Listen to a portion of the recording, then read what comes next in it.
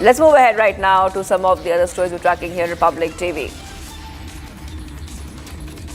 6 years ago, on August 5th, PM Modi government announced a huge decision, a decision that changed the politics, ground reality and a lot more in Jammu and Kashmir. Article 370, a major roadblock in the way of getting Jammu and Kashmir in the mainstream, was abrogated. Some say there will be river of blood if Article 370 is abrogated. Some said it will trigger riots. But the frustrated, tension-torn civilians of Jammu and Kashmir proved them wrong. While there are multiple issues that are currently being worked on, a lot has changed in the last 6 years. In this edition of Looking Forward, we delve into the immediate, burning political issues in the Union Territory.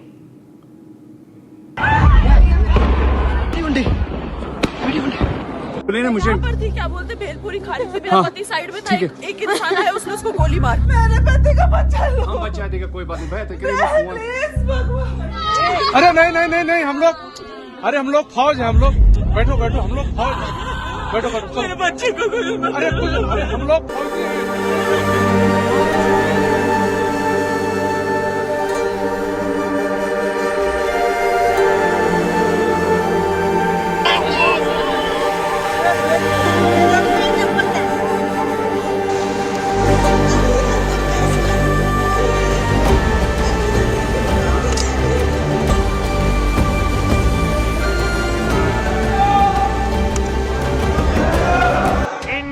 Will identify, track and punish every terrorist and their backers.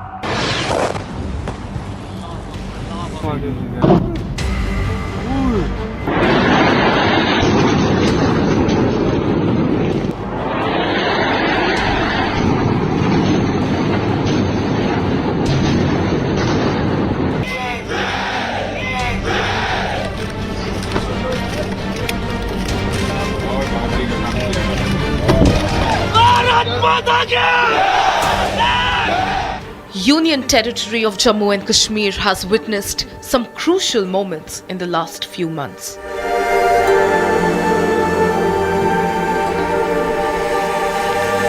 India's enemy tried to break the spirit. We are different from the Hindus in every possible aspect of life. Our religion is different, our customs are different, our traditions are different, our thoughts are different. Pakistan ने कश्मीर के मेहनतकश लोगों की कमाई को रोकना था,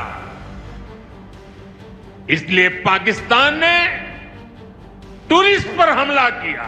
वो टूरिज्म जो बीते 4-5 साल में लगातार बढ़ रहा था, But Jammu and Kashmir bounced back.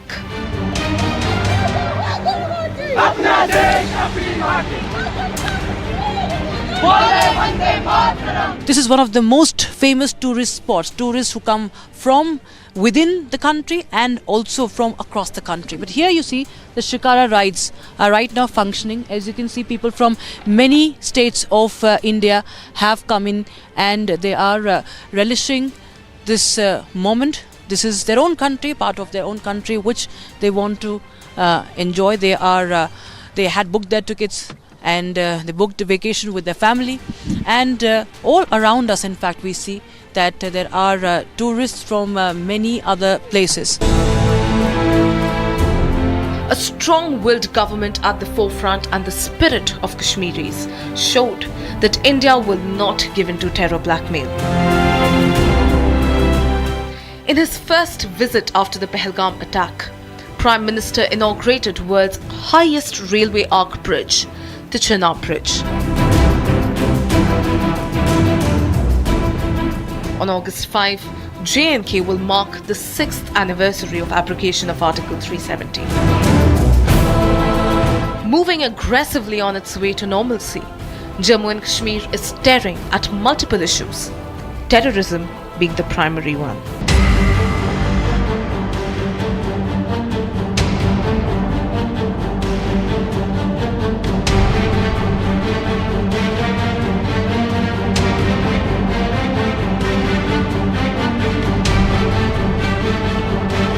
Kashmir में क्या बदलाव आया धारा 370 समाप्त होने के बाद? वहां स्टोन पेल्टिंग के इंसिडेंट्स जो 4 साल में 2010 से 2014 में 2654 थे, आज 0 है, 0। Last 3 years 0। आर्टिकल उसी तरीके से वैली लगभग साल में 132 दिन बंद रहती थी, आज पिछले 3 सालों से एक भी दिन वैली बंद नहीं हुई है, एक भी दिन वैली बंद नहीं। Pahalgam attack did shake the soul of Jammu and Kashmir.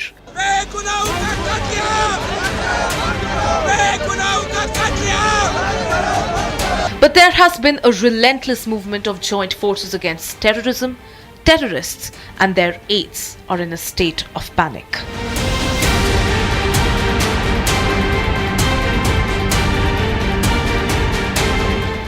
Ahead of the 6th anniversary, another issue that's hot in Jammu and Kashmir is the issue of statehood.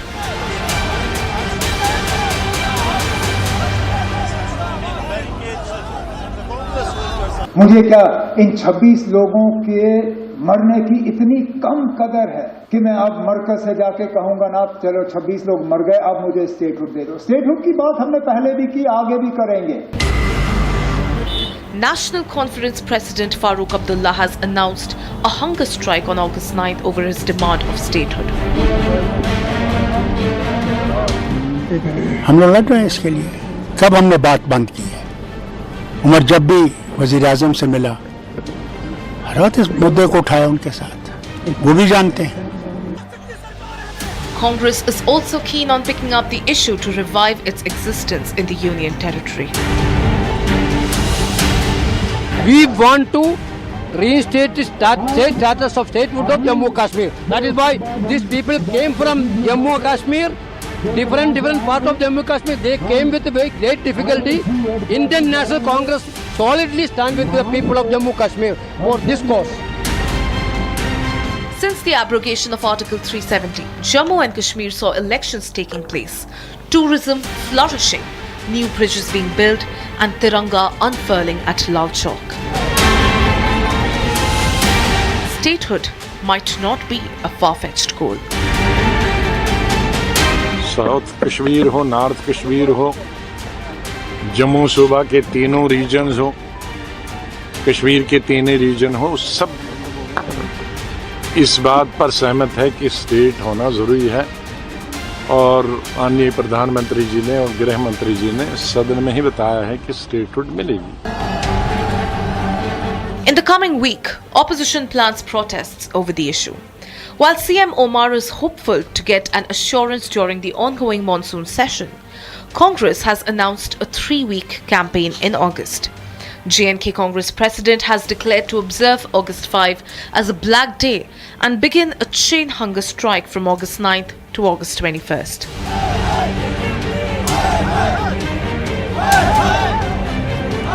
Another issue that will define Naya Kashmir is the transformation on ground. The youth of Kashmir is clinging on to hope and leaving the stone pelter tag. 2016 की बात आई, 2016 में बुरहानवानी का दौर चल रहा था, तो सब लोग घरों से निकल आ रहे थे, तो हम भी निकल आ रहे थे। देखो मेरी भी टीन एज चल रही थी उस टाइम, 2016 में मेरी टीन एज चल रही थी, तो मैं स्टोन पेल्टिंग कर रहा था। अब लोगों को पता चला ये अच्छा रास्ता नहीं है, ये गलत रास्ता है, बिल्कुल ट्रैप अच्छा नहीं था। जो आज का ट्रैप है वो बहुत अच्छा है, लोग आराम से जी रहे हैं, अपना काम काज कर रहे हैं, अपना बिजनेस कर रहे हैं। The people of Jammu and Kashmir are choosing tourism over terrorism. हम देशवासियों को कहेंगे, बिहार वासियों को कहेंगे, आइए जम्मू कश्मीर घूमिए, बहुत सुंदर रहा, बहुत सुंदर है। वो डर नहीं है जो पहले भयक्रांत कर दिए थे आतंकी, वो ऐसी कोई बात नहीं है। जो लोग कह रहे थे पहलगाम जाने से, कश्मीर जाने से मन आतंकियों का, वो माहौल नहीं है, माहौल बहुत बदला हुआ है। कुछ नहीं है, सब लोग आओ, इंडियन आर्मी में भरोसा रखो, कुछ नहीं है, सब ठीक हो जाएगा। इंडियन आर्मी जब तक है कुछ नहीं होगा। The Chief Minister himself is not hesitating to seek inspiration from other states. A stable economy, a purposeful youth, and an unstoppable development.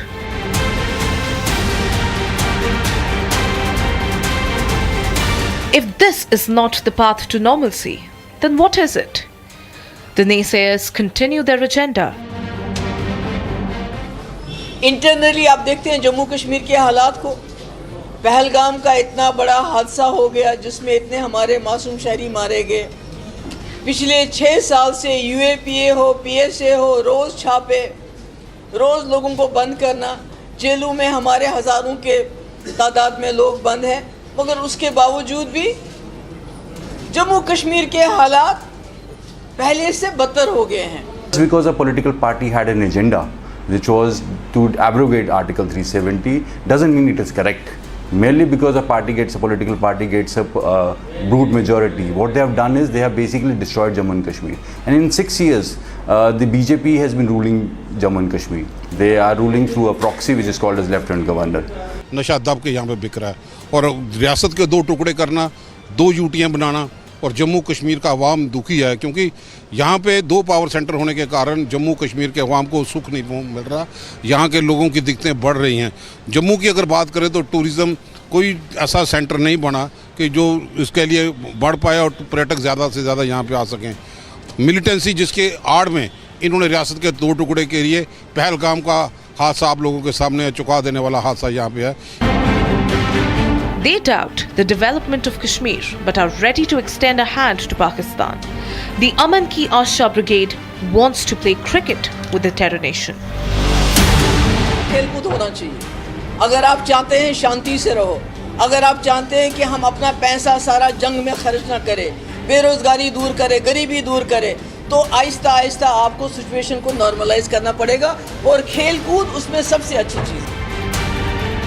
On the 6th anniversary of the abrogation of Article 370, Jammu and Kashmir now looks forward to establish its own new normal. It's the kind of story that shakes the conscience of a nation. For 17 years, she carried the weight of an accusation that shattered her life. She claims she was tortured, targeted, silenced, but not anymore. Today, Sadhvi Pragya speaks out, unfiltered and unafraid and unforgiving. Explosive revelation and a damning indictment of the very officers who were meant to uphold the law. A terror case that may have been nothing but a political script.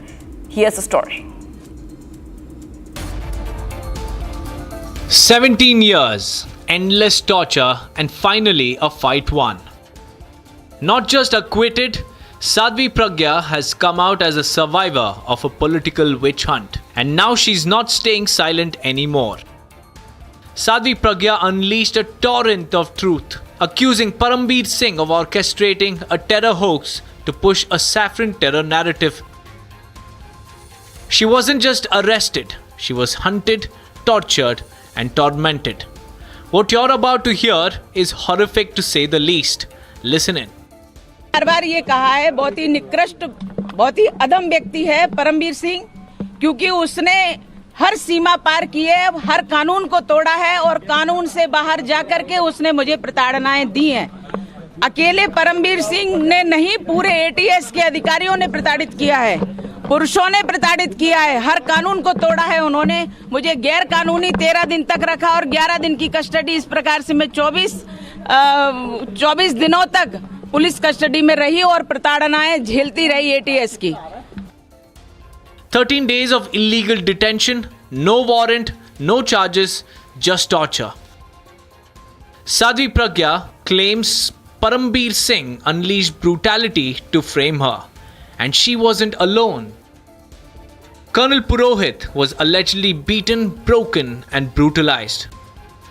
Republic now reveals his handwritten letter, a document of pain, power abuse, and pure evil that he wrote to the NHRC in 2015.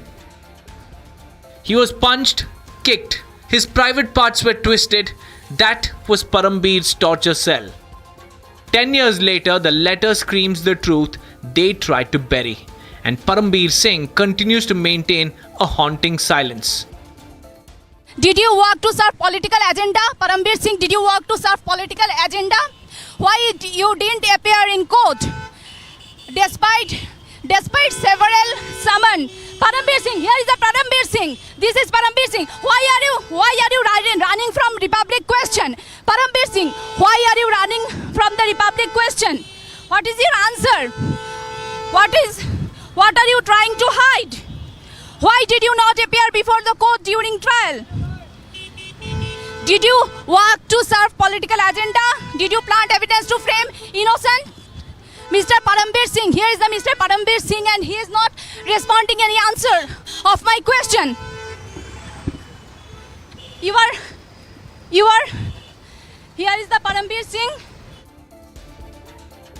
The nation wants answers. The ATS officers who ran this horror house must be held to account. And viewers, much more coming right up. We will talk about the stories within 90 minutes of Trump's tariff threat. Modi government puts out a very strong response. India puts national interest first. Government says trade with Russia to continue. Stay tuned, viewers. We are live this morning.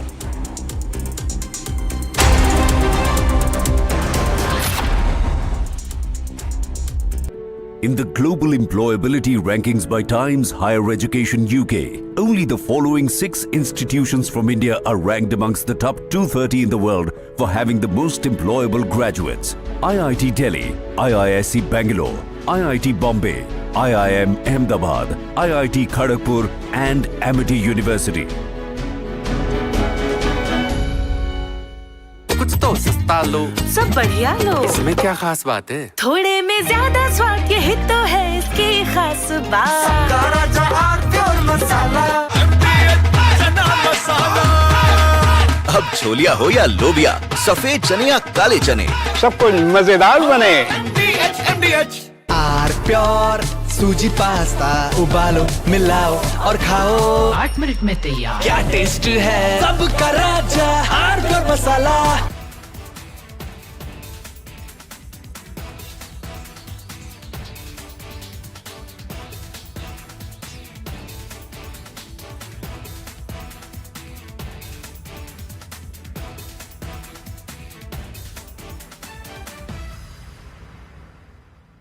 Mujawar has been a part of the ATS team that investigated this Malegaon case, and what he has to say today is explosive.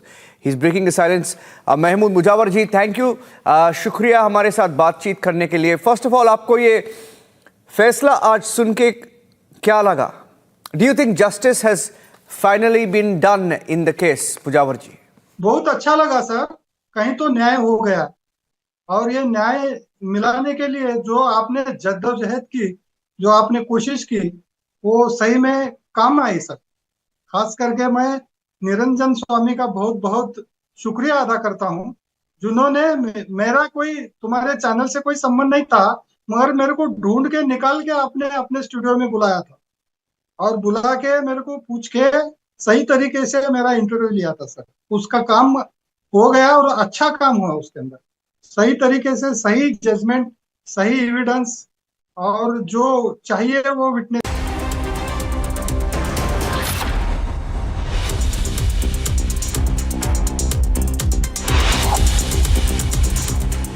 Viewers, top headlines within 90 minutes of Trump's tariff threat. PM Modi government puts out a strong response. MEA statement calls out US hypocrisy, says Trump administration continues the trade with Russia. India puts national interest first. Government says trade with Russia to continue. External Affairs Minister says collective desire to see a fair and representative global order, not one dominated by a few. Prime Minister to chair NDA parliamentary meet amid ongoing monsoon session. ED summons Anil Ambani, asks him to appear at headquarters for questioning.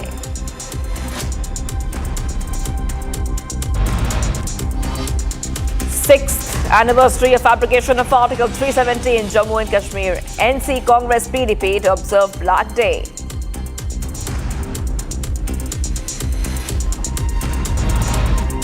1 year since Hasina's ouster, Bangladesh interim government to unveil July declaration.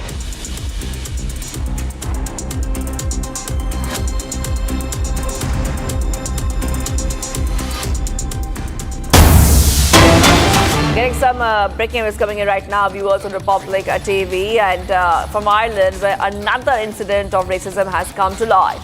A Sikh taxi driver was attacked in Ireland, and the picture is there on the screen. We can see he has been injured very, very badly. Incident happened on August 1st, and the driver was severely injured and was taken to the hospital for further treatment. This is the third such incident which has been reported, because recently 2 incidents were reported. And as we keep getting you more updates, we have seen a rise in Indians being attacked in Ireland. Already we see the Indian embassy has issued a stark warning advising Indian citizens in Ireland to take precautions for their safety and avoid deserted areas, especially at odd hours. This is the third incident, and the first 2 incidents have also been reported by Republic TV, where we showed you that 2 Indian nationals earlier were brutally attacked and left with serious injuries. And this time around, a Sikh driver was attacked in Ireland. This is coming in as there has been a wave of attacks against Indians. We have seen recent incidents, including stabbings and beatings, leaving Indians with serious injury. Okay, let's move ahead right now to some of the other stories we're tracking. Tensions have sharply escalated between India and the United States following critical remarks by US President Trump over India's oil imports from Russia. The controversy, rooted in energy trade dynamics amid the ongoing Ukraine conflict, has drawn strong responses from both sides, with India firmly defending its policy decisions and exposing what it terms as Western double standards. Here's more to the story. Tensions have escalated between India and the United States over the oil imports from Russia, with strong words exchanged on both sides. In a scathing post on social media, US President Donald Trump accused India of purchasing massive quantities of Russian oil and then reselling it on the open market for profit. Trump wrote, "India doesn't care how many people in Ukraine are being killed by a Russian war machine." Citing this, Trump announced that he will be substantially raising tariffs on Indian goods entering the United States. In response, the government of India issued a firm statement rejecting the allegations and defending its trade policies. India clarified that its imports from Russia began only after traditional energy supplies were diverted to Europe due to the Ukraine conflict, a move initially supported by the US to stabilize global energy markets. India further asserted that its imports are purely driven by the national interest, ensuring affordable and predictable energy for its citizens, unlike the nations now leveling accusations. The statement pointed out that the European Union had a bilateral trade of 67.5 billion euros with Russia in 2024, along with 17.2 billion euros in services the year prior, far exceeding India's total trade with Moscow. India also noted that US imports from Russia continue in sensitive sectors including uranium for nuclear power, palladium for electric vehicles, and a range of chemicals and fertilizers. Calling the criticism hypocritical and unjustified, the government concluded that India will take all necessary steps to safeguard its national interests and economic security.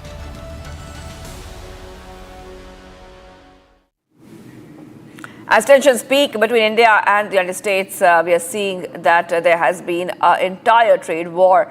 Now remember that Republic TV's editor-in-chief Arnab Goswami takes on this entire issue. What does Arnab Goswami have to say? Let's listen in. We at Republic consider this to be a pivotal moment, Shawan, in the India-US relationship. And we have seen this, that for a very long time, the Americans have been constantly trying to provoke Trump has been trying to needle India. But here we are, we're not needling America, we're giving it back to them. And we are saying to them as clearly, this is the clearest ever statement from the government of India that no amount of pressure from Trump is going to work as far as our economic sovereignty is concerned. This is classical Narendra Modi style, very politely but very firmly telling America to back off. And this is going to have repercussions because we've never seen any other world leader, perhaps with the exception of the Brazilian president, who's given it back as clearly to the Americans. And Trump doesn't like being told off, but this is India saying we also got our cards, we can also use our cards, and our card is that you need to trade with us.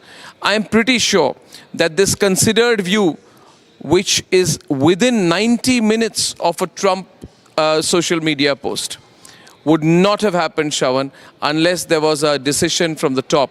This is the Prime Minister's personal direction. This cannot happen at the level of the Minister of External Affairs alone. It's the Prime Minister who has made it clear unequivocally, in the same way that he did when the trouble between Russia and Ukraine started. We will defend our economic interests. It'll be very interesting to see how Trump responds to this. But he's also going to be in a complete fix now. He's probably going to escalate the rhetoric, but he has very little wriggling room on this. He might try more tariffs, and I'm pretty sure out here that India has already planned for a blowback of such a comment.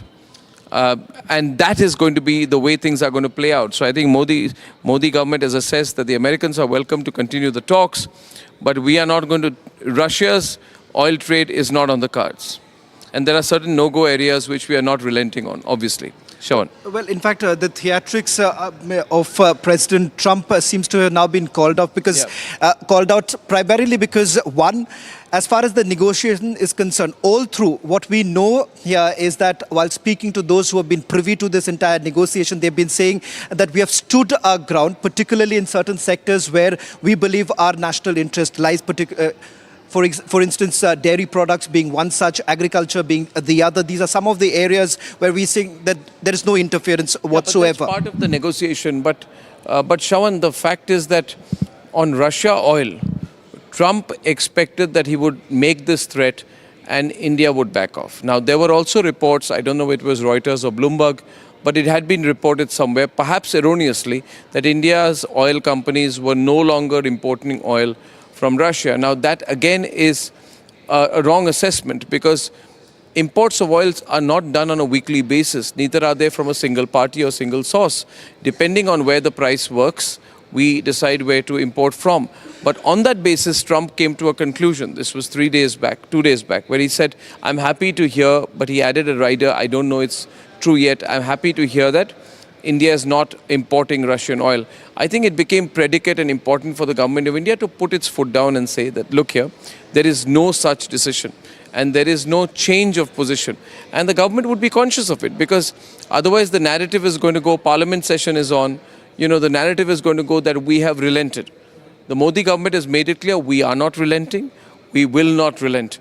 And the comment of the Modi government is going to have global ramifications after this. And I'm not talking about oil trade. I'm talking in terms of what we can expect from the Americans from here. They'll know they are dealing with a very tough government. Arnab, you understand how the government essentially functions very well here.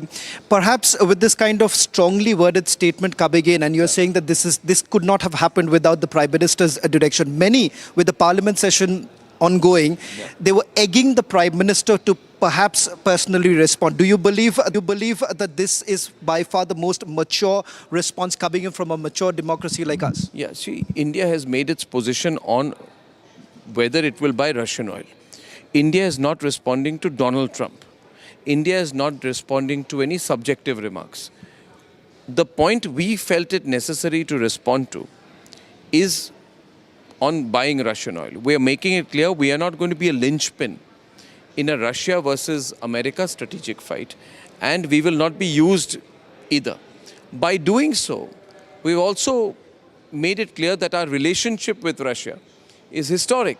And why not? Because America is sending its special envoy to Russia to have back-channel talks in the next couple of days. If Trump does that, he can't expect and that the others will not continue their own more open relationship. For all you know, once the Ukraine-Russia issue is sorted, all the American companies will just come in to begin the reconstruction effort as far as Ukraine is concerned. So it would be foolish for America to expect, and see the words here. India will continue, I think the words here are very clear, that India will continue to explore its options as a leading economy. So we have also, in that statement, there is a fair amount of messaging out here that if anyone thinks that we are a pushover, that's never going to be the case. So I think very well-phrased statement. I think this is going to be start of a lot of exciting up and down between Washington and Delhi. I'll hand it over to you. Thank you. So you have it right now with India calling it unresolved, it's unjustified at this point in time with the kind of criticism that the West was trying to heap on us. As far as the European Union is concerned, there too India backing it with facts here, saying that right from the time that the war actually broke out, European Union was continuing with their imports. Second, with the United States of America also for its EV industry, nuclear industry. With Russia. So it's very clear right now that India has chosen to respond, and it has responded very hard. Very hard. Well done, actually. Thank you. Viewers, a Kremlin spokesman on Monday has urged caution after US President Trump said he had deployed 2 nuclear submarines closer to Russia in response to comments by former Russia President Dmitry Medvedev. Here's a report, viewers, to see what happened. The Kremlin has dismissed concerns of a nuclear escalation following US President Donald Trump's decision to reposition 2 nuclear submarines closer to Russia. Kremlin spokesman Dmitry Peskov said Russia takes a responsible position on nuclear issue. Peskov emphasized the need for accuracy in nuclear rhetoric, saying all must be very accurate with such statements. The move came amid delicate relations between Washington and Moscow. Peskov noted that US nuclear submarines are already on regular combat duty.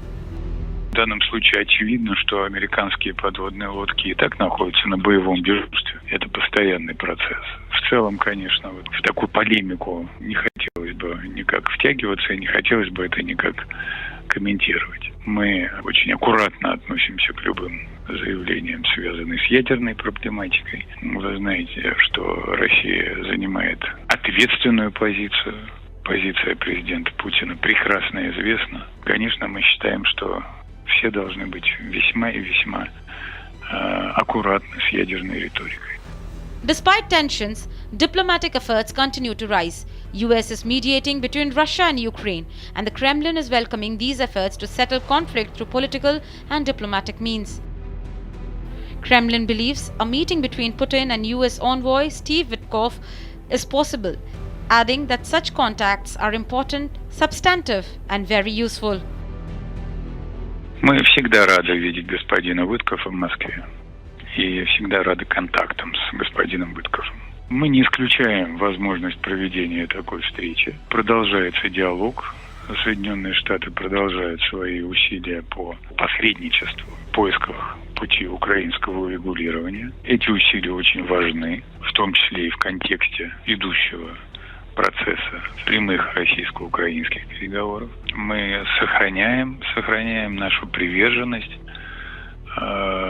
идее о том, что предпочтительным для нас, разумеется, является урегулирование украинской проблемы политикой и дипломатическими средствами. Although the situation is still tense, the diplomacy trumps. And viewers, in a significant development, Iran prepares to host an IAEA official for the first time since its nuclear facilities were struck in a joint US-Israel air campaign earlier this year. The visit comes amid mounting pressure from fresh US sanctions on Iran's oil shipping network, drawing sharp criticism from Tehran. Take a look at this report, viewers. Iran has announced that an official from the International Atomic Energy Agency will visit Tehran within the next 10 days. The first such visit after its nuclear facilities were attacked by the United States and Israel in June.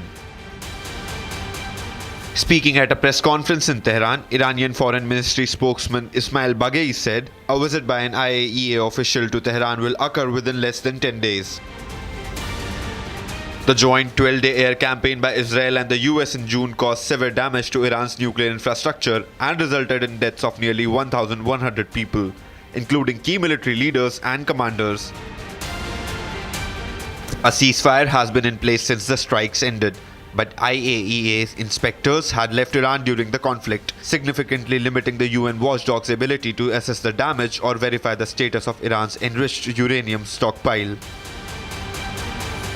The US Treasury Department on Thursday sanctioned more than a dozen individuals and companies from Iran, China, India and the UAE, accusing them of helping transport millions of barrels of Iranian oil to China.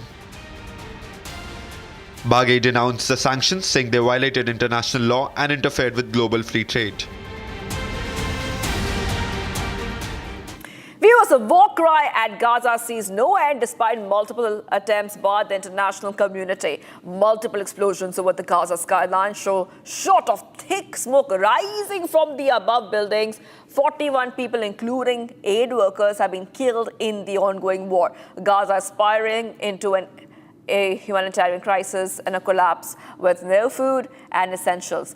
Protesters have hit the road across the nation in demand of peace in the region. Here's more to the story. Multiple explosions were seen over Gaza skyline. The attacks come after Israel's mission to the United Nations requested an emergency meeting of the United Nations Security Council on the hostages held by Hamas. The violence came as the Palestinian Red Crescent Society staff member was killed when Israeli forces shelled its office. Desperation has gripped the Palestinian territory of more than 2 million, a warning a worst scenario of famine because of Israel's blockade. No aid entered Gaza between March 2nd and May 19th, and aid has been limited since then. Hundreds of demonstrations marched through the streets of the Tunisian capital in a powerful display of solidarity with the Palestinian people as anger grows over the worsening humanitarian crisis in Gaza. Protesters waved Palestinian flags, held signs and chanted slogans condemning both Israeli blockade and the silence of Arab governments. احنا البلدان العربيه تعمل اكثر، لازم توصل لهم اكثر. هي المظاهره صحيح، ما يلزمناش نسكت، عمرنا ما يلزمنا نسكت، الصمت عمره ما نفع في حتى شيء. يلزمنا نوصل الصوت حتى كان ما قدرناش بالفلوس ولا بحاجه اخرى، صوتنا يلزموا ياخذ. Hunger in Gaza has reached rock bottom. The Palestinian people are starving to death. They are being deliberately starved by the Zionists and by some Arab states. The crowd paused to sing the Tunisian national anthem, a moment of national unity, blending with shared Arab and Islamic cause. Fury also turned toward regional leaders accused of complicity. لأنك كي تحارب أنت في نهاية الأمر خاصة تحارب من أجل شنو؟ من أجل نصرة الدين، من أجل مسرى الرسول، من أجل الأرض بتاعنا، أرض الإسلام. دونك اللي جوا واللي قتل واللي قبل ذلك سكر الأنفاق على أهلنا في غزة بعد الانقلاب نتاعو، باش يكون عدو الإسلام. وطالما إنه يحارب الإسلام والمسلمين وهو عدو الإسلام، هو عدو الله. And viewers, Israel's foreign minister has launched a blistering attack on Hamas following the release of new hostage videos from Gaza. Now we see that they have accused the group of orchestrating a deliberate campaign of psychological warfare and warned the world against rewarding what they call terror. Here's the full report. Israel's Foreign Minister Gideon Sa'ar has called on Hamas to immediately release all Israeli hostages still held in Gaza, some for nearly 10 months now. His remarks follow the release of disturbing new videos showing hostages in visibly deteriorated conditions. Sa'ar condemned Hamas, accusing them of carrying out a calculated and sadistic propaganda campaign using hostages as tools of psychological terror. Hamas and Islamic Jihad are using the starvation and torture of hostages as part of a deliberate and well-planned sadistic propaganda campaign. These organizations also planned the starvation campaign of lies together. The amount of aid entering proves that is a fake propaganda campaign. We see the dire condition of our starved hostages, yet they still have not seen representatives of the Red Cross. He went further, drawing stark comparison, claiming Hamas had committed evil crimes since October 7th that mirrored atrocities carried out by ISIS and even the Nazis. Terror states and organizations kidnap civilians in order to ensure their own survival and interests. Innocent civilians are inhumanely used as tools by terrorists to achieve their goals. In the case of Hamas, to force upon us their conditions, remaining in power. The foreign minister also alleged that starvation in Gaza is being weaponized for media manipulation, suggesting that the suffering is being staged and exaggerated to serve Hamas's objectives. Unbalanced and twisted anti-Israeli agenda of a huge part of the international media has once again been exposed. Just as there's no acknowledgement of Israel's humanitarian efforts in Gaza Strip, and Israel is doing a lot, the horrible images of the hostages were painfully missing from the front pages of the New York Times, the Washington Post, and most of the global media. It is shameful. We call for the immediate and unconditional release of all the hostages. He severely lashed out at recent international moves to recognize Palestinian statehood, calling decisions by France, Britain, and Canada a gift to Hamas and reward for terrorism. Saar also warned that hostage-taking has now become a strategic tool for terror groups, not just to spread fear, but to ensure their own survival. As global pressures build for a ceasefire and hostage release, Israel insists the international community must not normalize what it calls a campaign of cruelty and coercion.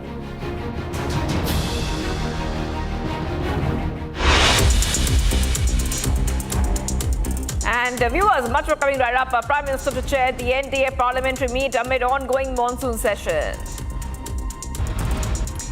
Plus, ED summons Anil Ambani, asks him to appear at headquarters for questioning. Stay tuned, viewers. We're live this morning.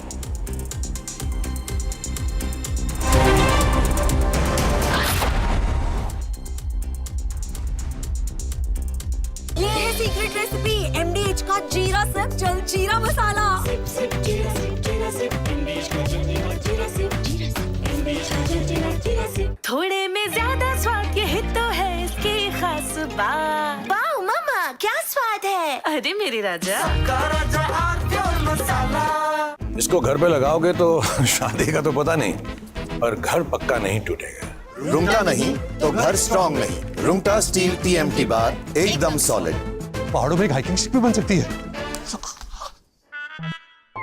आधे bowl दही में 4 चम्मच MDH चटनी पुदीना मसाला डाला, stir करो, पुदीना चटनी तैयार। MDH चटनी पुदीना मसाला। The Indian economy has been the fastest growing G20 economy for 8 of the last 11 years. And those are the only 8 in the last 77 years, during which India has been the largest, has been the fastest growing economy among the G20. So during the years that Rahul Gandhi's family ruled India, India's per capita income was declining relative to the rest of the world. Just listen to that. The average income of an Indian was declining relative to the average income of every human on earth. That is a remarkably bad outcome for India to have had. If you want a dead economy, it is the Nehruvian Indira economy and the Rajiv economy. That was a genuinely dead economy. If you want an economy that is vibrant, this is that economy. The economy of India today under the Modi government is, in fact, the envy of the world. It may not be the envy of Donald Trump right now, but the simple fact is that the Indian economy is the fastest growing economy in the world. You can see this in the IMF's latest forecasts. They are very modest forecasts, but in fact, the economy of India has grown at an average annual pace of 8.2% in real terms every year for the past 4 years. And it has achieved that with a current account deficit of less than 1% of GDP. India has the lowest inflation.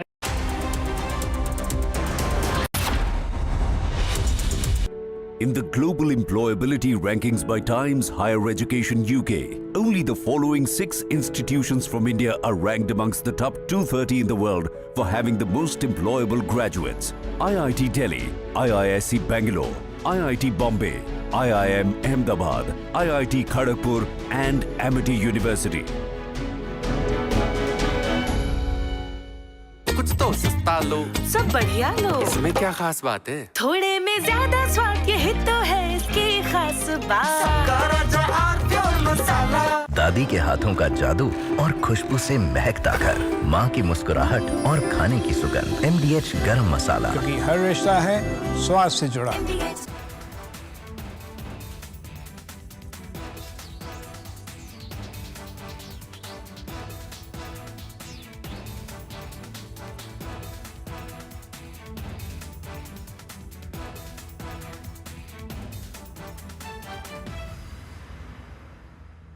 Mujawar has been a part of the ATS team that investigated this Malegaon case, and what he has to say today is explosive. He's breaking the silence. Mahmood Mujawar ji, thank you. शुक्रिया हमारे साथ बातचीत करने के लिए. First of all, आपको ये फैसला आज सुन के क्या लगा? Do you think justice has finally been done in the case, Mujawar ji? बहुत अच्छा लगा सर, कहीं तो न्याय हो गया। और ये न्याय मिलाने के लिए जो आपने जद्दोजहद की,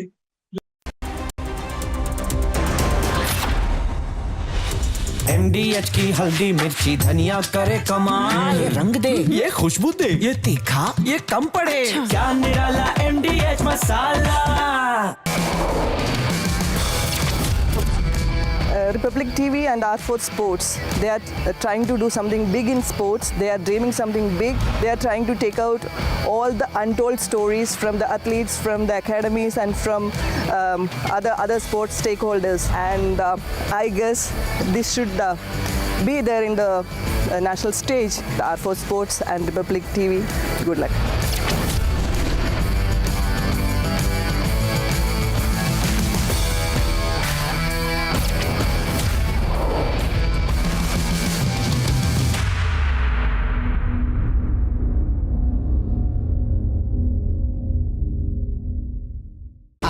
प्योर सूजी पास्ता, उबालो मिलाओ और खाओ, 8 मिनट में तैयार। क्या टेस्ट है, सबका राजा R4 masala. The Indian economy has been the fastest growing G20 economy for 8 of the last 11 years.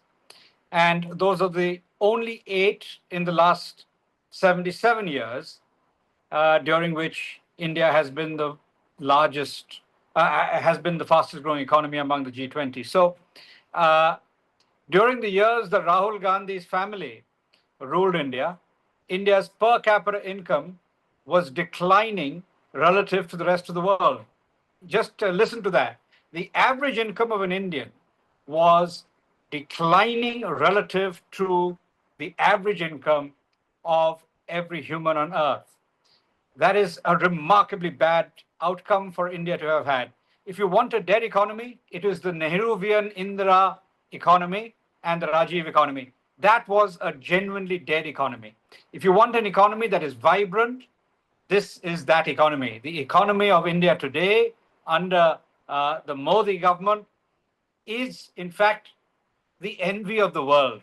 It may not be the envy of Donald Trump right now, but the simple fact is that the Indian economy is the fastest growing economy in the world. You can see this in the IMF's latest forecasts. They are very modest forecasts, but in fact, the economy of India has grown at an average annual pace of 8.2% in real terms every year for the past 4 years. And it has achieved that with a current account deficit of less than 1% of GDP.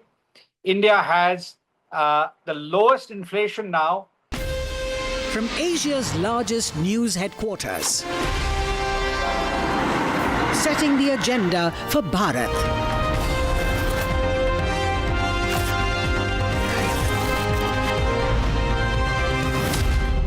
watching Republic.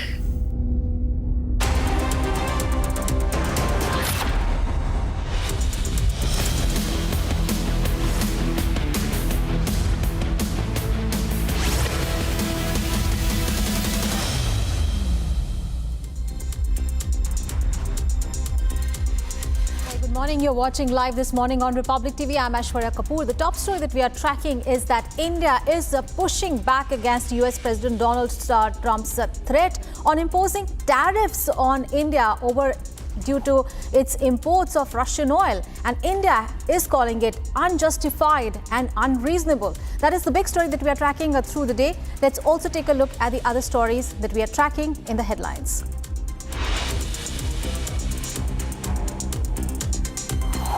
Within 19 minutes of Donald Trump's tariff threat, Modi government puts out a strong response. MEA statement calls out US hypocrisy, says Donald Trump administration continues trade with Russia.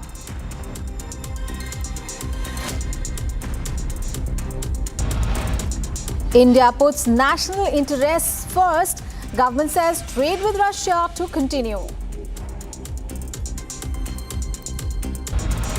External Affairs Minister says collective desire to see a fair and representative global order, not one dominated by a few.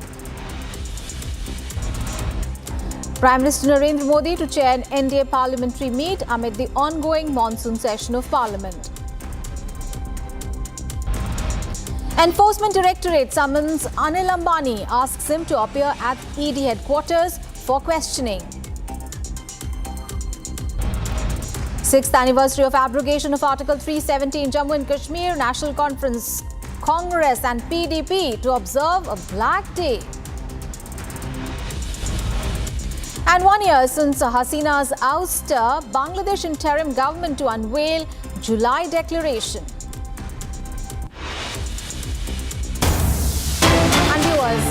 At the top of 8, we have big breaking news coming in. Business tycoon Anil Ambani leaves for the national capital as he has been summoned by the Enforcement Directorate in the 17,000 crore rupees loan fraud case. So Anil Ambani has left and he is going to be at the ED headquarters today. Remember, the Enforcement Directorate had on Monday issued summons to several top executives of the Anil Ambani's Reliance Group, and this is in connection with the ongoing money laundering investigation. And Anil Ambani himself is now slated to appear for the agency today.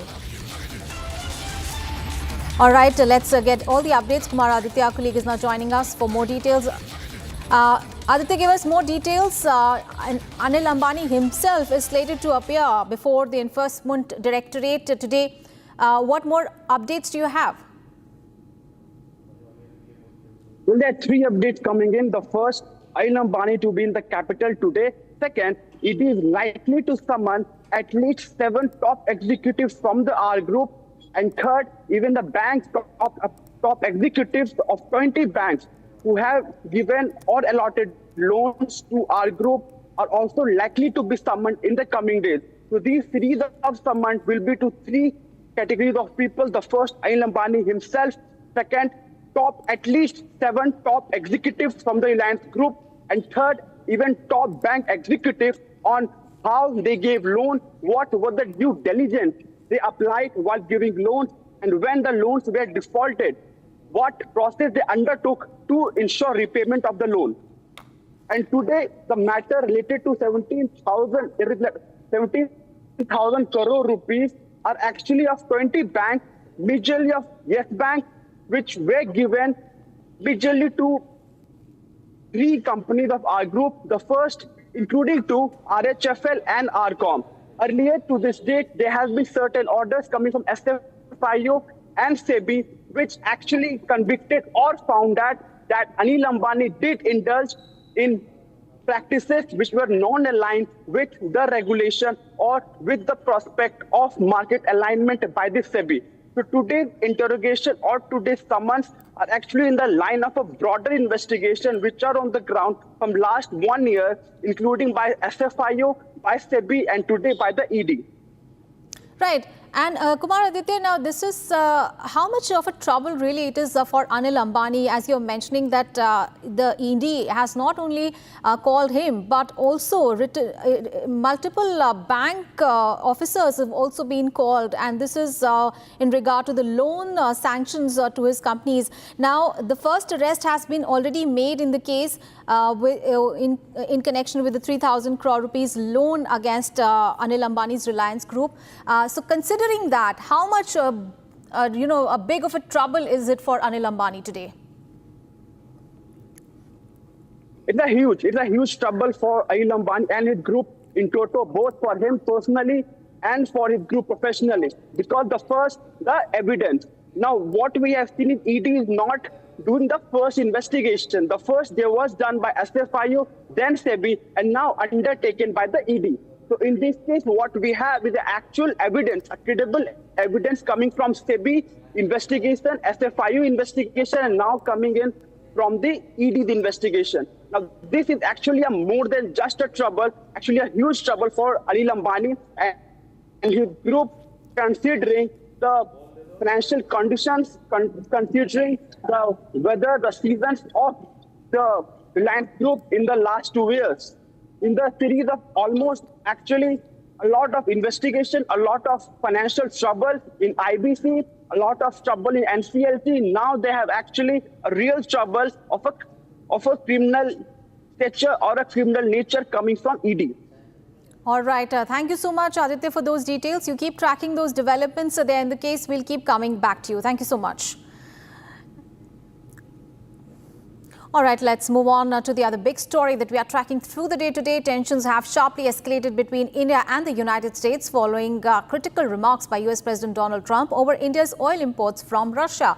Now, the controversy rooted in energy trade dynamics amid the ongoing Ukraine conflict has drawn a strong response from both the sides, with India firmly defending its policy decisions and exposing what it terms as Western double standards. Here's more to the story. Tensions have escalated between India and the United States over the oil imports from Russia, with strong words exchanged on both sides. In a scathing post on social media, US President Donald Trump accused India of purchasing massive quantities of Russian oil and then reselling it on the open market for profit. Trump wrote, "India doesn't care how many people in Ukraine are being killed by Russian war machine." Citing this, Trump announced that he will be substantially raising tariffs on Indian goods entering the United States. In response, the government of India issued a firm statement rejecting the allegations and defending its trade policies. India clarified that its imports from Russia began only after traditional energy supplies were diverted to Europe due to the Ukraine conflict, a move initially supported by the US to stabilize global energy markets. India further asserted that its imports are purely driven by the national interest, ensuring affordable and predictable energy for its citizens, unlike the nations now leveling accusations. The statement pointed out that the European Union had a bilateral trade of 67.5 billion euros with Russia in 2024, along with 17.2 billion euros in services the year prior, far exceeding India's total trade with Moscow. India also noted that US imports from Russia continue in sensitive sectors including uranium for nuclear power, palladium for electric vehicles, and a range of chemicals and fertilizers. Calling the criticism hypocritical and unjustified, the government concluded that India will take all necessary steps to safeguard its national interests and economic security.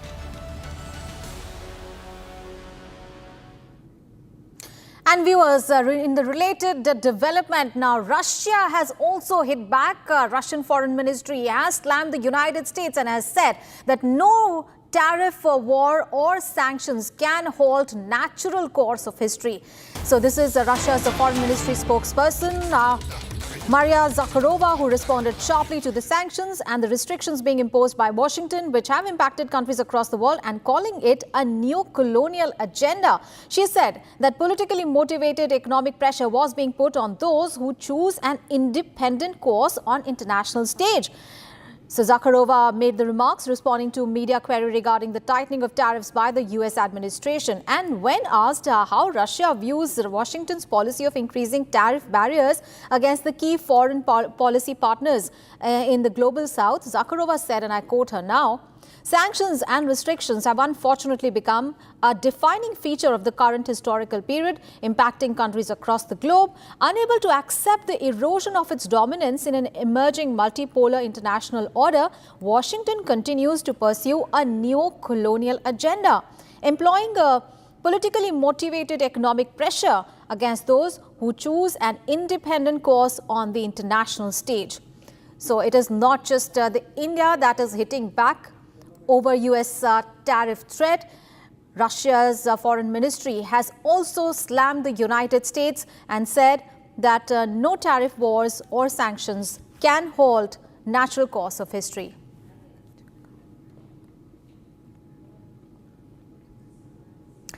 All right, let's move on to the bulletin now as India observes yet another anniversary of the historic abrogation of Article 370. All eyes turn once again to Jammu and Kashmir, a region that is long marked by unrest, and now it is gradually charting a path towards peace and development. So what was once a hotbed of separatism is steadily transforming into a landscape of stability, infrastructure growth and social renewal. Here's more to the story. As the nation marks another anniversary of the abrogation of Article 370, Jammu and Kashmir stands as a reflection of transformation from turmoil to a new trajectory of peace and progress. Once synonymous with shutdowns, hartals and stone pelting, the valley today is witnessing calmer streets, a surge in development and a return to normalcy. A powerful symbol of this change, cinema halls, once silenced by terror threats in the 1990s, are now reopening. The return of movie theatres is not just entertainment, it's a sign of cultural reclaiming and public confidence.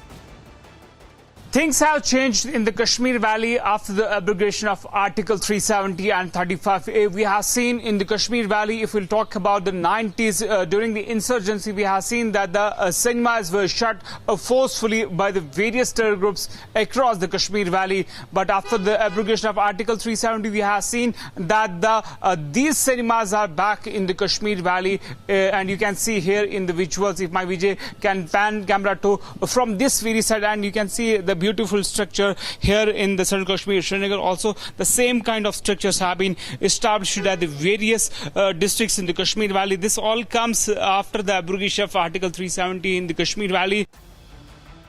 Post-2019, the abrogation of Article 370 redefined the region's constitutional status, paving the way for integration, governance reforms, and direct development initiatives. Infrastructure is expanding rapidly from all-weather roads and upgraded hospitals to smart city projects and enhanced tourism facilities. Kashmir is evolving on multiple fronts. Students now attend schools uninterrupted, with frequent shutdowns becoming a thing of the past, and aspirations are finding direction. Locals say security incidents have drastically reduced. In many areas, forces have relaxed their presence and peace is becoming a lived reality. However, there remains caution, with some political voices attempting to revive old narratives of special status, potentially derailing the progress. ये तो सोच और सोच पे depend करता है. हम positive सोच रखते हैं. हमारा ये मानना है कि जिस तरह से कहीं भी किसी भी मुल्क में जब कोई जाति हो जाती है, उसके खिलाफ बीजेपी के खिलाफ हम लड़ेंगे, और जो बीजेपी ने यहाँ जातियाँ की उनको ख़त्म करेंगे, मसले कश्मीर को भी हल करेंगे, और 370 की भी बहाली. ये मेरी सोच है. Yet, the people of Kashmir are increasingly looking forward, embracing opportunity, stability, and hope.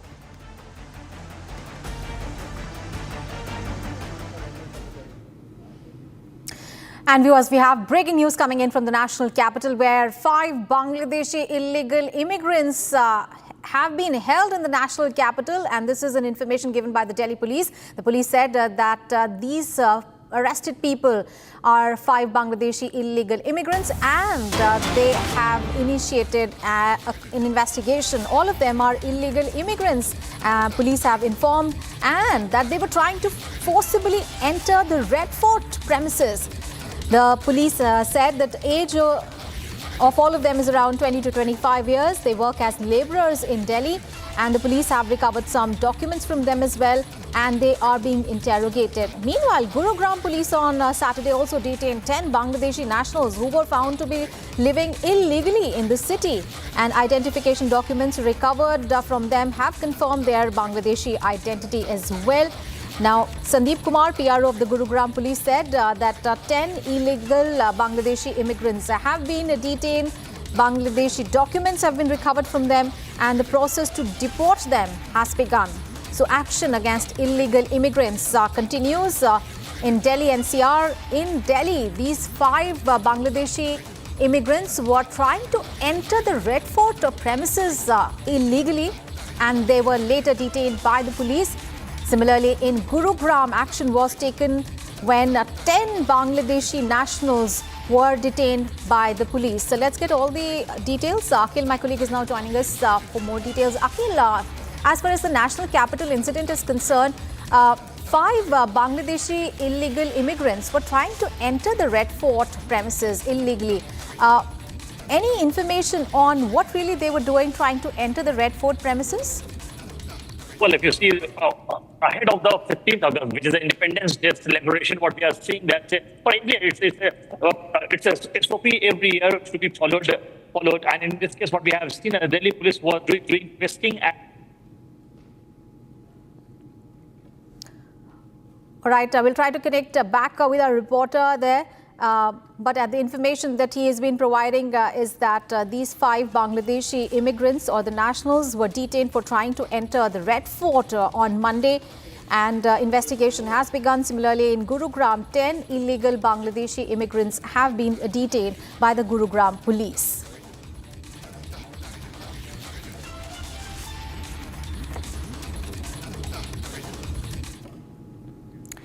All right, let's move on in the bulletin now. It is the kind of story that shakes the conscience of a nation. For 17 long years, she carried the weight of an accusation that shattered her entire life. Now, she claims that she was tortured, she was targeted and silenced, but not today. Today, Sadhvi Pragya speaks out unfiltered and unforgiving, as well as she is undeterred. And explosive revelations have come to light, and a damning indictment of the very officers who were meant to uphold the law. A terror case that might have been nothing but a political script. And here's the story. 17 years, endless torture, and finally a fight won. Not just acquitted, Sadhvi Pragya has come out as a survivor of a political witch hunt. And now she's not staying silent anymore. Sadhvi Pragya unleashed a torrent of truth, accusing Parambir Singh of orchestrating a terror hoax to push a saffron terror narrative. She wasn't just arrested, she was hunted, tortured, and tormented. What you're about to hear is horrific to say the least. Listen in.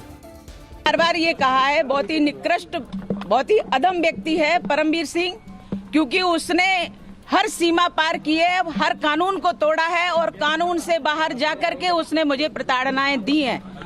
अकेले परमबीर सिंह ने नहीं, पूरे ATS के अधिकारियों ने प्रताड़ित किया है, पुरुषों ने प्रताड़ित किया है, हर कानून को तोड़ा है उन्होंने। मुझे गैर कानूनी 13 दिन तक रखा और 11 दिन की कस्टडी, इस प्रकार से मैं 24 दिनों तक पुलिस कस्टडी में रही और प्रताड़नाएं झेलती रही एटीएस की। 13 days of illegal detention, no warrant, no charges, just torture. Sadhvi Pragya claims Parambir Singh unleashed brutality to frame her, and she wasn't alone. Colonel Purohit was allegedly beaten, broken, and brutalized. Republic now reveals his handwritten letter, a document of pain, power abuse, and pure evil that he wrote to the NHRC in 2015. He was punched, kicked, his private parts were twisted. That was Parambir's torture cell. 10 years later, the letter screams the truth they tried to bury, and Parambir Singh continues to maintain a haunting silence. Did you work to serve political agenda? Parambir Singh, did you work to serve political agenda? Why you didn't appear in court? Despite several summons, Parambir Singh, here is the Parambir Singh. This is Parambir Singh. Why are you running from Republic question?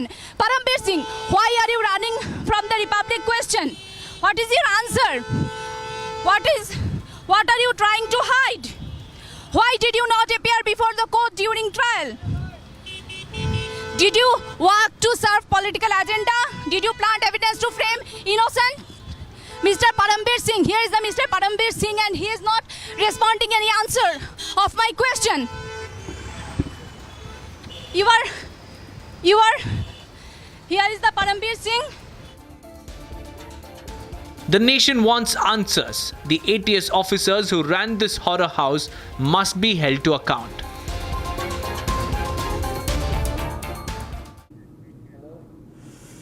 Two prominent leaders, one shared agenda, a common ideology and a united target. The anti-Sanatan brigade is back in the spotlight. Newly elected Rajya Sabha MP Kamal Hassan and NCP's Jitendra Ahad are under fire for their remarks that are seen as Hindu hate. Here's the full report. The anti-Sanatan brigade has been activated once again, and the faces driving this anti-Hindu bandwagon are Jitendra Ahad and Kamal Hassan. Jitendra Ahad, the NCP SP leader, berated the Sanatan Dharma while alleging that it ruined India. सनातन धर्माने भारताचं वाटोळं केलं. सनातन धर्म नावाचा धर्मच नव्हता. आम्ही हिंदू धर्माला मानणारे आहोत. ज्या सनातन धर्माने आमच्या शिवरायांना राज्याभिषेक नाकारला, ज्या सनातन धर्मियांनी आम्हाला आमच्या छत्रपती संभाजींना बदनाम करून टाकलं, त्यामुळे सनातन धर्म आणि हे सनातनी विकृत आहेत हे म्हणायला कोणीच घाबरलं नाही पाहिजे. In fact, soon after his berating remarks, Republic confronted the NCP SP leader, and as usual, he was unapologetic and defiant. Watch how the NCP SP leader shoved Republic's mic soon after he heard the word Sanatan. Sir Sanatan पे जो आपने बयान दिया, क्या उस पे माफी मांगेंगे? सर माफी मांगेंगे? नहीं हम पूछ रहे हैं.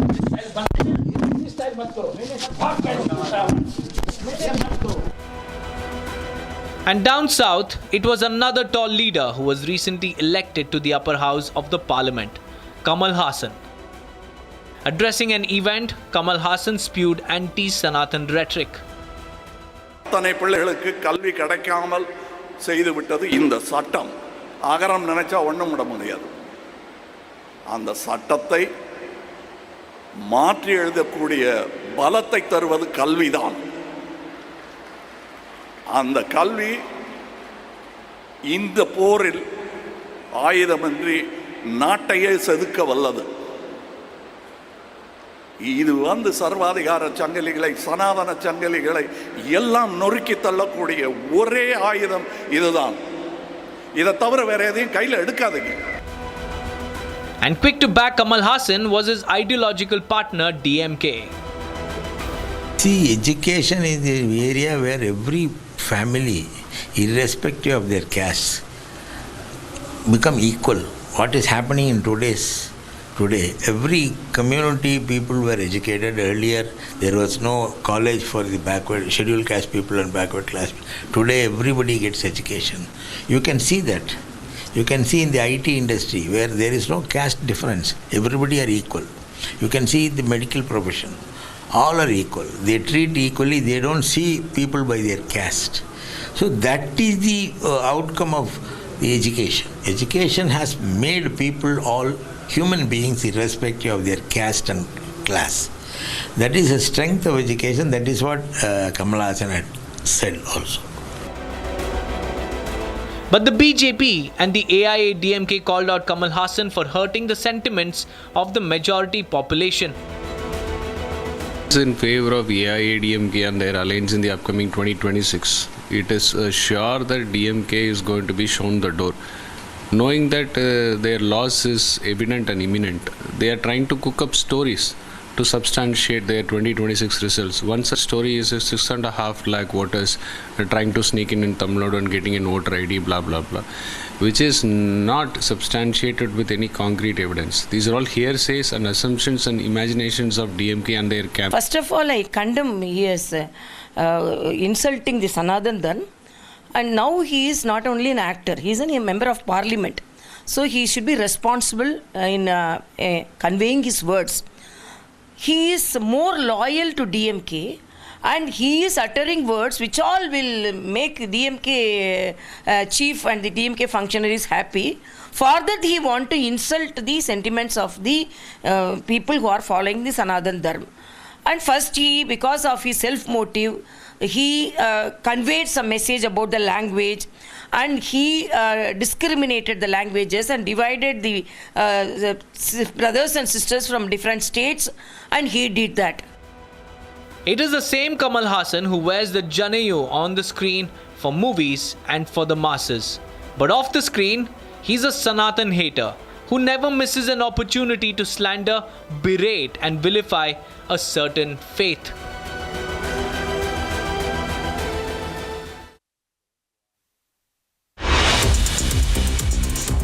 Viewers, we are taking a very short break, and coming up ahead, within 90 minutes of Donald Trump's tariff threat, Modi government puts out a strong response. India puts national interests first. Government says trade with Russia to continue. That big story that we keep tracking through the day, and much more coming up after a short break. Stay tuned.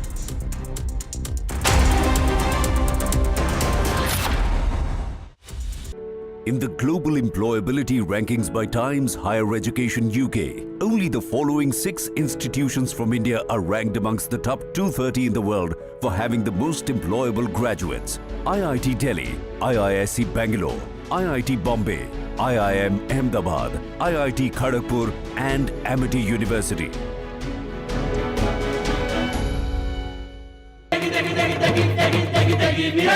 MDH की देगी मीरज, देगी मिर्च का तड़का, अंग अंग फड़का। MDH की देगी मीरज, थोड़े में ज्यादा स्वाद, यही तो है इसकी खास बात। वाओ मामा, क्या स्वाद है? अरे मेरे राजा, राजा और प्योर मसाला। भारत की अपनी दुकान, इंडिया सोना, अपने देश का सामान, इंडिया सोना, इंडिया सोना, इंडिया सोना। अब छोलिया हो या लोबिया, सफेद चने या काले चने, सब कुछ मजेदार बने।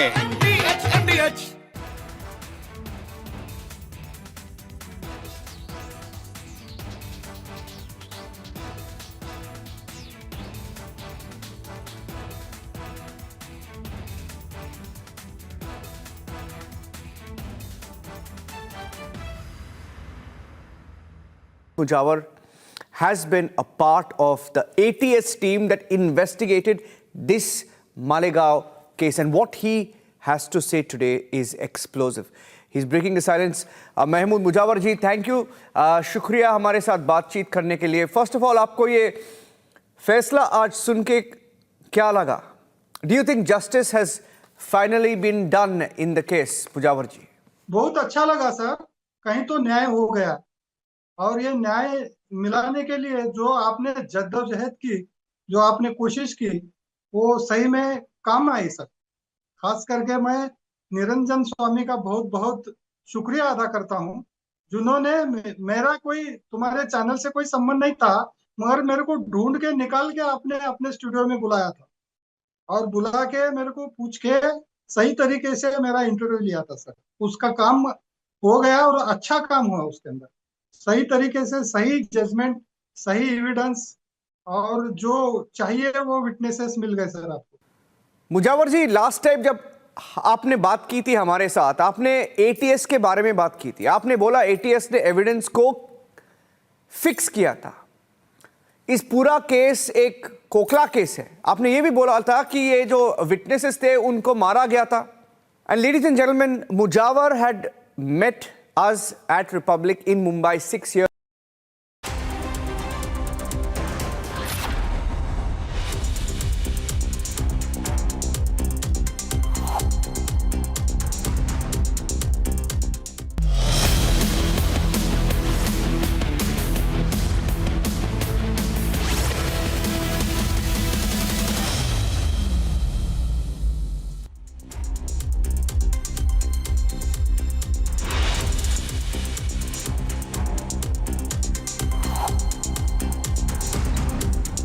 Within 90 minutes of Trump's tariff threat, Modi government puts out a strong response.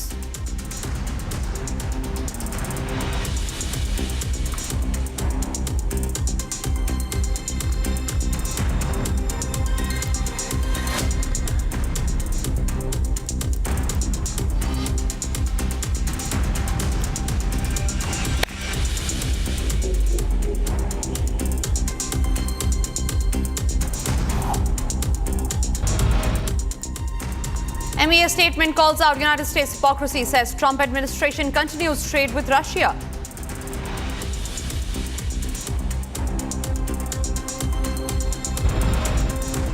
India puts national interests first. Government says trade with Russia to continue. External Affairs Minister says collective desire to see a fair and representative global order, not one dominated by a few. Prime Minister to chair NDA parliamentary meet today amid the ongoing monsoon session. Enforcement Directorate summons business tycoon Anil Ambani in the loan fraud case. He leaves for the national capital to appear before the ED today.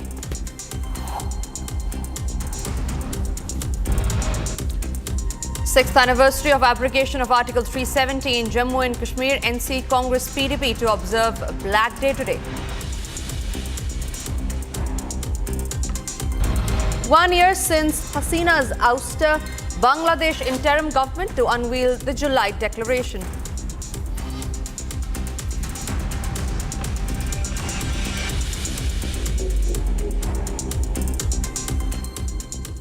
Hello and welcome. You're watching live this morning at 8:30 a.m. with me, Tanisha Awasthi. Ladies and gentlemen, the biggest story that we're tracking here this morning today is the escalation of the Trump's tariff war on India. Tensions have escalated sharply between India and the United States following critical remarks that was made by the United States President Donald Trump following the critical remarks over India's oil imports from Russia. The controversy rooted in energy trade dynamics amid the ongoing Ukraine conflict has drawn sharp responses from both sides, with India firmly stating that they will not bow down to anybody who tries to threaten our economy. Here's more to the story on how India has reacted very sharply to Trump's escalating tariff war. Tensions have escalated between India and the United States over the oil imports from Russia, with strong words exchanged on both sides. In a scathing post on social media, US President Donald Trump accused India of purchasing massive quantities of Russian oil and then reselling it on the open market for profit. Trump wrote, "India doesn't care how many people in Ukraine are being killed by a Russian war machine." Citing this, Trump announced that he will be substantially raising tariffs on Indian goods entering the United States. In response, the government of India issued a firm statement rejecting the allegations and defending its trade policies. India clarified that its imports from Russia began only after traditional energy supplies were diverted to Europe due to the Ukraine conflict, a move initially supported by the US to stabilize global energy markets. India further asserted that its imports are purely driven by the national interest, ensuring affordable and predictable energy for its citizens, unlike the nations now leveling accusations. The statement pointed out that the European Union had a bilateral trade of 67.5 billion euros with Russia in 2024, along with 17.2 billion euros in services the year prior, far exceeding India's total trade with Moscow. India also noted that US imports from Russia continue in sensitive sectors including uranium for nuclear power, palladium for electric vehicles, and a range of chemicals and fertilizers. Calling the criticism hypocritical and unjustified, the government concluded that India will take all necessary steps to safeguard its national interests and economic security. Ladies and gentlemen, as tensions peak between India and the United States over Trump's tariff war, here is Republic's editor-in-chief Arnab Goswami's take on the entire issue. Listen in. We at Republic consider this to be a pivotal moment, Shravan, in the India-US relationship. And we have seen this, that for a very long time, the Americans have been constantly trying to provoke. Trump has been trying to needle India. But here we are, we're not needling America, we're giving it back to them. And we are saying to them as clearly, this is the clearest ever statement from the government of India that no amount of pressure from Trump is going to work as far as our economic sovereignty is concerned. This is classical Narendra Modi style, very politely but very firmly telling America to back off. And this is going to have repercussions because we've never seen any other world leader, perhaps with the exception of the Brazilian president, who's given it back as clearly to the Americans. And Trump doesn't like being told off, but this is India saying we also got our cards, we can also use our cards, and our card is that you need to trade with us. I'm pretty sure that this considered view, which is within 90 minutes of a Trump social media post, would not have happened, Shravan, unless there was a decision from the top. This is the Prime Minister's personal direction. This cannot happen at the level of the Minister of External Affairs alone. It's the Prime Minister who has made it clear unequivocally, in the same way that he did when the trouble between Russia and Ukraine started. We will defend our economic interests. It'll be very interesting to see how Trump responds to this. But he's also going to be in a complete fix now. He's probably going to escalate the rhetoric, but he has very little wriggling room on this. He might try more tariffs, and I'm pretty sure out here that India has already planned for a blowback of such a comment.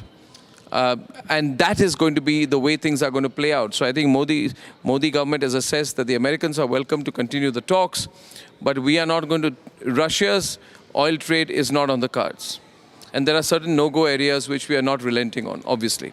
Shravan. Well, in fact, the theatrics of President Trump seems to have now been called off because called out primarily because, one, as far as the negotiation is concerned, all through what we know here is that while speaking to those who have been privy to this entire negotiation, they've been saying that we have stood our ground, particularly in certain sectors where we believe our national interest lies, for instance, dairy products being one such, agriculture being the other. These are some of the areas where we think that there is no interference whatsoever. But that's part of the negotiation. But Shravan, the fact is that on Russia oil, Trump expected that he would make this threat and India would back off. Now, there were also reports, I don't know if it was Reuters or Bloomberg, but it had been reported somewhere, perhaps erroneously, that India's oil companies were no longer importing oil from Russia. Now that again is a wrong assessment because imports of oils are not done on a weekly basis. Neither are they from a single party or single source.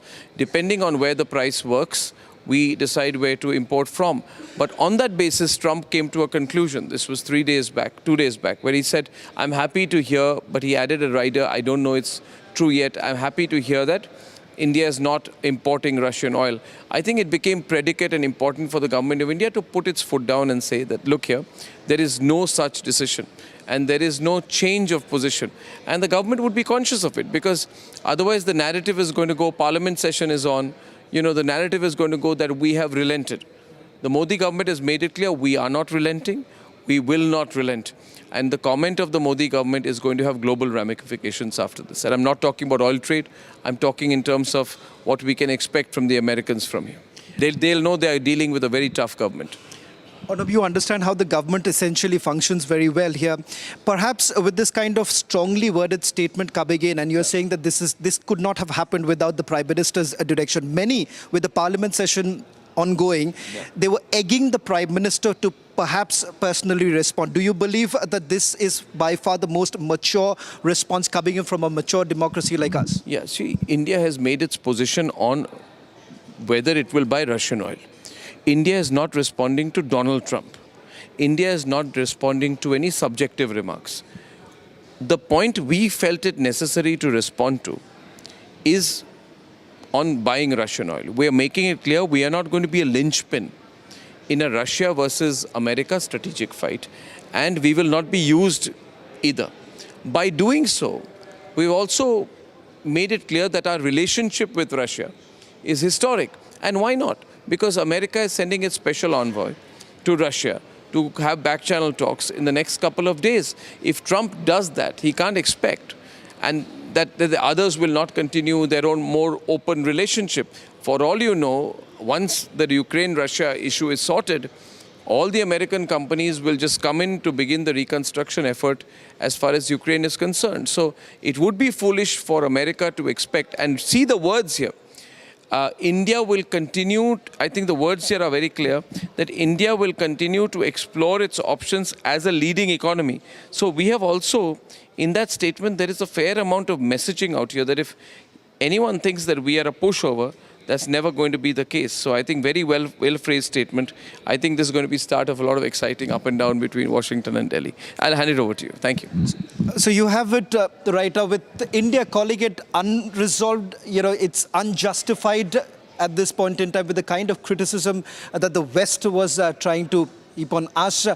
As far as the European Union is concerned, there too India backing it with facts here, saying that right from the time that the war actually broke out, European Union was continuing with their imports. Second, with the United States of America also for its EV industry, nuclear industry. With Russia. So it's very clear right now that India has chosen to respond, and it has responded very hard. Very hard. Well done, actually. Thank you.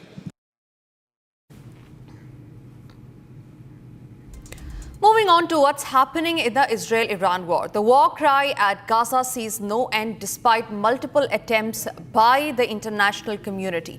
Multiple explosions over the Gaza skyline show short of thick smoke rising from the above buildings. 41 people, including aid workers, have been killed in the ongoing war.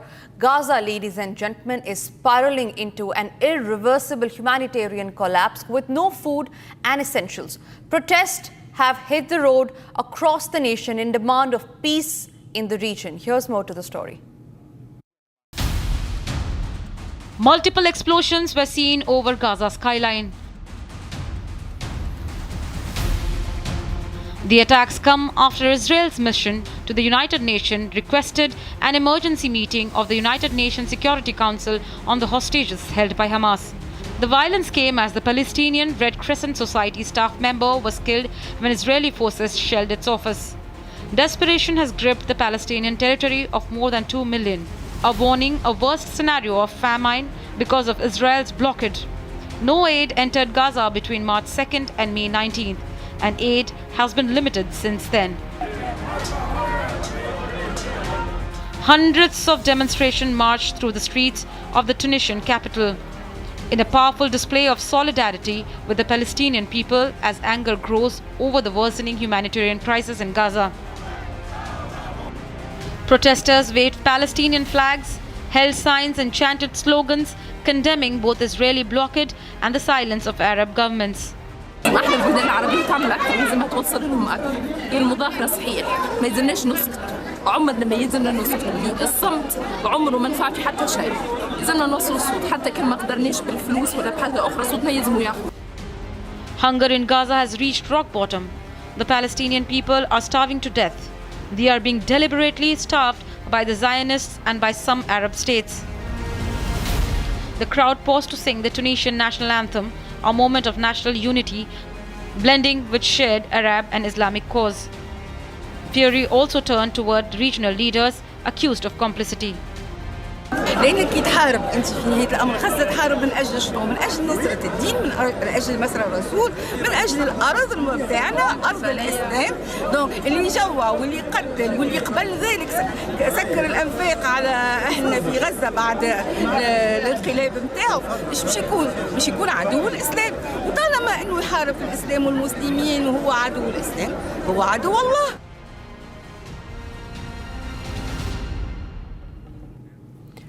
Israel's foreign minister has launched a blistering attack on Hamas following the release of new hostage videos from Gaza. We learned that he has accused the group of orchestrating a deliberate campaign of psychological warfare and warned that the world against rewarding what he calls terror, quote unquote. Here's the full report on all that you need to know about this case. Israel's Foreign Minister Gideon Saar has called on Hamas to immediately release all Israeli hostages still held in Gaza, some for nearly 10 months now. His remarks follow the release of disturbing new videos showing hostages in visibly deteriorated conditions. Saar condemned Hamas, accusing them of carrying out a calculated and sadistic propaganda campaign using hostages as tools of psychological terror. Hamas and Islamic Jihad are using the starvation and torture of hostages as part of a deliberate and well-planned sadistic propaganda campaign. These organizations also planned the starvation campaign of lies together. The amount of aid entering proves that is a fake propaganda campaign. We see the dire condition of our starved hostages, yet they still have not seen representatives of the Red Cross. He went further, drawing stark comparison, claiming Hamas had committed evil crimes since October 7th that mirrored atrocities carried out by ISIS and even the Nazis. Terror states and organizations kidnap civilians in order to ensure their own survival and interests. Innocent civilians are inhumanely used as tools by terrorists to achieve their goals. In the case of Hamas, to force upon us their conditions, remaining in power. The foreign minister also alleged that starvation in Gaza is being weaponized for media manipulation, suggesting that the suffering is being staged and exaggerated to serve Hamas's objectives. Unbalanced and twisted anti-Israeli agenda of a huge part of the international media has once again been exposed. Just as there's no acknowledgement of Israel's humanitarian efforts in Gaza Strip, and Israel is doing a lot, the horrible images of the hostages were painfully missing from the front pages of the New York Times, the Washington Post, and most of the global media. It is shameful. We call for the immediate and unconditional release of all the hostages. He severely lashed out at recent international moves to recognize Palestinian statehood, calling decisions by France, Britain, and Canada a gift to Hamas and reward for terrorism. Saar also warned that hostage-taking has now become a strategic tool for terror groups, not just to spread fear, but to ensure their own survival. As global pressures build for a ceasefire and hostage release, Israel insists the international community must not normalize what it calls a campaign of cruelty and coercion.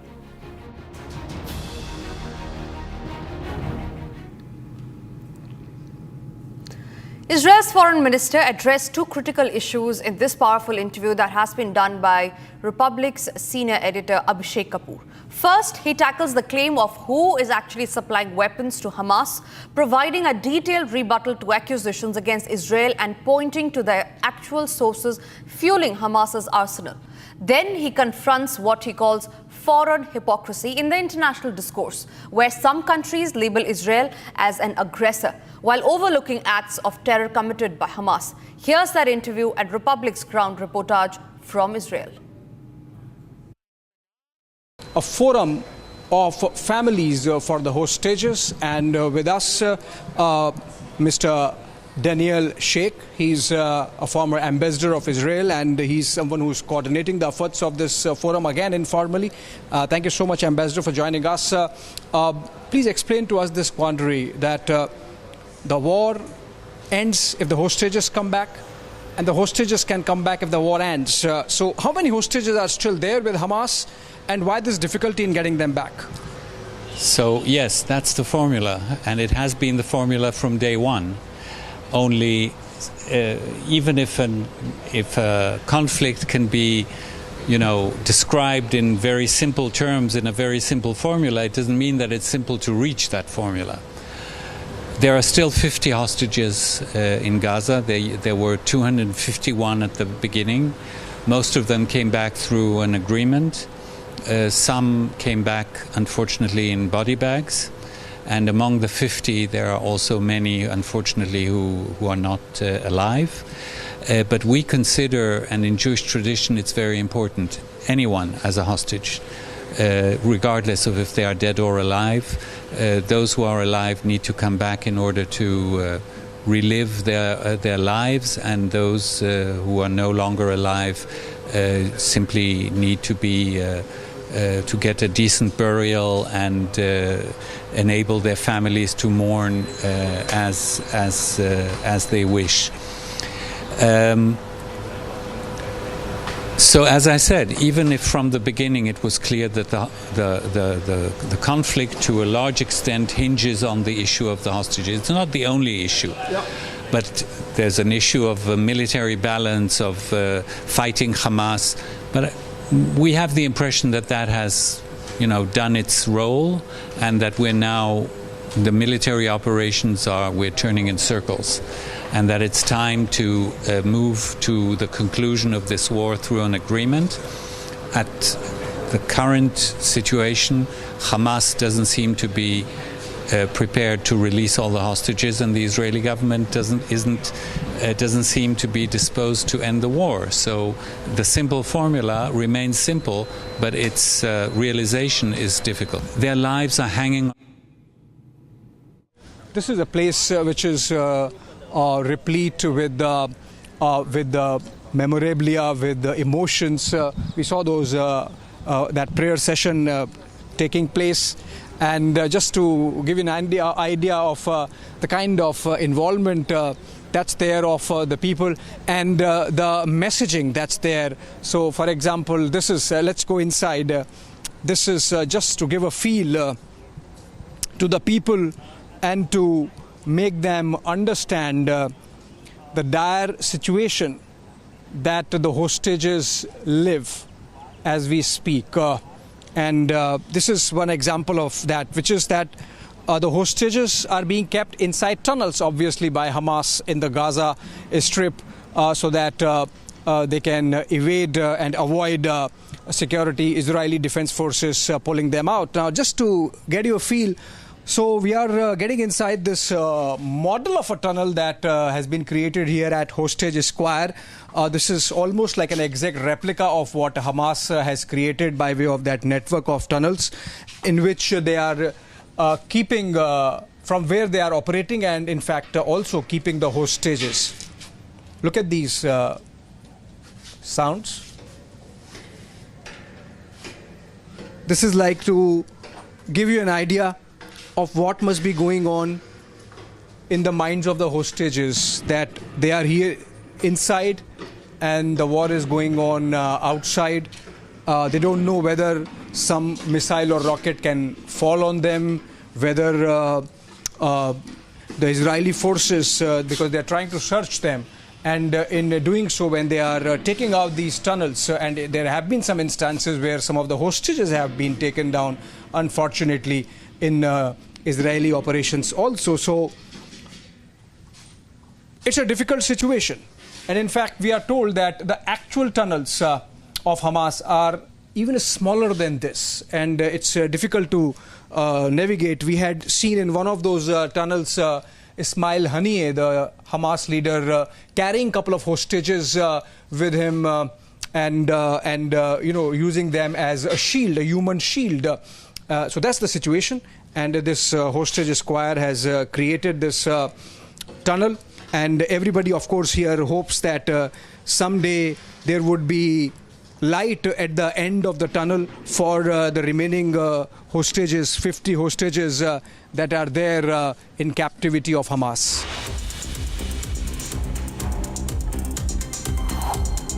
It's time for us to now slip into a short break. Getting your details after the break is the strong response of the Modi government to Trump's escalating tariff war. And like always, India has put their national interests first, but the government has said that trade with Russia will continue. Russia has also responded to Trump's tariff war. We will get you that statement of Russia shortly after a break.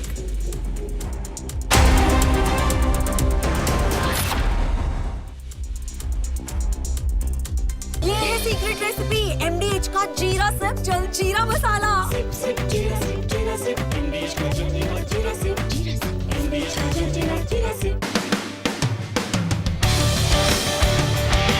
Sports isn't just about medals and podiums. It is about heartbreak, challenges, and discipline. It is also about leaders choosing sport to empower the community to live longer and healthier. I congratulate my friend Arnab and R4 Sports for championing these untold stories that we all need to hear and learn from. Here's wishing R4 Sports all the best.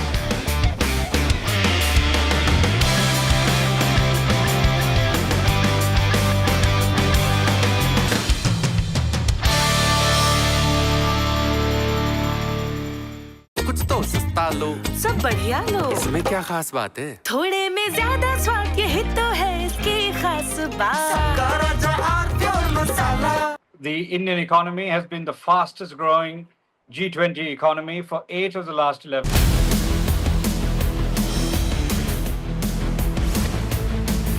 This is Republic Jack Pollywall Studio. Stay tuned for all the breaking news and updates. I'm Akanksha Khajuria. Let's get started.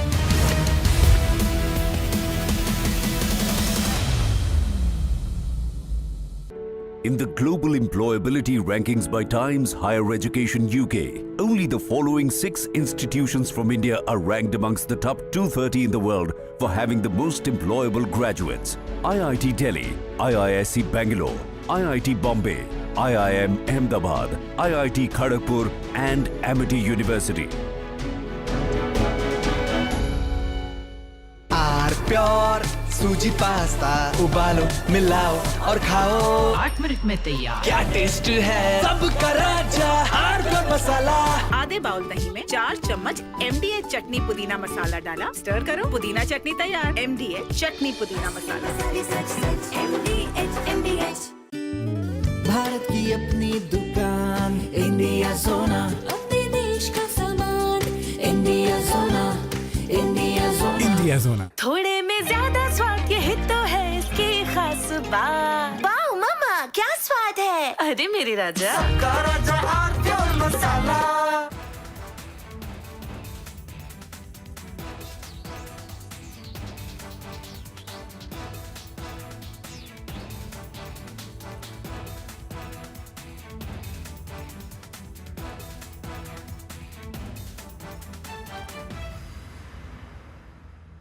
Mujawar has been a part of the ATS team that investigated this Malegaon case, and what he has to say today is explosive. He's breaking the silence. Mahmood Mujawar ji, thank you. शुक्रिया हमारे साथ बातचीत करने के लिए. First of all, आपको ये फैसला आज सुन के क्या लगा? Do you think justice has finally been done in the case, Mujawar? From Asia's largest news headquarters, setting the agenda for Bharat.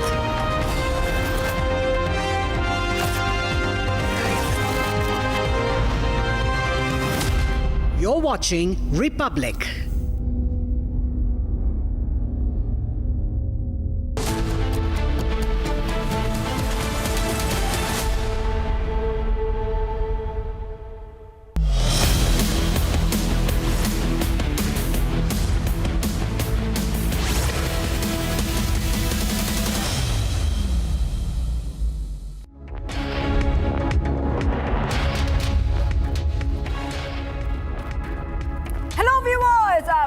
Bharat Live and breaking up. Shivangi Shukla getting you the latest coming in. And India gives a hard-hitting response to the United States after Trump makes fresh tariff threats. And that is right.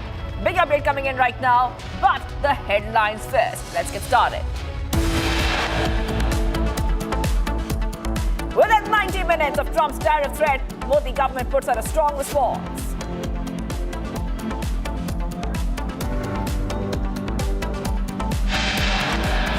MEA statement calls out US hypocrisy, says Trump administration continues trade with Russia. India puts national interest first. Government says trade with Russia to continue.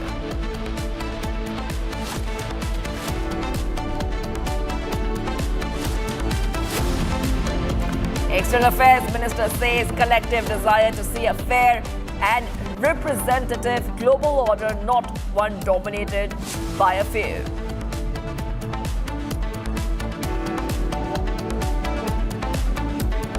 Prime Minister to chair NDA parliamentary meet amid ongoing monsoon session.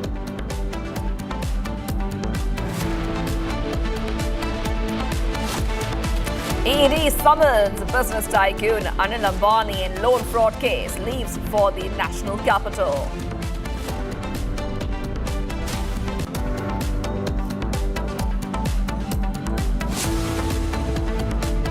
Sixth anniversary of abrogation of Article 370 in Jammu and Kashmir. NC Congress PDP to observe Black Day.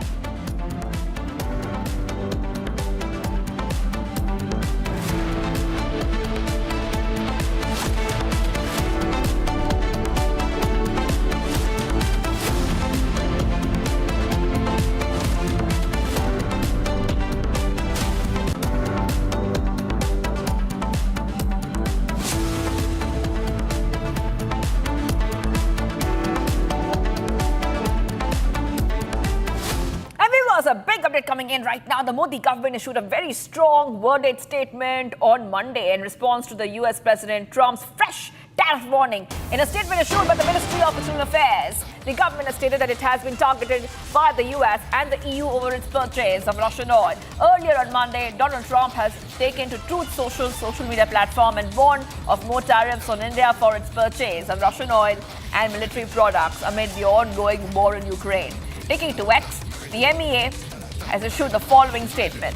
India has been targeted by the US and the European Union for importing oil from Russia after the commencement of the Ukraine conflict. MEA further adds the United States at that time actively encouraged such imports by India for strengthening global energy market stability.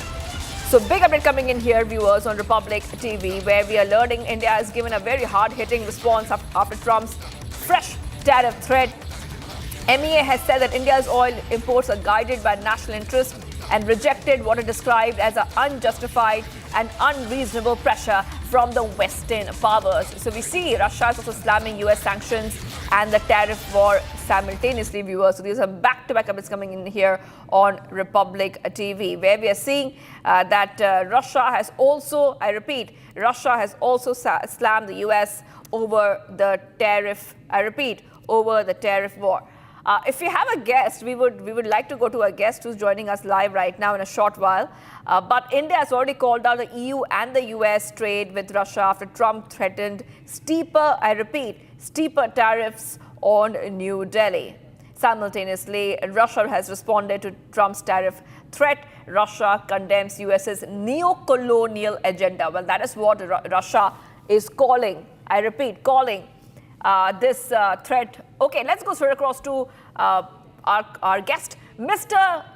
Dr. Dheeraj Kaul, geopolitical expert, joining us live from Pennsylvania. Yes, Dr. Kaul is joining us live. Let's go to Dr. Kaul right now. Dr. Kaul, you know, both Russia and India have slammed the US and has said very clearly that New Delhi has pointed out EU and US's trade relationship with Moscow. They're saying that why does US have double standards? What do you think about this? Namaskar. Thank you for having me on the show. This is This has been the talk of the day, international in media as well. And I think there are certain countries which are really strongly standing up for what's the best interest of their own citizens. One of the countries is India, definitely, and you can see the same rhetoric coming out of China as well.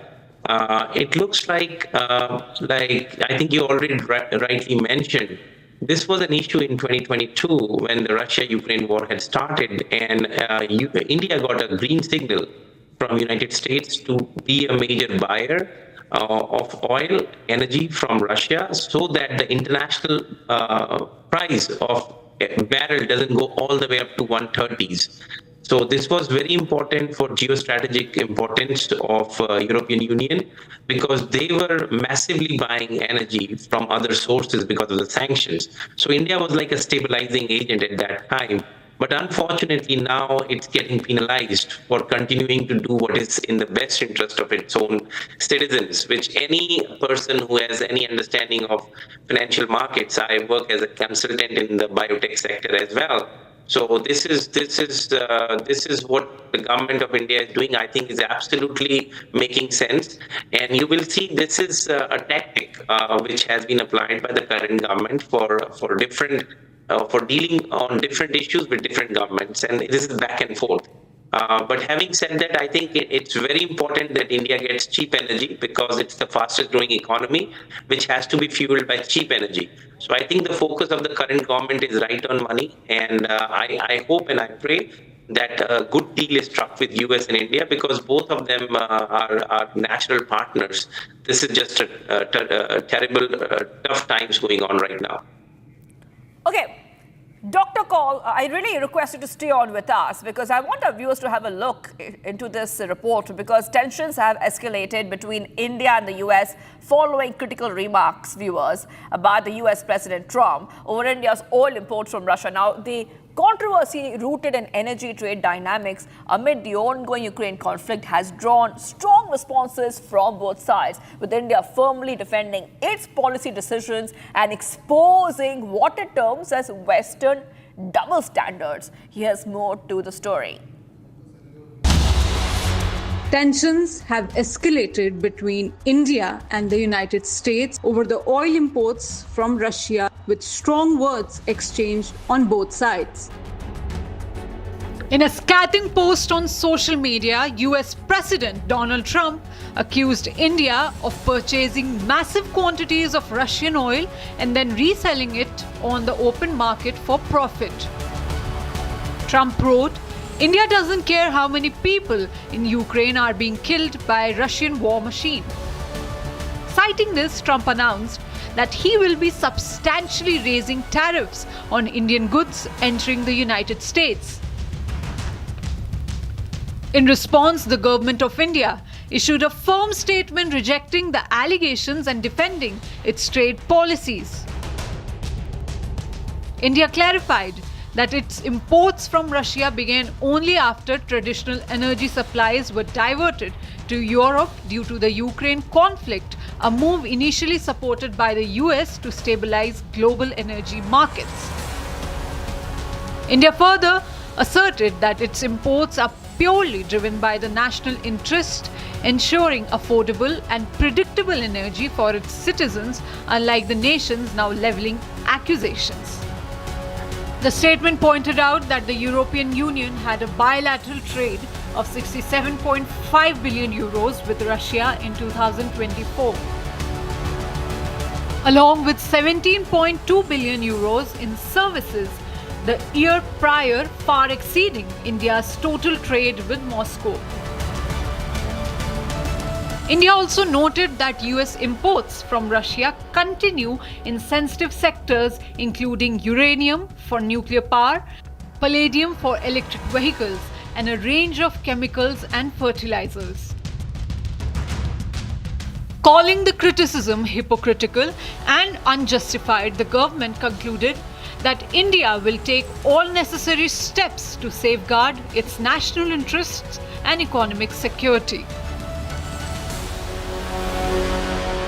All right. right, let's go back to Dr. Kaul joining us live. And Dr. Kaul, we had that report for our viewers to understand, what has been happening, so they get a sense of what's happening. But India has really pushed back. So has Russia to the tariff threat by the US. Now, I want to ask you is that India's strong response is definitely pointing towards one fact, that India will not stand down.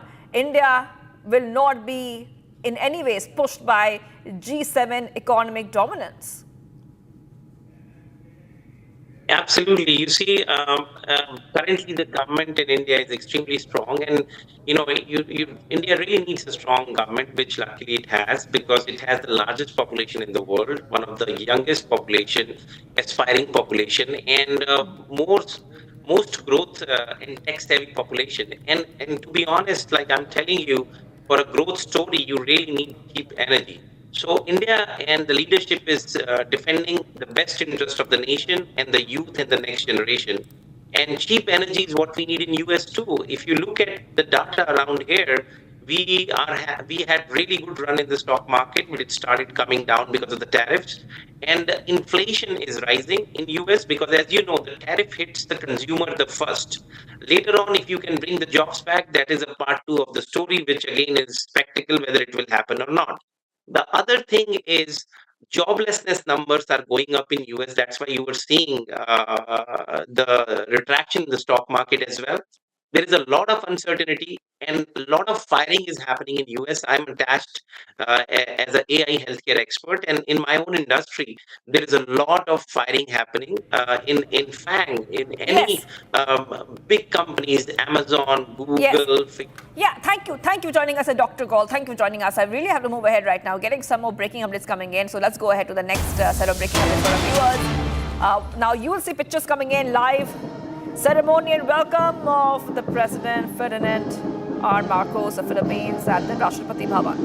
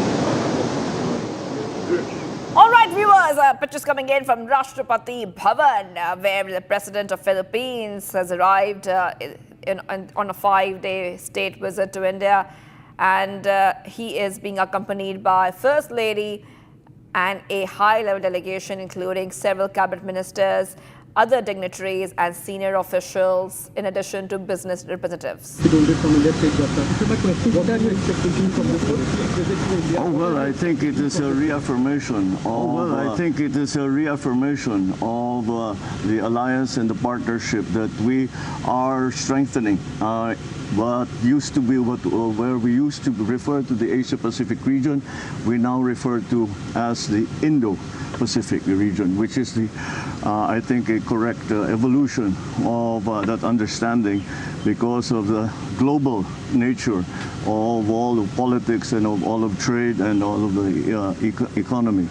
And to build upon what we already have had, but certainly to explore the many opportunities that have arisen in the past few years because of the new technologies and the changing state of the global economy and the geopolitics around us now. Thank you. Thank you. Thank you. All right, viewers. So the Philippines president speaking there and speaking about the diplomatic relations between India and the Philippines.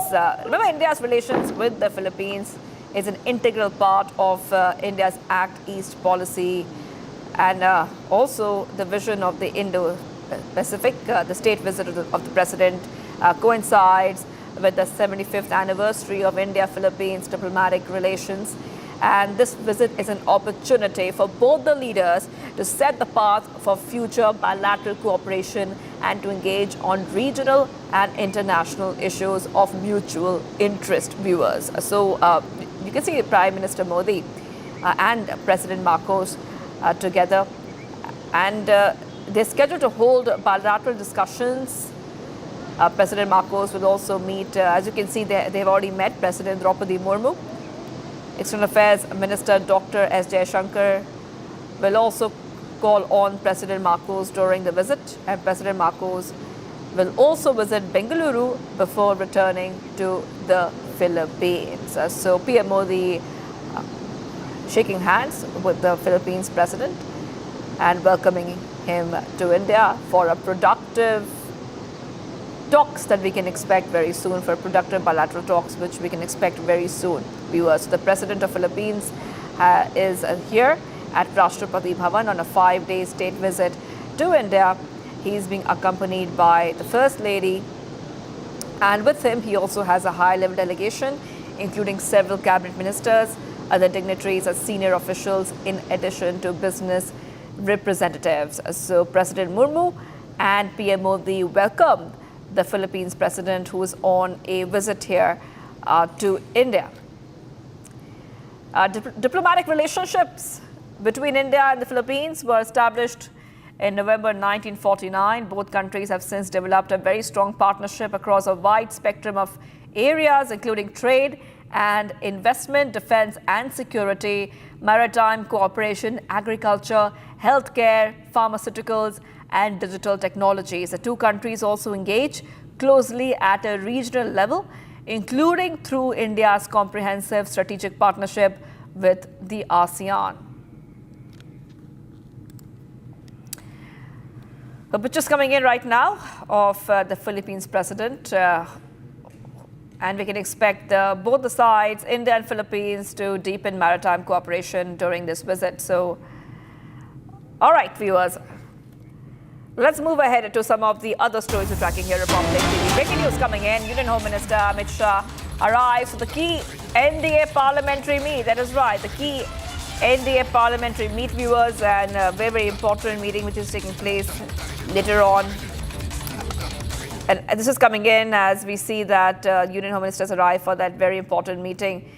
Now, remember that this is a meeting of the NDA parliamentary meet. The meeting will bring together MPs of the ruling alliance and mark a very rare full session gathering where important issues will be discussed. Especially this meeting is coming just amid the deadlock in the monsoon session of the parliament. We have seen so much of chaos in the parliament in the monsoon session. And we have seen the monsoon session being disrupted time and again.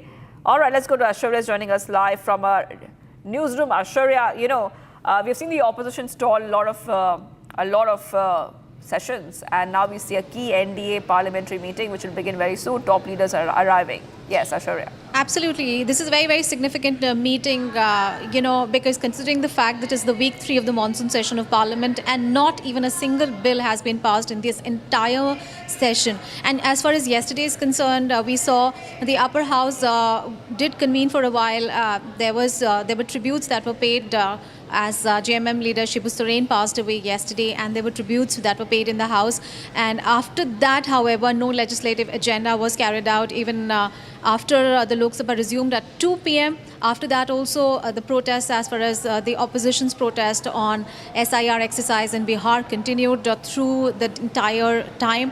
And as a result, this is the week 3 of monsoon session and not even a single bill has been passed. So considering that it is the monsoon session ongoing, this meeting assumes great significance. Shivangi, and also the fact that, the nomination process for the vice president election needs to also start. And the NDA, of course, it has the numbers as far as the electoral college numbers are concerned for the vice presidential candidate. However, it must give that name, and that entire process needs to be done by 21st of August. So considering, all these things that need to be done, and also a discussion on the legislative agenda and how to go forward in the monsoon session of Parliament, and devise a strategy to ensure that the bills are passed in Parliament, and there is a significant legislative agenda that needs to be carried out. Remember, there is a sports governance bill that is a very, very significant bill that needs to pass, under which the BCCI will also come into the purview of the sports ministry. So there are other bills as well that need to be need to be passed. But considering that the opposition is continuing its protest not only outside Parliament but within the houses, both houses of Parliament as well. That is why this is a very, very key meeting that Prime Minister Modi is going to address today. That's right. There were many key issues which we can expect to be discussed, and you were saying it's the VP elections, including the allegations which have been coming in from the opposition that the poll body is favouring the BJP. So we can expect many issues to be discussed. Ashwarya, if you could just take our viewers through what else we can expect to be discussed at this key meet. Apart from these two issues, that is the vice president election and also the legislative agenda in the House, another issue that is likely to be addressed, Shivangi, would be how to counter the opposition's protest, because considering the fact that Prime Minister Narendra Modi had made an appeal even before the starting of the monsoon session of Parliament that there is a huge taxpayers' money that really goes in as far as any household session is concerned, any session is concerned. So how to counter that, how to ensure that there is some legislative business that is carried out, that is also going to be addressed. Getting some more updates coming in. Prime Minister to be felicitated. We're coming to know that Prime Minister to be felicitated, Ashwarya, by the NDA MPs for the success of Operation Sindoor during the NDA Parliamentary Party meeting. And also coming to know that the women MPs have been requested to sit in the front row. So we're getting some updates about what is likely. This is the key NDA huddle So, Aishwarya, we can expect PM Modi to also speak on Operation Sindoor, and he will also be felicitated over the success of Operation Sindoor. If you could just take our viewers through, these updates, because they've seen how the opposition has time and again questioned the success of Operation Sindoor. Absolutely, Shivangi, but at the same time, we must also remember that despite no legislative agenda being carried out in monsoon session so far, there was a very, very productive discussion that we saw in both houses of parliament as far as the issue of Operation Sindoor is concerned. And and in this particular debate, we saw not only the NDA constituents, but also great participation from the opposition parties as well. And there was a very, very productive discussion to say, whether we talk about Defence Minister Rajnath Singh, the opposition members also participated in equally, whether we talk of Rahul Gandhi, Priyanka Gandhi Vadra, and other opposition members as well. And very, very strong point there put up by the government there, and it strongly defended Operation Sindoor, and it hailed the success of Operation Sindoor, and that is also likely to be discussed in the NDA meet that you can see on your TV screens. The leaders coming in for that very, very important NDA meeting that is going to be held. We'll get you all the updates on that big story after a short break. Stay tuned.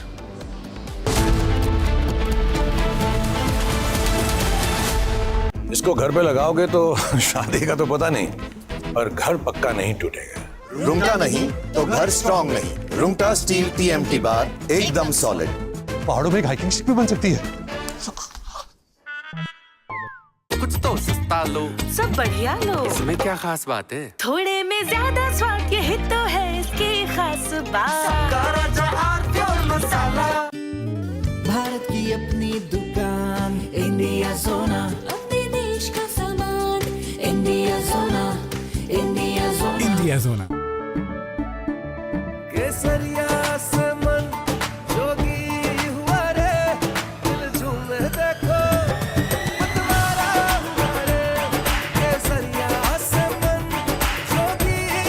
हर पल मनाओ केसरी त्योहार। विमल, बोलो जुबान Kesari. MDH की हल्दी मिर्ची धनिया करे कमाल। ये रंग दे, ये खुशबू दे, ये तीखा, ये कम पड़े। क्या निराला MDH masala. The Indian economy has been the fastest growing G20 economy for 8 of the last 11 years. And those are the only 8 in the last 77 years, during which India has been the largest, has been the fastest growing economy among the G20. So during the years that Rahul Gandhi's family ruled India, India's per capita income was declining relative to the rest of the world. Just listen to that. The average income of an Indian was declining relative to the average income of every human on earth. That is a remarkably bad outcome for India to have had.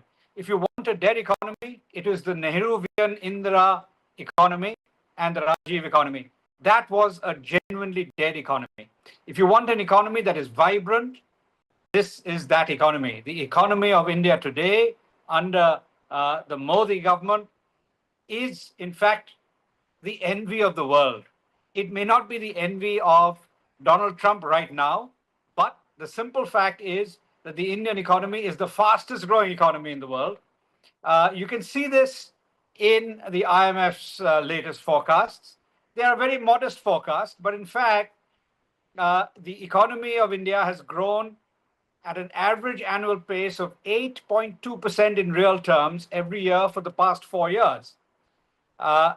And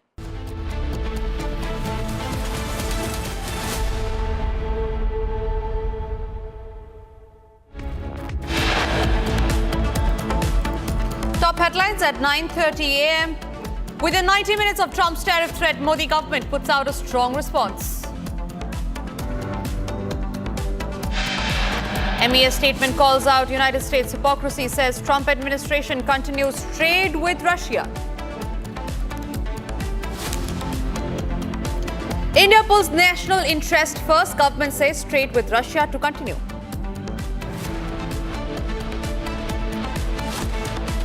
External Affairs Minister says collective desire to see a fair and representative global order, not one dominated by a few. Prime Minister Modi to chair NDA parliamentary meeting amid ongoing monsoon session.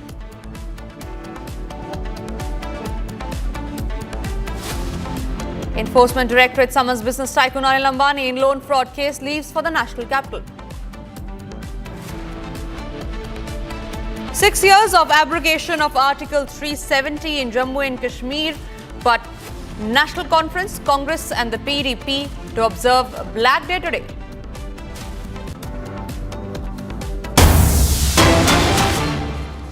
And we're getting in some breaking news that's coming in, and this is in regard with the loan fraud case of business tycoon Anil Ambani, where we learn that he's now left for the national capital. Remember, he has been summoned by the Enforcement Directorate today. He's been asked to appear before the ED in the loan fraud case. We learn that he's already left for the national capital. In just some moments from now is when his questioning will begin. Remember, it's a multi-crore fraud that we're talking about here. Anil Ambani is under lens.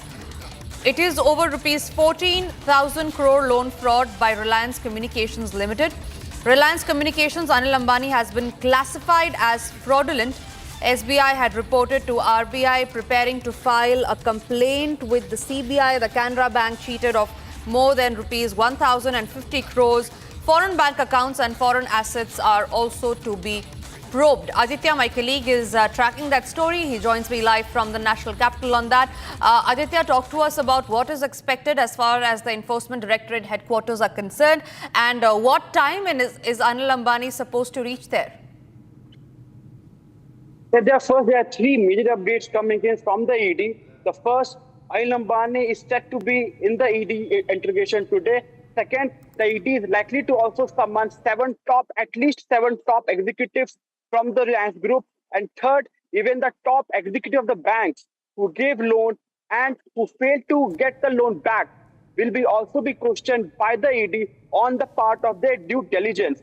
So in this case, the web has been spun where the Anil Ambani, the top executives of the Reliance Group, and even the top executive of the bank will also be part of the interrogation. Today, the matter is regarding the investigation of loan fraud, which is majorly in Reliance Communication and RHFL. In the RHFL case earlier, we have seen two reports coming in from SEBI and NFRA. NFRA has already debarred the auditors of the RHFL, and SEBI, in their order, has fined 1 crore on Anil Ambani for actually be a part of a corporate misgovernance happening in the RHFL during his part. Right. Aditya, talk to us about when is Anil Ambani supposed to reach at the Enforcement Directorate headquarters? When is the questioning period likely to start? We learned that he's already left from his Mumbai residence. I believe he will be reaching the national capital in just a short while from now. Yes, he'll be in the ED headquarters short while now, and the questioning will be quite tough. This is not just a financial issue. This is the criminal intent applied to a financial issue. Now, earlier what Anil Ambani has faced was a matter before NCLT or in the matter regarding insolvency of a financial stature. But this one is different. So in this case, the investigation will be much deeper, will have much severe impact on financial as well as professional and personal part of Anil Ambani while he was in the RHFL or while he was in the decision making of the Reliance Group. So this investigation, this interrogation will be long, will actually be right, more Aditya. impactful. True. Right. Aditya, thank you very much for sharing us those details. We are keeping a very close watch as far as this case is concerned. Anil Ambani, remember, has been summoned today. He will be appearing before the ED today, summoning to begin in just a short while from now. We move on to some other updates that we are tracking, and this is in regard with the NDA parliamentary meeting that is underway in the national capital. We learned that the Prime Minister will be addressing the NDA MPs. Union Home Minister Amit Shah has already arrived for the key NDA parliamentary meeting. Remember, this meet comes as a very, very crucial one amid a time when the Vice President election nominations are supposed to happen, and that's going to be on the 7th of August. Also, it comes at a time when the nation is celebrating Operation Sindhu's success. The MPs, we learn, will be felicitating the Prime Minister for the success on Operation Sindhu. The meeting, we learn, has already begun in the national capital, and this is a parliamentary affairs meeting. All the NDA MPs will be present there. Prime Minister Modi has already arrived in the parliament premises. This meet comes just days before the Vice President nominations that's going to begin on August 7th. Also amid the logjam that is consistent in the parliament, and this comes after the opposition has been demanding for a discussion on the SIR. It remains to be seen on what the Prime Minister tells his MPs. Remember, very likely news points, key news points are to come out of the crucial meeting that is going to be held. Will he tell his MPs? Will he address his MPs on the issue of Trump tariffs war? Also remains to be a certain key question in the minds of the people.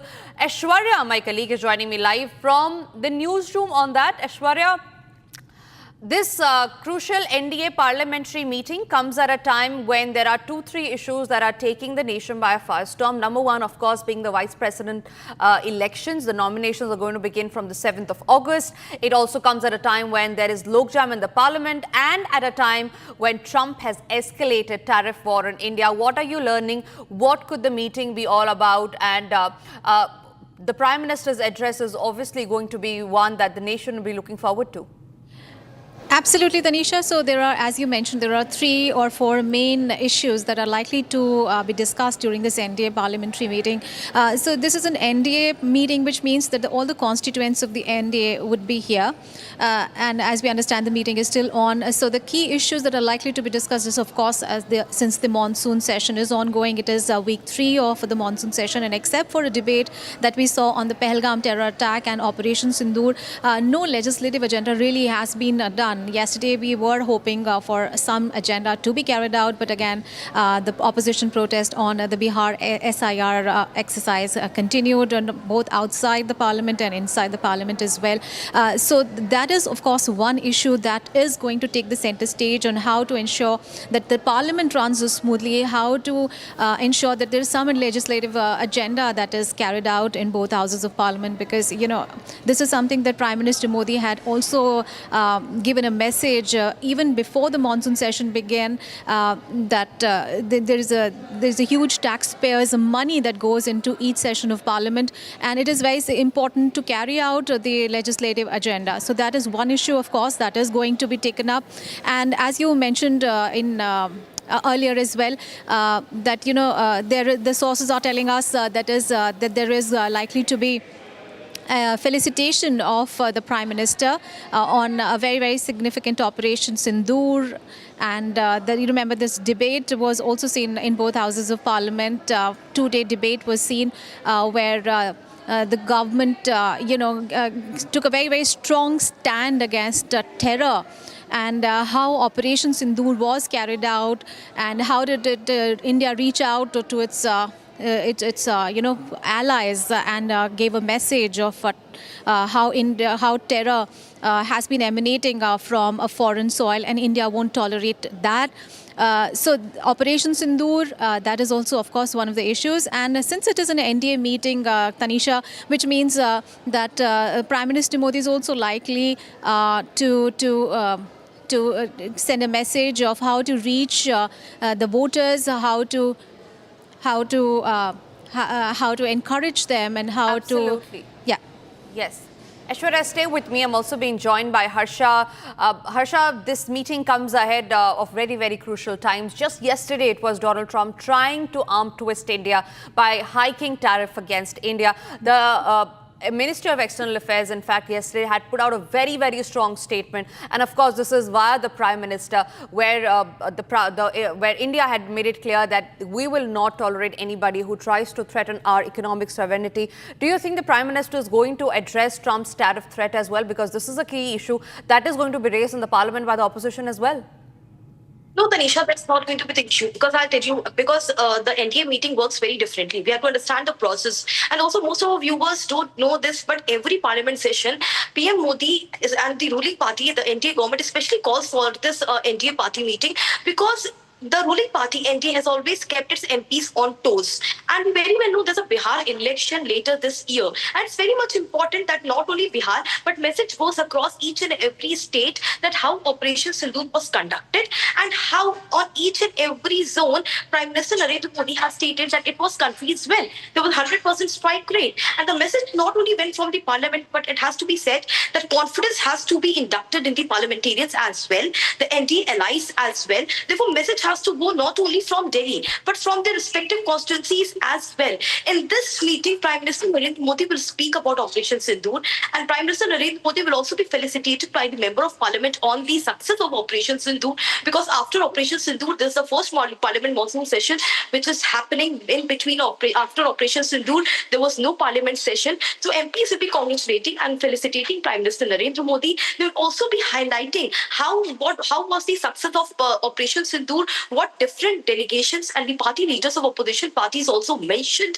Not only this, how the discussion went in Parliament as well. We very well know Prime Minister Narendra Modi himself addressed in Lok Sabha, and how very well each and every responsible opposition was given and also HM lambasted on the fake claims of opposition parties as well. So that we have seen in the Lok Sabha. But today this meeting is very important, keeping in mind, Tanisha, that now today the task will be assigned, and government is going to tell each and every ally, be it LJP, Apna Dal, TDP, JDU, that they have to go to each and every their respective constituencies. They have to go back to their state and tell exactly how many yojnas and schemes have been fulfilled, which were brought for the citizens of the country. They have been fulfilled. The promises have been fulfilled. The message for Bihar elections will not only go from Delhi, but also from different constituencies as well, because we very well know there will be several star pracharaks in the Bihar Assembly election. But it's not only Bihar Assembly election. Next year, there is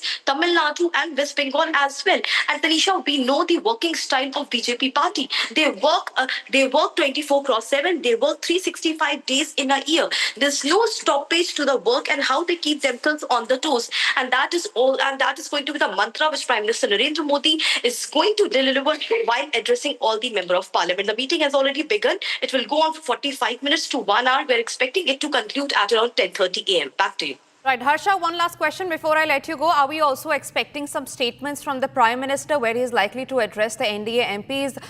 Like it happens always whenever a monsoon session is conducted, the Prime Minister addresses his MPs. The key points are then given out to the media. Are we expecting that today as well? So Tanisha, there will be no address in the media by Prime Minister Narendra Modi, because at the start of monsoon session, already Prime Minister Narendra Modi addressed the country and to the media as well. But today, Prime Minister Narendra Modi is going to speak directly from the dais with the Member of Parliament. Whatever the mantras Prime Minister Narendra Modi will be giving, it will be to the Member of Parliament. It will not go out open in public, but yes, from our sources, we'll get to learn exactly what was the details of the meeting, what exactly Prime Minister spoke from the dais. We'll get to know. For our viewers, we'll take out these from sources. But yes, there's going to be no formal address from Prime Minister. Back to you. Right, Harsha, thank you very much for getting those details. We're tracking that story very closely. More updates to continue on that. We'll get you more details on what the NDA parliamentary meeting is going to be all about, and what are the crucial news points that the Prime Minister has addressed to its Member of Parliaments of the NDA. We'll get you all that and much more. But for now, it's time for us to slip into a short break. And after the break, we'll get you the details of how a major terror hideout has been busted in Kupwara. Also coming up after the break, details on ED heat on Anil Ambani regarding loan fraud case.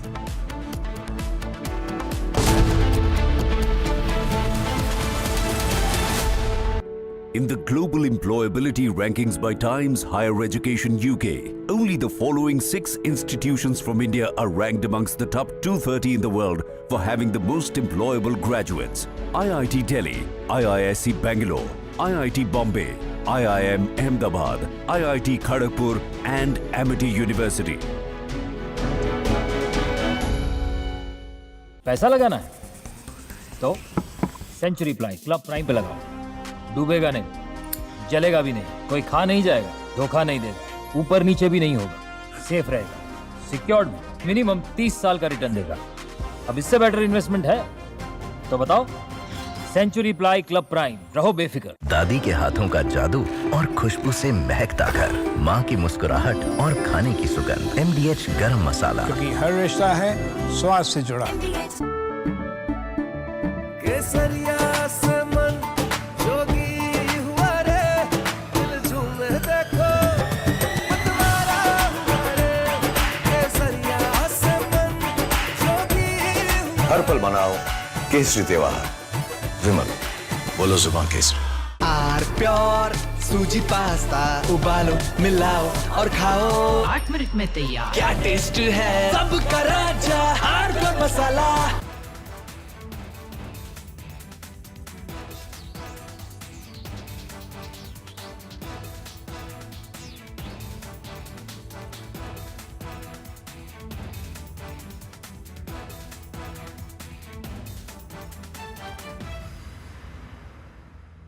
Mujawar has been a part of the ATS team that investigated this Malegaon case, and what he has to say today is explosive. He's breaking the silence. Mahmood Mujawar ji, thank you. शुक्रिया हमारे साथ बातचीत करने के लिए. First of all, आपको ये फैसला आज सुन के क्या लगा? Do you think justice has finally been done in the case, Mujawar ji? बहुत अच्छा लगा सर, कहीं तो न्याय हो गया। और ये न्याय मिलाने के लिए जो आपने जद्दोजहद की, जो आपने कोशिश की, वो सही में काम आई सर। खास करके मैं निरंजन स्वामी का बहुत बहुत शुक्रिया अदा करता हूँ, जिन्होंने मेरा कोई तुम्हारे चैनल से कोई संबंध नहीं था, मगर मेरे को ढूंढ के निकाल के आपने अपने स्टूडियो में बुलाया था और बुला के मेरे को पूछ के सही तरीके से मेरा इंटरव्यू लिया था सर। उसका काम हो गया और अच्छा काम हुआ उसके अंदर। सही तरीके से सही जजमेंट, सही एविडेंस और जो चाहिए वो विटनेसेस मिल गए सर आपको। मुजावर जी, लास्ट टाइम जब आपने बात की थी हमारे साथ, आपने ATS के बारे में बात की थी। आपने बोला ATS ने एविडेंस को फिक्स किया था। इस पूरा केस एक खोखला केस है। आपने ये भी बोला था कि ये जो विटनेसेस थे उनको मारा गया था। And ladies and gentlemen, Mujawar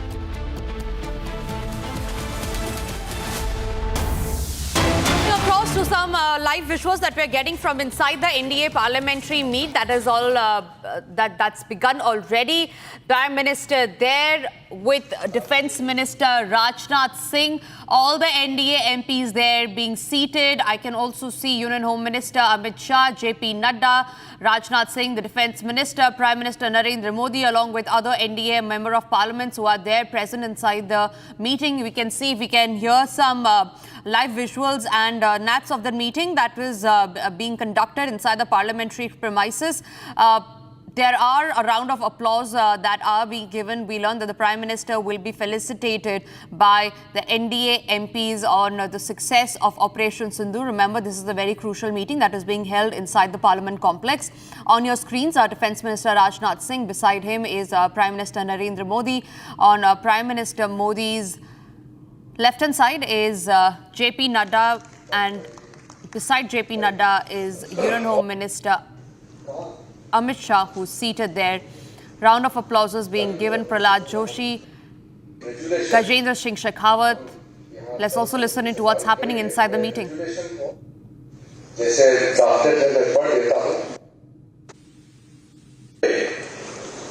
NDA on Pahalgam will be settled. The NDA parliamentary party salutes the unmatched courage and unwavering commitment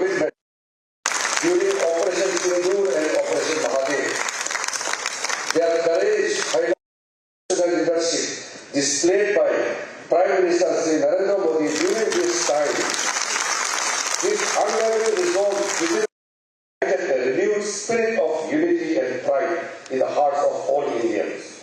On 22nd April, Pakistan-based terrorist group, the Resistance Front, a front and proxy of Lashkar-e-Taiba, inflicted a devastation people in cold blood and segregating them based on their April in Madhubani in Bihar. Today, from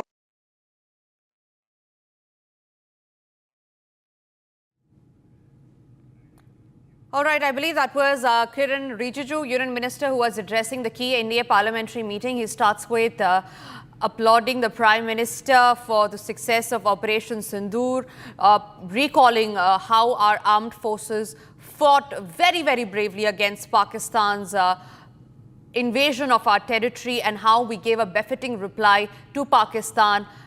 A very important, crucial meeting that is being held inside the parliament premises. Kiran Rijiju is reading out the Operation Sindoor resolution is what we learn.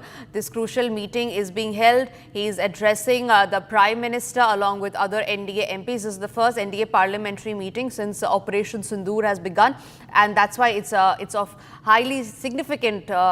Home Minister Amit Shah, Rajnath Singh, BJP President JP Nadda are all present inside the meeting. This meeting is being held inside the parliamentary premises. We are tracking that live story.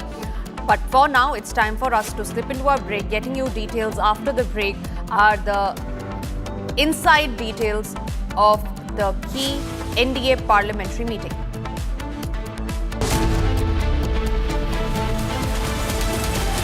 पैसा लगाना है तो century ply club prime पे लगाओ। डूबेगा नहीं, जलेगा भी नहीं, कोई खा नहीं जाएगा, धोखा नहीं देगा, ऊपर नीचे भी नहीं होगा, सेफ रहेगा, सिक्योर्ड में मिनिमम 30 साल का रिटर्न देगा। अब इससे बेटर इन्वेस्टमेंट है तो बताओ। सेंचुरी प्लाई क्लब प्राइम, रहो बेफिक्र। थोड़े में ज्यादा स्वाद ये तो है इसकी खास बात। वाओ मामा क्या स्वाद है। अरे मेरी राजा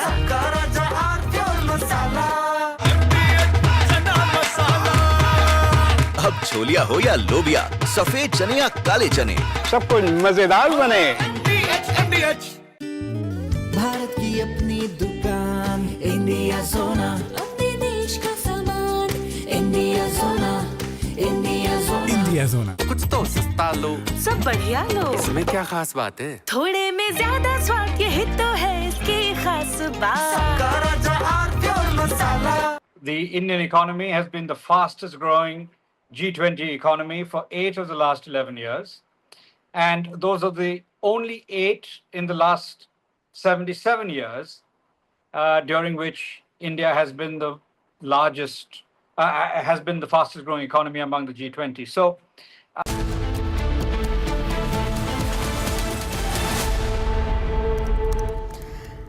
Thank you for staying with Republic, getting you the inside visuals of the NDA parliamentary meeting that is underway. In a short while from now, the Prime Minister will be addressing the Member of Parliament of the NDA. In attendance is Defence Minister Rajnath Singh, Union Home Minister Amit Shah, JP Nadda, the BJP President is also there. Our political editor Aishwarya Kapoor is joining us on the phone line. Aishwarya, this key NDA parliamentary meeting is the first of a kind because it comes after Operation Sindoor. What are the details that we are getting?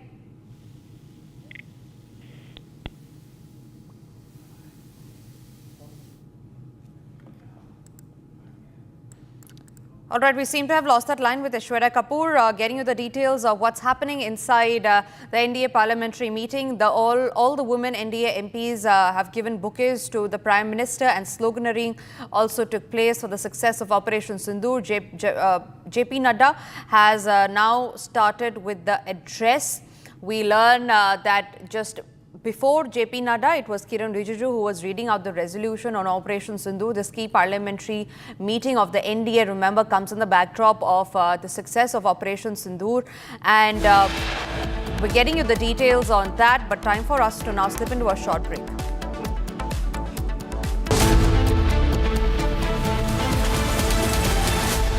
MDH की हल्दी मिर्ची धनिया करे कमाल, ये रंग दे, ये खुशबू दे, ये तीखा, ये कम पड़े, क्या निराला MDH मसाला। आर प्योर सूजी पास्ता, उबालो मिलाओ और खाओ, 8 मिनट में तैयार। क्या टेस्ट है, सबका राजा R pure masala. Republic TV and R4 Sports, they are trying to do something big in sports. They are dreaming something big. They are trying to take out all the untold stories from the athletes, from the academies, and from other sports stakeholders. And I guess this should be there in the national stage. The R4 Sports and Republic TV. Good luck.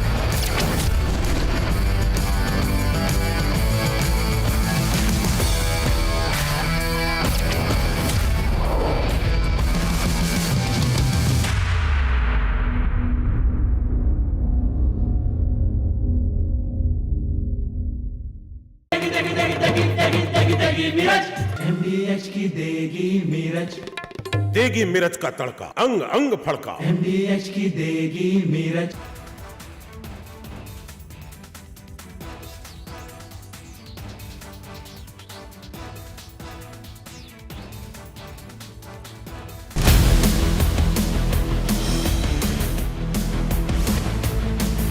This is Republic Jack Olival Studio. Stay tuned for all the live and breaking news updates. I'm Deepak Suresh Kumar.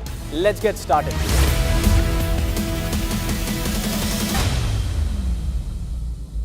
पैसा लगाना है तो century ply club prime पे लगाओ। डूबेगा नहीं, जलेगा भी नहीं, कोई खा नहीं जाएगा, धोखा नहीं देगा, ऊपर नीचे भी नहीं होगा, सेफ रहेगा, सिक्योर्ड, मिनिमम 30 साल का रिटर्न देगा।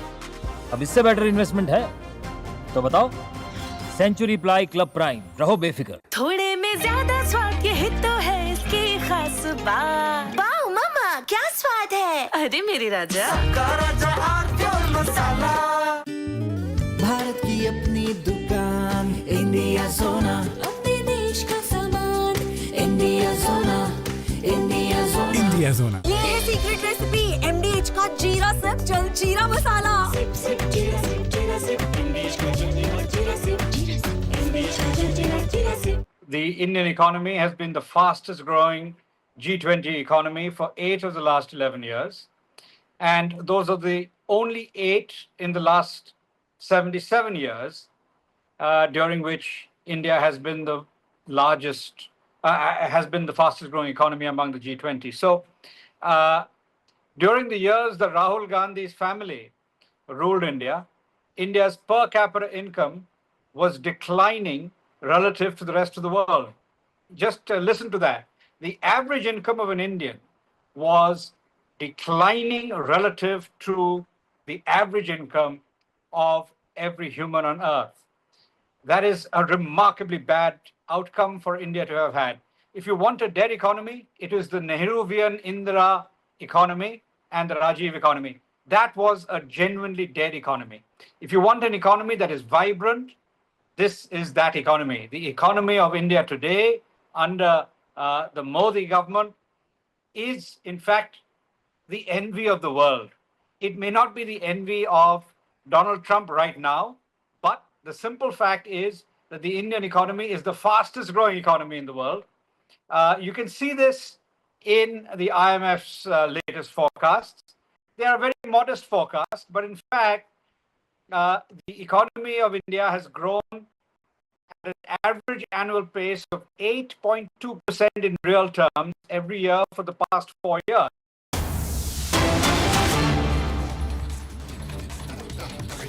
All right, viewers, we have breaking news coming in. NDA parliamentary meeting is currently underway.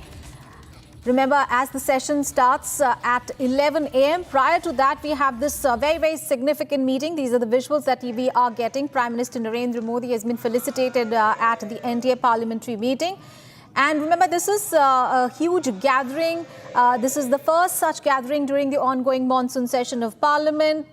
This is a high-stakes meeting that is being held in the Parliament complex, and we are witnessing the participation of all the members of Parliament from the BJP and also its alliance partners.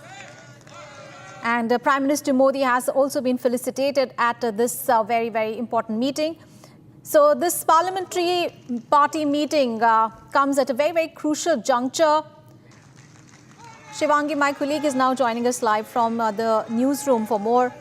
Shivangi, very, very important NDA constituents meeting there, and we just saw Prime Minister Narendra Modi being felicitated. Of course, there are a host of issues that are likely to be discussed in this particular session.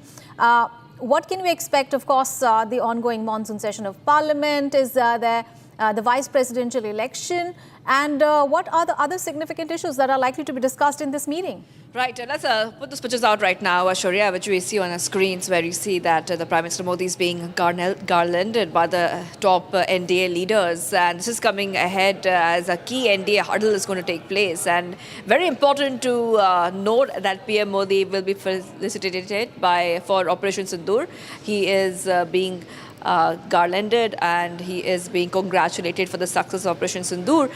Even after we saw that the opposition had raised multiple points during the monsoon session and had questioned Operation Sindoor, the success of Operation Sindoor, we saw the government gave back-to-back replies to the opposition on Operation Sindoor and made it very, very clear. Remember that as the monsoon session, the debate on Operation Sindoor was ongoing, Shaurya, it was very, very clear that the government took a very strong stand, and every point which was raised by the opposition was met with a response from the government, from Amit Shah, Union Home Minister, from the External Affairs Minister, Jai Shankar, where they spoke specifically about how talks and terror do not go together. And Union Home Minister Amit Shah also spoke very, very clearly that those who were involved in the Pahalgam terror attack, those terrorists have been neutralized in Operation Mahadev, and the link to Pakistan was very, very clear because ID cards were recovered which were of Pakistan origin on those terrorists. So it was extremely important pictures coming in right now, viewers, on Republic TV, where we see that PM Modi is being congratulated on the success of Operation Sindoor, and we can expect later on, already top leaders have arrived for this very, very important meeting, Shaurya, and we can expect many issues to be discussed. Of course, the vice presidential elections, which are due very soon. And also, secondly, there are a lot of allegations which are coming in from the opposition that the poll body, the Election Commission, is favouring the BJP. So we can expect talks on that as well. Right. Shivangi, just also take us through as far as the election of the vice president is concerned. Of course, the BJP-led bloc will have to announce a candidate because 7th of August is the date when the process begins, and 21st of August is the date when the entire nomination process ends. Of course, it is a certainty that given the numbers that the NDA alliance has, it be a walkthrough really for the candidate. But the BJP has to ensure that all its constituents, all the allies are on the same page as far as the vice presidential candidate is concerned.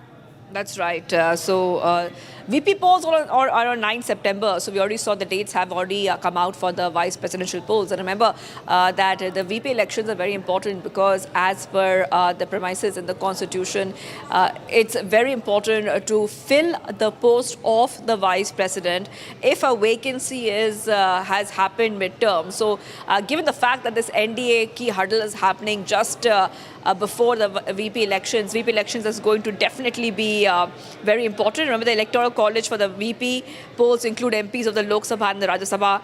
Current strength is 782. And if the opposition names a candidate, the distinct possibility, then the poll is scheduled to be held on 9 September. And remember that when we talk about numbers as well, the BJP lost majority, but comfortably has crossed the halfway mark with the allies. So the allies will play a very, very big role when it comes to the VP elections right now, Shaurya. But of course, we'll be waiting for more details on that. VP elections being very, very important issue, which will be discussed in this key NDA huddle. All right, Shivangi, thank you so much for those details there. And viewers, let's move on in the bulletin now. The Modi government issued a strong worded statement on Monday in response to US President Donald Trump's fresh tariff warning. Now, in a statement that was issued by the Ministry of External Affairs, the government has stated that it has been targeted by the United States and EU over its purchase of Russian oil. And earlier on Monday, Donald Trump took to Truth Social and warned of more tariffs on India for its purchase of Russian oil and military products amid the ongoing war in Ukraine. Now, taking to X, the Ministry of External Affairs issued the following statement that India has been targeted by the United States and the European Union for importing oil from Russia after the commencement of the Ukraine conflict. And the MEA further added that the United States at that time actively encouraged such imports by India for strengthening global energy markets stability. So, a strong worded statement coming in from the MEA. And this after US President Donald Trump issued fresh threats. All right, let's get a perspective. Purnima Nath, Republican Party leader and geopolitical analyst, is now joining us from Wisconsin. Thank you so much, ma'am, for joining us here on Republic TV. Ma'am, I would like to know from you your views on US President Donald Trump issuing fresh threats and that too for buying Russian oil and what he claims is India reselling it. But India has definitely hit back. The MEA, the Ministry of External Affairs, has hit back at the US president and has said that the imports from Russia will continue. How do you look at the entire situation now? Thank you so much for having me. I really appreciate it. First of all, what I would like to say, I'd like to actually start with this. Russia and India actually proven a brilliant relationship for the last 79 years. It's a time-tested relationship. Now, India had been trying to build relationship with the United States for quite some time.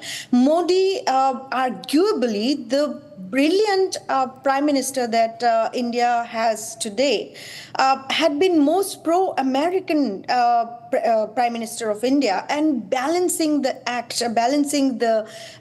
time-tested relationship of Russia along with the United States. And India is doing business with United States, promising relationship that we saw in the first term of President Trump as well. At that time, as well as now, there are discussions of more oil buying, more weapon buying deals. So that defense deals that we saw, that these are the discussion that has happened.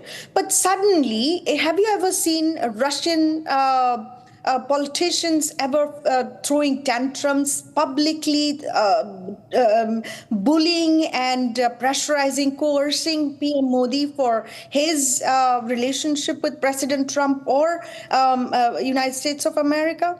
So the reason I say that, I think it's very, very important in what we are seeing today. This is not President Trump that we have seen in the first term. Something suddenly shifted because of what we see. This particular term seems to be a different agenda. He's very aggressive of BRICS. Of course, he's spoken about it. The day actually he took the oath, and similarly at the right away he spoke about Greenland and Panama, that we actually didn't hear much about anything during the campaign line. Even Pentagon official Pete Hegseth was questioned about it, whether they had a plan to forcefully take over Panama, Greenland, and Canada. And obviously, they don't answer that. But this is public conversation and question as the secret. You can listen yourself. But this is quite concerning for a matter that India always played non-aligned policy. However, in this particular case, India cannot just bow down to any country, no matter who it is, to toe their line and put their people in danger. And if they don't buy Russian oil, which is 86%, it's not all from Russia, of course. The 86% of Indian import of oil comes from elsewhere. How can President Trump be using such reckless words towards another leader is beyond my understanding. It is not just him, but his base, his administration. They are amplifying the attack on India. But one thing that never gets spoken, ma'am, is the Indian American diaspora in America is getting hammered because of this, because they think that somehow Indian came over here to steal their job. Somehow H-1Bs are all frauds. Somehow these uneducated, dirty, filthy people are coming from India over here and taking over their companies. And Absolutely, we have to wait and watch then how this entire situation really affects the US-India bilateral ties as well. Thank you so much, ma'am, for joining us here on Republic TV and sharing your perspective. And viewers, we have breaking news coming in. NDA Parliamentary Party meeting is currently underway, and what we know right now that a resolution has been passed unanimously by NDA MPs on the success of Operation Sindoor and Operation Mahadev. So as we've been discussing, it's a very key meeting that is being held right now in Parliament premises. And one of the issues that has been discussed is, of course, Operation Sindoor and Operation Mahadev.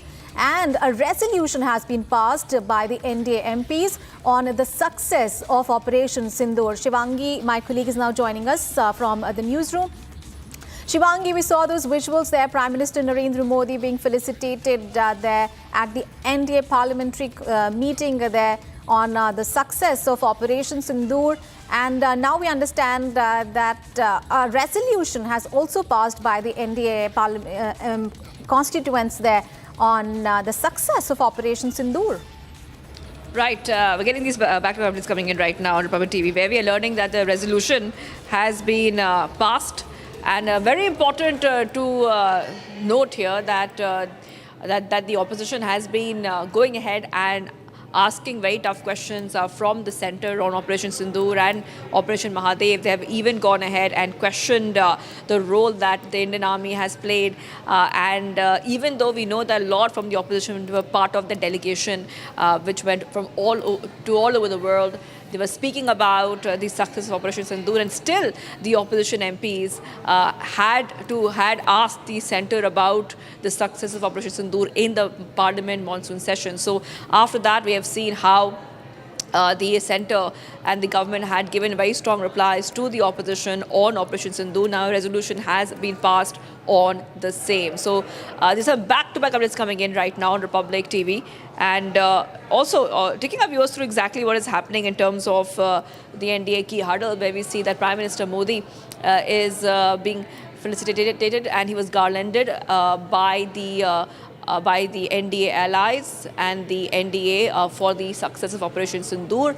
He might be speaking. There are many agendas which are on the table already, like we had told our viewers this earlier, including the elections of the VP election. That's very important. Also, we see that many allegations had come in from the opposition side that the Election Commission is favouring the BJP. So that will be one of the issues which will be discussed very soon. So key leaders have already arrived there. And remember, this is coming in as PM Modi could be talking on a lot of issues. The parliamentary party is also likely to go ahead and speak on key issues just ahead of the strategy meet that they're having right now. And remember that this also includes all the allies of the NDA. So it's not the BJP, it's the key NDA allies are part of this meeting. Yes, Ashwarya. Absolutely, Shivangi. And as you mentioned, Operation Sindoor there, how this has become a very important issue in the NDA parliamentary meet as well. We saw Prime Minister Narendra Modi when he was in Varanasi. He also spoke about Operation Sindoor there as well, and Operation Mahadev as well. And now he's, this issue is being taken at the NDA parliamentary constituent meet as well. So we can expect ahead of the assembly elections in many states that Operation Sindoor is going to be a key issue that will be invoked in across India in various states, even as elections are going to be held in several states later this year and next year as well. That's right. It's very important to note that because, as we're telling our viewers, that the it's very important to note that the opposition has time and again gone ahead and spoken about Operation Sindoor and not in the best light possible. So this is very important to note, given the fact that Union Home Minister, remember, had spoken in the Parliament. There was a very long debate which had taken place. Remember, there was a huge debate which had taken place, which went on for hours and hours on Operation Sindoor, and Union Home Minister had made it very, very clear that there is a Pakistan link when it comes to the terrorists who executed the Pahalgam attack and the terrorists which were neutralized during Operation Mahadev. So definitely Operation Sindoor becoming one of the top agendas on the list. And speaking of Operation Mahadev as well, this is very important because India really showed, and not just showed to Pakistan, because Pakistan, remember, has been denying that they are linked with the Pahalgam terror attack. They have maintained that, but because of Operation Mahadev, Sharia, and because India has recovered Pakistani ID cards, I repeat, Pakistani ID cards have been recovered from the terrorists during Operation Mahadev, which does not really leave much room to question whether these terrorists were from Pakistan. It's very clear that they were, Sharia. So this is definitely very important. So resolution has been passed both on Operation Sindoor and Operation Mahadev, Sharia. Absolutely, Shivangi. And of course, another issue that is likely to find resonance in the NDA meeting is, of course, going to be the SIR exercise in Bihar.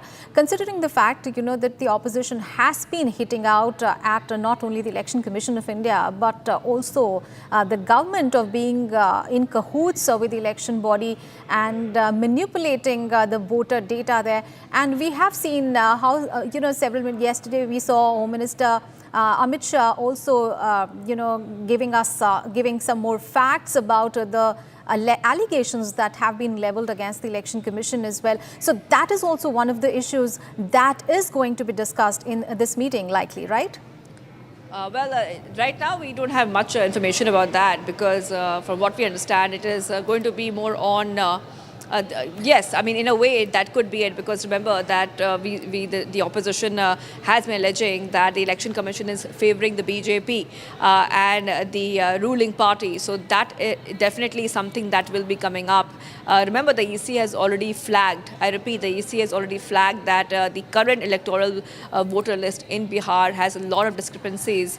Remember that there are some voters that EC flagged in the original electoral rolls list which are not alive right now. They're deceased voters, that they are names which are coming up in two constituencies. So the EC had gone ahead and red flagged the original electoral rolls and the SIR is a new exercise to revamp the electoral rolls, so it's updated. The opposition, remember, was extremely unhappy about this, and they had been holding multiple rallies, not just in the Parliament monsoon session. We have seen them hold all these protests every single day, literally, just before the Parliament session has kicked off, and adjourning and leading to the stopping of the House. We have seen so many sessions being adjourned because of opposition creating absolute ruckus over the SIR. But when the SIR exercise was first announced, you've seen that Rahul Gandhi, the Congress and other opposition leaders were seen in Bihar holding multiple protests. So definitely this is one of the top issues that can come up once again in this NDA huddle. Right. And Shivangi, this is a NDA parliamentary meeting, and typically the Prime Minister uses these sort of meetings to also encourage the allies and to continue with their good work in their respective states and in their constituencies. But considering the fact that, now US President Donald Trump has threatened India with the tariffs on its purchase of Russian oil, is that one of the issues that is also might be discussed in this meeting? Well, this is very important, because, of course, we have seen that this Donald Trump's statements which have been made over tariffs were one of the key updates and key issues which we saw in the Parliament monsoon session, where the government had to reply on the allegations which Donald Trump has made. Remember, speaking of Donald Trump has made very, very absurd allegations earlier as well. For example, he said that he was the one who brokered the the peace between India and Pakistan. So that has come up again and again in the parliament. But speaking specifically about the NDA meeting, this would, from what we understand, would focus more on the internal issues of India, because we have the VP elections which are coming up. Then we have the opposition not leaving the Operation Sindoor and Operation Mahadev issue out of the picture. And then we have the SIR issues. That is, like you mentioned, it is the opposition going ahead and blaming the BJP. That the EC is being favorable. The EC is being favorable to the BJP, especially when elections are around the corner. So we would expect that the talks would be on these issues, Aishwarya. Absolutely. Shivangi, before the last general elections, PM Modi used to address these weekly meetings of the BJP parliamentary party, and that of course expanded to include allies. We have TDP, JDU and LJP. So this is very significant, because this meeting is coming in after a very, very long time, because this is now being attended by MPs of the entire ruling alliance, and the Prime Minister can discuss, of course, very important political and governance issue, and also on the government agenda in Parliament. Well, like you said, Prime Minister Modi used to address weekly meetings of the BJP parliamentary meet. And like I had made that very clear, that this time it's the allies which are part of this NDA meet. Now, so allies, including TDP, JDU, LJP, Ram Vilas. The meeting is attended by the MPs of the ruling alliance.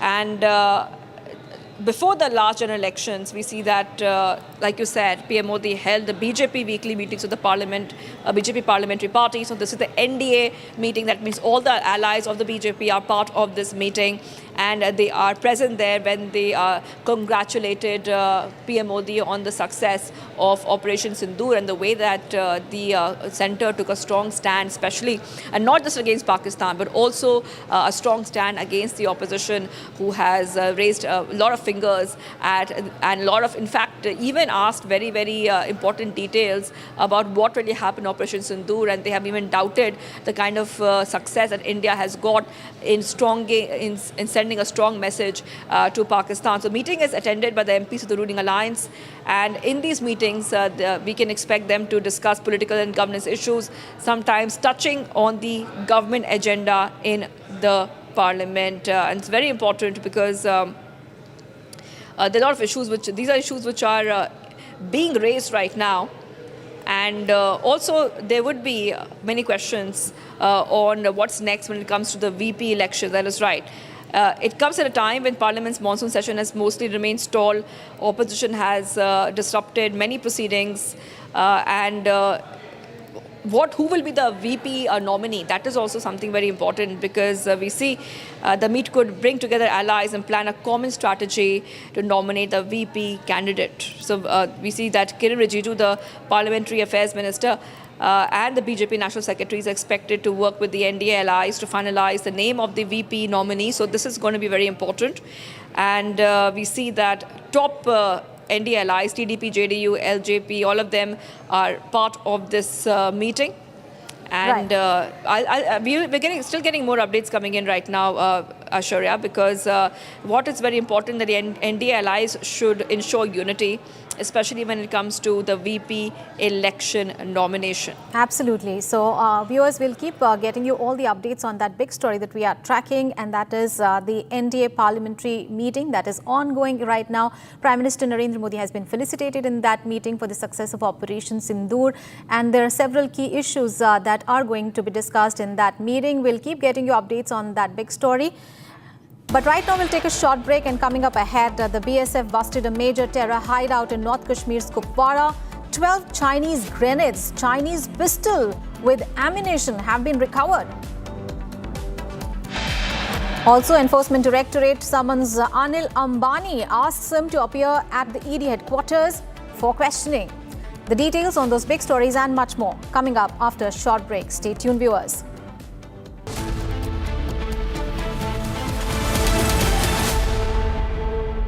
थोड़े में ज्यादा स्वाद, यही तो है इसकी खास बात। वाओ मामा, क्या स्वाद है? अरे मेरे राजा, सबका राजा और pure masala.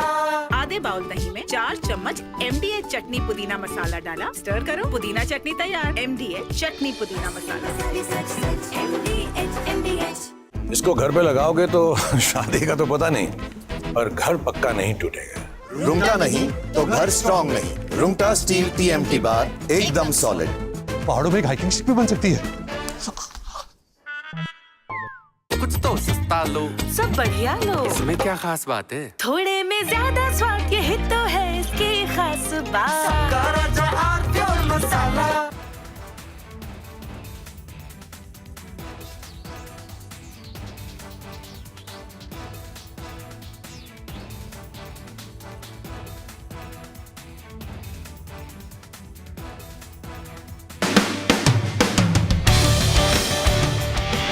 Sports isn't just about medals and podiums.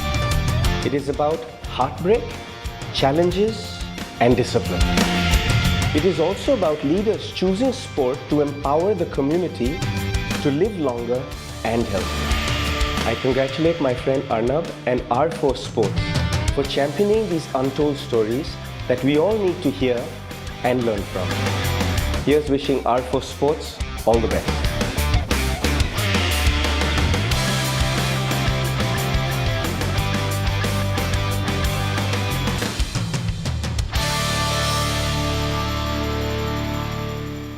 MDH की हल्दी मिर्ची धनिया करे कमाल। ये रंग दे, ये खुशबू दे, ये तीखा, ये कम पड़े। क्या निराला MDH मसाला। आर प्योर सूजी पास्ता, उबालो, मिलाओ और खाओ। 8 मिनट में तैयार। क्या टेस्ट है, सबका राजा आर प्योर मसाला। केसरिया से मन जोगी हुआ रे, दिल झूमे देखो।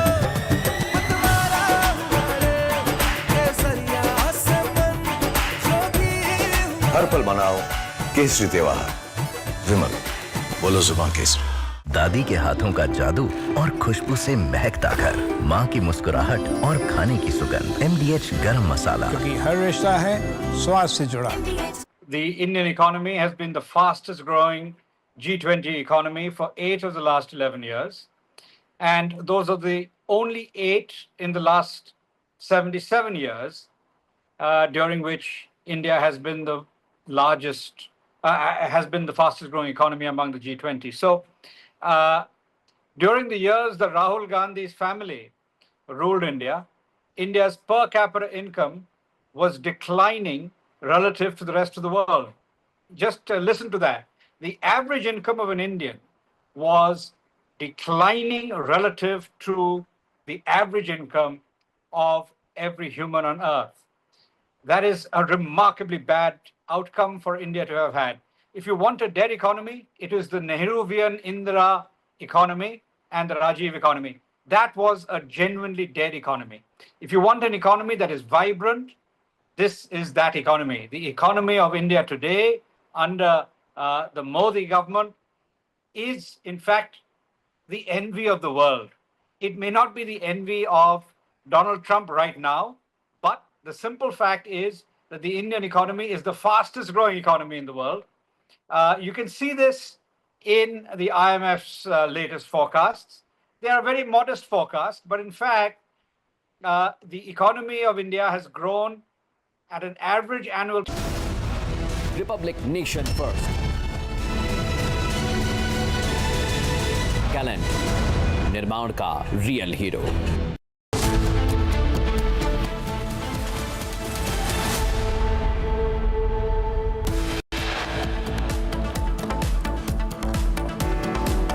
PND parliamentary meet held in Parliament Complex. PM Modi to address MPs. On the success of Operation Sindoor, PM Modi felicitated by the ND MPs. Russia responds to Trump's tariff escalation, says sanctions will not stop global shift. Security breach at Red Fort. 5 Bangladeshi nationals held for forcibly trying to enter premises ahead of Independence Day celebrations. Anil Ambani summoned in rupees 70,000 crore loan fraud case today. BSF busts major terror hideout in North Kashmir's Kupwara. 12 Chinese grenades, Chinese pistols recovered.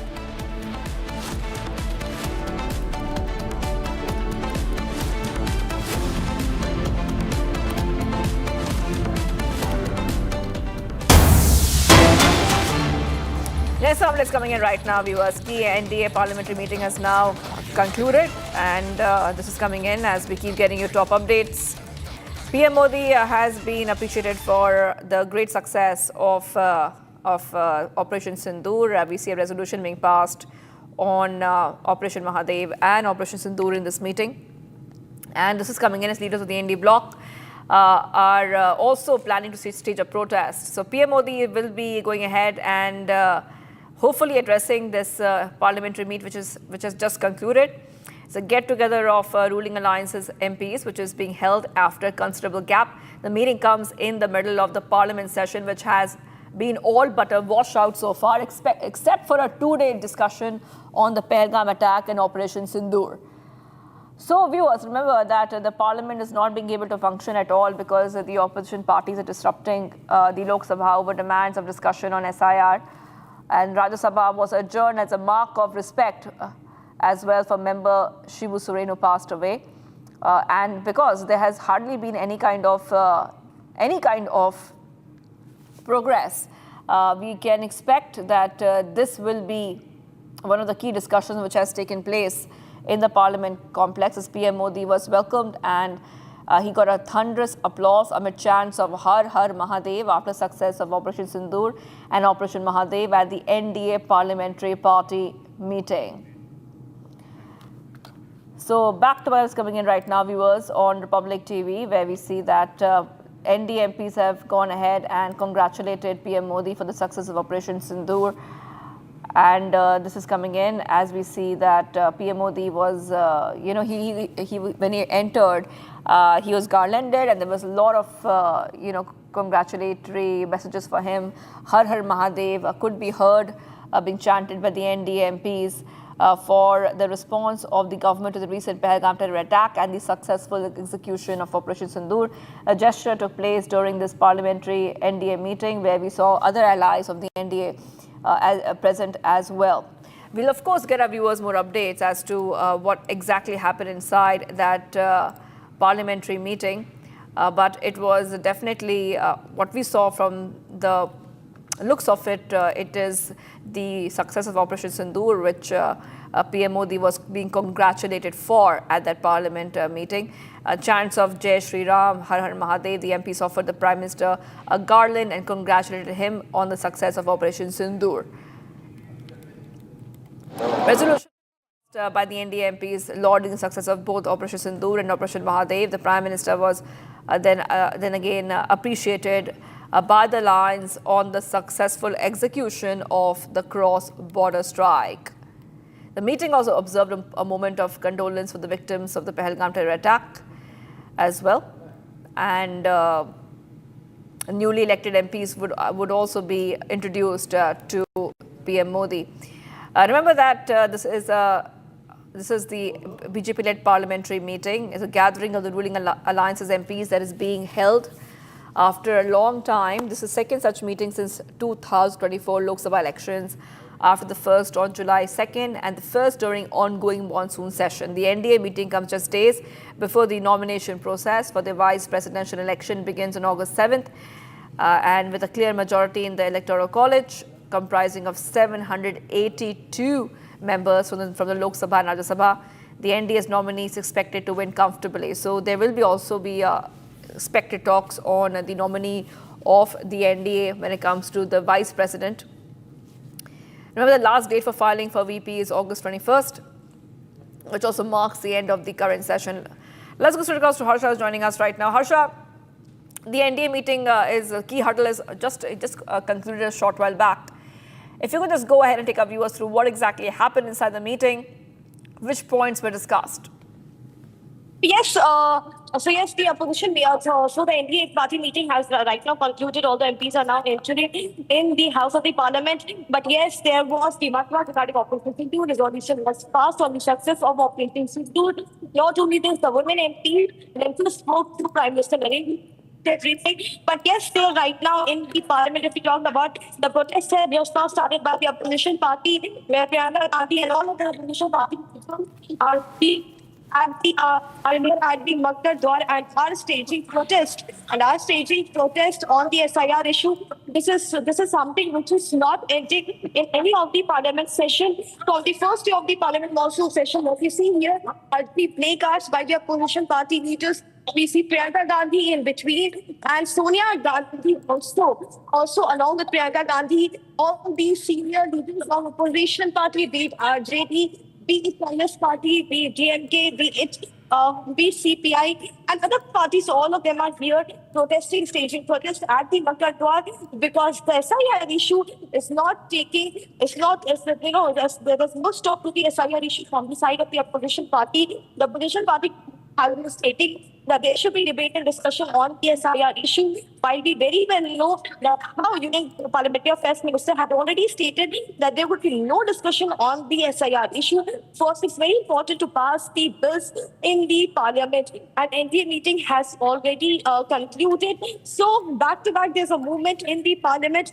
And this is what we are also gathering here from the Parliament, from our sources as well. The meeting which went on for 35 to 40 minutes saw the presence of all the NDA MPs, and also Prime Minister directly spoke on the success of Operation Sindoor. The women MPs were present there. They also spoke about their experience with the delegation when they went out with the delegation to different countries. So this is what we see here as we are reporting from the Parliament. On one side, the NDA meeting, which was called where the Prime Minister Narendra Modi was facilitated on the success of Operation Sindoor. On the other side, what we see is that opposition is adamant for the discussion on Operation Sindoor, where opposition has been stating that without the discussion on SIR and without the discussion on the electoral rules in Bihar, the parliament would not let to function. This is the reason the third week of the monsoon session is also witnessing the disruption from the side of the opposition party on the SIR issue, on the issue of the electoral rules. We have seen several statements coming from the side of the... I'm really sorry to interrupt. Right now because there is some business coming in right now. I really have to move ahead. Now we understand that a day after the escalation over tariff with Donald Trump, India has sent a very strong message once again, and NSA Doval to travel to Moscow. NSA Doval to travel to Moscow, and this is coming in as US President Trump's threats of steep tariffs and pressure over India's trade with Russia are unlikely to disrupt the enduring strategic partnership between New Delhi and Moscow. But this is what we see, where India has made it very clear that just because US President Trump is threatening fresh tariffs does not mean that India is going to disrupt their relationship with Moscow. We see that the NSA National Security Advisor Ajit Doval will be visiting Moscow to reinforce bilateral ties amid growing pressure from Washington. That is right. And it's very important and indicating that India may seek deeper discounts from Moscow in response to Trump's recent remarks. And let's go. We'll try to connect to our senior executive editor Abhishek Kapoor on this in a short while from now, because we need a perspective. But it's very clear that India is not going to, push down. It's not going to push its interests down. That's made very clear by the MEA that India will not push down its interests, even if Trump goes ahead and makes these so-called threats to India. And we can expect the Ajit Doval's visit to go ahead and offer clarity on India's geopolitical strategy as it navigates a tough landscape, viewers. So these are some back-to-back events coming in right now on Republic TV, where India has made it very, very clear that they will not, I repeat, that they will not in any way, sort of form, are not going to compromise with their own self-interest. And MEA has clearly hit back at the US already and EU after Trump's fresh tariff threat, criticizing India while indulging in trade with Russia. India has strongly refuted Trump's tariff threats over Russian oil imports and saying national interest in energy security is more important than Trump's threats. India has highlighted hypocrisy, noting larger EU-Russia trade volumes. India has pushed down strongly against fresh tariffs threats by US President Trump, who accused New Delhi of profiting from discounted Russian crude and amid the Ukraine conflict. In a very sharp response, the MEA has already termed the criticism as unjustified and unreasonable, asserting that India would act to protect its national interest and economic security. MEA spokesperson Randir Jaiswal, remember, has already emphasized India's energy imports were driven by need, and India will take all the measures to safeguard its interest and economic security, underlining the country's commitment to stable and affordable energy access for its citizens.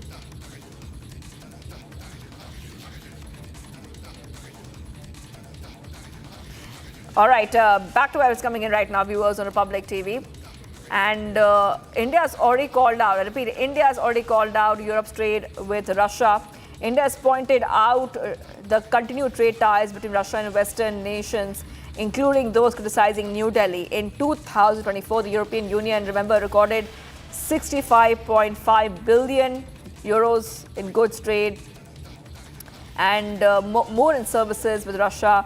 And the MEA is clearly highlighting the Europe's trade with Russia extended beyond energy to sectors such as chemicals, fertilizers, iron and steel, and machinery. The US also has continued importing uranium, hexafluoride for its nuclear industry, palladium for its EV sector, and other essential commodities from Russia. So the MEA is saying that if US can do business with Russia, then why is Trump having problems with India doing business with Russia? So this is a huge update coming in, where NSA Doval is going to go ahead, will be going to Moscow very, very soon. And this is coming in despite sharp warnings and tariff threats from Trump.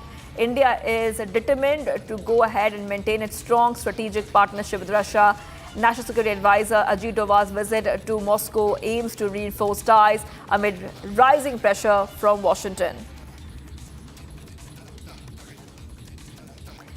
The US President Trump's threats of steep tariffs and pressure over India's trade with Russia are unlikely to disrupt the enduring strategic partnership between New Delhi and Moscow.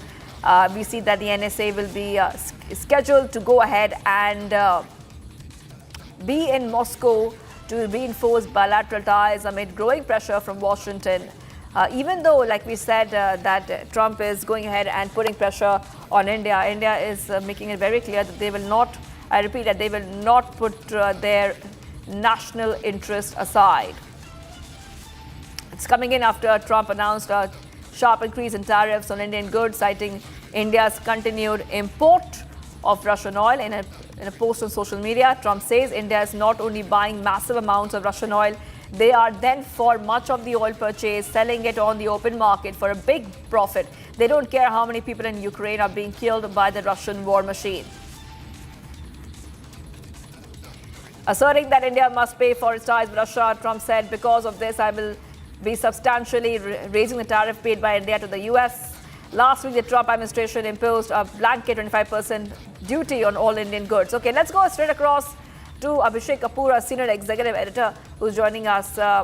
Abhishek, you know, it's very clear that this is coming in the backdrop of India making it very clear, Abhishek, that yes, India will not put down its self-interest just because Trump is threatening tariffs. Well, yes, and Shivangi, you know, some disturbance here, but this visit, of course, would have been planned in advance. But the fact that it's going on and NSA Doval is visiting Moscow just the next day of President Trump really ratcheting up things, escalating tensions with India on the issue of tariffs, I think is a message. The kind of statement that was released by the Minister of External Affairs last evening, within 2 hours of that post by President Trump, I think was a strong message that we are not going to back off, and that we are in this. If this is a game of staring down at each other, then we are game for it. There was some plain speaking. There was some statement of intent. There was some fact checking, and there was some holding of mirror in the statement that was released, and backing it up with a visit of the National Security Advisor to Moscow, I think underscores that message that came out of that statement, that on the issue of tariffs, I think the United States under President Trump is making a mistake. If it is very personal about President Trump, then maybe India is going to sit out this rest of the remainder of the term of President Trump, 2.5, 3 years, till the time he becomes a lame duck president. If not, then maybe both the sides have to go back to the negotiation table in right spirit, guided by these facts.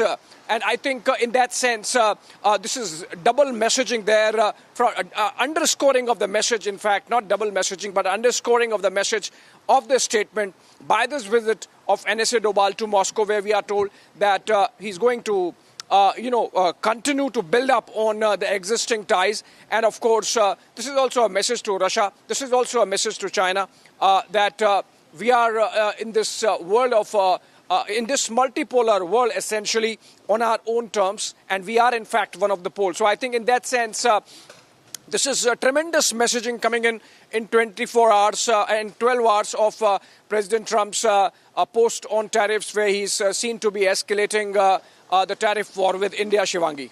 That's right. And you know, Abhishek, this is very important for our viewers to understand that it's a message India is sending that India is not going to be dominated and essentially being pushed around by the dominance of the G7 economies.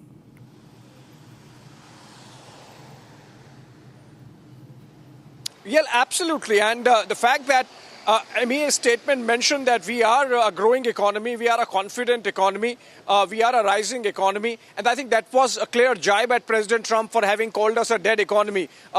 Look at the way things have really changed. President Trump, to hide his embarrassment of the employment figures really going down in the United States and the economy a little wobbly there, had to sack the chief of statistics there, the chief of labor bureau there in the United States, blaming it on the incumbent being Biden-era appointee. Now, that's really, playing politics with some facts on the ground, which are that while the tariffs have given some cushion to the American Treasury, the fact of the matter is that the adverse effects of these tariffs are already kicking in. We saw how day before yesterday, for example, Amazon has decided that they are going to mark up in their bills what amount the end consumer in the United States is paying extra because of the tariffs imposed by President Trump. So I think in that sense, and that was another embarrassment for Trump. So I think he's fighting multiple battles. He's embarrassed at home front, on the economy front. He's frustrated that he's singularly failed to really make any headway in terms of getting ceasefire on the ground in the Ukraine-Russia war. And then, of course, from where we are reporting now, in Israel, the fact that the Israel-Hamas war continues and President Trump there, despite his emissary Steve Witkoff having spent a couple of days here in Tel Aviv and Gaza just a couple of days back, has not made much headway, and there is counter pressure building up from the European powers, including France and the United Kingdom. So I think Trump seems to be in a bit of a diplomatic pincer, and he's responding to it in the only manner that he knows, just throwing around his weight, and that seems not to be working. And I think India, of course, underscoring its message that while we really value our relationship and the larger ties with the United States, but if it's becoming a game of staring down, then better be that we respond in kind. And that's the message coming in from the MEA statement and, of course, the visit of NSA Doval to Moscow. All right, Abhishek, thank you for getting those details. Abhishek is reporting live from Israel as we keep tracking the fresh threats of Donald Trump and how India has stood its ground. Taking a short break, viewers. I'm not sure coming right up. We are live and breaking. Key NDA parliamentary meeting held in Parliament Complex. PM Modi addresses MPs getting the inside details only on Republic TV. And on the success of Operation Sindoor, PM Modi has been appreciated by the NDA MPs. Stay tuned, we are live and breaking.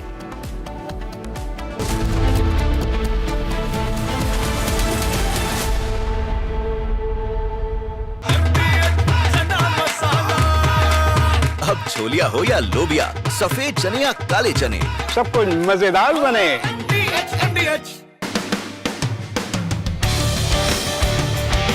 Sports isn't just about medals and podiums. It is about heartbreak, challenges, and discipline.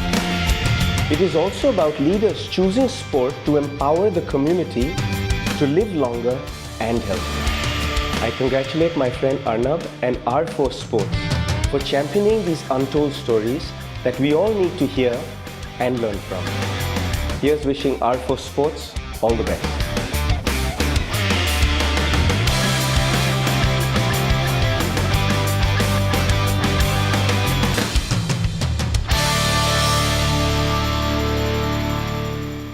कुछ तो सस्ता लो, सब बढ़िया लो। इसमें क्या खास बात है? थोड़े में ज्यादा स्वाद, यही तो है इसकी खास बात। मसाला।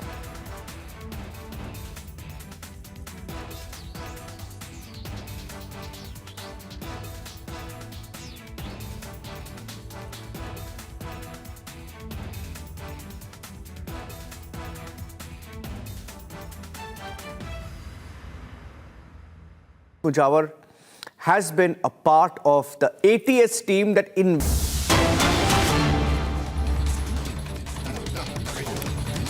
All right, viewers, getting you some updates coming in right now where we understand that ED heat on business tycoon Anil Ambani, because Anil Ambani is going to be appearing today before the probe agency ED for questioning in connection with an alleged rupees 17,000 crore worth bank loan fraud link money laundering case. He's leaving for New Delhi, so those pictures are coming in on you on your screens. The probe agency had issued summons to Anil Ambani, which has come days after the agency searched companies linked to Ambani and recovered a number of documents and computer peripherals from multiple locations. The probe agency has also returned to multiple banks seeking details of these allegations which are coming in, viewers. So we can see Anil Ambani leaving, and the ED has summoned simultaneously top executives as well with this alleged rupees 17,000 crore loan fraud case. And back-to-back updates coming in here on Republic TV, viewers, because remember that we have seen that Ambani has been directed to appear before investigators as well. Today itself, agency, however, has not released any official word or statement on this matter.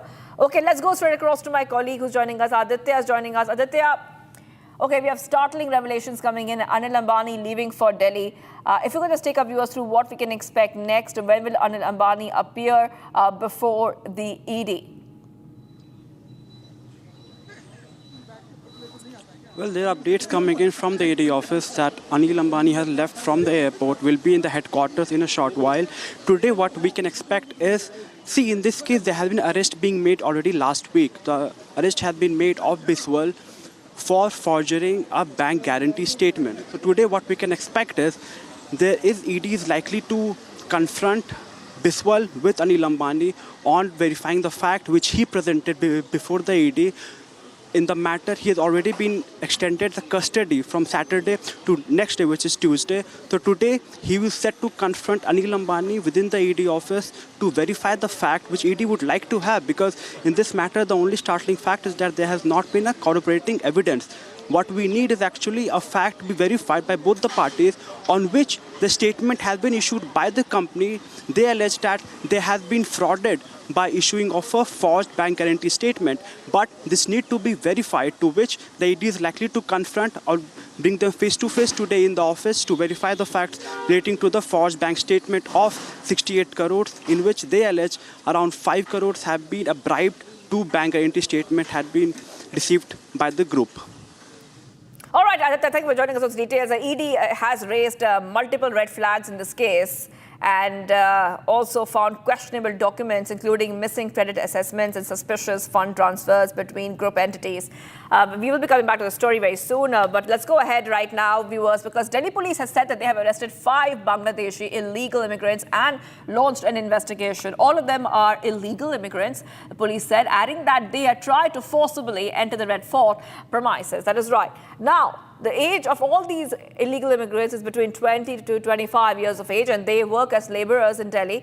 Police have now recovered some Bangladeshi documents from them. Currently, they are being interrogated. That's what the police has said. Security breached at Red Fort. I repeat, security breached at Red Fort. We'll try to, of course, get our viewers more updates, but this is what we see right now. Remember, there already has been so much of effort which is being put, I repeat, which is being put to identify and deport illegal immigrants, especially of Bangladesh origin. स्वतंत्रता दिवस से पहले ही दिल्ली के लाल किले पर बड़ी लापरवाही देखने को मिली है। आपको बता दें कि जबरन 5 बांग्लादेशी जो है लाल किला परिसर के अंदर घुसने की कोशिश कर रहे थे। फिलहाल यहां पर आप सुरक्षा देखेंगे तो सुरक्षा व्यवस्था चाक चौबंद कर दी गई है।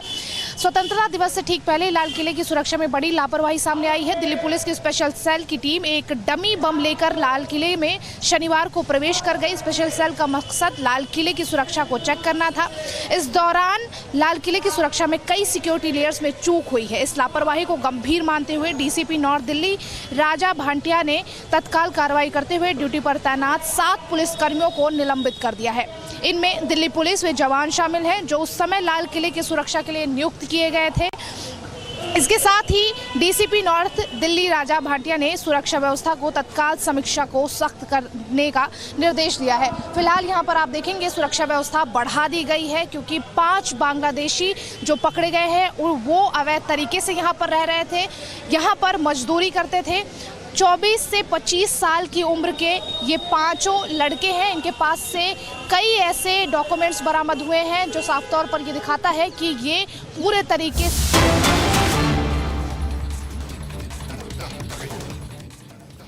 All right, pictures coming in right now, viewers. The pictures coming in from the parliament. As we keep getting you more updates, we see that the monsoon session is continuing. We can see Rajnath Singh, we can see JP Nadda, we can see Kiran Rijiju right over there on your screens, viewers. And this is just post that a very important NDA meeting which has just gotten over. I repeat, it's just gotten over. And we can see Amit Shah as well, Union Home Minister, top leaders arriving right over there after that very important NDA meeting, which has just concluded a short while back. Remember that already we saw that PM Modi was being appreciated in the key huddle for the success of Operation Sindoor. We saw that. Okay, getting some of it coming in. Anil Ambani, I repeat, it looks like Anil Ambani is going to be interrogated, remember, by the ED. So we have just cut across to these pictures which are coming in right now because Anil Ambani has been summoned by the ED. These pictures are just coming in right now. ED to question Anil Ambani today in the rupees 17,000 crore loan fraud scam. And remember that he said to appear before the ED for questioning in connection with the rupees 17,000 crore bank loan fraud and money laundering case. A summons issued on August 1st come just days after the agency conducted searches at many locations linked to Ambani, seizing documents and computer equipment as part of its ongoing investigation.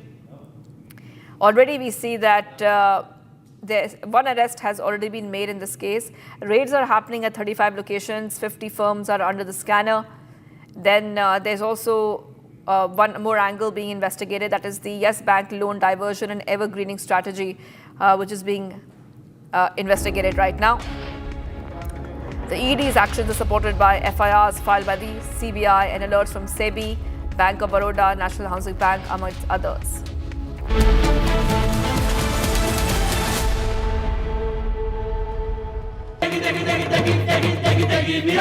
MDH की देगी मिर्च, देगी मिर्च का तड़का, अंग अंग फड़का। MDH की देगी मिर्च। केसरिया से मन जोगी हुआ रे, दिल झूमे देखो मतवारा हुआ रे। केसरिया से मन जोगी हुआ। हर पल मनाओ केसरी त्योहार। विमल, बोलो जुबान केसरी। आर प्योर सूजी पास्ता उबालो मिलाओ और खाओ 8 मिनट में तैयार। क्या टेस्ट है सबका राजा R pure masala. The Indian economy has been the fastest growing G20 economy for 8 of the last 11 years.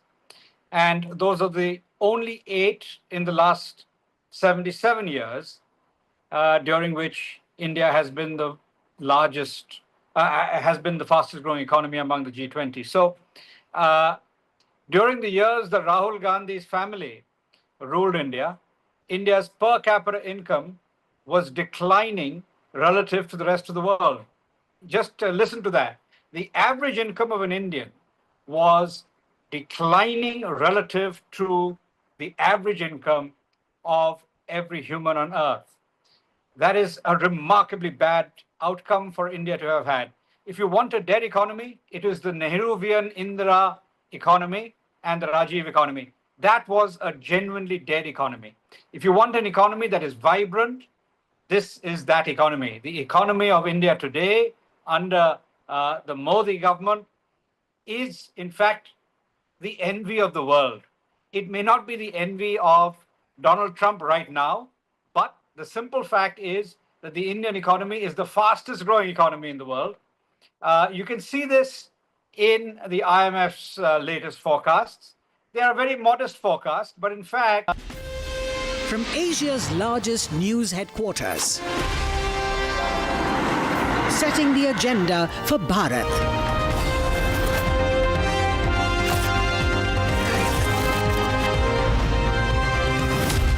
You're watching Republic.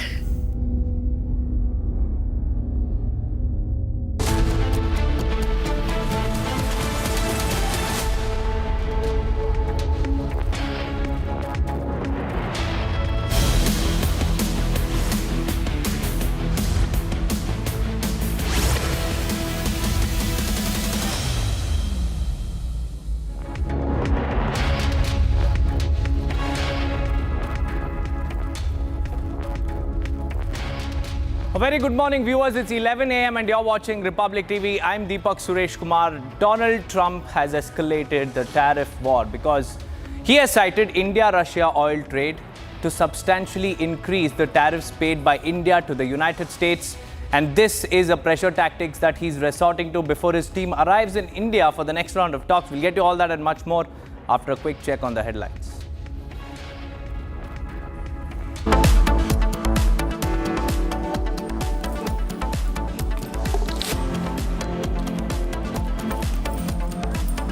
PM Modi felicitated by NDA MPs on the success of Operation Sindoor.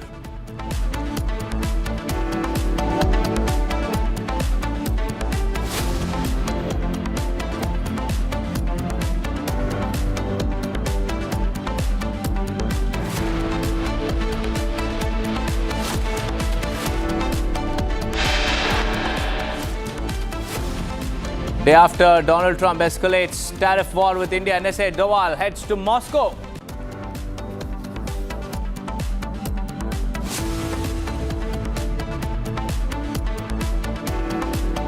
Russia responds to Trump's tariff escalation, says sanctions won't stop global shift.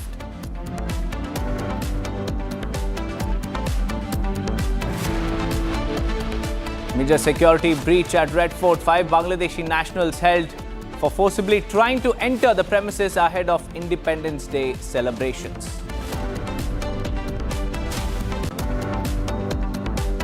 Anil Ambani is summoned in the 17,000 crore loan fraud case. He arrives at the Enforcement Directorate's headquarters.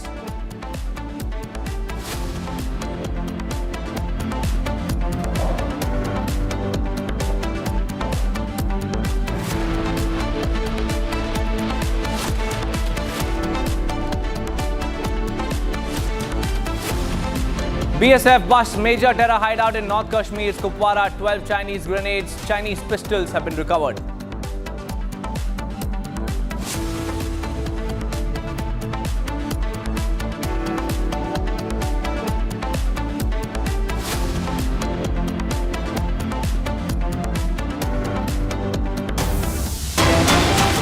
Well, viewers, we have some big breaking news coming in, and this as far as Anil Ambani's summons by the ED is concerned. He has appeared before the Enforcement Directorate, this in connection with the 17,000 crore loan fraud.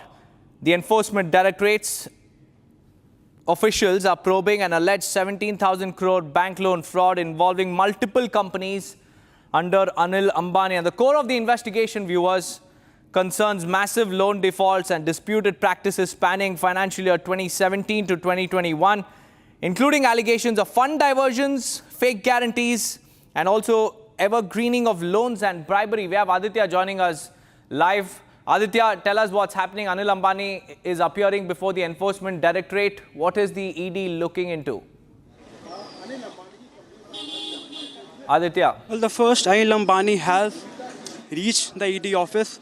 First of all, Anil Ambani has reached the ED office today, and today the investigation is all about a fact, about verifying facts that whether a forged bank guarantee of 5.40 crores were issued by the Biswal to the Reliance Group to get a bank guarantee of 68.2 crores. Now this is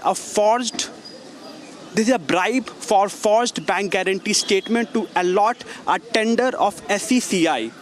This is the first matter on which the ED is set to confront the Biswal and Anil Ambani in the same room, on the same table, to verify the fact.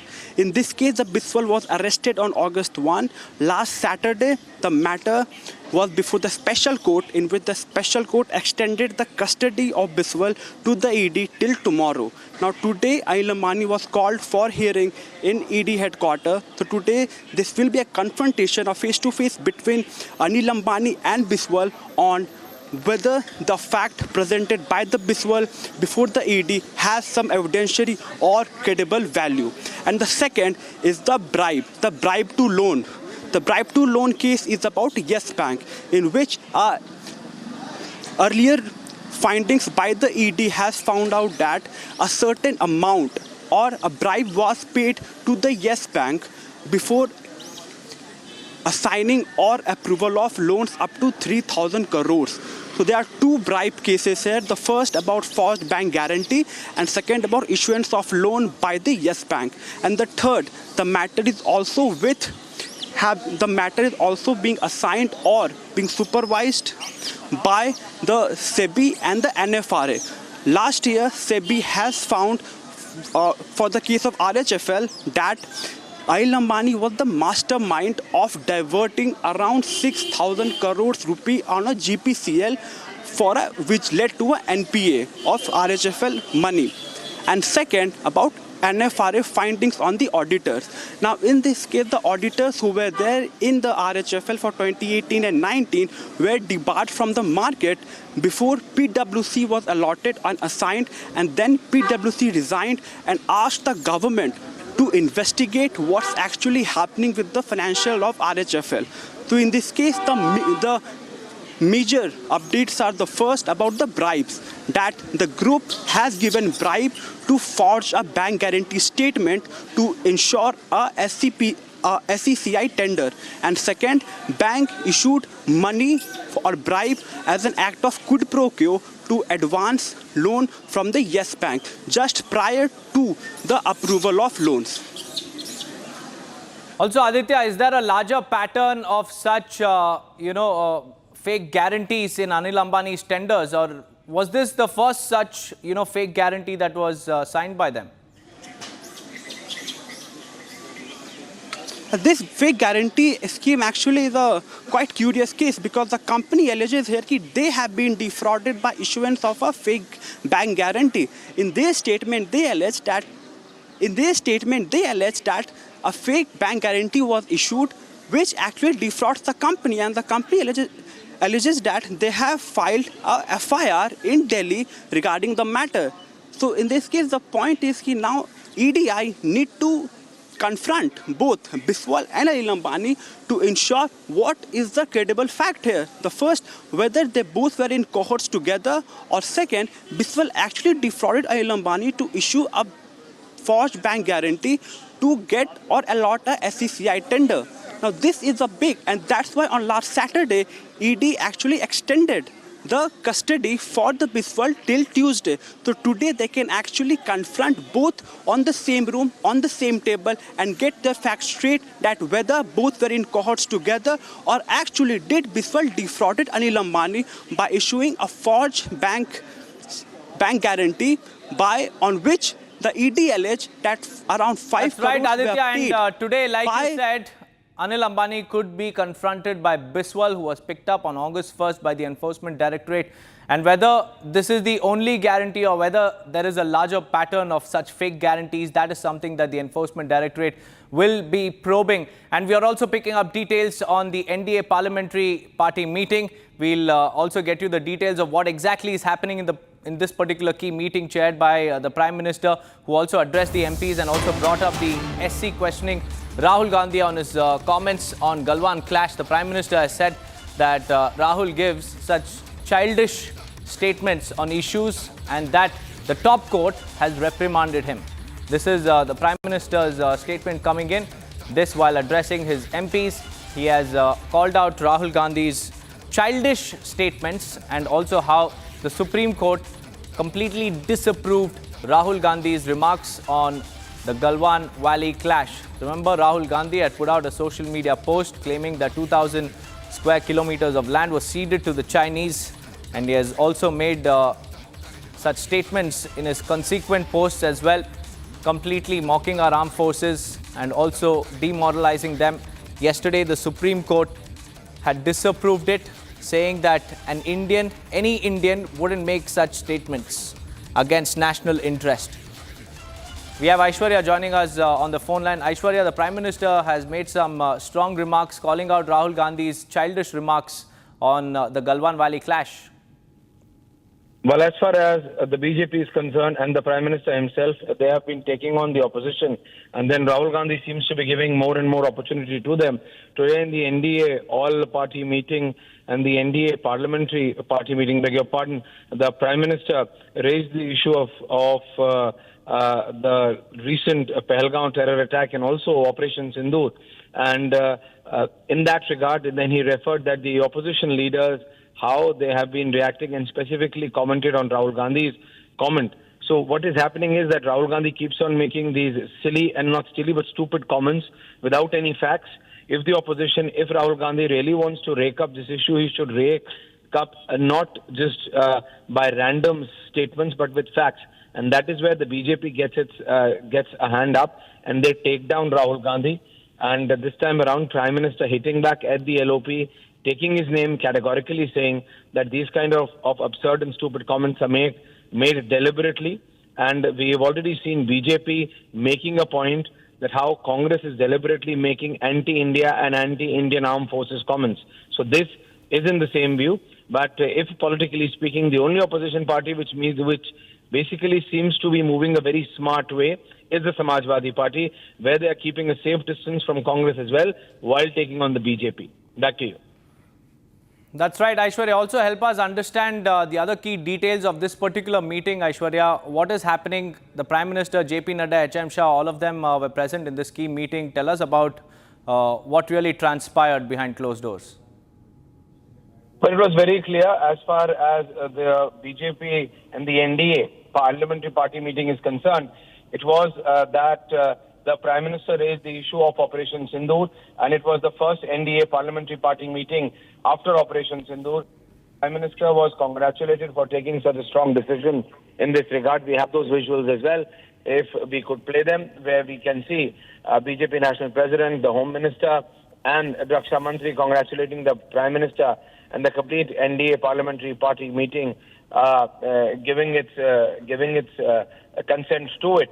Also, what we are being told, that specific issue of Pakistan, POK, all of these were discussed. And in the same regard, the comment of the leader of opposition. Right, Aishwarya, I'm sorry to cut you short here, but we also have Udit Raj, Congress leader, joining us on the phone line. A very good morning to you, Mr. Udit Raj. Yesterday, the Supreme Court has disapproved Rahul Gandhi's statement, saying that these are unsubstantiated claims made by your party's LOP. How do you react on it? It's of political issues, and then of course by going by this standard, then there are 1,000 things which Mr. Modi has to prove. And they had said that Hindus are in danger. Can they prove it? Then, of course, a judge has not, judge opinion is not welcome opinion, and it is a biased opinion. And, of course, the purview and jurisdiction of judiciary is to interpret the law, not to interfere in political issues, and not to guide and instruct that who will... Sir, how do you respond to PM Modi's remark? He has said that Rahul Gandhi's statements are childish and often he makes them, and this time as well, he is, his party and his India bloc are going against Operation Sindoor, which is like digging their own graves. This is exactly what the PM has said. See, what happened, whatever Rahulji had been saying, eventually that proves. Be it a farm law, be it COVID-19, be it unemployment, be it a foreign policy of India, and on the floor of the parliament, Rahulji had said that biggest crime was done by Modi government by bringing China and Pakistan together. And that finally proved during Indo-Pak war. So what happened that it's a subjective thing. If the judge has spoken, then definitely Mr. Modi lies, and of course, and he is a failed prime minister at all front. Of course, he lies and lies, and we don't take him seriously because he had made the joke of the country all over the world, globally. Right, Mr. Udit Raj, thank you for joining us live on this broadcast. Let me also go across to my colleague Tanisha, who's joining. In fact, before I go to Tanisha, let me go to Shehzad Poonawalla. Shehzad, every single time it is the Congress party that's scoring a self-goal by going against national interest. Rahul Gandhi's, unsubstantiated claims were called out by the Supreme Court. And now the Prime Minister has also made a very, very strong remark as far as opposition's stand is concerned.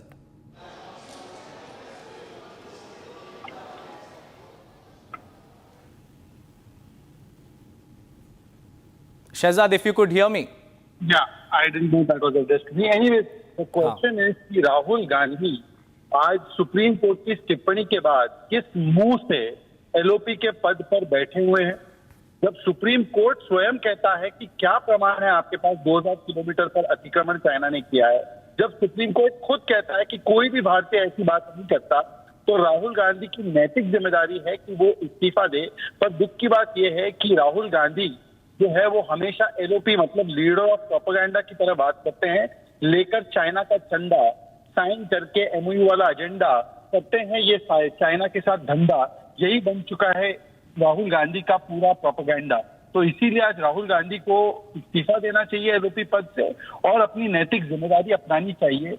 और राहुल गांधी जिस प्रकार से बार बार China के लिए झूठ बोलते हैं, उन्होंने बोला एक बार 1000 स्क्वायर किलोमीटर, दूसरी बार 2000 स्क्वायर किलोमीटर, तीसरी बार 44,000 स्क्वायर किलोमीटर और चौथी बार 4000 किलोमीटर। तो कौन सा आंकड़ा सही है?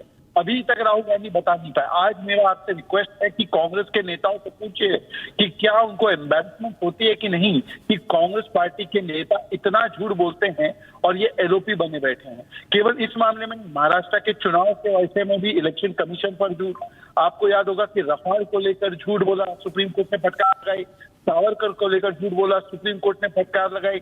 इसके बाद उन्होंने पेगासस को लेकर, एचएएल को लेकर, एसबीआई को लेकर, एलआईसी को लेकर झूठ पे झूठ। ये राजनीति के पिनोकियो है। You know who is Pinocchio? He was an Italian whose nose used to grow longer and longer when he used to lie. This Rahul Gandhi is the modern day Pinocchio of Indian politics. Also, Shehzad, what's even more shocking is the fact that Udit Raj has said that the Supreme Court's observations are biased. They're casting aspersions on the topmost court as well now. देखिए, उदित राज जो है वो supreme court से भी ज्यादा supreme है।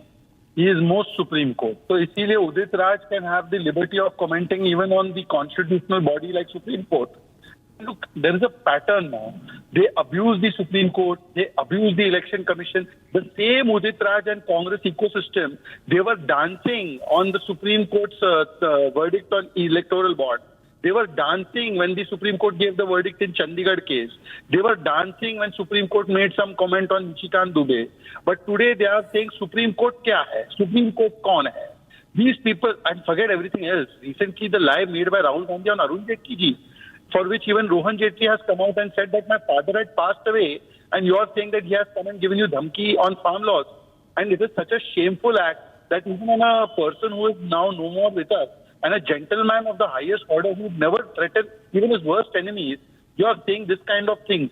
So Rahul Gandhi is the perennial Pinocchio of Indian politics. Right, Shahzad, thank you for joining us on this broadcast. In fact, let me go across to my colleague Tanisha as well. Tanisha, this is a pattern that the BJP claims is very, very prevalent with Rahul Gandhi. Every single time he comes out with a statement with no substantial backing. And the Supreme Court has also called him out. PM Modi has called it childish. Tell us more. Well, absolutely, Deepak. Let's start from the top where the key NDA meeting, remember, comes also in the time when there is logjam in the parliament, when the Supreme Court has rebuked Rahul Gandhi, has disapproved his statement, to be precise, and be politically correct there.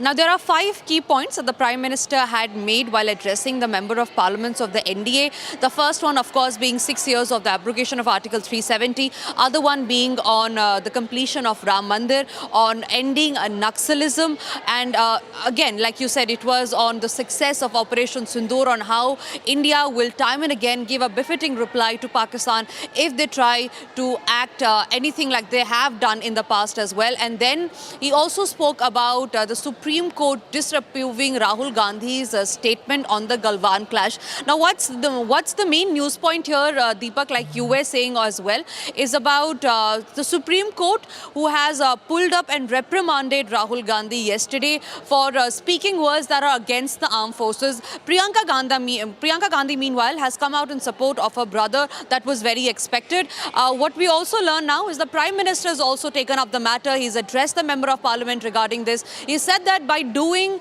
and insulting the armed forces, Rahul Gandhi is doing nothing but just hitting the axe on his foot. And he's been insulting the armed forces. He's spreading a false narrative by our armed forces.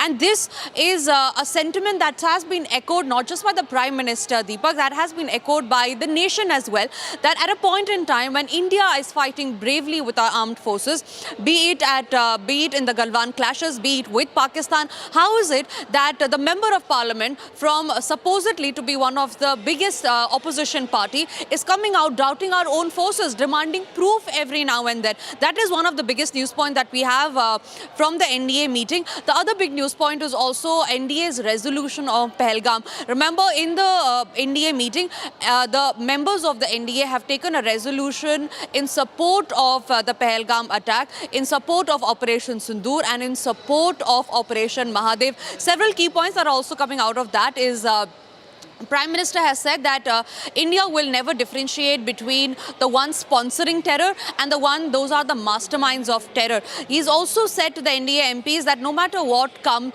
India will not bow down in front of anybody, and India will never be threatened by a nuclear blackmail, thereby sending a very strong message to the world. Deepak.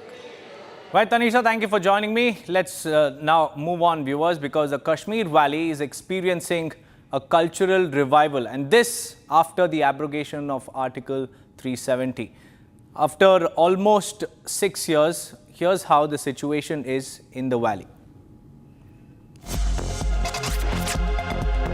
After decades of violence that forced cinemas to shut down in the 1990s, the Kashmir Valley is witnessing a resurgence of cinematic culture with theatres reopening. This revival, following the abrogation of 370, symbolizes a normalcy and a step towards the Naya Kashmir. The reopening of cinemas not only reflects improved security, but also marks a cultural reclaiming, offering a glimmer of hope and change in the region's public life. Things have changed in the Kashmir Valley after the abrogation of Article 370 and 35A. We have seen in the Kashmir Valley, if we'll talk about the 90s, during the insurgency, we have seen that the cinemas were shut forcefully by the various terror groups across the Kashmir Valley. But after the abrogation of Article 370, we have seen that these cinemas are back in the Kashmir Valley. And you can see here in the visuals, if my Vijay can pan camera to from this very side, and you can see the beautiful structure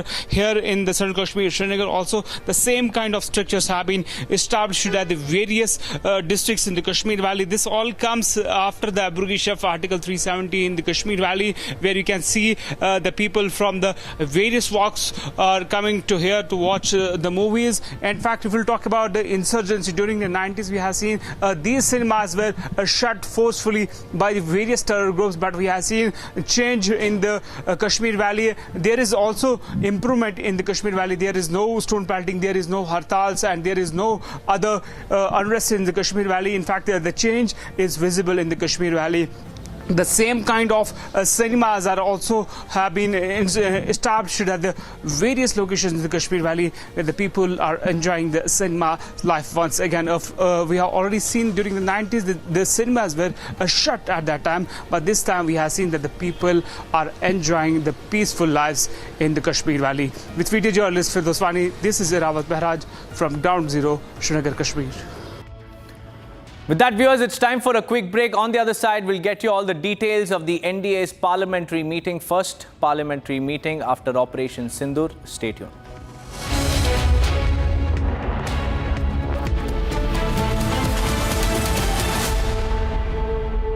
थोड़े में ज्यादा स्वाद ये तो है इसकी खास बात। वाओ मामा, क्या स्वाद है? अरे मेरे राजा, राजा मसाला।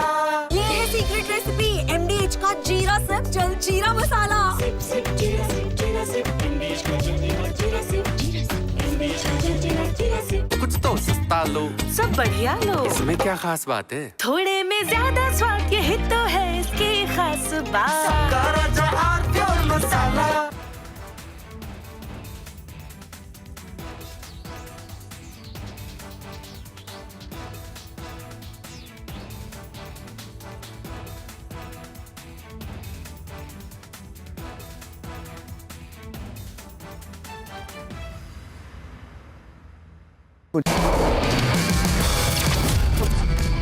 Republic TV and R4 Sports, they are trying to do something big in sports. They are dreaming something big. They are trying to take out all the untold stories from the athletes, from the academies, and from other sports stakeholders. And I guess this should be there in the national stage. The R4 Sports and Republic TV.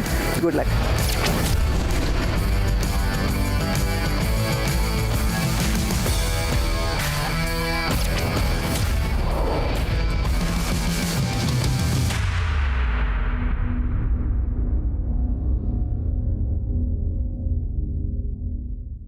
MDH की हल्दी मिर्ची धनिया करे कमाल, ये रंग दे, ये खुशबू दे, ये तीखा, ये कम पड़े, क्या निराला MDH masala.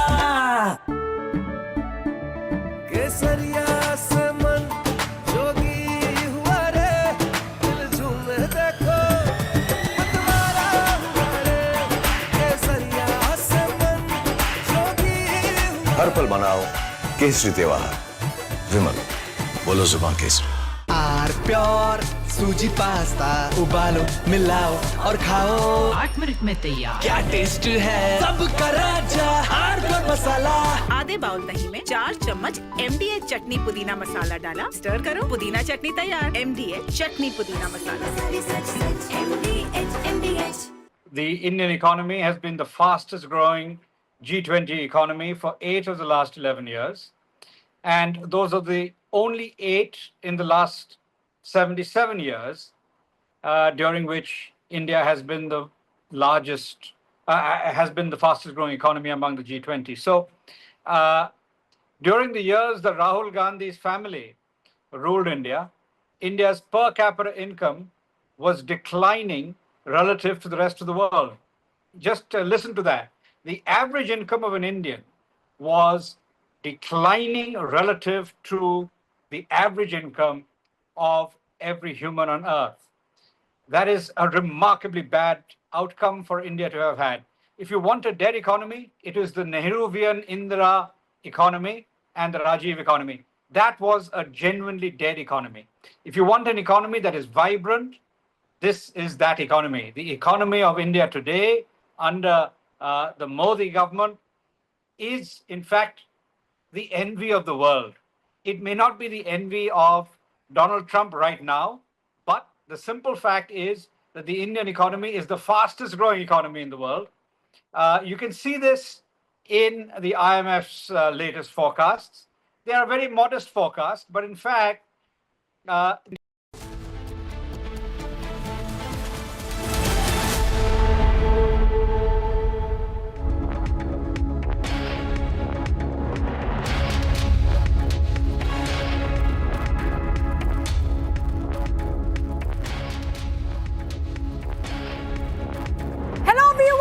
we are live and breaking. I'm Shivangi Shukla getting you the latest coming in, and Donald Trump's threats of fresh tariffs has not gone too well with India. India says we will protect our self-interest and our national interest above all. Strong message being sent from India to Donald Trump. We have much more lined up, but the headlines first. Let's get started.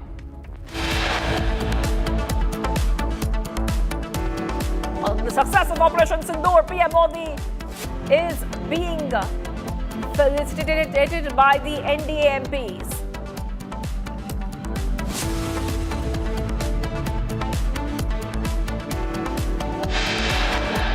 Prime Minister Modi takes on Rahul Gandhi, says Supreme Court reprimanded him for childish comments.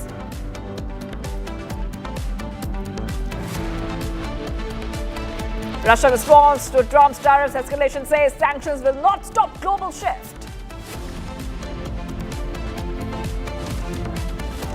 Security breach at Red Fort. 5 Bangladeshi nationals held for forcibly trying to enter premises ahead of Independence Day. Anil Ambani summoned in rupees 17,000 crore loan fraud case. He arrives at ED headquarters.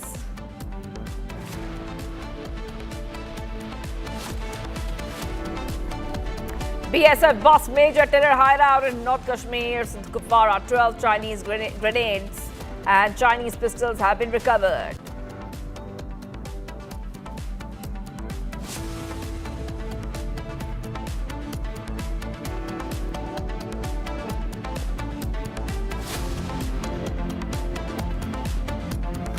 Viewers, getting you some updates coming in on US President Trump saying that he will substantially raise tariffs on India over Russian oil purchases. Congress has now said that the India-US friendship has proven to be very expensive.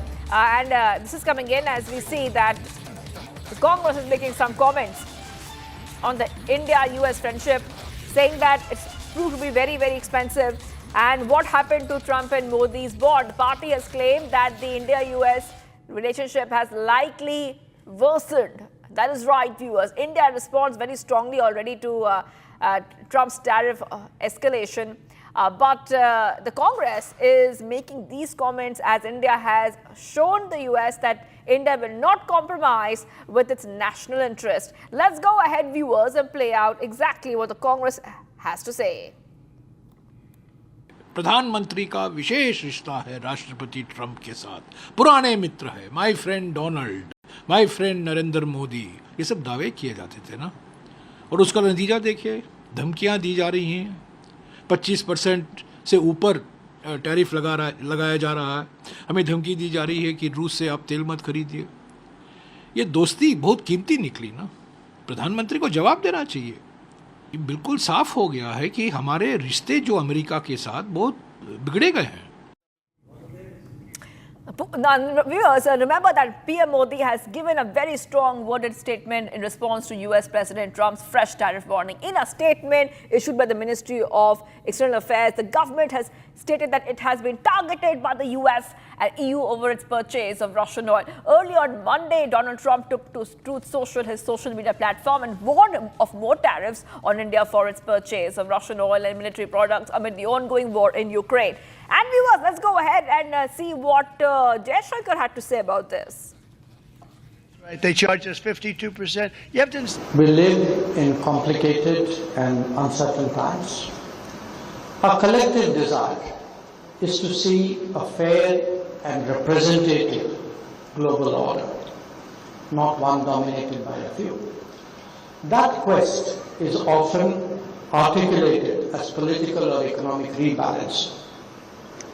But I want to say this to you. obtaining respect and ensuring dignity for societies can also be achieved through cultural prowess, especially through cultural prowess.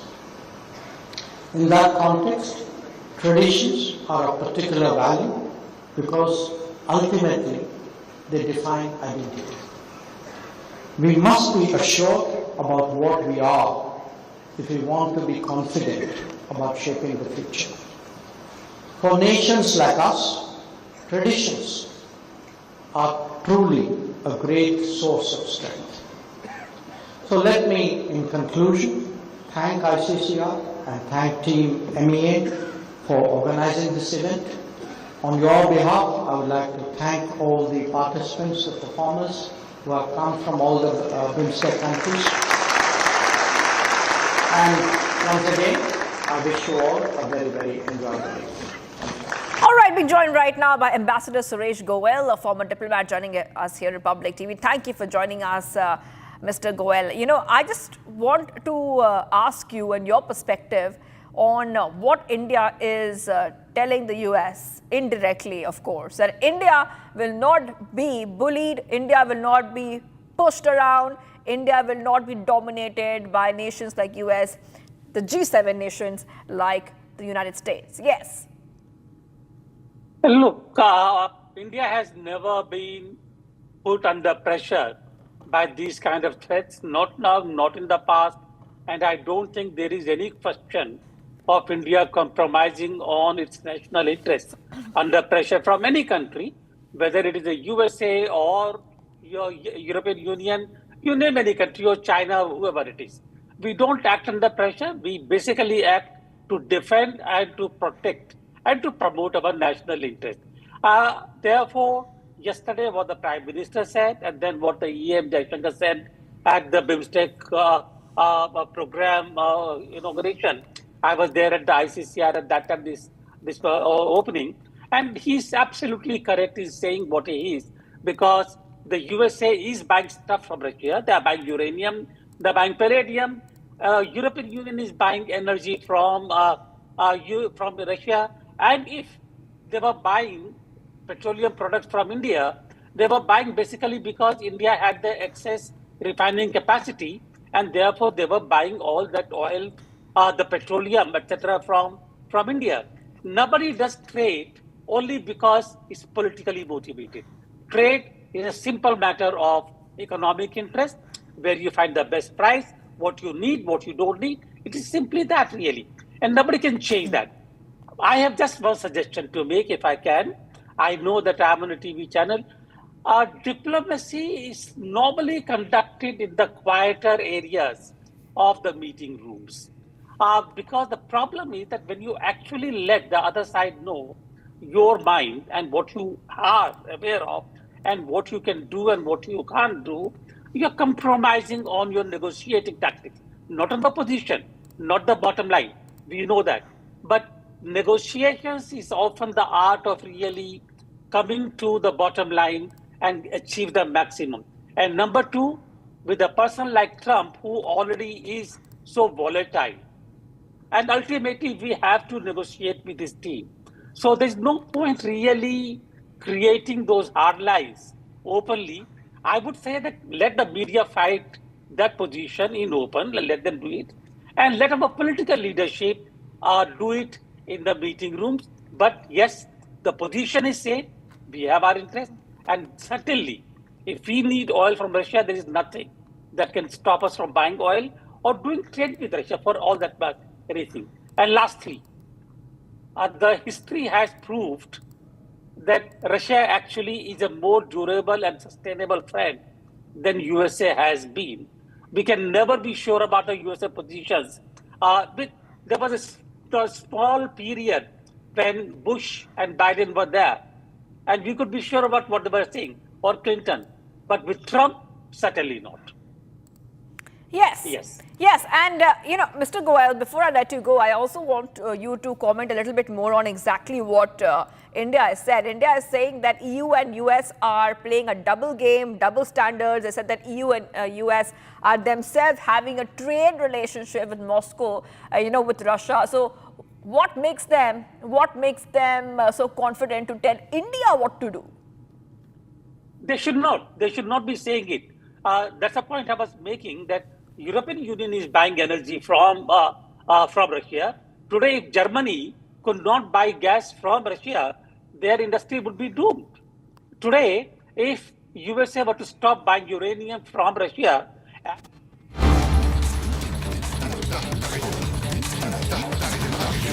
काम करने का तरीका नहीं होता। मैंने कई बार कहा, ओ madam जी सुन लीजिए, मैंने इन लोगों को कई बार कहा, 40 साल से ज्यादा ऑपोजिशन में रहा हूं, कुछ मेरे से ट्यूशन ले लो, मैं बता दूंगा ऑपोजिशन कैसे करना आता है। अभी नए हो, अभी तो 10 ही साल हुए हैं, अभी 30-40 साल रहना है, मेरे से ट्यूशन ले लो, मैं बताऊंगा आपको ऑपोजिशन कैसे होती है। दूसरी बात, जो माननीय लीडर ऑफ ऑपोजिशन ने कहा कि डिस्टर्बेंस करना, ये अरुण जेटली जी ने कहा था, मैं फिर कहता हूं, डिस्टर्बेंस के बहुत से तरीके हैं, इसलिए हमसे ट्यूशन ले लो। लेकिन इन डेमोक्रेसी अगर आप लाठी भांजे और आपकी लाठी मेरे नाक को लगे तो your democracy ends where my nose starts. और इसलिए मैं बोलना चाहता हूं कि इनकी डेमोक्रेसी वहां समाप्त हो जाती है जब वो अपने स्थान को छोड़ करके किसी व्यक्ति को, जिसको बोलने का अधिकार है रूलिंग पार्टी में, उसको डिस्टर्ब करते हैं, उसके बगल में नारे लगाते हैं। ये अनडेमोक्रेटिक भी है। This is not disturbance, this is anarchism, और ये एनार्किज्म करने की कोशिश करते हैं, इसको हमको समझना चाहिए। तीसरी बात, आपने डिस्टर्बेंस के विषय के बारे में कहा, और जो आपने बाद में ऑब्जर्वेशंस दी हैं, वो ऑब्जर्वेशंस बहुत ही महत्वपूर्ण है, जिसको हमको सदा के लिए ध्यान में रखना चाहिए। Any person who is in the house to maintain discipline and decorum by the order of the chair is a marshal. He is not any member of any paramilitary forces. He is considered to be a marshal, and that is why he is here. तकलीफ इनको इस बात की है कि इन्होंने discipline को जब लागू आपने किया तो इनको जो एनार्किज्म करने का छूट थी उसको आपने रोक लगाया। उसके लिए मैं आपको बहुत बहुत धन्यवाद देता हूं। और साथ ही जो ऑब्जर्वेशंस आपने दी हैं वो ऑब्जर्वेशंस बहुत सही हैं, हिस्टोरिकल हैं, रेफरेंस के काम आएंगी और आगे वो रेफरेंस पॉइंट बनेंगे, ऐसा मेरा मानना है। माननीय सदस्यगण, casting aspiration on chair will not go on record as per rules. Tiruchi ji, हाँ, आप अपनी सीट पे go back to your seats. Tiruchi ji will speak, no problem. Sir, first of all, sir, I humbly request you to give a patient hearing. For more than half an hour, you have made some observations which have gone on record unto the people. This is the Council of States. Different political parties are here. We should also be heard, sir. When an issue has come up, at least a point of order must be accorded. Leader of opposition spoke. The leader of house also spoke. He said that he has got democratic right. We too have democratic right. Sir, so we must be also... That I have given to you. Sir, whatever observations you have made, we have got our reservation. That is entirely different. What the leader of opposition gave a letter was that the other day you call the leader of the house very rightly said they are considered to be marshals. They are not the dedicated security forces of the parliament who were here earlier. They have all been out. These are some other forces which are now named as marshals. That is different, sir. Sir, let me remind you. You said the rules of this house was laid down by the great Vittal Bhoy Patel. No, not rules, sir. I told this marshal and security service was started by. Sir, I would like to recall, sir. Vittal Bhoy Patel was the chairperson of this house once. In the Central Legislative Assembly, the day after Bhagat Singh threw the bomb in the Central Legislative Assembly, the next day the security forces trooped in. He said, who allowed you to govern? He told the home minister, then the called home member, either you send them or you go out. That is what he has laid down, Vital Bhai Patel. Sir, let me tell, sir. Yes. As leader of the house very rightly said, Mr. Arun Jaitley, who has been the leader of the house, the leader of the opposition, part and parcel of democracy is disruption of the parliament. When I said, give me a patent here. 1 minute. Give me 1 minute. Why the opposition parties are agitating, sir? We are asking for a discussion. Maybe on any issue. The ruling party should come to the chamber in a BAC or something. They should also say we are prepared for a discussion. The parliament is meant for debate, deliberation and decision. Whereas there is no debate means we are insisting for a debate. So when we are raising our voice, we are being interpreted outside that the opposition parties are disrupting the house. Thank you. And that time, sir, why those people should make a CGI? Why should they group into really an indignity to the members of parliament? We consider it as an insult, sir. Why you should be treated? He has never attempted to do anything out of the way. Undemocratic. Why was treated like that, sir? Who allowed them to come inside? Sir, you are the authority of the house. Mr. You are the authority. Whose permission they came here? Did you order for them to come into the hall of the house? Did they troop into the red? No, at 2 p.m. It's not.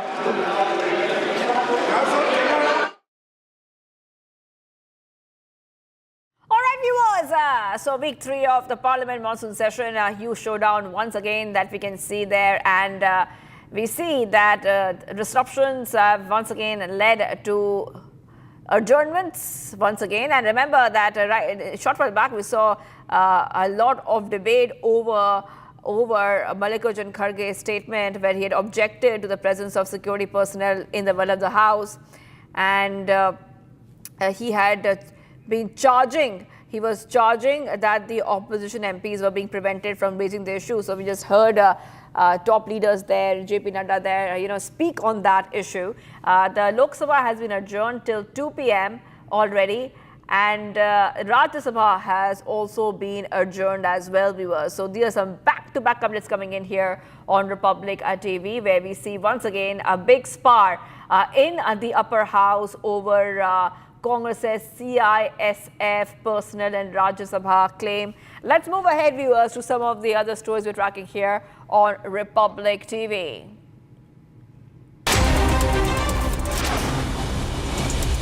The bus services across Karnataka were severely disrupted as transport workers began an indefinite strike over pending salaries and wage revision demands. Despite a high court stay order, unions proceeded, leaving thousands of commuters stranded.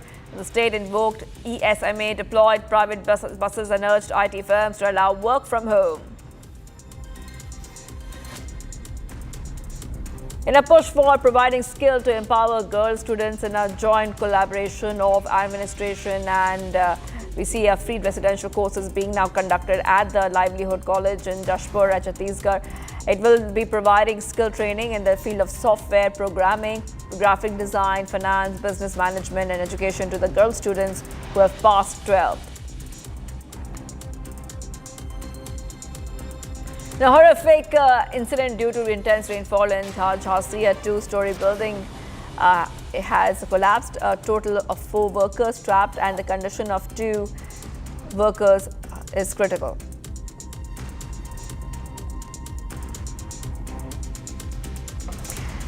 Attempt to rob an ATM machine in Chhatrapati Sambhaji Nagar in Maharashtra. The thieves tried to break the ATM machine of SBI ATM by pulling it with the help of Thar. Now, the incident was caught on CCTV cameras and that was installed in the cabin were also damaged. Attempts were also made to open the cover of the ATM with a screwdriver.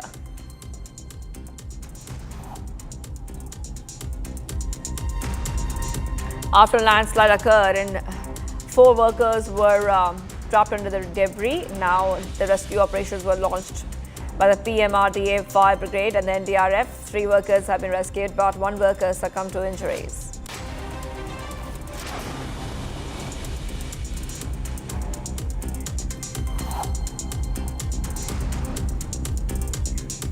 And viewers, Delhi police have said that they have arrested 5 Bangladeshi illegal immigrants and launched an investigation. All of them are illegal immigrants, police said, adding that they tried to forcibly enter the Red Fort premises. Now, the age of all of them is between 20 to 25 years of age, and they work as laborers in Delhi. The police have recovered some Bangladeshi documents from them. Currently, they are being interrogated, police said. Let's go ahead and play out this report. लाल किले में अवैध रूप से घुसपैठ करने वाले 5 बांग्लादेशियों को Delhi police ने गिरफ्तार किया और 5 से जब पूछताछ की गई तो रात में 6ठे बांग्लादेशी को भी दिल्ली पुलिस ने पकड़ा। तस्वीरें आप यहां पर देख रहे हैं। ये 6 अवैध रूप से भारत में आए बांग्लादेशी है जिनको अब डिपोर्ट करने का जो काम है वो संभवतः दिल्ली पुलिस द्वारा किया जा रहा है। 15 अगस्त को लेकर लाल किले पर तमाम तैयारियां हैं। उसी चेकिंग के दौरान 5 जो अवैध रूप से बांग्लादेशी भारत में आए थे वो लाल किले के अंदर घुसने की कोशिश कर रहे थे।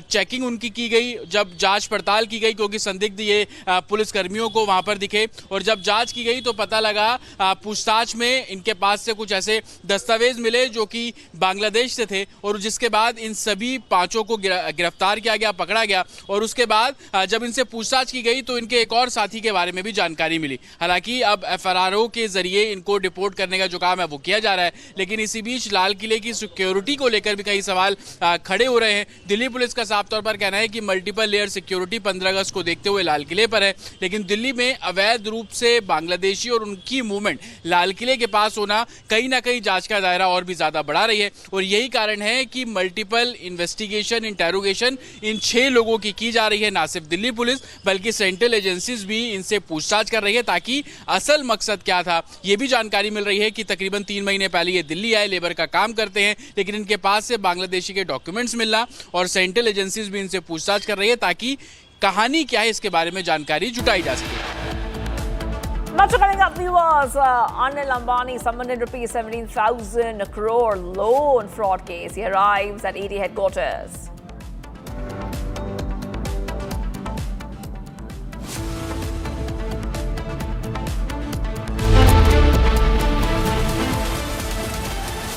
थोड़े में ज्यादा स्वाद, ये तो है इसकी खास बात। वाओ मामा, क्या स्वाद है? अरे मेरे राजा, इसको घर पे लगाओगे तो शादी का तो पता नहीं, पर घर पक्का नहीं टूटेगा। रुंगटा नहीं तो घर स्ट्रॉन्ग नहीं। रुंगटा स्टील TMT बार एकदम सॉलिड। पहाड़ों में एक हाइकिंग स्टिक भी बन सकती है। दादी के हाथों का जादू और खुशबू से महकता घर, माँ की मुस्कुराहट और खाने की सुगंध। MDH गरम मसाला, क्योंकि हर रिश्ता है स्वाद से जुड़ा।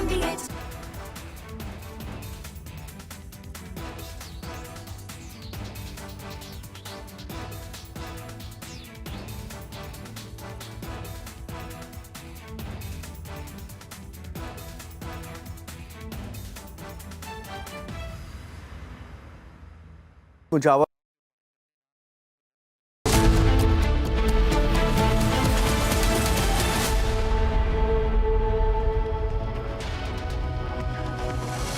And viewers, tensions have sharply escalated between India and the United States following critical remarks by US President Trump over India's oil imports from Russia. The controversy rooted in energy trade dynamics amid the ongoing Ukraine conflict has drawn strong responses from both the sides, with India firmly defending its policy decisions and exposing what it terms as Western double standards. Here's more to the story.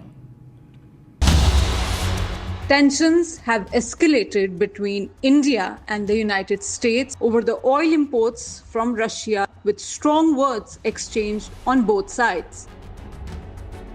In a scathing post on social media, US President Donald Trump accused India of purchasing massive quantities of Russian oil and then reselling it on the open market for profit.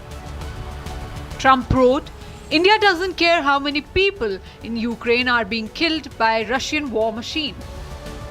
Citing this, Trump announced that he will be substantially raising tariffs on Indian goods entering the United States.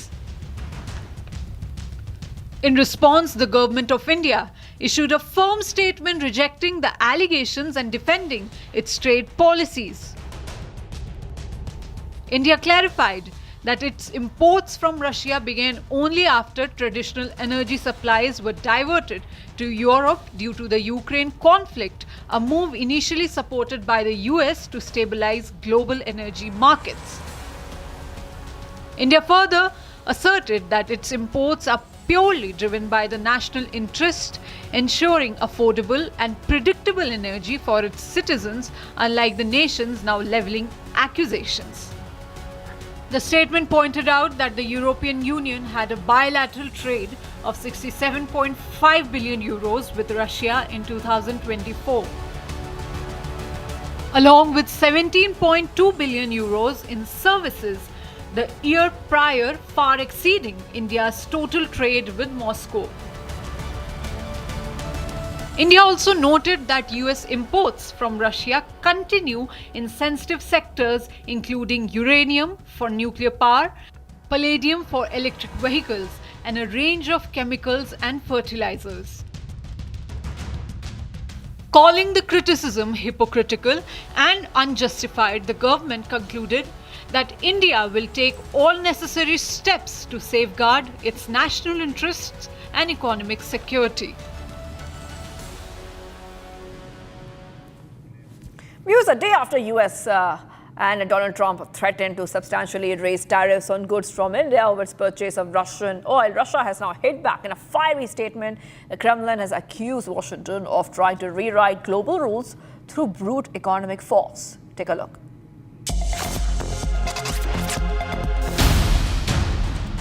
US President Donald Trump has once again stirred controversy, threatening to impose heavy tariffs on India for buying cheap Russian oil and reselling it. Russia has now hit back, calling the US threats an example of neo-colonial bullying. Moscow says India is being punished for simply prioritizing its own energy security. Kremlin spokesperson Maria Zakharova said history won't wait for tariffs. She added that the world is changing and that Washington can no longer dictate global affairs. Russia also praised India's independent foreign policy, saying energy cooperation between sovereign nations cannot be dictated by Western powers. The message from Moscow is loud and clear. The age of sanctions and threats is fading, and multipolar partnerships like India-Russia are here to stay. And we were taking a short break, but we will be going ahead. Indian Army issue statement takes a dig at US for supplying arms to Pakistan. Plus, Prime Minister Modi takes on Rahul Gandhi. He says Supreme Court reprimanded him for childish comments.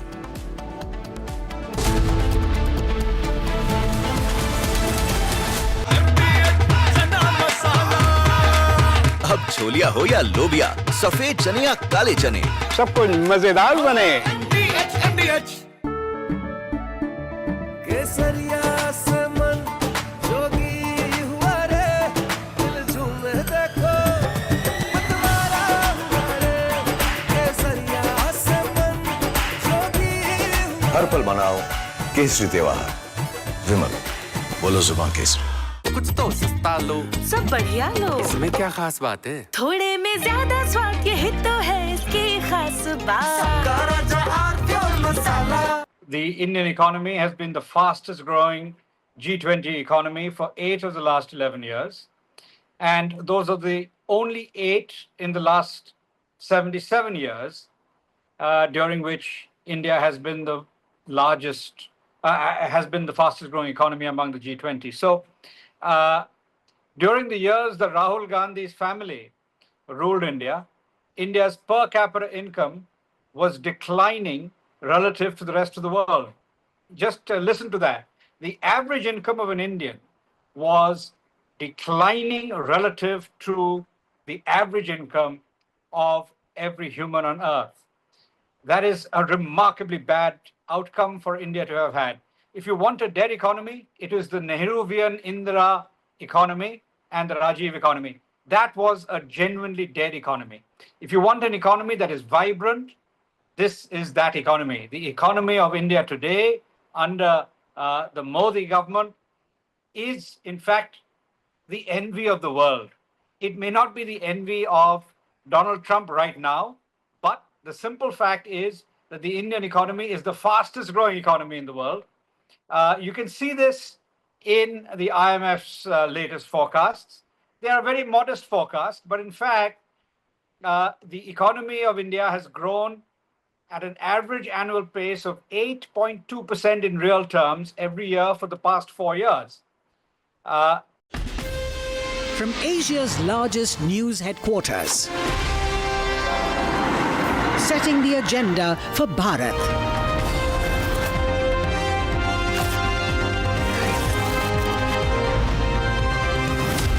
You're watching Republic.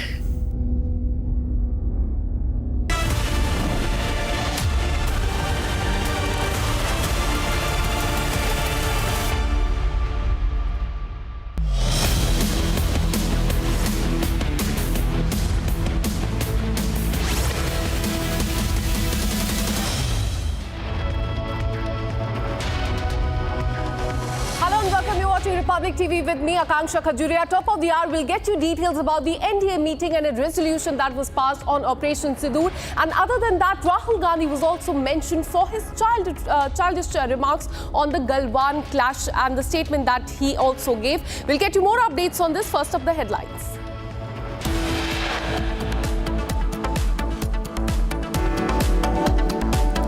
On the success of Operation Sindoor, Prime Minister felicitated by NDA MPs. Prime Minister Modi takes on Rahul Gandhi, says Supreme Court reprimanded him for the childish comments.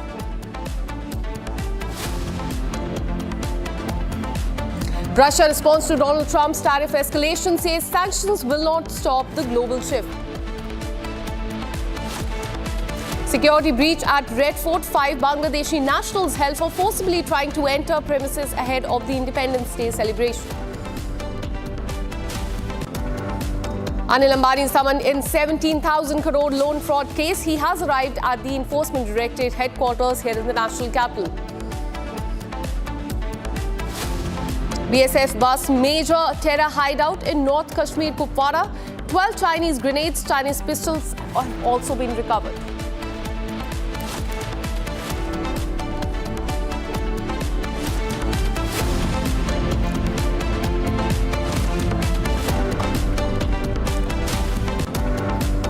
Let's start with the breaking news coming in. As far as the Indian Army's comment on US is concerned, the Eastern Command of the Indian Army has shared an old newspaper clip from 1971 that discusses how the US has been arming Pakistan for decades in the build-up for the 1971 war. An old newspaper clip that we will just show you on the screen, dated August 5th, 1971, was shared by the Eastern Command, showing how US government has been supplying arms to Pakistan for decades. And this is what, in fact, there on the screen, you can see that this is, in fact, an old article dated 5th August 1971 that has been shared by Indian Army, slamming Pakistan and also slamming the United States for supplying arms to Pakistan back in 1971. And this, in a way, has exposed United States for its claim that India is funding the Russia war. And now look how they also, in fact, when it comes to 1971 war, how they were supplying arms worth $2 billion that was shipped to Pakistan. And they've been doing this since 1954. And we're learning as through this article that helicopters, submarines and arms were supplied to Pakistan by the United States in 1971 as well. And this is how Indian Army has countered the US claim recently that how India is funding the Russia war. Let me go across to Major Samar Paltur. Thank you so much, sir, for speaking to Republic TV. We showed our viewers the article that has been shared by the Indian Army in which they have countered US because recently United States has said that how India is funding the Russian war, and now countering that, as you can see on the screen, we have posted how US supplied arms to Pakistan in 1971 war. Your first reaction? I mean, Akansha, if you can really see the sinister designs of the United States, that they selected an unstable country like Pakistan, which was harboring terrorism, it was siding with a country which had a dictatorship telltale signs. And despite all that, they sidelined the democracy. The largest democracy in the world was sidelined, and they chose to side with Pakistan. As a result, today, Pakistan has a fleet of F-16 fighter aircrafts. They have 12 Bell AHZ Viper attack helicopters. They have Cobra attack helicopters. They have the Bradley armored personal carriers. And they also have in the 71 war, they had the American tanks, the Patton tanks. So that is what is worrying, that it is amply clear that which side the US is taking and what is the priority for the USA. So at the moment, I think it is really wise for Indian government not to place any order for the F-35s. And also, if they are going to go ahead with the deal, they should ask for the total transfer. If they do not do it, we cannot be held at ransom of the American women. We do not want to get blackmailed. We do not want to get entangled into the military complex, industrial complex of the United States of America. It's a dirty politics. They have been, supplying South American democracies these weapons and creating an atmosphere of instability just to get in a government that will favor the American industrial complex, the defense industrial complex. So keeping all these things in mind, it is imperative that what the Eastern Command has said is a reflection of America's priority and mindset and design. And it will be wise for India to take a neutral stand on it. And, we have our own say in it. We are... All right, we'll try and connect that line once again with Major Samarpal Tur. But there on the screen, we'll again show you that article from 1971 that has been shared by Indian Army in a way slamming United States for, on one hand, saying that India is funding the Russia war. And here, look at the United States. In 1971, they supplied, in fact, $2 billion worth of arms to Pakistan. And they've been doing that since 1954. So Indian Army, they're calling out the double standard of the United States. And this is, in fact, a news article that has been shared by Indian Army going on to say how US supplied arms worth $2 billion to Pakistan since 1954. All right, let me once again go back to Major Samarpal Tur. Sir, would you agree that now double standards of United States has been called out? Yesterday, MEO also said that on one hand, US is saying that India is funding the Russia-Ukraine war, and on the other side, they're also importing a lot of things from Russia as well, but they are hitting out just specifically at India when it comes to trading with Russia. How do you react to that as well? Basically, you see, you cannot have both sides of the coin to yourself. You have to create a balance. If they are doing trade with the Russians, they got to open the same door for other countries.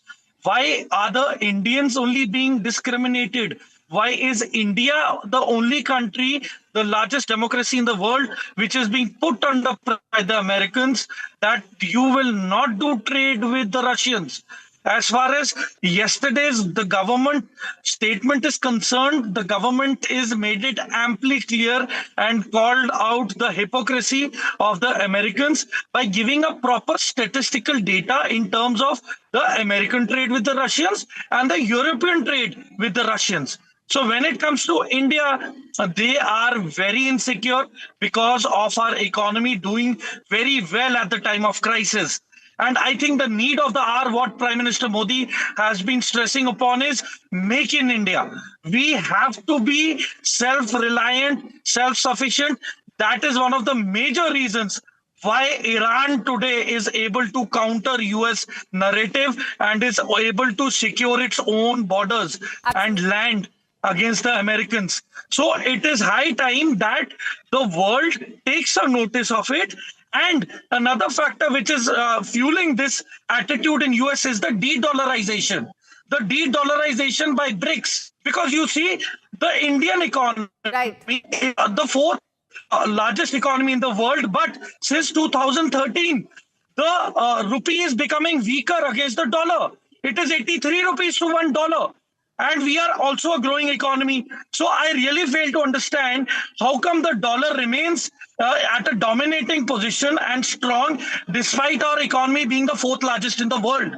So I think enough of being by the American economic policies, and it is time that we look towards Africa and Asia, where we can enhance our trade and not be dependent only on this one nation, which is putting unnecessary pressure on the other democracies of the world. So point by point expose of United States by the Indian Army there on your screen. Thanks so much, sir, for speaking to Republic TV.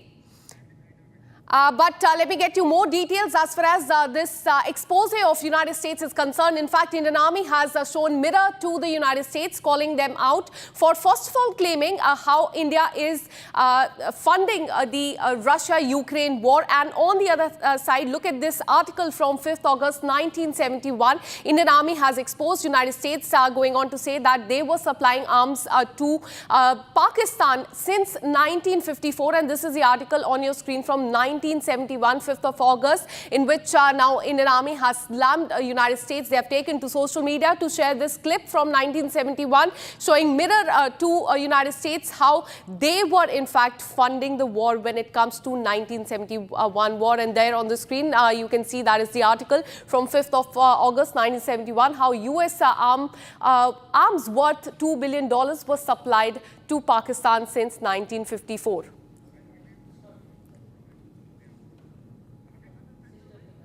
All right, so we just a while spoke to the expert there, and he also mentioned how this is the double standard of, in fact, United States. On one hand, they are saying that India is funding Russia-Ukraine war, and look at how what they did back in 1971 as well. And when it comes to MEA's point-by-point rebuttal yesterday as well, when it comes to the trade deal, US said that India is funding Russia war by taking the oil from Russia, and yesterday how MEA gave a point-by-point rebuttal on that as well. Let me go across to my colleague Kruthat, who joins us live from the newsroom. Kruthat, we've been showing our viewers this news report from 1971, how now, years later, Indian Army has shown mirror to United States, calling out their double standard. Give us more details on this. Indeed, Akansha, and it is a massive development because in the manner in which there are clear double standards here involved by the US, and particularly this is coming straight from the White House. This sudden conscience that the US president has developed over the oil and energy prices, and it's particularly India buying cheaper oil from Russia, is increasingly surprising. And this interestingly comes just a couple of weeks after the meeting was held in Scotland, where the EU chief Ursula von der Leyen had met US President Donald Trump. Perhaps those discussions would have played a role in it, because remember, it was Ursula von der Leyen's meeting, the EU president's meeting with US President Donald Trump, had also come just a week after the initial tariffs were levied by EU, where a cap was set on the Russian energy prices. So it seems that in the concerted efforts of pulling Putin back to the negotiations table, this entire energy crisis is now emerging as a larger bargaining or negotiation tactic. So it is larger to be seen on whether it is completely a bilateral issue between India or United States, or India is just caught in the crossfire of the larger Cold War era-ish restart of this matrix, where the EU and the NATO combined together along with the United States is trying to counterbalance India against Russia in this situation, and they are trying to strong arm India here. And we have seen in the sequence of replies that we saw initially and the escalation matrix that the MEA has strategically carried out. Initially, it was a very resolute response. We saw Union Minister Piyush Goyal also deliver a very standard message in a very stern voice that we will look after our national interests first. Subsequently, today we have, if you see in the MEA's reply yesterday, we particularly called out the European Union and the hypocrisy of the European Union in terms of the imports that they are getting. $15 to $16 billion worth of energy and other imports coming from Russia. What leverage do they have to question India's energy security here? Now, time and again, the Ministry of Petroleum has maintained that India's energy security remains a national security issue, and we have diversified supply chains. So it is not that India's supply of Russian oil is going to have a larger impact on the domestic markets. Right now, the entire battleground is on how EU was in fact purchasing consuming the same refined oil from Russia in India because of the same OPEC plus rules that are framed by the same stakeholders. So it is a complete state of chaos in the West. Somehow they just want to close the tap of Russian oil coming into India. Despite of all their sanctions, they have failed to even put a dent into Putin's economy. For the last 3 years, we have seen how the Russians have continued their march of aggression against Ukraine, and clearly it seems like a desperate attempt is at play to bring down the situation into the one war Trump actually had promised that he would mediate, and he has remarkably failed to do so. Absolutely, Krutat. And do tell us what your sources are saying as far as the future of this trade war between India and United States is concerned. Kansha, and the most significant development here is that there is a double game at play. You see, on 25th of August, later this month, the US negotiators are coming to New Delhi for the 6th round of negotiations. And why is this important? Just yesterday, we heard a statement in which it was said that the terms of agreement that was agreed all the way back in the month of March, even before Pahalgam terror attack happened, those were the terms of reference under which the free trade agreement was supposed to be negotiated. It was always going to be an interim trade deal. Now, Trump has been shifting the goalposts very consistently since then. Earlier, it was February, the Liberation Day, then it became April 1st, subsequently it became July 9th, then subsequently it became August 1st, then it became August 9th, so now and 7th. So we have to look at it in terms of the goalpost and shifting of the goalpost. Today is only August 5th. In the next 48 hours, anything can happen. If there can be a breakthrough, or even Trump can be compelled to push the trade tariffs back. Because remember, India obviously has a massive trade deficit in terms of we have a trade surplus with the United States. So we export a lot more to the US than they export back to us. And in this situation, US has played it very strategically. They have exempted pharmaceuticals, automobiles and electronics and various other components which are very critical to the US economy out of these tariffs, because they know as a matter of fact that these tariffs will in fact pass on the cost to the American consumer. So the tariff war escalation, America is going to negotiate, and America is still on the table. These strong arm tactics are only for the cameras. Absolutely, Kruta. Thank you so much for all the details. We'll keep coming back to you for more on this. Now, shifting our focus, we have a big breaking news coming in. As far as Rahul Gandhi's China comment is concerned, we're learning that Congress MP Priyanka Gandhi Vadra has reacted on Supreme Court's observation on Rahul Gandhi's statement. She has said, and I quote, "With all due respect to the judiciary, it is not for them to determine who is a true Indian and who is not. The judges will not decide that. Rahul Gandhi has always respected the army and our soldiers. The LOP's responsibility to question the government, and that is what he does. The government does not like it, and they do not want to answer him." Listen in to what she said. And my brother would never say anything against the army. He holds the army in the highest respect. So it is a misinterpretation. And my brother would never say anything against the army. He holds the army in the highest respect. So it is a misinterpretation. To my colleague Harsha joins us live on the broadcast with more details. Harsha, this comes on the day when Prime Minister called the statement by Rahul Gandhi childish. Now Priyanka Gandhi is defending Rahul Gandhi, that's one thing, but she's now attacking judiciary. Give us more details on this. Yes, Akansha rightly pointed out, because it's Priyanka Gandhi, sister of Rahul Gandhi, protecting her own brother by stating that he was misreported. He never spoke anything against the army, and also no one will guide and no one will ever say to my brother, to Rahul Gandhi, that he is not Indian, because he is a true Indian. She went on by saying and defending his own brother, and that is because Rahul Gandhi has these floating and peddling the false statements whenever there's any issue regarding India-China dispute. We've already heard so many BJP leaders mocking at Rahul Gandhi, and also were completely astonished with the kind of remarks Rahul Gandhi makes every time on the India-China dispute, because Union Parliamentary Affairs Minister Kiran Rijiju himself stated that it's not the first time. Even in 1962, and since 1968, India-China dispute has been there before 1968. And who was then the government in 1962? It was the Congress's government. And it is most of the time it's Congress. And now Congress is upholding and stating that pulling the central government on the India-China dispute. However, no one knows, and there was statement being made by Rahul Gandhi that 2,000 square kilometer of the land absolutely has been taken by China. Let me now bring in a national spokesperson of the Bharatiya Janata Party, Mr. R.P. Singh. Thank you so much for speaking to Republic TV. We just heard the statement coming in from Priyanka Gandhi. She has supported her brother, and that's understandable. But she has attacked the judiciary for reprimanding Rahul Gandhi as far as his comment is concerned. Your first reaction to this? Well, she said, "Ye just judge nahi tay karenge." What you say, judge comment on that, has commented on that. You said that more than 2,000 kilometer land has been occupied by China. although General Narwane, then General, is on record that not an inch of land has been occupied by China or anyone else. But that's how the Congress party or the lead dynasty of the Congress party is. They feel they are privileged or they are probably entitled class and they can comment anything. You know, he said, हमारे सेना के लोगों को हमारे सेना के लोग पिट गए. There was no proof of that. There was nothing on record about that. But he said so to demoralize the Indian Army. And when you say that 2,000 kilometers land has been occupied, although he has revised the figure many times, saying one time he said 1,000, another time he said 4,000, another time he said 4,000 square kilometers. So, but that clearly shows that he is, because his political statements, he's trying to rope in army into it and trying to defame the army, that army is not capable enough to handle our borders. So, court on that basis has asked him question that if you were true Indian, you would have not said all this.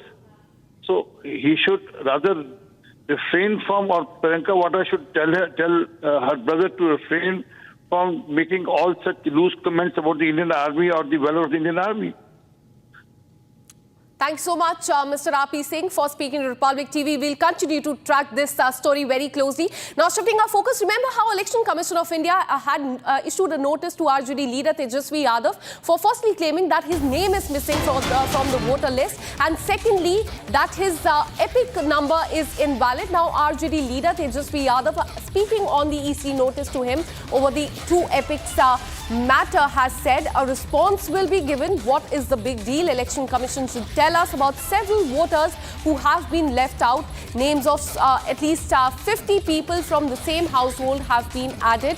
There are several such issues that have come to the fore as far as this voter survey is concerned, and we will send the same to the Election Commission and present our side before the court. So this is reaction that is coming from Tejasvi Yadav after Election Commission in fact asked for the verification of his voter ID. The first claim that he had made is that his name is missing from the voter list. Now he has defended himself. Listen into what he said.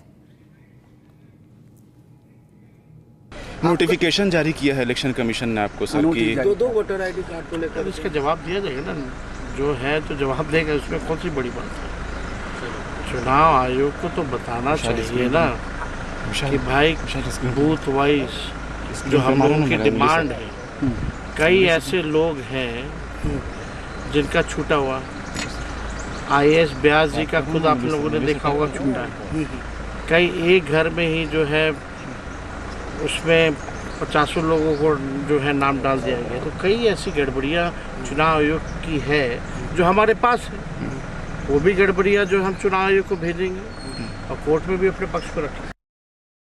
Let me go across to my colleague Prakash, editor special project. Thank you. In fact, when it comes to this statement that is coming from Tejasvi Yadav, it appears that he's downplaying the notice that was sent to him by the Election Commission asking for the verification of his ID card. Give us more details about that as well. Well, the SDO of Patna has sent a notice to Tejasvi Yadav to state the fact that how did he have two EPIC cards. One, because Tejasvi Yadav had claimed that his EPIC card was not there in the voter list and he will not be eligible to vote and not even able to contest the election. But later on, the district administration confirmed that the EPIC card used by Tejasvi Yadav in 2015 and 20 and 24 Lok Sabha elections does exist. He did carry a different EPIC card which was cancelled. But even then, because elections are around the corner, and the Bihar government has asked him to send an explanation as to how did he carry two EPIC cards, but his EPIC card has been cancelled. Now, Tejasvi Yadav is stating the fact that there are several discrepancies in the voter ID card pertaining to dead people being included by the Election Commission. Second, there are a lot of people whose name has been eliminated, including several retired IAS officers whose claims he stated the fact. It is a fact because the way this task was undertaken by Election Commission in a hurried manner, there was bound to be some mistakes. And that rectification would be done ahead of the Lok Sabha elections in the next 1 month. And the Election Commission has stated the fact that all the rectifications would be done. But their main concern was the backward voters as well as those migrant laborers who live elsewhere outside the state of Bihar. Would they be able to furnish their details and get their names enrolled in the electoral list? Because in Bihar, elections do take place during the time of the Chhath festival, when all these migrant laborers arrive from Delhi or different parts of the country. Absolutely. And if they're not able to vote then it will definitely pose a lot of questions on the Election Commission and its motive. Back to you. Absolutely. What is the big deal? And this is what Tejasvi Yadav has said, downplaying the notice that was issued to him. And meanwhile, Union Minister Chirag Paswan has also expressed concern over the dual voter ID row, claiming that Tejasvi Yadav is accused of allegation that he made against the Election Commission. Listen into what he said. आप नेता प्रतिपक्ष हैं बिहार में और आप एक press वार्ता करते हैं और उसमें आप खुलासा करते हैं कि आपका नाम नहीं है, जबकि तुरंत चुनाव आयोग उसका खंडन करता है और वो पूरी सूची जारी करता है जिसमें उनका भी नाम मतदाता सूची में है। अब ऐसे में सवाल उठ रहे हैं कि क्या उनके पास 2 वोटर कार्ड हैं, क्या उनके पास 2 वोटर आईडी हैं, और अगर 2 वोटर आईडी हैं तो इसी प्रक्रिया को सुनिश्चित करने के लिए कि जो डुप्लीकेसी ऑफ द वोटर है वोटर लिस्ट में, उसको निकाला जाए। तो अगर नेता प्रतिपक्ष के पास ही 2 वोटर आईडी कार्ड है तो ये तो बहुत चिंता वाली बात है ना। और इसी चिंता को, जो कि चुनाव आयोग की भी रही है और जो कि विपक्ष की भी रही है, ताजुब मुझे तब होता है कि जिस प्रक्रिया पे आप सवाल उठा रहे हैं, जिस वोटर लिस्ट के ऊपर आप सवाल उठाते थे, डुप्लीकेसी ऑफ द वोट को लेकर ही आप सवाल उठाते थे, बट वो तो आप खुद ही कर रहे हैं। और अगर एक नेता प्रतिपक्ष के पास 2 वोटर आईडी हैं तो इससे बड़ी चिंता की बात और कोई हो नहीं सकती है, और इस प्रक्रिया के माध्यम से उसी को फिल्टर आउट करने का कार्य चुनाव आयोग कर रहा है।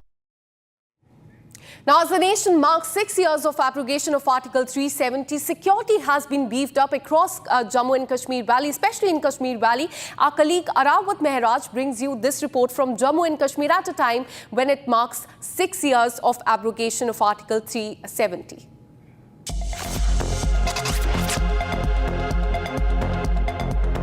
As the nation marks 6th anniversary of the abrogation of Article 370 and Article 35A, security has been heightened across the Kashmir Valley in order to ensure peace. The security forces have intensified patrolling and surveillance to ensure that public order is not disrupted. It's 6th anniversary of Article 370 and security has been beefed up across the Kashmir Valley, and you can see here in the visual that the special checkpoints have been established across the various sensitive points in the Kashmir Valley, and you can see that the vehicle checking is going on at the multiple locations across the Kashmir Valley. We have seen the change in the Kashmir. There is no hartal, there is no shutdown call which used to be before the abrogation of Article 370. We have seen that in the Naya Kashmir there is change, and you can see the frisking is going on by the troopers of the Jammu and Kashmir Police. Everything is being checked. Also, the public crowded places, including the bus stand and other sensitive locations, are being monitored very closely. There is no hartal call. There is no restriction on the public movement. Yes, there is the security arrangements as of now in the Kashmir Valley.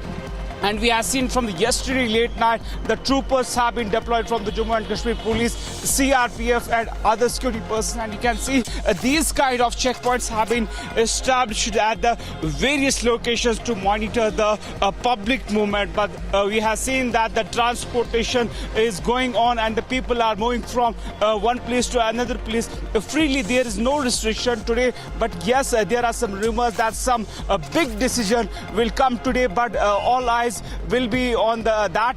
Yes, there is not any kind of restriction as of now, but security is on the ground to monitor the situation here in the Kashmir.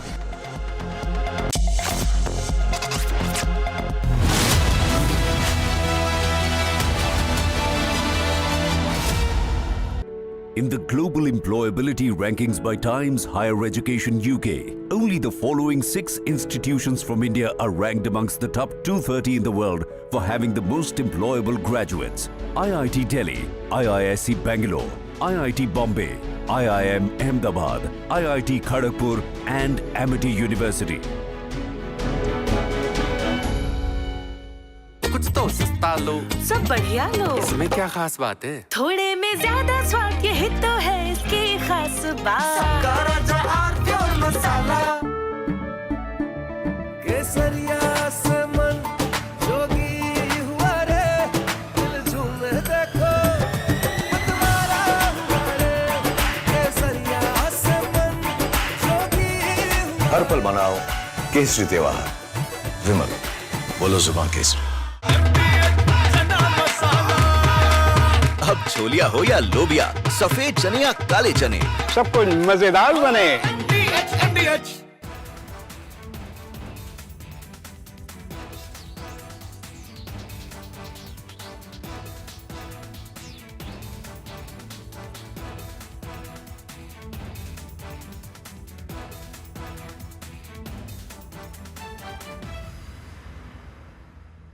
Mujawar has been a part of the ATS team that investigated this Malegaon case, and what he has to say today is explosive.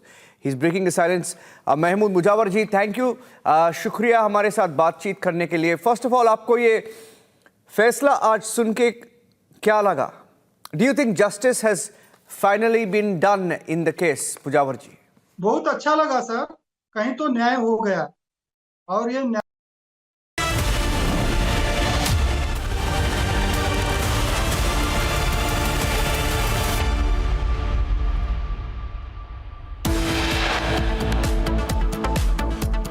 Indian Army shares clip of 1971 grab of a newspaper shows US was helping Pakistan in procuring arms. Russia responds to Trump's tariff escalation, says sanctions won't stop global shift. Prime Minister Narendra Modi takes on Rahul Gandhi, says Supreme Court reprimanded him for his childish comments. On the success of Operation Sindoor, Prime Minister Modi felicitated by the NDA MPs. Security breach at Red Fort, 5 Bangladeshi nationals held for forcibly trying to enter the premises ahead of Independence Day celebrations. Anil Ambani summoned in rupees 17,000 crore loan fraud case. He arrives at the ED headquarters.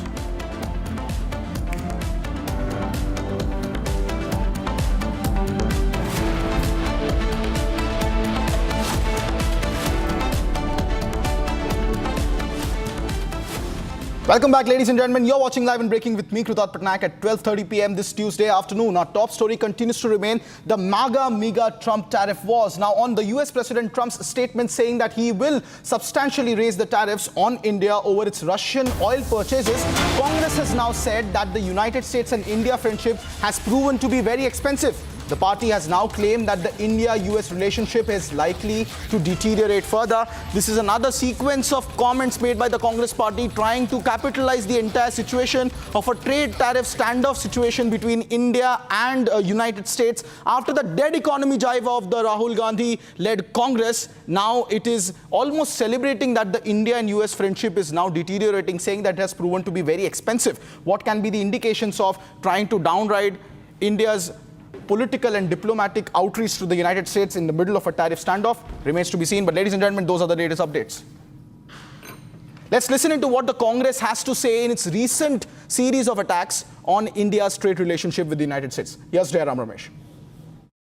प्रधानमंत्री का विशेष रिश्ता है राष्ट्रपति Trump के साथ, पुराने मित्र है, my friend Donald, my friend Narendra Modi, ये सब दावे किए जाते थे ना, और उसका नतीजा देखिए, धमकियां दी जा रही हैं, 25% से ऊपर टैरिफ लगाया जा रहा है, हमें धमकी दी जा रही है कि रूस से आप तेल मत खरीदिए। ये दोस्ती बहुत कीमती निकली ना, प्रधानमंत्री को जवाब देना चाहिए। बिल्कुल साफ हो गया है कि हमारे रिश्ते जो एनडीए का जर्नी और फिर NDA as an organic body, as a natural alliance कैसे आगे जाना है, इसके बारे में प्रधानमंत्री जी ने एनडीए पार्लियामेंट्री पार्टी में संबोधन किया और हम लोगों को गाइड किया है। एनडीए पार्लियामेंट्री पार्टी मीटिंग में एक रेजोल्यूशन पास हुआ, ऑपरेशन सिंदूर और ऑपरेशन हम लोगों को गाइड किया है। एनडीए पार्लियामेंट्री पार्टी मीटिंग में एक रेजोल्यूशन पास हुआ, ऑपरेशन सिंदूर और ऑपरेशन महादेव। ऑपरेशन सिंदूर का सक्सेसफुल हमारा मिलिट्री एक्शन के बाद फिर ऑपरेशन महादेव का जो सक्सेस है उसको लेकर के एनडीए पार्लियामेंट्री पार्टी ने रेजोल्यूशन पास किया। आप सबको इसका कॉपी मिल जाएगा, कुछ लोगों को मिल गया होगा। उसके बाद में राज्यसभा में लीडर ऑफ अपोजिशन मल्लिकार्जुन खड़गे जी ने एक पत्र लिखा है डिप्टी चेयरमैन को। वो पत्र में गलत बात लिखा है, हमने सदन में भी उसका उल्लेख किया है। अपोजिशन पार्टी ने एलिगेशन लगाया कि राज्यसभा में पुलिस लेकर के बाहर से आर्मी और सीआईएसएफ लेकर के जवानों को यूज किया है, ऐसा करके गलत इल्जाम लगाया है और फिर उसको दोहराया है आज। तो चेयर की ओर से क्लैरिफाई किया गया है कि कोई बाहर का कोई ना मिलिट्री ना कोई पुलिस सीआईएसएफ का कोई फोर्स नहीं है, वह हाउस का मार्शल ही सदन में रहता है। तो संसदीय कार्य मंत्री किरण Well, that was Union Parliamentary Affairs Minister Kiran Rijiju there giving us the highlights and insights on that key meeting of the NDA Parliamentary Committee held earlier today in presence of Prime Minister Narendra Modi. We saw how enthusiastically the NDA MPs had welcomed the Prime Minister over the success of Operation Sindoor. The visuals were just live and we'll cut across to them in just a second. But the details are that the NDA Parliamentary Party has now also passed a resolution hailing the success of Operation Sindoor and Operation Mahadev and how both of them were held successfully in rapid succession.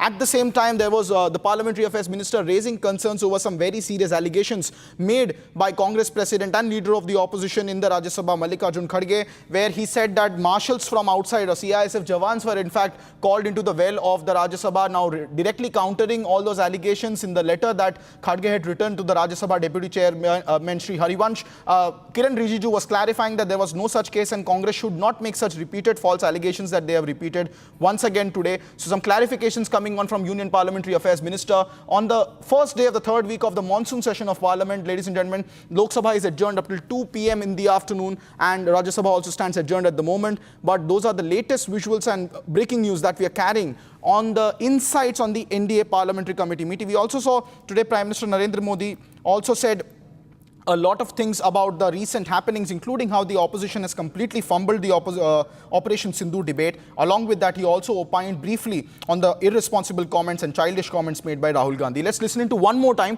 what Union Minister Kiran Rijiju had to say on the NDA parliamentary meeting. We'll get across to that in just a second, but ladies and gentlemen, key insights coming in from Prime Minister Narendra Modi's NDA Parliamentary Committee meeting where he has taken a firm stance on the actions taken by the government on Operation Sindoor. He also said how opposition faced a major setback by fumbling the entire debate on Operation Sindoor and how they were completely outmatched. He hailed Home Minister Amit Shah's speech as well in Parliament and how he presented the entire proceedings and the entire manner in which Operation Sindoor was carried out on behalf of the government. At the same time, there were also some comments made on Rahul Gandhi's comments, irresponsible comments, which were in fact even rebuked by India's Supreme Court yesterday, and how Prime Minister Modi allegedly also remarked that Rahul Gandhi is perhaps digging his own grave by making such childish comments. Very, very serious and very important meeting coming up on the first day of week 3 of the monsoon session of Parliament. It remains to be seen, ladies and gentlemen, how this entire week will function. At the moment, the scenes have been very common to what we have seen in the first 2 weeks of Parliament. Frequent disruptions. This time again, Indie leaders coming together on the Bihar SIR issue, an issue on which the government has said that they are not in a position to debate because Election Commission of India's position cannot be represented by the Government of India for it being an independent organization. Despite of this, the politicization continues. Yesterday we had also got news a couple of days ago that Mamata Banerjee had also held a meeting with the MPs of Trinamool to discuss further strategy. Now, this is the second day of the monsoon session, beg your pardon, in the third week of Parliament, and once again, Tuesday starts with both houses being adjourned at the moment. Lok Sabha is expected to resume at 2 p.m. in the afternoon. But there was Parliamentary Affairs Minister Kiran Rijiju giving us insights on how the NDA Parliamentary Committee meeting was held earlier today and how a resolution was passed hailing the success of Operation Sindoor and Operation Mahadev, India's resolute response and stance against terrorism, and how India will not tolerate Pakistan's cross-border terrorism. Let's once again listen into what Union Parliamentary Affairs Minister... All right. We'll get you the reactions coming in from Union Parliamentary Affairs Minister in the interim.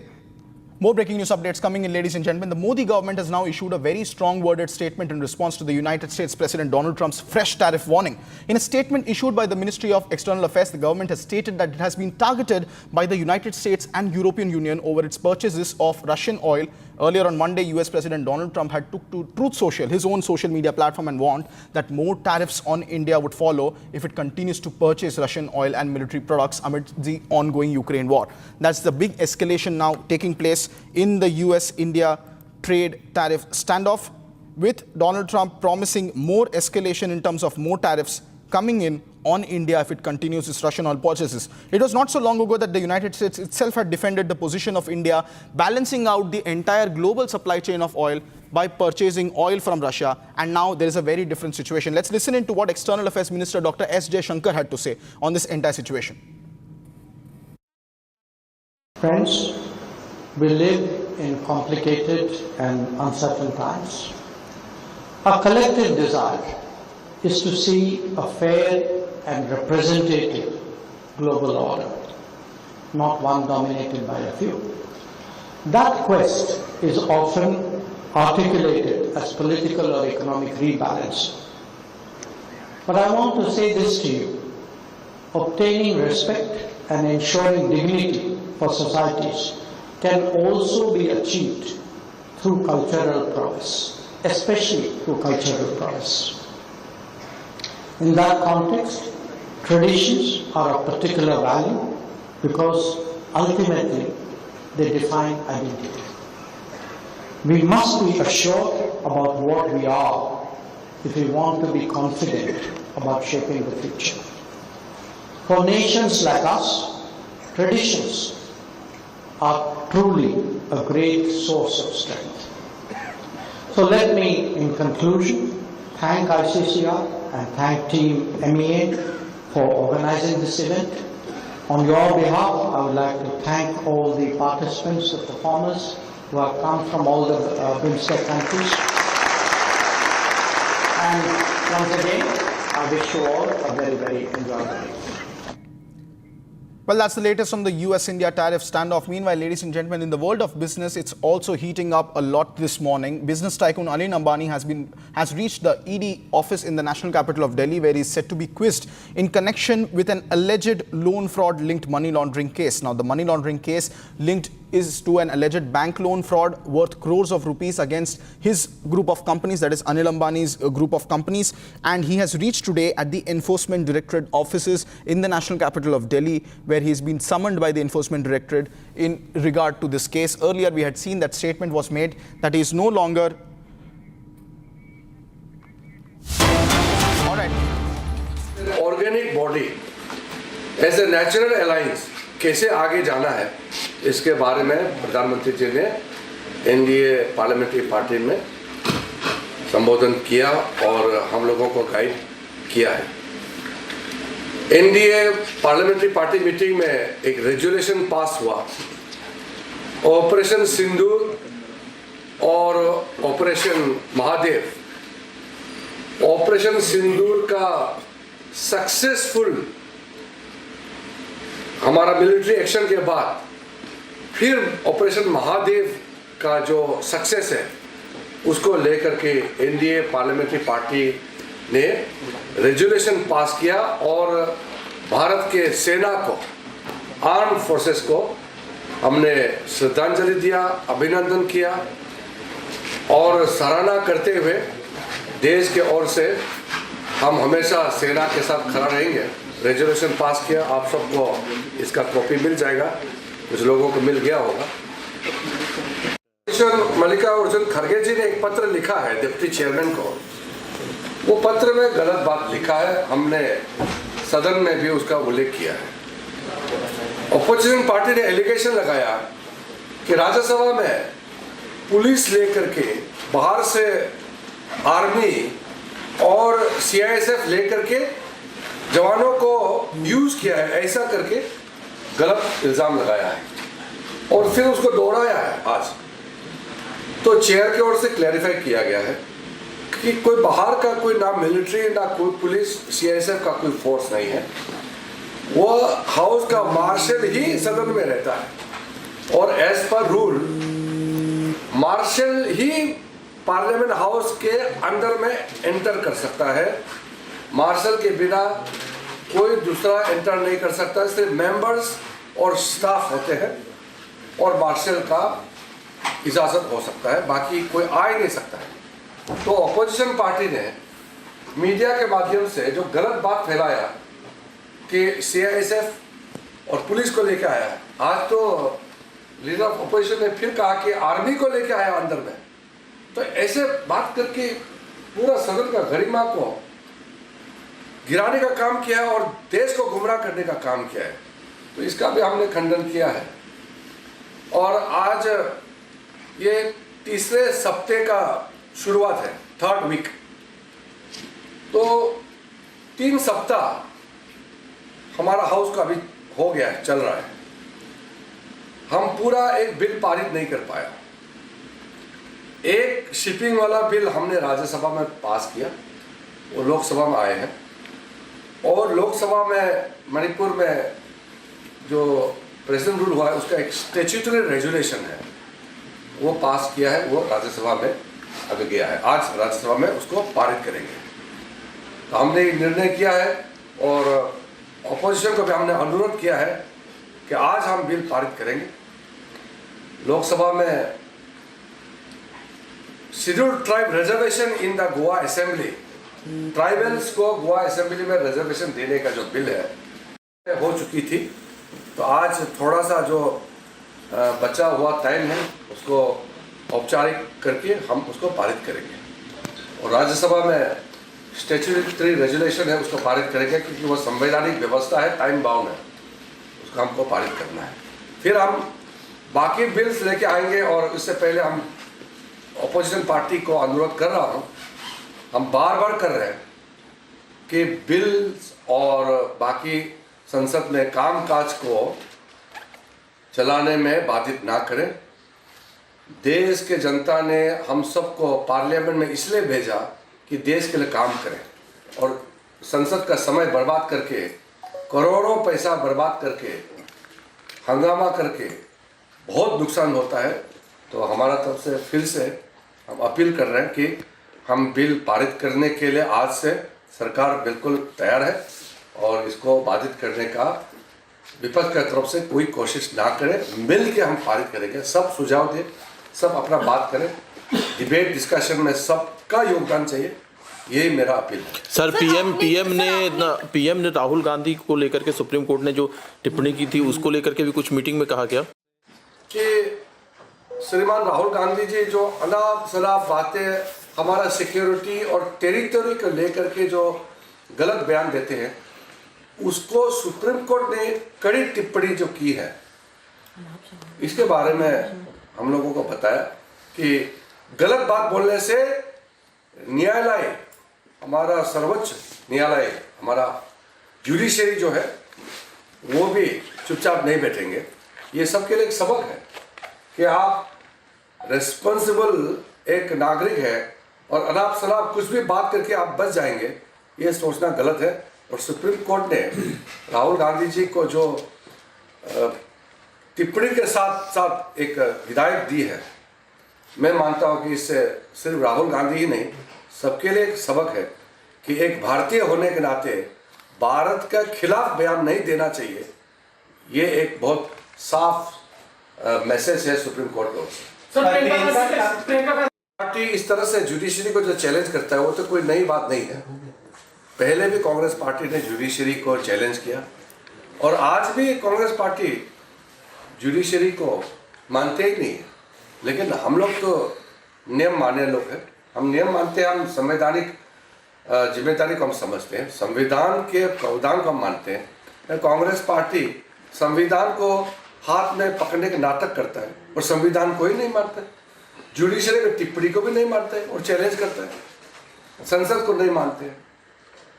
तो ये एक परिवार को सब कुछ मानते हैं, देश से भी ऊपर, संविधान से भी ऊपर कांग्रेस पार्टी एक परिवार को मानते हैं। अब हम क्या कह सकते हैं कि उनकी दूरदर्शा उनका क्या है, इनका कांग्रेस पार्टी का वजूद क्या है? एक पार्टी को ही सब कुछ मानते हैं। सर एक और बात, आपने एक स्टेटमेंट यूज किया था राज्यसभा में सर, मार्शल्स के लिए सीआईएसएफ के सिचुएशन पे consider to be marshal. Sir Tiruchi Siva कह रहे हैं कि ये पार्लियामेंट्री पार्टी का मीटिंग हुई और आप सबको मालूम है एनडीए का फॉर्मेशन 1998 में शुरू होने के बाद 25 इयर्स पार करके अब तीसरी बार लगातार प्राइम मिनिस्टर मोदी जी के नेतृत्व में सरकार बनी है। तो आज के एनडीए पार्लियामेंट्री पार्टी के मीटिंग में एनडीए का सक्सेसफुल जर्नी और एनडीए सरकार के माध्यम से प्राइम मिनिस्टर मोदी जी के नेतृत्व में जो देश में सक्सेस पाया है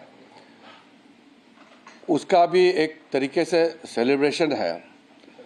एनडीए पार्लियामेंट्री पार्टी के मीटिंग में प्रधानमंत्री जी का उद्बोधन, प्रधानमंत्री मोदी जी का मार्गदर्शन हुआ और प्राइम मिनिस्टर ने बहुत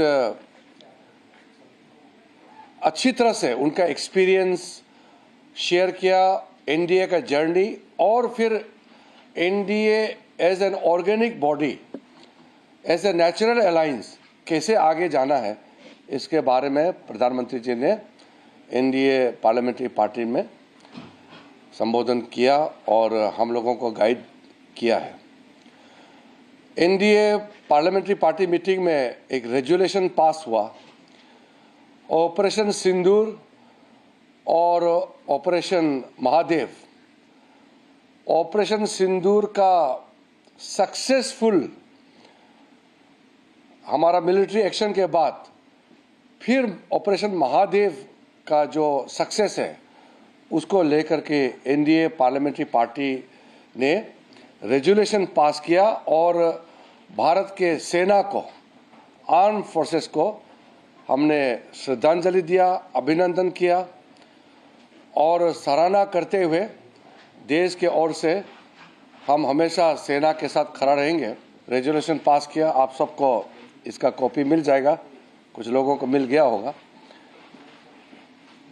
उसके बाद में राज्यसभा में लीडर ऑफ अपोजिशन मल्लिकार्जुन खड़गे जी ने एक पत्र लिखा है डिप्टी चेयरमैन को।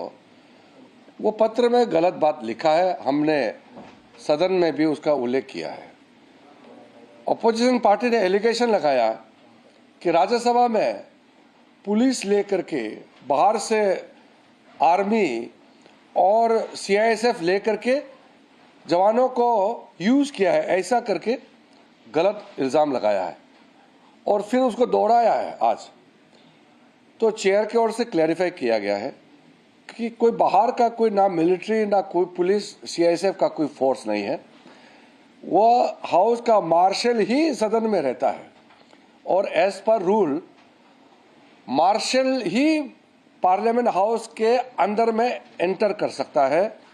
मार्शल के बिना कोई दूसरा एंटर नहीं कर सकता, सिर्फ मेंबर्स और स्टाफ होते हैं और मार्शल का इजाज़त हो सकता है, बाकी कोई आ ही नहीं सकता है। तो अपोजिशन पार्टी ने मीडिया के माध्यम से जो गलत बात फैलाया कि सीआईएसएफ और पुलिस को लेकर आया है, आज तो लीडर ऑफ अपोजिशन ने फिर कहा कि आर्मी को लेकर आया अंदर में।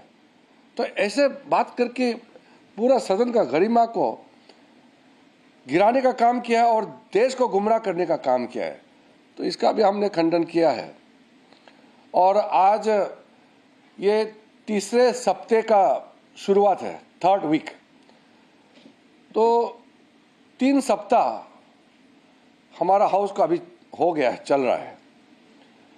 हम पूरा एक बिल पारित नहीं कर पाया। एक शिपिंग वाला बिल हमने राज्यसभा में पास किया, वो लोकसभा में आए हैं और लोकसभा में मणिपुर में जो प्रेसिडेंट रूल हुआ है उसका एक स्टैट्यूटरी रेजुलेशन है, वो पास किया है, वो राज्यसभा में अभी गया है। आज राज्यसभा में उसको पारित करेंगे। तो हमने ये निर्णय किया है और अपोजिशन को भी हमने अनुरोध किया है कि आज हम बिल पारित करेंगे। लोकसभा में scheduled tribe reservation in the Goa assembly tribals को गोवा असेंबली में रिजर्वेशन देने का जो बिल है उसको आज हम लोकसभा में रखेंगे और इसका चर्चा बाकी पिछले सेशन में हो चुकी थी।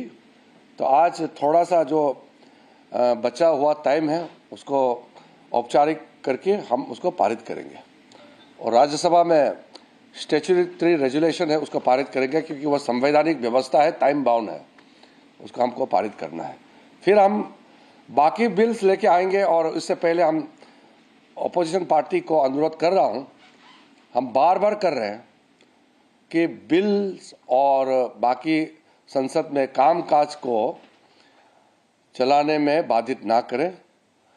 देश के जनता ने हम सबको पार्लियामेंट में इसलिए भेजा कि देश के लिए काम करें और संसद का समय बर्बाद करके, करोड़ों पैसा बर्बाद करके, हंगामा करके बहुत नुकसान होता है।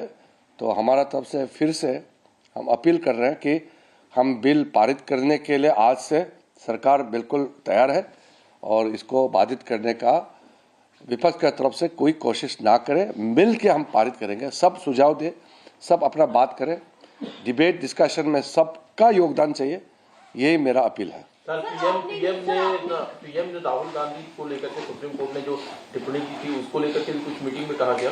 देखिए, प्रधानमंत्री जी ने बहुत साफ शब्दों में कहा कि श्रीमान राहुल गांधी जी जो अनाप शनाप बातें हमारा सिक्योरिटी और टेरिटरी को लेकर के जो गलत बयान देते हैं, उसको सुप्रीम कोर्ट ने कड़ी टिप्पणी जो की है, इसके बारे में हम लोगों को बताया कि गलत बात बोलने से न्यायालय, हमारा सर्वोच्च न्यायालय, हमारा जुडिशरी जो है वो भी चुपचाप नहीं बैठेंगे। ये सबके लिए एक सबक है कि आप रिस्पॉन्सिबल एक नागरिक है और अनाप शनाप कुछ भी बात करके आप बच जाएंगे, ये सोचना गलत है। और सुप्रीम कोर्ट ने राहुल गांधी जी को जो टिप्पणी के साथ साथ एक हिदायत दी है, मैं मानता हूं कि इससे सिर्फ राहुल गांधी ही नहीं, सबके लिए एक सबक है कि एक भारतीय होने के नाते भारत का खिलाफ बयान नहीं देना चाहिए। ये एक बहुत साफ मैसेज है सुप्रीम कोर्ट की ओर से। प्रियंका गांधी का इसी पे कहना है कि जज नहीं तय करेगा कौन सच्चा बात है, कौन क्या है। कांग्रेस पार्टी इस तरह से जुडिशरी को जो चैलेंज करता है वो तो कोई नई बात नहीं है। पहले भी कांग्रेस पार्टी ने जुडिशरी को चैलेंज किया और आज भी कांग्रेस पार्टी जुडिशरी को मानते ही नहीं है। लेकिन हम लोग तो नियम मानने लोग हैं, हम नियम मानते हैं, हम संवैधानिक जिम्मेदारी को हम समझते हैं, संविधान के प्रावधान को हम मानते हैं। कांग्रेस पार्टी संविधान को हाथ में पकड़ने का नाटक करता है और संविधान को ही नहीं मानता, जुडिशरी की टिप्पणी को भी नहीं मानता है और चैलेंज करता है।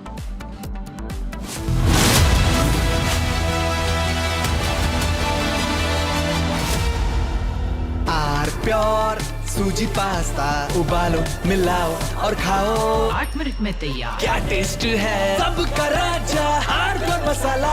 ये है सीक्रेट रेसिपी MDH का जीरा सिर्फ जलजीरा मसाला।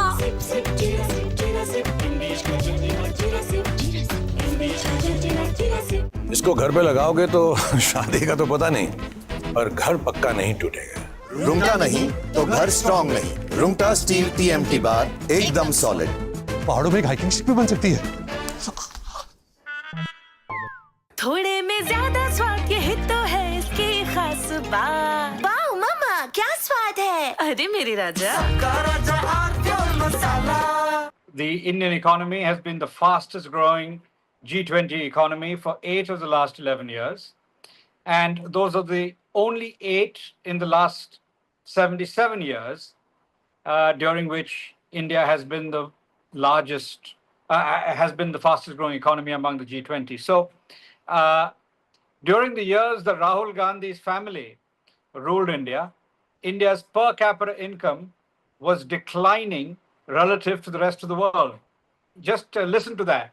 The average income of an Indian was declining relative to the average income of every human on earth. That is a remarkably bad outcome for India to have had. If you want a dead economy, it is the Nehruvian Indira economy, and the Rajiv economy. That was a genuinely dead economy. If you want an economy that is vibrant, this is that economy. The economy of India today under the Modi government is, in fact, the envy of the world. It may not be the envy of Donald Trump right now, but the simple fact is that the Indian economy is the fastest growing economy in the world. You can see this in the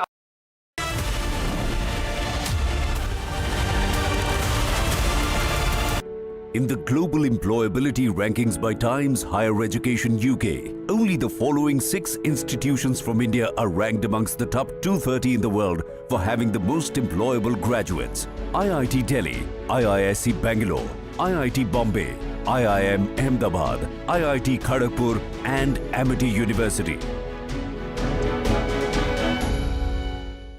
कुछ तो सस्ता लो, सब बढ़िया लो। इसमें क्या खास बात है? थोड़े में ज्यादा स्वाद, यही तो है इसकी खास बात। आधे बाउल दही में 4 चम्मच MDH चटनी पुदीना मसाला डाला, स्टर करो, पुदीना चटनी तैयार। MDH चटनी पुदीना मसाला। MDH।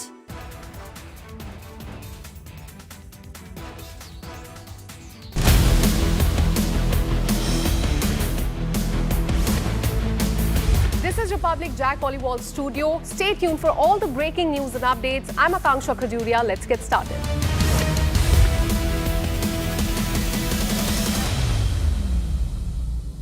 MDH की हल्दी मिर्ची धनिया करे कमाल, ये रंग दे, ये खुशबू दे, ये तीखा, ये कम पड़े, क्या निराला MDH मसाला। केसरिया से मन जोगी हुआ रे, दिल झूमे देखो मतवारा हुआ रे, केसरिया से मन जोगी। हर पल मनाओ केसरी त्योहार। विमल, बोलो जुबान केसरी। आर प्योर सूजी पास्ता, उबालो, मिलाओ और खाओ, 8 मिनट में तैयार। क्या टेस्ट है, सबका राजा R pure masala. From Asia's largest news headquarters, setting the agenda for Bharat.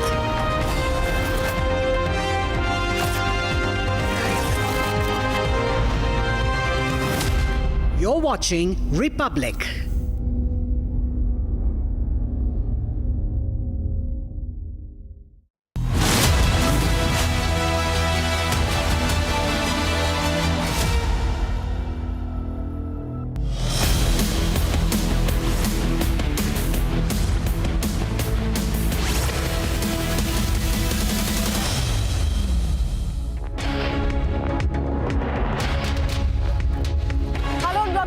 Republic TV with me, Akanksha Khajuria. Top of the hour, we'll get you details about point-by-point rebuttal by India as far as the trade tariff imposed by Donald Trump is concerned. Let's get you the headlines first.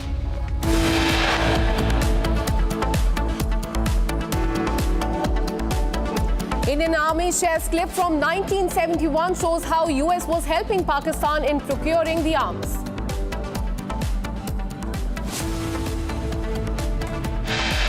Russia responds to Donald Trump's tariff escalation, says sanctions will not stop the global shift.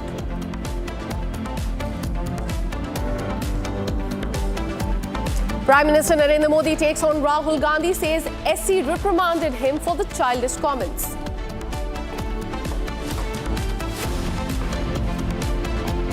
On the success of Operation Sindoor, Prime Minister lauded by NDA MPs in the parliamentary meeting.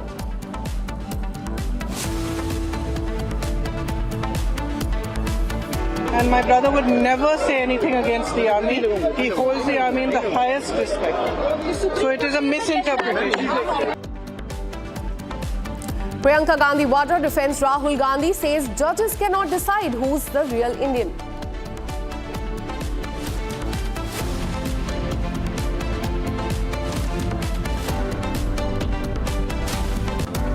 Anil Ambani has been summoned in 17,000 crore loan fraud case. He has arrived at the ED office in the national capital.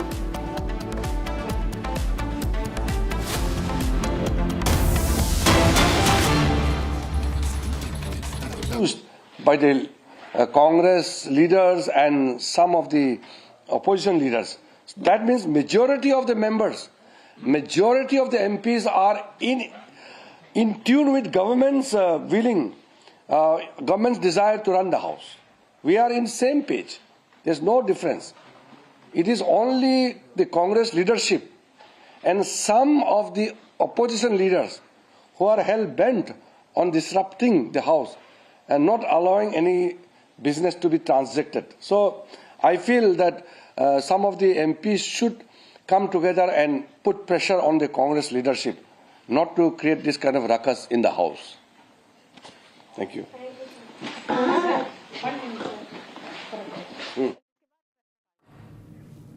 All right, so this is a statement, in fact, coming in from Parliamentary Affairs Minister Kiren Rijiju after that statement that was given by Rahul Gandhi as far as the China clash is concerned. Remember earlier this week, Supreme Court had reprimanded Rahul Gandhi for the statement. In fact, today as well in the NDA meeting, what we're learning is that Prime Minister called his statement on Galwan clash childish. And after that, this is a statement, in fact, coming in from the Parliamentary Affairs Minister calling the statement outrageous.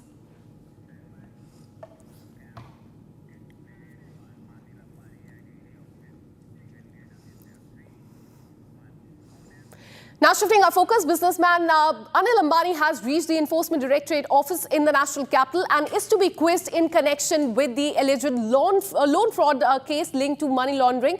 Now the money laundering case linked to the alleged bank loan fraud worth crore of rupees against his group of companies has been leveled against him, and there on the visuals you can see these are the visuals coming in from earlier today when Anil Ambani had arrived at the ED office in the national capital. As far as this money laundering case is concerned, this is in relation with the alleged loan fraud linked money laundering case against him, and the money laundering case in fact is linked to the bank loan fraud worth crore of rupees against his group of companies. And now what we're learning is that he's being quizzed by the Enforcement Directorate. Today he was summoned by ED and now he has arrived at the ED office and he will be questioned by the Enforcement Directorate officials. Now let me go across to my colleague Aditya, who's joined us live from the ED office in the national capital. We are learning that he's being quizzed in the money laundering case. What are you learning from your sources from ED?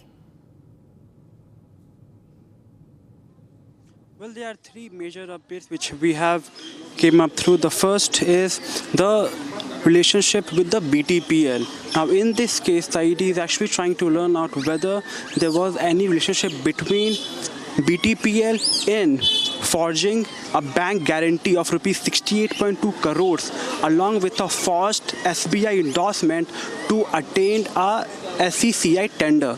The second is about a quid pro quo between the Yes Bank top promoters and the Anil Ambani for attaining of loan, in which the earlier report suggested that there was some transaction prior to the sanctioning of the loan. And the third about a C company, which is CLE company, in which there were a device of ICD, which is intercorporate deposit, was employed to ensure that the money from our infra can be moved or can be siphoned through CLE to the other related companies of Ambani Group.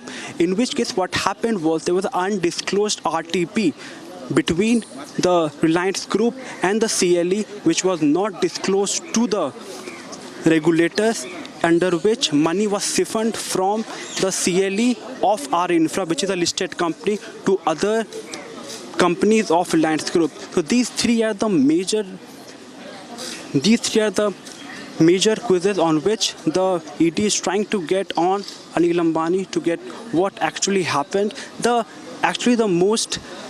The most revelation in this today's hearing would be about the confrontation which is likely to happen between the BTPL managing director and Anil Ambani. So what happened on Saturday was that a special court extended the custody of the BTPL managing director till tomorrow, and today the Anil Ambani is called to the ED office. So today the ED is likely to confront BTPL managing director and Anil Ambani on the same room, on the same table, to get their facts straight that whether Anil Ambani bribed the BTPL managing director to get forged bank guarantee papers to get a SECI tender of worth 68 crores rupees.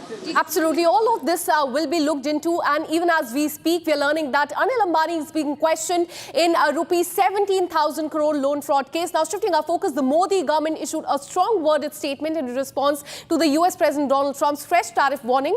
In a statement issued by the Ministry of External Affairs, the government has stated that it has been targeted by the United States and EU over its purchase of the Russian oil. And earlier on Monday, remember, Donald Trump took to Truth Social and warned of more tariff on India for its purchase of the Russian oil and military products amid the ongoing war in Ukraine, and point-by-point rebuttal has come from the Ministry of External Affairs as far as this charge by Donald Trump is concerned.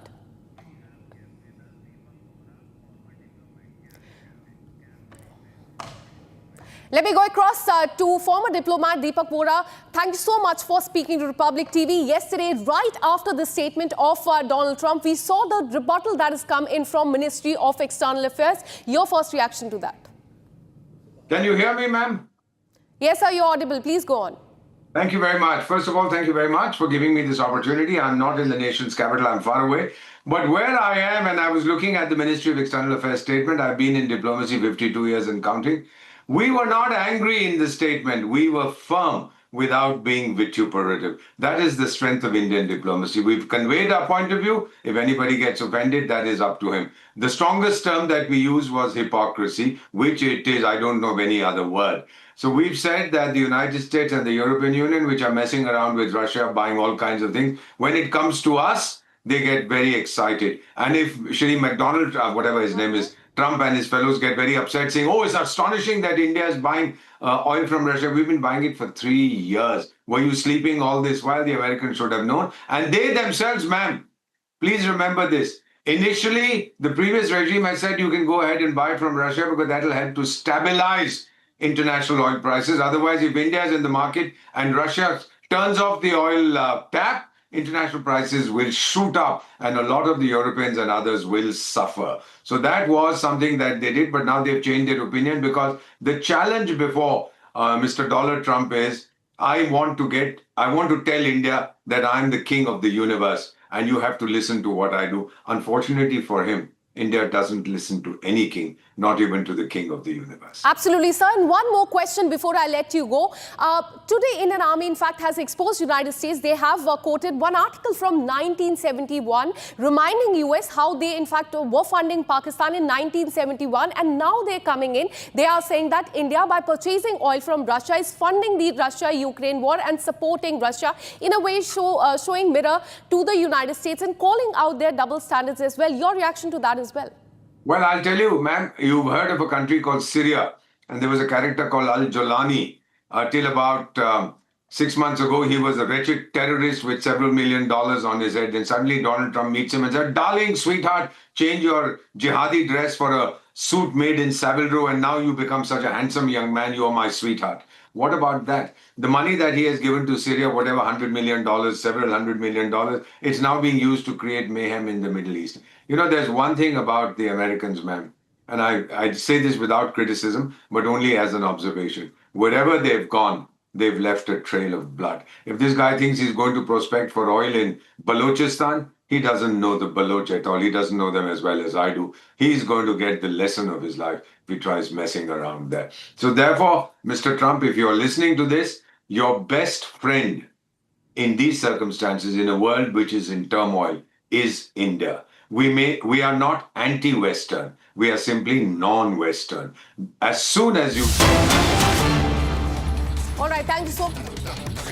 অবধারিত ছিল এবং সৌভাগ্যবশত ওখানে নিশীথ প্রামাণিক আমাদের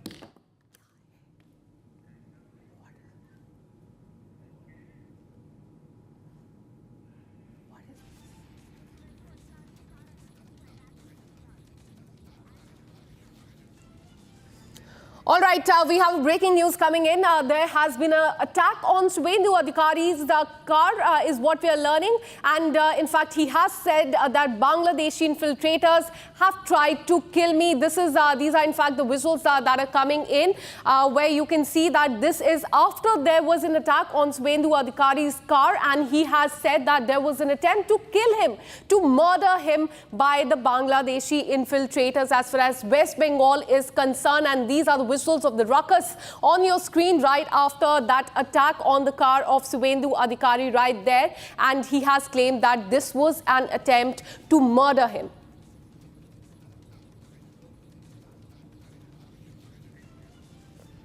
All right, there on the screen you can see these are the visuals in fact coming in from Kuch Behar in West Bengal, where we are learning is that Bharatiya Janata Party leaders Suvendu Adhikari's car was attacked, and he has said that there was an attempt to kill him, and that is why there was an attack that was launched on him. And after that you can see there is ruckus on the streets there as well. This is the incident that has come to the fore from West Bengal, where the car of Suvendu Adhikari, the Bharatiya Janata Party leader, was attacked, and he has said that there is a foul play when it comes to this, and that there is a hand of Bangladeshi infiltrators and they tried to kill him. He has said, and I quote, "Bangladeshi infiltrators tried to kill me."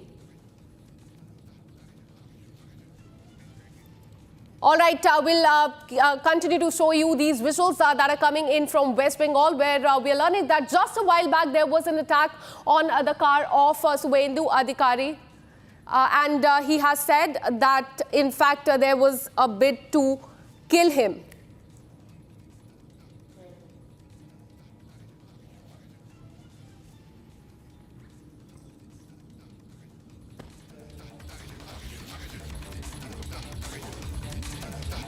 All right, let me go across to Samik Bhattacharya, West Bengal BJP President, live on us on the broadcast. Sir, we're learning that there was, just a while back, there was an attack on the car of Suvendu Adhikari, and he said that this was, in fact, done by Bangladeshi infiltrators. What are you learning about this? Total anarchy, total absence of law and order, total breakdown of constitutional machinery. पश्चिम बंगाल में कोई कानूनी व्यवस्था आज नहीं है. किसी भी लोकतंत्र पे नेता विपक्ष का स्थान प्रधानमंत्री मुख्यमंत्री का बाद उसी का ही आता है. पश्चिम बंगाल में सेकंड पर्सन है लोकतंत्र के हिसाब से शुभेंदु अधिकारी. अगर शुभेंदु अधिकारी का ऊपर ऐसा हमला हुआ, जानलेवा हमला हुआ, उसका गाड़ी को रोका गया, पुलिस क्या कर रहे थे वहां? अगर उसका साथ सीआईएसएफ का प्रोटेक्शन नहीं होता तो शुभेंदु अधिकारी आज जिंदा नहीं रहते. तो ऐसा स्थिति आज पश्चिम बंगाल में है. अभी the custodian of the constitution, they should think what to do, and it is the time to intervene them. आज ऐसा घटना पश्चिम बंगाल में अगर नेता विपक्ष का साथ हो सकते हैं तो सारे पश्चिम बंगाल में कौन सा स्थिति में विपक्ष का कार्यकर्ता काम कर रहे हैं और आप समझ सकते हैं. तो इसी का ऊपर हम लोग आज इसी का खिलाफ हम लोग आवाज उठा रहे हैं और एक लोकतांत्रिक व्यवस्था का भीतर रहकर जो किया जा सकता है वही कर रहे हैं. हम लोग तृणमूल कांग्रेस को शहीद बनाना नहीं चाहते हैं. तो लेकिन आज पूरा पश्चिम बंगाल में काकद्वीप से कूच बिहार तक और पहाड़ से सागर तक सभी जगह भारतीय जनता पार्टी का कार्यकर्ता रोड ब्लॉक करके इस घटना का ऊपर अपना प्रतिवाद व्यक्त करेंगे. जी सर, सुवेंदु अधिकारी का कहना है कि बांग्लादेशी इन्फिल्ट्रेटर्स का उन पे अटैक किया गया है, उनको मारने की कोशिश की गई है और एक दिन बाद आए. इन्होंने इनफैक्ट कल बोला था कि 1 करोड़ रोहिंग्या बांग्लादेशी है वेस्ट बंगाल में, उनका नाम वोटर लिस्ट से डिलीट कर देना चाहिए. आपको क्या लगता है उस चीज का रेपरकशन है कि ये अटैक हुआ है? देखिए, West Bengal is now a safe home for the Bangladeshi Muslim infiltrators and Rohingyas. Rohingyas is the only welcome case in the state of West Bengal. अब जहां पे देखिए, there is a total demographic change in the different border districts. It's a silent demographic invasion on India, and West Bengal become a hub just for sending the different anti-Indian modules Absolutely. So Bharatiya Janata Party the says that the law and order situation in the state of West Bengal has gone for a toss. Let me go across to Union Minister Sukanta Majumdar. Thank you so much for speaking to Republic TV. We are getting our viewers the visuals of the attack on Suvendu Adhikari's car. What do you have to say on this? See, today is a black day for the democracy in Bengal. Because, you know, Suvendu Adhikari is not a person. He is the leader of opposition of Bengal Legislative Assembly. That means the 2 crore 28 lakh people, those voted in favor of BJP, he is a representative of those people. The MLAs, those have been elected by those 2 crore 28 lakh people, they have nominated Suvendu Adhikari as the leader of opposition. And that post is accredited by the Constitution of India. So the attack on the Suvendu Adhikari, that is LOP, of the Legislative Assembly of Opposition, is an attack on the Constitution of India, which is made by Baba Sahib Ambedkar and the other dignitaries. So it is a kind of attack on the Constitution, and the most importantly, this is a sample test for Election Commission also. If a LOP who is not safe in Kuch Bihar district due to the Mamata Banerjee and her certified goon Udayan Guha, who is a minister from that area, is rather, I should call him a criminal, like criminal mindset people. And in presence of that kind of goons in Kuch Bihar, whether the people of Kuch Bihar and the other part of the people of the West Bengal, whether they would be able to cast their vote freely, whether the election commission will be able to implement the SIR in presence of those police, because in presence of the police, almost 1,000 people, more than 1,000 people tried to vandalize the vehicles in which the LOP was present. So this is the condition. So that's why if the election commission want to implement or want to ground this SIR and to convey election which will be free and fair, then the election commission should think about some other way. In presence of West Bengal police, the election commission either won't be able to implement the SIR nor the free and fair election. Absolutely, sir. Thank you so much for speaking to Republic TV. Law and order has gone for a toss. Let me also bring in my colleague Antra, who joins us from the newsroom with more details as to what happened there in West Bengal. Antra, tell us, we're learning that the car of Suvendu Adhikari, the LOP of West Bengal Assembly, has been attacked. What more are you learning from your sources? Well, absolutely, Akanksha. In fact, we could see the dramatic visuals on our screen. We could see there are men running behind Suvendu Adhikari's convoy with sticks in their hands. And Suvendu Adhikari, the leader of opposition in West Bengal, has claimed that this was not just any attack, it was a murder attempt. He has made it categorically clear that this was a murderous assault on him and his convoy. Now, as we spoke to Samik Bhattacharya, the BJP president, BJP is claiming and they are saying that this is nothing but a complete collapse of law and order in the state of Bengal, and rightly so, because as we can see on our screens, the visuals, there are people running behind the convoy with sticks. But the question remains is, where were the police? Where was TMC's cops when this incident happened? And if it were to be their party's minister, would they be reacting the same way? Would they be keeping their mum like they're keeping it now? So the question goes back to point one, where Mamata's West Bengal seems to be completely collapsing in terms of law and order, and this in fact is a very, very grave concern, since Suvendu Adhikari has made it very, very clear that this was nothing but a murder attempt on him. Back to you, Akanksha. Absolutely. Antra, and tell us about more about the dramatic visuals on our screen. Where did this incident take place, and did Suvendu Adhikari receive any injury? What is his health condition as of now? Well, we are currently tracking what is his health condition as of now, but what we are coming to know is that this incident took place on the streets of Kuch Bihar. We could see that there is a massive ruckus that is taking place on the streets of Kuch Bihar in West Bengal. We could see that there were people running behind him. Also, Suvendu Adhikari has also claimed that this was the work of Bangladeshi infiltrators, which again brings us to question, how were the Bangladeshi infiltrators present there? How did they bring the those sticks in near the convoy of Shubhendu Adhikari, and how come there was no cop, how come there was no police action whatsoever during the incident? Absolutely. And as far as Bharatiya Janata Party is concerned, Antara, they have said that the law and order situation in West Bengal has gone for a toss, something that say almost every month. But when it comes to Trinamool Congress, are we getting any reaction, any response whatsoever from Trinamool Congress at this point in time? Well, no response from Trinamool Congress as of yet, and Akanksha, if we are being very honest, it's not surprising considering the state of law and order in Mamata's Bengal, be it a journalist, be it a student, be it a minister at this point. When it comes to TMC, when it comes to Mamata's West Bengal, state of law and order is in shambles, to say at the least, Akanksha.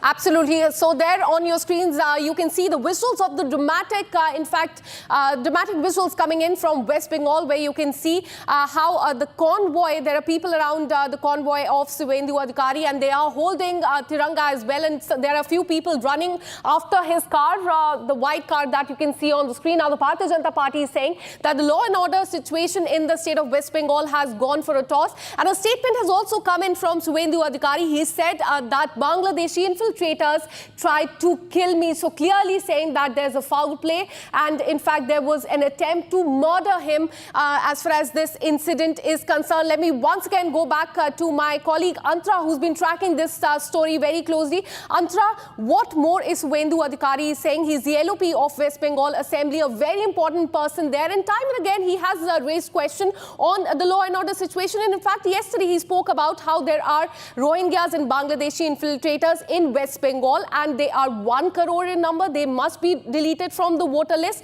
And the day after, we are seeing this attack on his car. Very correctly pointed out, Akanksha. In fact, just a day ago, where he speaks about infiltrators and Rohingyas and infiltration, the rampant infiltration from West Bengal, we cannot help but question the coincidence of this incident, where just a day after he made these remarks on the rampant infiltration, his convoy is now being attacked by Bangladeshi infiltrators, like he claims. In fact, not just any attack, Akanksha, it is a very, very grave concern. It is a murder attempt, like he claims. There was an attempt to assault him, an attempt to murder him, and an attempt to, attack his convoy. So now, as I was mentioning earlier, this is nothing but a complete collapse of the state of law and order in Mamata Banerjee's West Bengal. And yet, despite back-to-back incidents of lawlessness in the state, TMC continues to keep its mum. TMC continues to hold its silence, and there is absolutely zero action whatsoever from the Trinamool Congress. Akanksha. Absolutely. And there on your screens, let us continue to show these visuals that are coming in from Cooch Behar in West Bengal. And we're learning is that as soon as Shubhendu Adhikari arrived in that area in his car, we're learning that TMC workers started protesting. And there on your screen, you can see there are people running after his car as well. Let me go across to my colleague Mayuk, who joins us live on the broadcast. Mayuk, what are you learning about this incident? We're learning that this is from Cooch Behar in West Bengal. What is the update on the health of Shubhendu Adhikari, and where did this incident take place? Tell us more. Well, Shubhendu Adhikari is right now inside the SP office. That's the Superintendent of Police office, which is a designated planned program of Shubhendu Adhikari. And that's why Shubhendu Adhikari went there in Cooch Behar with High Court orders that Shubhendu Adhikari, along with 5 MLAs, are going to meet the SP. The meeting was regarding the attack on BJP MLAs. Strangely or hilariously, Shubhendu Adhikari, who went there to complain about attack on his MLAs, is himself being attacked right now by TMC. That's the state of law and order in West Bengal right now. A member of the Legislative Assembly is being attacked. The opposition leader of Bengal went there to complain, and he is also being attacked. And Shubhendu Adhikari, while speaking to Republic Bangla, specifically said that Bangladeshi infiltrators and Rohingyas have targeted Shubhendu Adhikari because he has been vocal regarding SIR implementation in Bengal. We have spoken to Shubhendu Adhikari, and Shubhendu Adhikari exclusively reacted to Republic Bangla, where he said that this is the state of West Bengal, and right now Shubhendu Adhikari is inside the SP office complaining as well as reminding the SP that this is a plain violation of the High Court orders. In fact, we have accessed letters where Shubhendu Adhikari has written to the Home Secretary, to the Director General of Police and the Chief Secretary, anticipating this kind of attack by Rohingyas, by Bangladeshi infiltrators, and assuring that he's going to abide by the law and order instructions by the Honorable High Court. And also he said that he urged the state government to provide him necessary security, because there was a tension in that specific area. Shubhendu Adhikari has specifically said that Rohingya infiltrators, Rohingyas and Bangladeshi infiltrators have come from the other side of the border and has attacked him. It can happen because of the fact that Coach Bihar is a Bangladesh bordering district. Coach Bihar shares maximum of its land with Bangladesh, with the bordering side with Bangladesh, and Udayan Guho time and again has instigated the mob there against BJP. They had in fact said that they are going to attack BJP in their own homes, and we are getting visuals where Shubhendu Adhikari's car, mind it, it's a bulletproof car. Shubhendu Adhikari enjoys Z plus central security. He gets CISF and CRPF security cover by the MHA, and this is the condition of the car right now of Shubhendu Adhikari, the opposition leader. Beside him was Nishit Pramanik, former MOS of Home, sitting. So you can imagine the level of attack which has been incurred by Shubhendu Adhikari and other BJP MLAs there. Absolutely. Thank you so much for all the details. We'll keep tracking this story very closely. And with this, we're taking a very short break. Coming up on the other side, we'll tell you about how Indian Army has shared a clip from 1971 showing how US was helping Pakistan in getting the arms. And also on the other side, Prime Minister Narendra Modi takes on Rahul Gandhi, says SC reprimanded him for the childish comments. This and much more on the other side. Stay with us.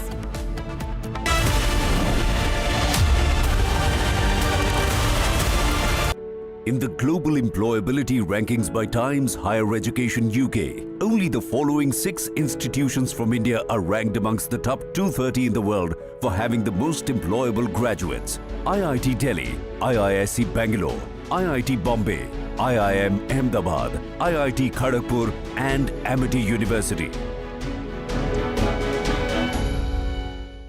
दादी के हाथों का जादू और खुशबू से महकता घर, माँ की मुस्कुराहट और खाने की सुगंध। MDH गरम मसाला, क्योंकि हर रिश्ता है स्वाद से जुड़ा। थोड़े में ज्यादा स्वाद, यही तो है इसकी खास बात। वाओ मम्मा, क्या स्वाद है? अरे मेरी राजा, राजा और pure masala.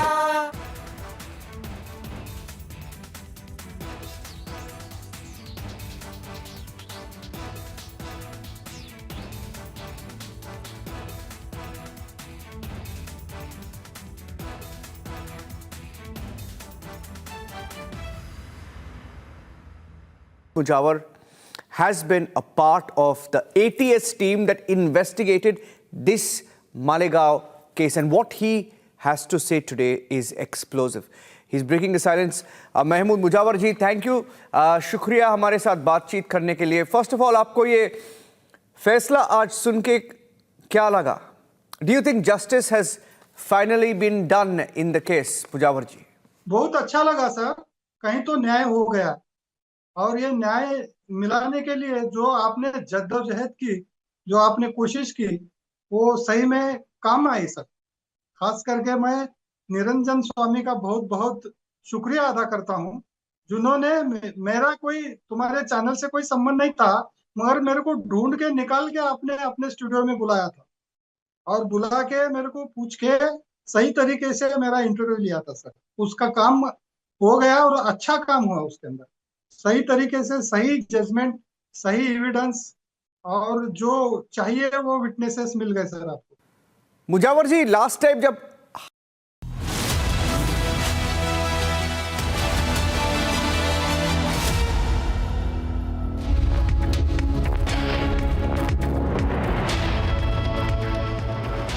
Hello and and welcome. You're watching Live and Breaking at 1:30 p.m. I am Tanisha Awasthi. Donald Trump has just escalated the tariff war on India, and India has sent out a very strong response. And remember, the escalating tariff war is not receiving a very good response from global leaders, including Russia. We'll get to that and a lot more on this edition, but first, a quick check of the headlines.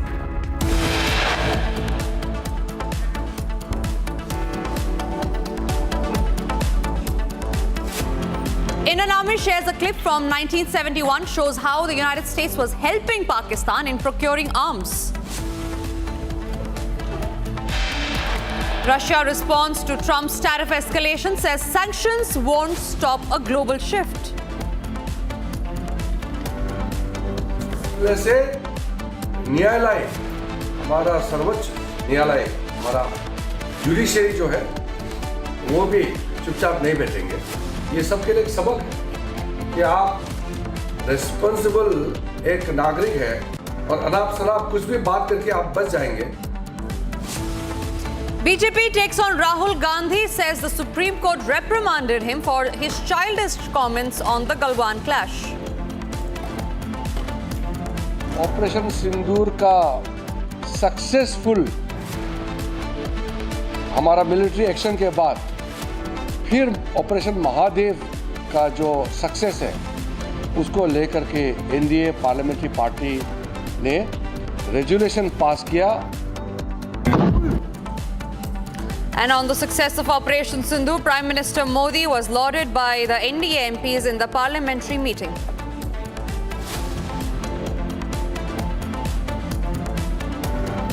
Priyanka Gandhi defends Rahul Gandhi on his Galwan clash, says judges cannot decide who is the real Indian.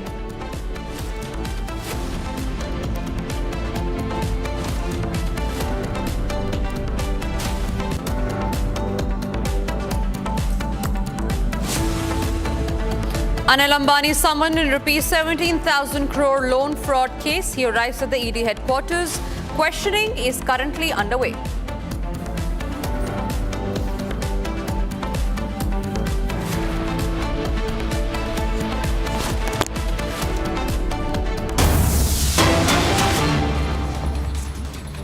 This great country, and indeed in the footsteps of my very own father, who was the first Philippine president to visit India in 1976. As emissaries of our people, I bring with me the enduring friendship of the Filipino nation. I carry the message of our solidarity with India, both over the tragic attack in Pahalgam earlier this year and in the broader fight against terrorism. Despite these challenges, I also bear felicitations on India's remarkable transformation and inexorable march to become Viksit Bharat by 2047 under Prime Minister Modi's guiding hand. I come at a crucial juncture in our bilateral partnership. Today, our relationship enters a new epoch, as Prime Minister Modi and I formally launched the strategic partnership between Philippines and India. For the Philippines, this is a momentous decision, for we take a very considered path to such elevated partnerships. Today, India becomes only the fifth strategic partner for the Philippines. This new apex attests as much to the remarkably rapid growth, broadening and deepening of our 75-year-old bilateral relationship, the possibilities represented by the strong upward trajectory of our two economies, as it does to the growing alignment of our interests and views on the challenges and imperatives of our time. This was also the auspicious context in which Prime Minister Modi and I engaged in far-reaching, productive and forward-looking discussions this past hour. We agreed to continue leveling up our collaboration in defense and security. We expressed satisfaction over the rapid pace of the Philippines' ongoing defense modernization and the expanding capabilities and footprint of India's indigenous defense industry as a partner in this undertaking, exemplified by our BrahMos project. We concurred that we should be accompanied with intensified dialogue and exchanges between our defense establishments. So we have agreed to establish mechanisms for service-to-service talks, for information sharing and training exchanges amongst our militaries. We will foster naval and coast guard interoperability via port calls, in cooperative activities and capacity building in the maritime domain. The economic sphere has been a steady engine driving our ties for 7+ decades. True to our strategic partnership, Prime Minister Modi and I have charged our economic teams to shepherd our commerce, now at the $3.3 billion in the last year, towards a continued upward trajectory and expanded baskets of goods. To this end, we have decided to expedite the work that we are doing to forge a bilateral preferential trade agreement. We look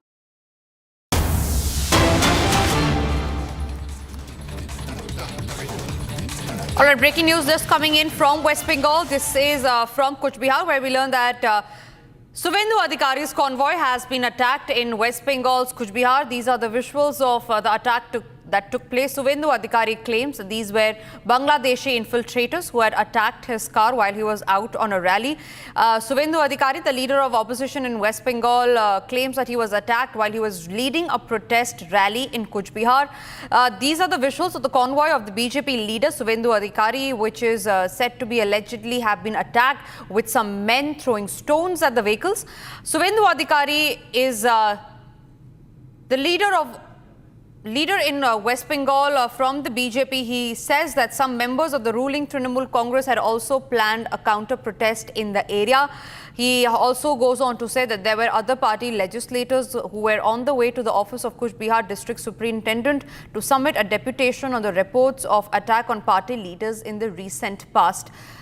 Claim after claim, nothing has been formally given out as a statement by the leader of opposition or the West Bengal BJP as far as the alleged attack on Suvendu Adhikari's convoy is concerned. High security there that's being maintained in West Bengal.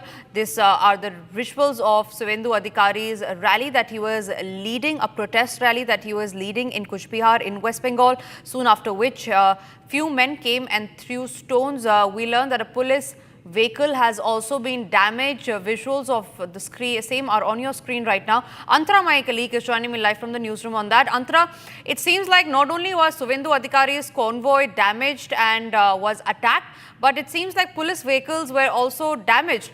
The claims made by Suvendu Adhikari points towards how there were illegal Bangladeshi immigrants who targeted his convoy. However, has there any official word come out yet on the incident so far?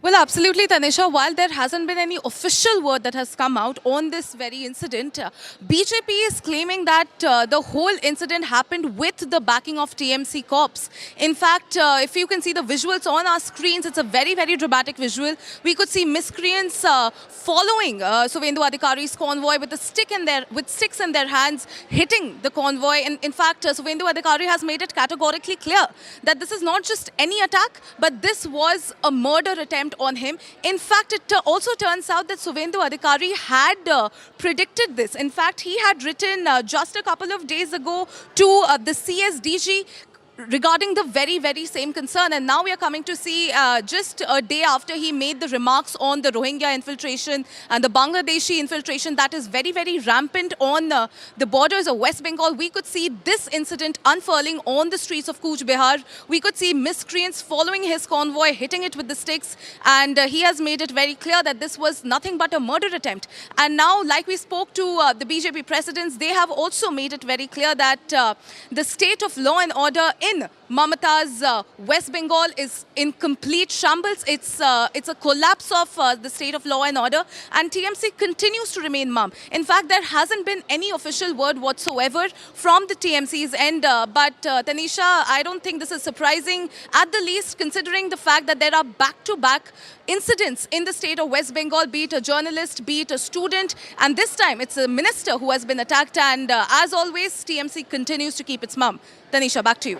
Well, absolutely, Antara. Stay with me. We'll try connecting to Suvendu Adhikari on that as well to get his first statement on what the attack was all about and who he thinks could be behind this attack. But let's solely focus on the visuals for now, Antra.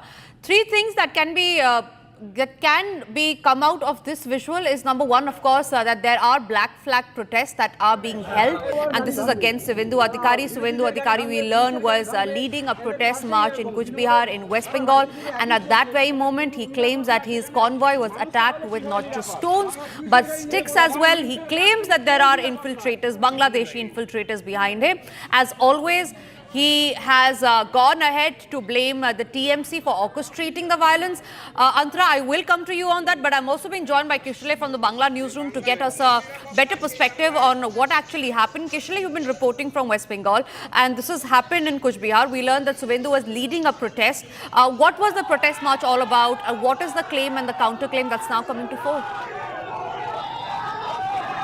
Well, exactly. Well, this was not a protest march, but Subhendu Adhikari was going towards the SP office. Now, the reason is that 3 BJP MLAs were attacked before, and Subhendu Adhikari was about to take these 3 BJP MLAs to the SP office and lodge a complaint.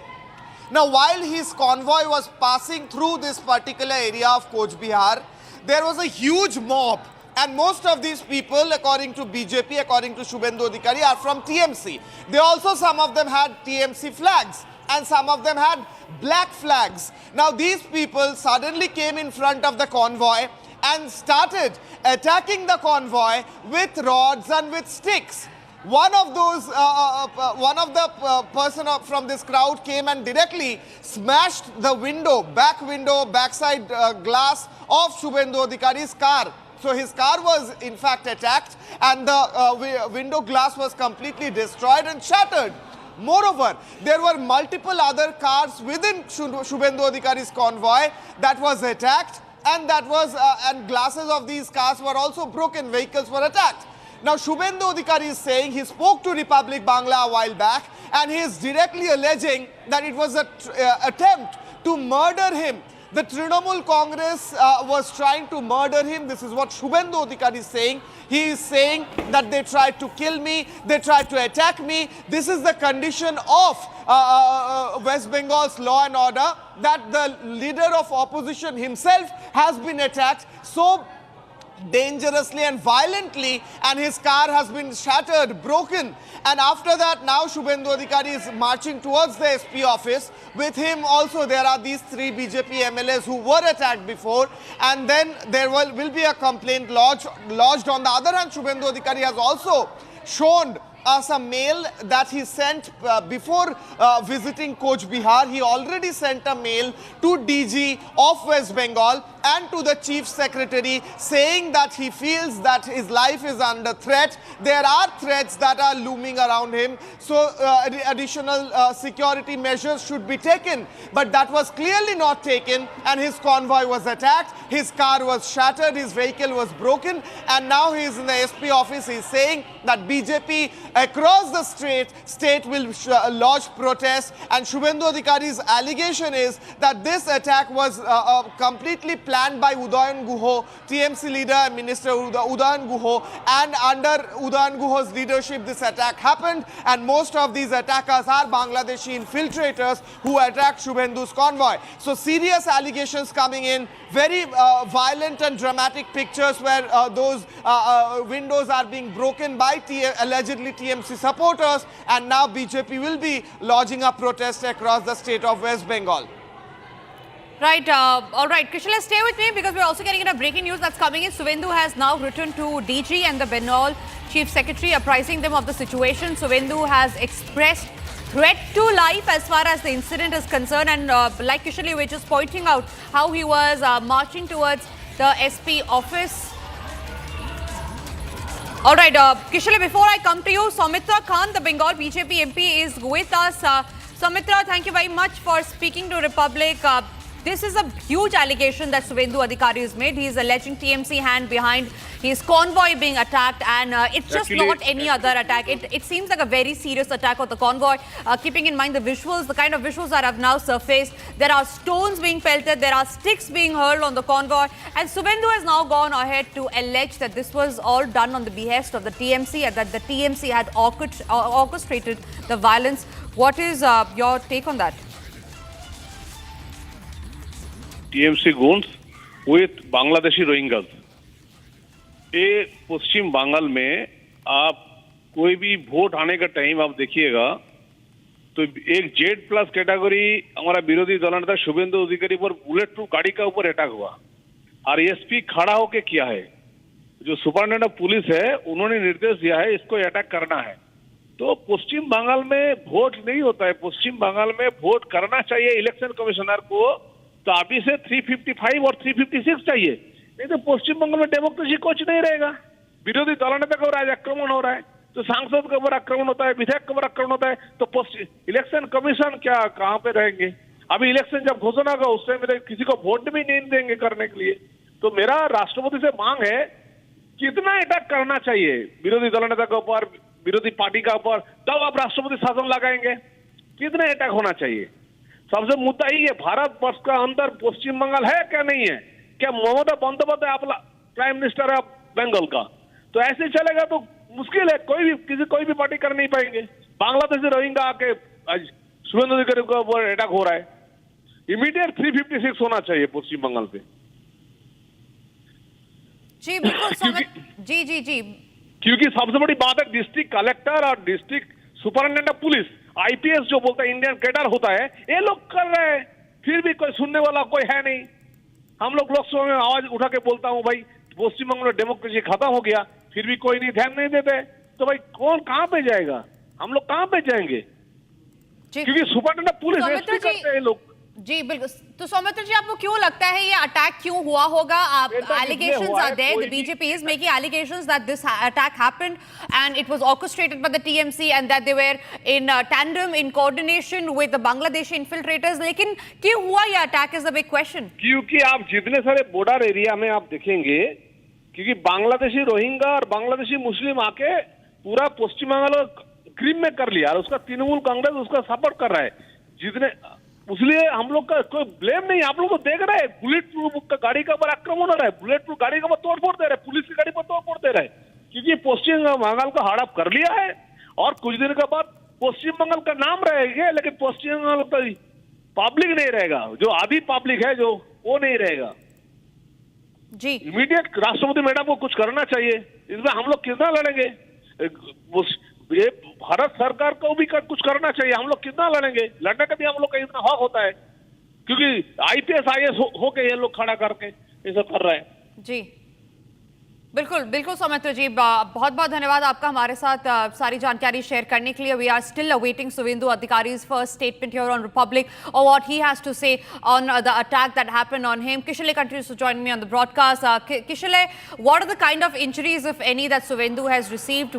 Like you were telling us, that it was not just stones, even sticks were hurled, and that the convoy was attacked in a very grievous manner.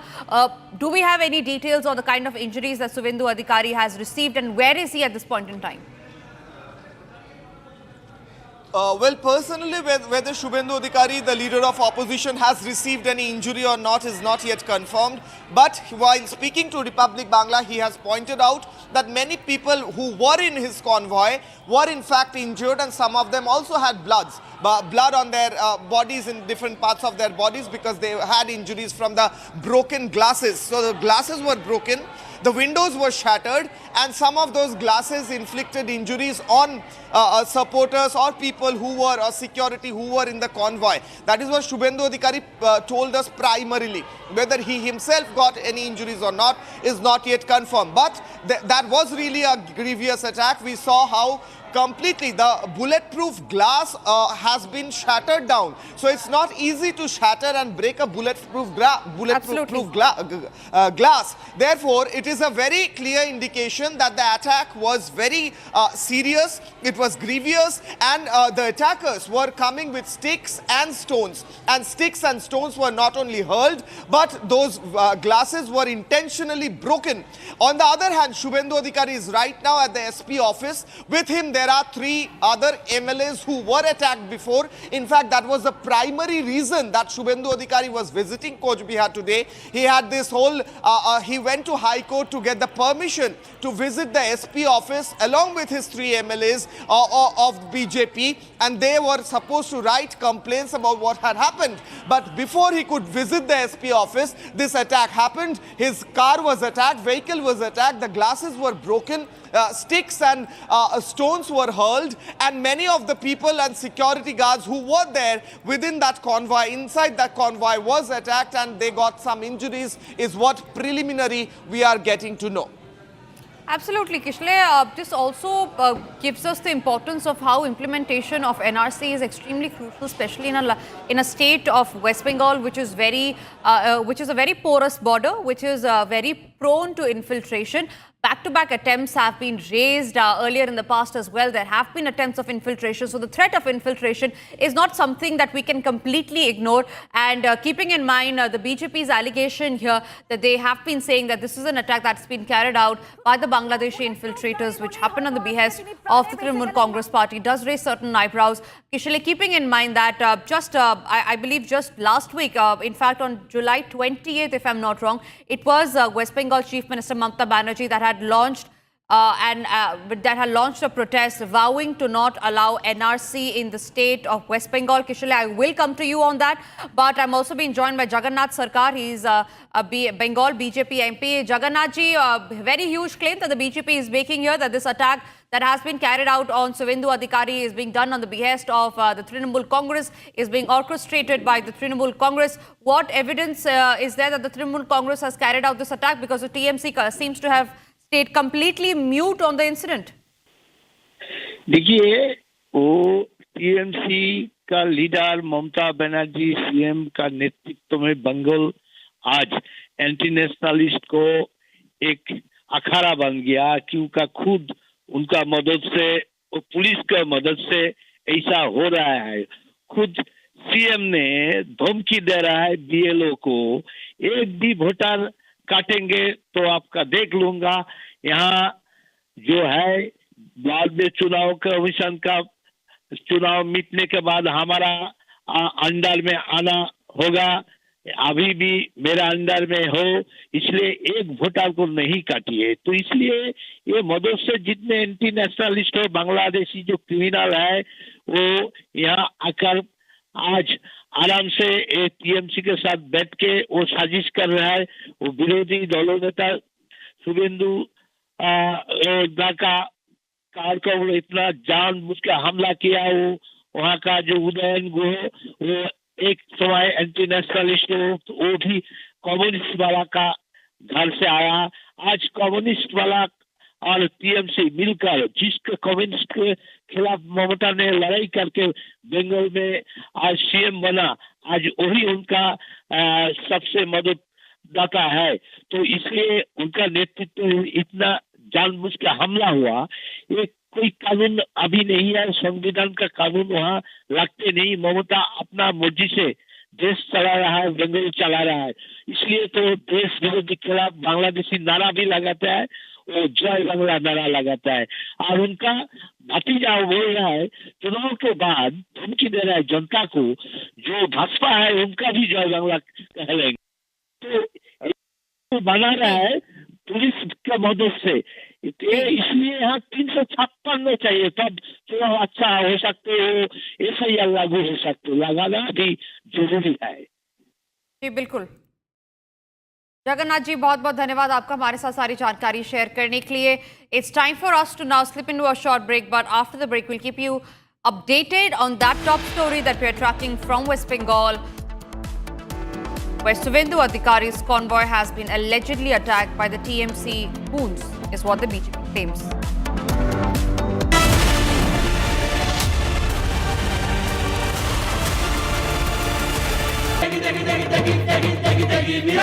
MDH की देगी मिर्च, देगी मिर्च का तड़का, अंग अंग फड़का। MDH की देगी मिर्च, केसरिया से मन जोगी हुआ रे, दिल झूमे देखो मतवारा हुआ रे। केसरिया से मन जोगी केसरी त्योहार विमल बोलो जुबान केसरी। कुछ तो सस्ता लो, सब बढ़िया लो। इसमें क्या खास बात है? थोड़े में ज्यादा स्वाद, यही तो है इसकी खास बात।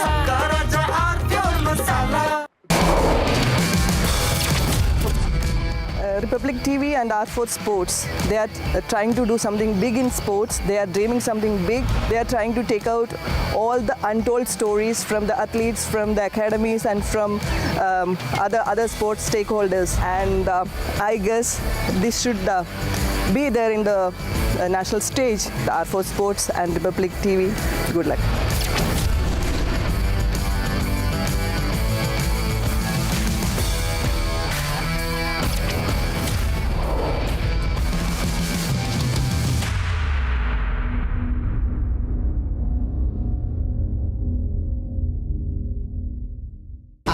प्योर सूजी पास्ता उबालो मिलाओ और खाओ 8 मिनट में तैयार। क्या टेस्ट है सबका राजा हार्डकोर मसाला।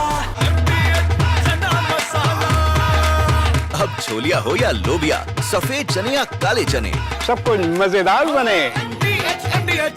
इसको घर पे लगाओगे तो शादी का तो पता नहीं, पर घर पक्का नहीं टूटेगा।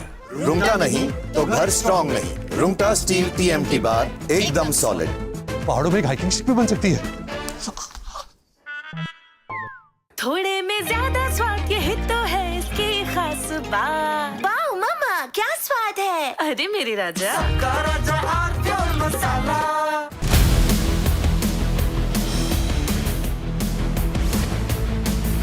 This is Republic Jack Olival Studio. Stay tuned for all the live and breaking news updates. I'm Deepak Suresh Kumar. Let's get started.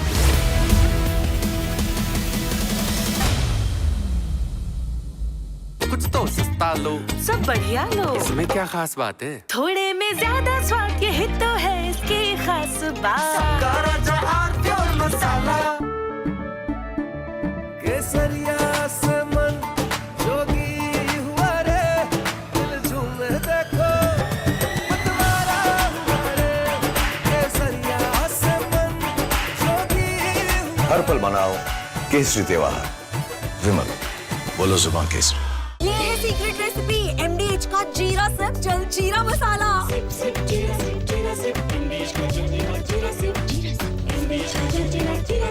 The Indian economy has been the fastest growing G20 economy for 8 of the last 11 years.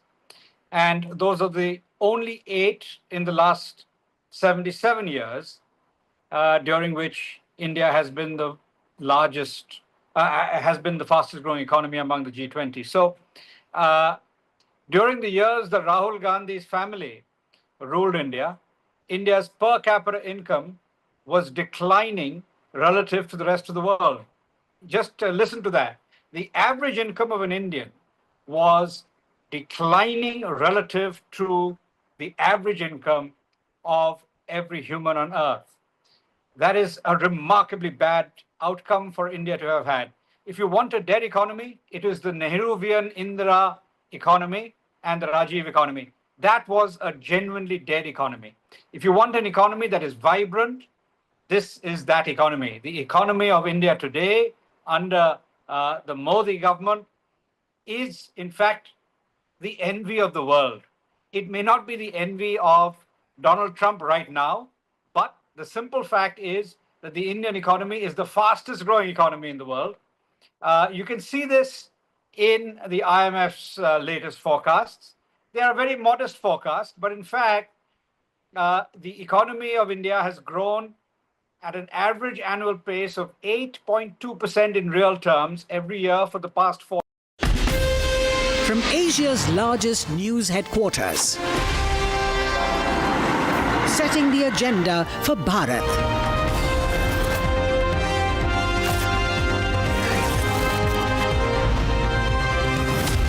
You're watching Republic.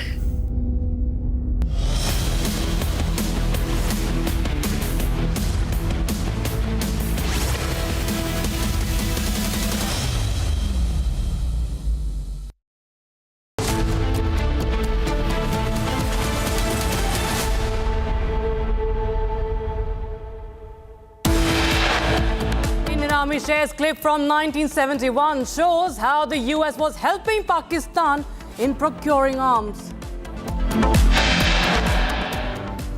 Russia responds to Trump's tariff escalation. Escalation says the sanctions won't stop the global shift. गलत बात बोलने से न्यायालय, हमारा सर्वोच्च न्यायालय, हमारा judiciary जो है वो भी चुपचाप नहीं बैठेंगे। ये सबके लिए एक सबक है कि आप रिस्पॉन्सिबल एक नागरिक है और अनाप शनाप कुछ भी बात करके आप बच जाएंगे। Prime Minister takes on Rahul Gandhi, says the Supreme Court reprimanded him for his childish comments. Tour का सक्सेसफुल हमारा मिलिट्री एक्शन के बाद फिर ऑपरेशन महादेव का जो सक्सेस है उसको लेकर के एनडीए पार्लियामेंट्री पार्टी ने रेजुलेशन पास किया। On the success of Operation Sindoor, Prime Minister Modi lauded by the NDA MPs in the parliamentary meeting. And my brother would never say anything against the army. He holds the army in the highest respect. So it is a misinterpretation.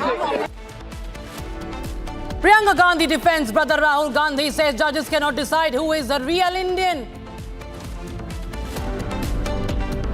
Anil Ambani summoned in rupees 17,000 crore loan fraud case arrives at the ED headquarters. BJP Shubhendu Adhikari's convoy attacked in Bengal's Cooch Behar.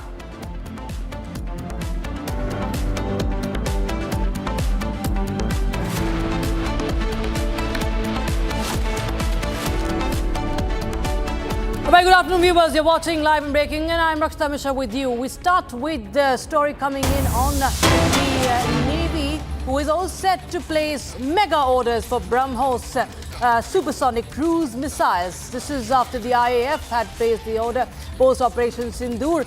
Soon after the BrahMos caused significant damage to Pakistan military infrastructure during Operation Sindoor, the BrahMos missile procurement has got the nod for Navy and IAF. Indian forces placing mega orders for the Indo-Rasia joint venture BrahMos supersonic cruise missiles. Top defense sources say that a high-level defense ministry meeting is expected to give clearance to the procurement of a large number of BrahMos missiles for the Indian Navy warships, along with ground and air-launched versions of these weapons for the Indian Air Force soon. My colleague Ishan joins us live in the broadcast from New Delhi. Ishan, of course, it's a big news coming in, of course, much needed. We've seen the impact of BrahMos during Operation Sindoor, and now there are more orders being placed by the Navy and by the Indian Air Force.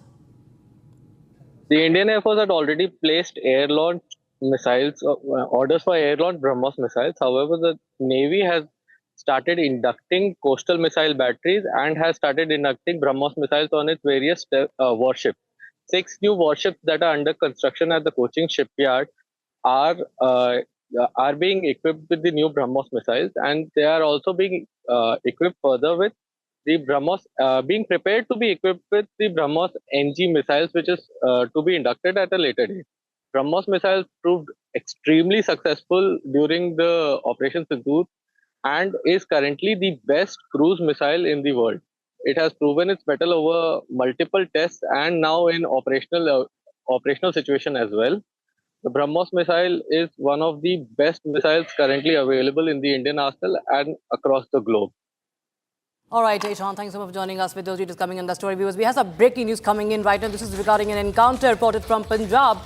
This is an encounter between the ADTF of the Punjab Police and henchmen of gangster Lawrence Bishnoi gang in Dera Basi of Punjab that has been reported right now. The gangster was wanted in a murder case, and this gangster was shot during this encounter.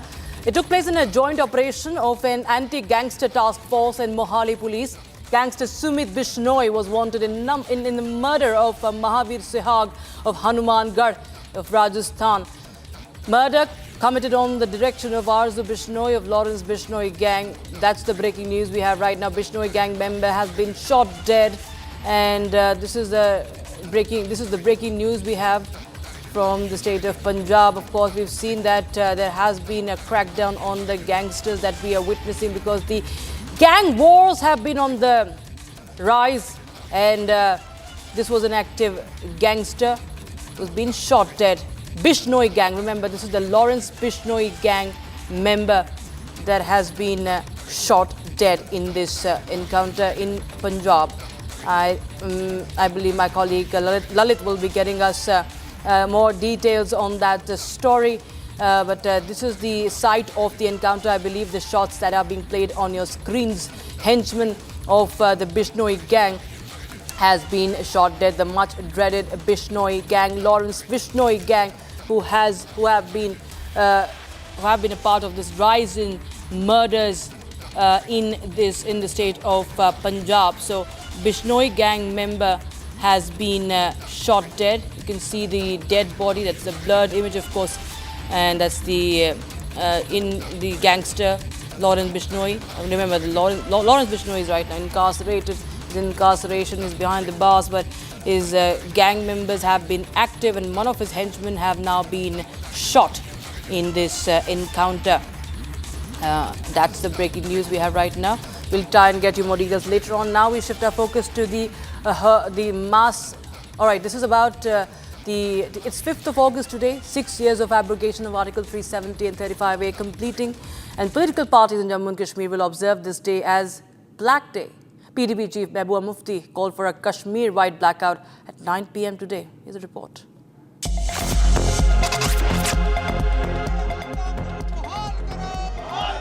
PDP is staging protest in Jammu against the abrogation of Article 370 and 35 alpha, and here the leaders of the People's Democratic Party, they are staging protest demanding that the special status of Jammu and Kashmir be restored, and they are taking out a march outside the People's Democratic Party office in Jammu. The party is saying that the decision that has been taken on the August 5, 2019 is unacceptable to the party, and they want this decision to be reconsidered and the special status of Jammu and Kashmir be revoked. The workers of the People's Democratic Party wearing the black badges and the black shirts are staging protest here at the party headquarters and demanding that the immediate restoration of special status of Jammu and Kashmir. They are holding the placards saying that Tanashahi nahi chalegi. The protest is being led by the district president of the People's Democratic Party here in Jammu, and what they demand that the rights of the people have been crushed over these 6 years. This is what the People's Democratic Party is alleging, and now they are heading towards the national highway demanding that this status of the special status of Jammu and Kashmir be restored with an immediate effect. Sir क्या कहेंगे विरोध प्रदर्शन आज आप लोग? आज के दिन उस सेंटर की सरकार ने जम्मू कश्मीर के हक हकूक पर डाका डाला, पूरे जम्मू कश्मीर को जेल में तब्दील करके जो डाका डाला और हमारे हक हकूक हमसे छीन लिए गए, और इन हकों को आज हम 6 साल हो गए हैं हम सरकार से ये मांग करना चाहते हैं, बताइए जम्मू कश्मीर के लोगों का कसूर क्या था। आज 5 अगस्त को हम काला दिन मनाते हैं, आज से नहीं पिछले 5 साल से मनाते हैं, तब तक मनाते रहेंगे जब तक हमारे हक हकूक हमें वापस नहीं मिल जाते।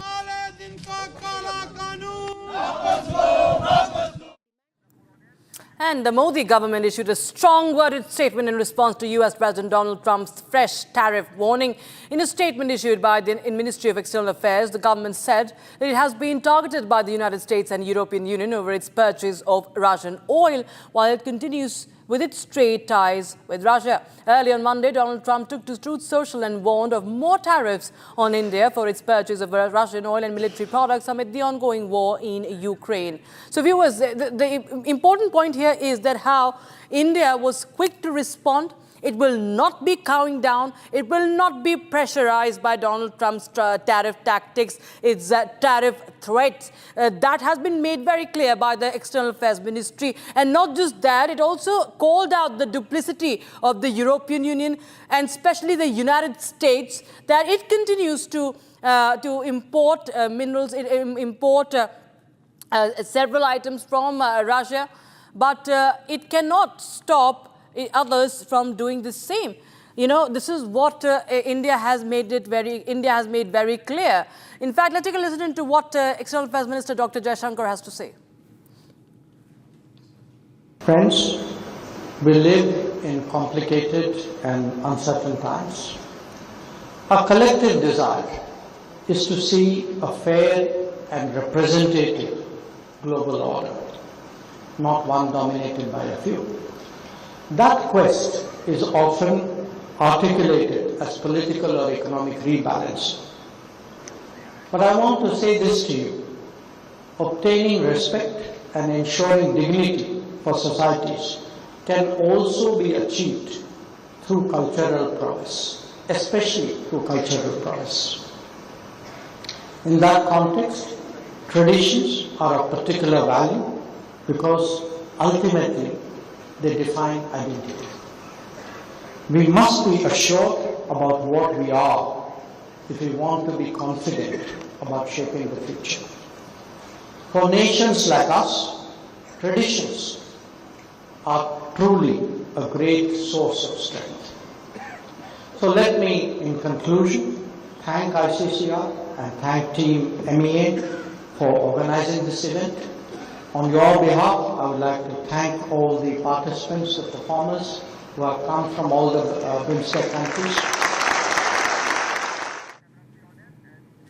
Now shifting focus, Congress MP Priyanka Gandhi Vadra reacted on Supreme Court's observations on Rahul Gandhi's statement. She said, and I quote, "With all due respect to the judiciary, it is not for them to determine who is a true Indian and who is not. The judges will not decide that. Rahul Gandhi has also disrespected the army and the soldiers," unquote. So this is the story when the Supreme Court had wrapped Rahul Gandhi for his comments on the Indian army, on the Indian forces, and saying that without proof he cannot make claims, and also no true Indian will make such statements time and again. So that's what the Supreme Court had said, to which Priyanka Gandhi Vadra, the Congress MP and Rahul Gandhi's sister, is reacting to. Listen in. And my brother would never say anything against the army. He holds the army in the highest respect. So it is a misinterpretation. And my brother would never say anything against the army. He holds the army in the highest respect. So it is a misinterpretation. Meanwhile, BJP has taken a jibe on Rahul Gandhi for his comments on the Indian army and what the Supreme Court has said. Take a listen to Kiren Rijiju. श्रीमान राहुल गांधी जी जो अनाप शनाप बातें हमारा security और territory को लेकर के जो गलत बयान देते हैं, उसको सुप्रीम कोर्ट ने कड़ी टिप्पणी जो की है, इसके बारे में हम लोगों को बताया कि गलत बात बोलने से न्यायालय, हमारा सर्वोच्च न्यायालय, हमारा जुडिशरी जो है वो भी चुपचाप नहीं बैठेंगे। ये सबके लिए एक सबक है कि आप रिस्पॉन्सिबल एक नागरिक है और अनाप शनाप कुछ भी बात करके आप बच जाएंगे, ये सोचना गलत है। और सुप्रीम कोर्ट ने राहुल गांधी जी को जो टिप्पणी के साथ साथ एक हिदायत दी है, मैं मानता हूं कि इससे सिर्फ राहुल गांधी ही नहीं, सबके लिए एक सबक है कि एक भारतीय होने के नाते भारत के खिलाफ बयान नहीं देना चाहिए। ये एक बहुत साफ मैसेज है सुप्रीम कोर्ट की ओर से। And viewers, Yogi Adityanath's Operation Langra continues across the state of Uttar Pradesh to make the state criminal-free. Here's the latest updates on that operation in this report.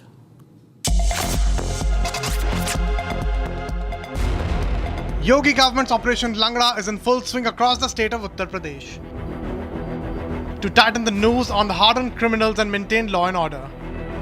In Ghaziabad, a wanted criminal was injured in a police encounter who has been now arrested in a robbery case, and a stolen bike has also been recovered. In Agra, a thief named Prabhu alias Tanga arrested and shot in the leg in a police encounter and arrested. The Agra police also recovered cash worth 1 lakh rupees of stolen money and illegal weapons. रोजा चौराहे से मलपुरा की तरफ जाने वाले रास्ते पर एक संदिग्ध व्यक्ति जा रहा था। पुलिस द्वारा जब उस संदिग्ध व्यक्ति को रोका गया तो उसने रोड से उतरकर पुलिस पर फायरिंग शुरू कर दी। पुलिस की जवाबी फायरिंग जब की तो उसके घुटने पर गोली लगी और वह घायल हो गया। उसके बाद उसके पास से एक जो बैग था, उस बैग को जब चेक किया गया तो उसमें से 1 लाख रुपए और 315 बोर का तमंचा और एक जिंदा कारतूस मिला है। In Pratapgarh district, a jewelry robber named Suryabhan shot in the leg and arrested in a police encounter.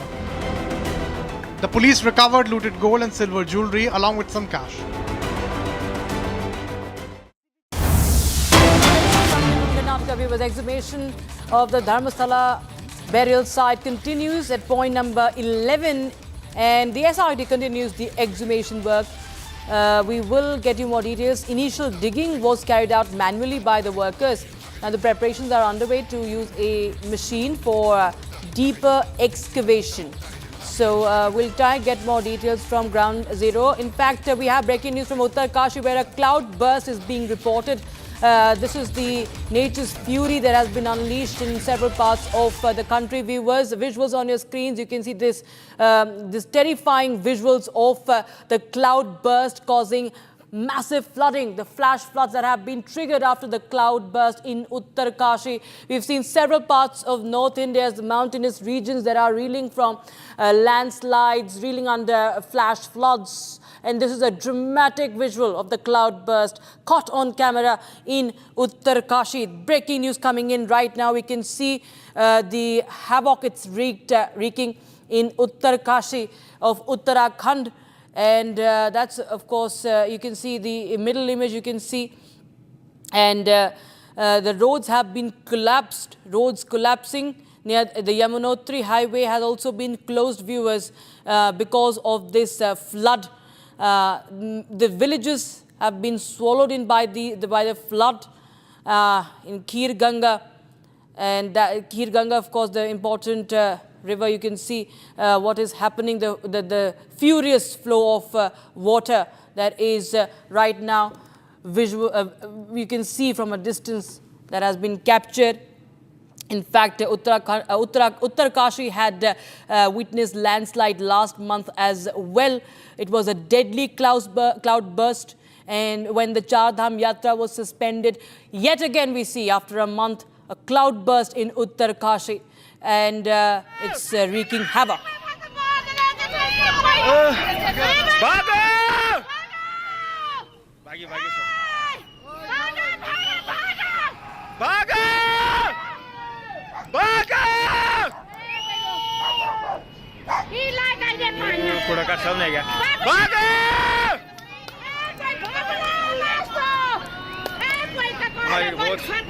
बहुत मरी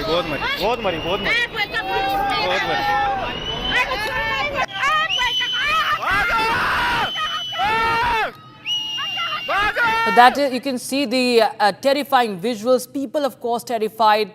The Kheer Ganga, you can see the kind of absolute destruction that is being witnessed there.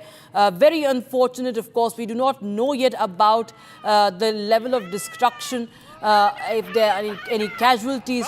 But the visuals, of course, depict the scale of destruction it could actually potentially wreak.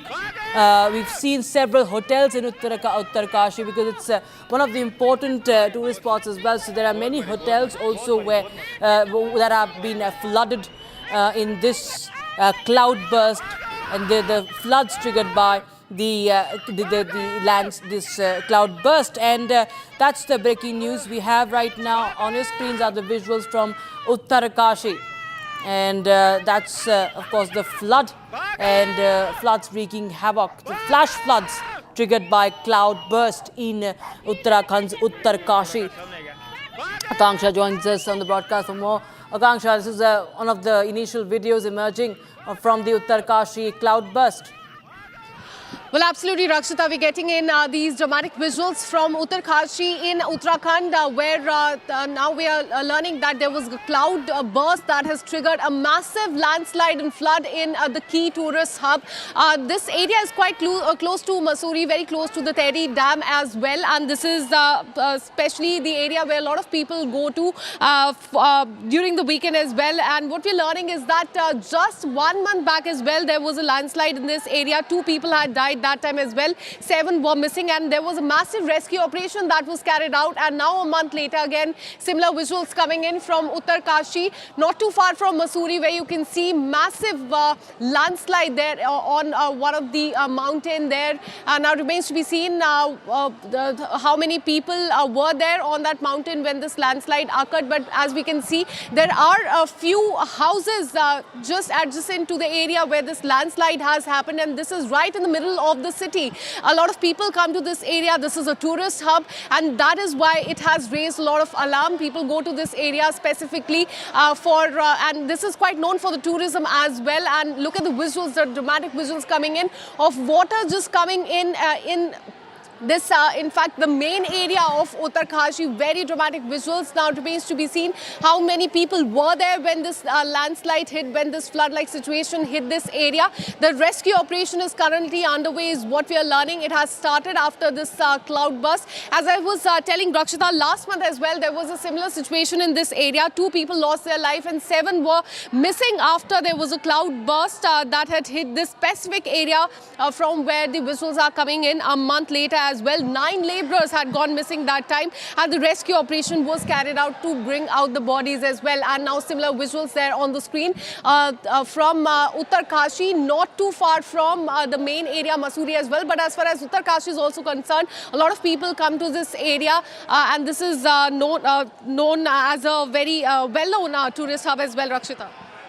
Right, this is the what we understand as we're getting more visuals and details. This is a devastating flash flood striking Tharali village in Dehradun, and silt-laden waters from the Kir Ganga, as I was saying earlier, Kir Ganga river, surged into the residential areas. You can see how it has wreaked havoc in the residential areas, and there are several people who are feared trapped. And disaster response teams have also been rushed to the site. Situation is being closely monitored. Okay, I'm told that former DGP Uttarakhand, Ashok Kumar, is joining us on the broadcast. Mr. Ashok Kumar, thanks so much for speaking to Republic TV. But this is not the first time that Uttarkashi has witnessed such, nature's fury and destruction. Today, again, we see that this is the flash floods. Any information you're getting on the situation? I don't have the current information, but this is true that Uttarakhand is, has to face such kind of tragedies. Lot of such kind of tragedies over the last 10, 12 years. The cloudburst incidents have increased. The number of incidents of cloudburst, and it is almost in nobody's hands. The volume of water is so high that immediate relief is almost impossible, as it happened in Kedarnath, you remember, in 2013. After that, and every year, annually, we are having such tragedies, natural disasters. But our SDRF is quite competent. Afterwards, we do take care. I hope the loss of life is not high. But certainly, these incidents are somehow it's a climatic tragedy, I would say. And these incidents are not easy to stop by human beings, you can say. Mr. Kumar, I want to understand from you the fact that even residential areas are being so affected this time around. And we've seen Uttarakhand has been suffering for the longest time, isn't it? We've seen landslides. We've seen, the ground literally cracking away in several areas. You think there could be some measure that can be taken up against nature's fury? Yes, there are possibilities. First is the load-bearing capacity. Every place has a load-bearing capacity. Like it happened in Joshimath also. 2 years ago, Joshimath land was giving in. So we have to take care of, not much population is settled in an area which has lower load bearing capacity. And also second is along the river banks, as happened in Kedarnath. Yeah. River banks should not be, should be kept free, but economy is like that, it all depends on Char Dham Yatra and all the whole life in those areas. And so people construct, that is the only place where tourists will be available to them. So they construct on the side of roads, and which is also on the side of the rivers most of the times. So it becomes more dangerous. Yes. The impact of the tragedy becomes higher. Yes. That is the point. Right, sir. Mr. Ashok Kumar, thank you so much for joining us on Public TV. We also have my colleague Ratan Negi joining us from Uttarakhand. Ratan, हमें बताएं क्या कुछ हो रहा है, जो कि जिस तरह से हम देख रहे हैं कि काफ़ी ज़्यादा यहाँ पर लोगों की दबे होने की, मलबे में दबे होने की भी खबरें आ रही हैं। क्या कुछ ज़्यादा जानकारी आप हमारे साथ साझा कर सकते हैं? देखिए, इस वक्त उत्तराखंड से ये बड़ी खबर है, बड़ी दुखद खबर है कि उत्तरकाशी के थराली खीर गांव में जलस्तर बढ़ने से यहाँ पर थराली के मार्केट में मलबा घुस आया है। क्षेत्र में भारी नुकसान की सूचना यहाँ पर मिल रही है।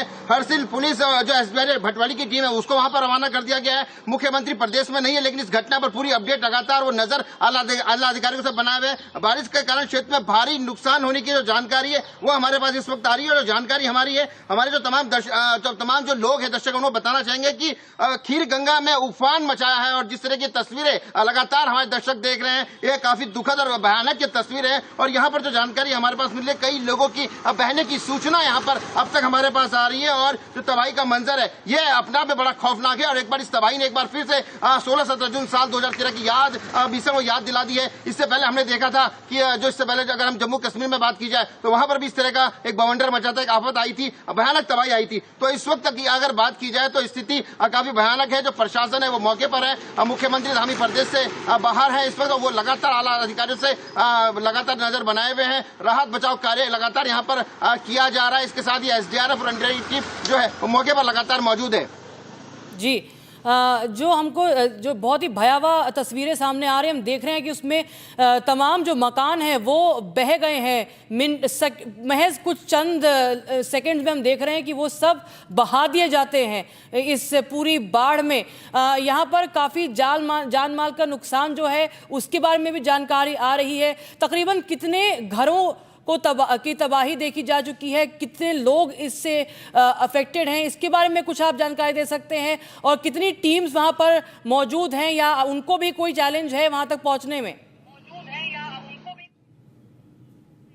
देखिए, खीर गंगा में बादल फटने से ये तबाही मची। और जो तस्वीरें जो हमारे सामने यहाँ पर आप देख सकते हैं कि बीच से खीर गंगा है, बादल फटने से तबाही मच रही है। उसके आसपास की अगर बात की जाए तो वहां पर मकान है। अभी यह कहना बहुत मुश्किल होगा कि कितने लोग इस तबाही के शिकार हुए हैं और कितने लोग यहाँ पर हैं। लेकिन प्रशासन तक यहाँ पर पहुंचने में निश्चित तौर से चुनौतियों का सामना करना पड़ रहा है। एसडीआरएफ की बात की जाए, एनडीआरएफ की बात की जाए, वहां पर है। जो पुलिस प्रशासन है वो लगातार नजर बनाया हुआ है। जो भी स्थिति परिस्थिति, क्योंकि उत्तराखंड का जो मौसम है इस वक्त भयानक खराब है। प्रदेश की अगर बात की जाए तो रेड अलर्ट यहाँ पर पहले से ही किया गया था। 9 जिलों में यहाँ पर छुट्टी घोषित की हुई थी स्कूल की। और इस वक्त अगर बात की जाए तो हेलीकॉप्टर की सहायता भी यहाँ पर ली जाएगी। और तमाम जो अगर बात की जाए इस घटना के बाद जो जानकारी हमारे पास निकल कर आ रही है, ऊपर पीएमओ लेवल से भी यहाँ पर पूरी घटना की जानकारी यहाँ पर ली जा रही है। और तुरंत काल से तत्काल जो रेस्क्यू ऑपरेशन है उसको प्रारंभ यहाँ पर किया गया है। निश्चित तौर से एसडीआरएफ के आगे, एनडीआरएफ के आगे चुनौती है मौके पर पहुंचना। लेकिन पहली प्राथमिकता यही है कि जो नुकसान हुआ है उसे छोड़ करके जो जिन लोगों की जान बचाई जा सकती है उनको बचाने का प्रयास लगातार किया जा रहा है। लेकिन आशंका जताई जा रही है कि कई लोगों की बहने की सूचना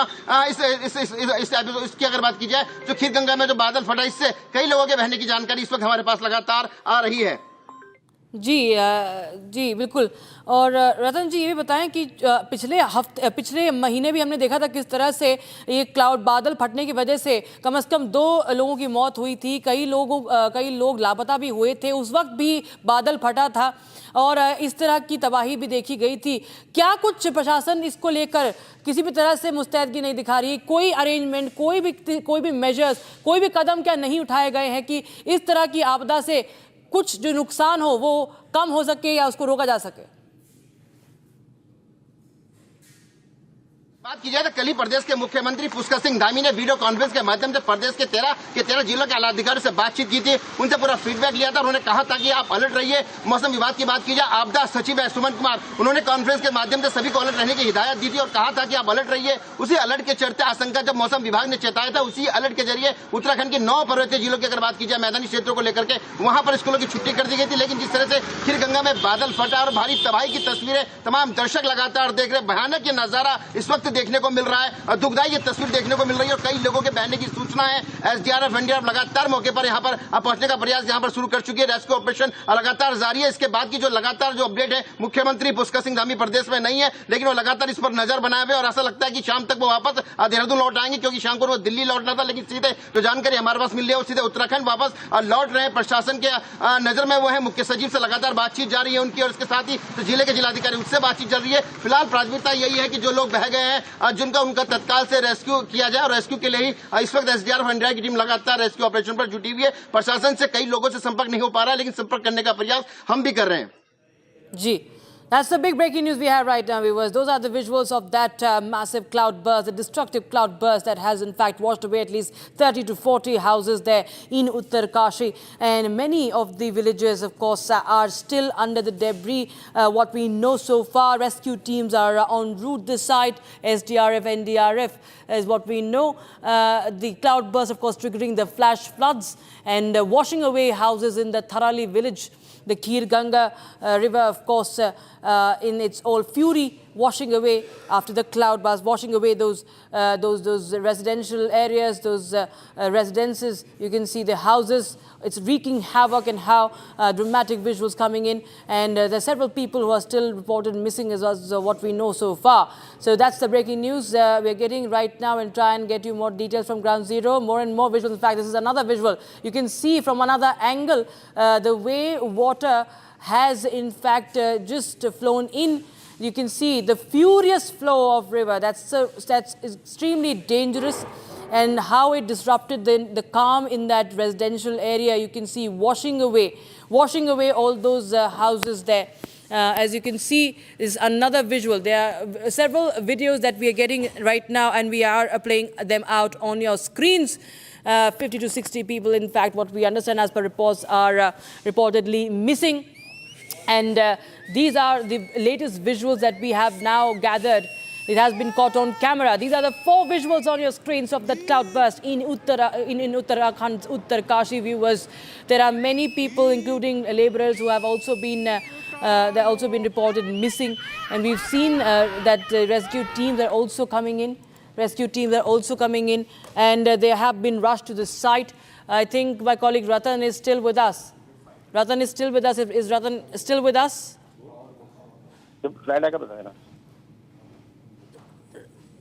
Right.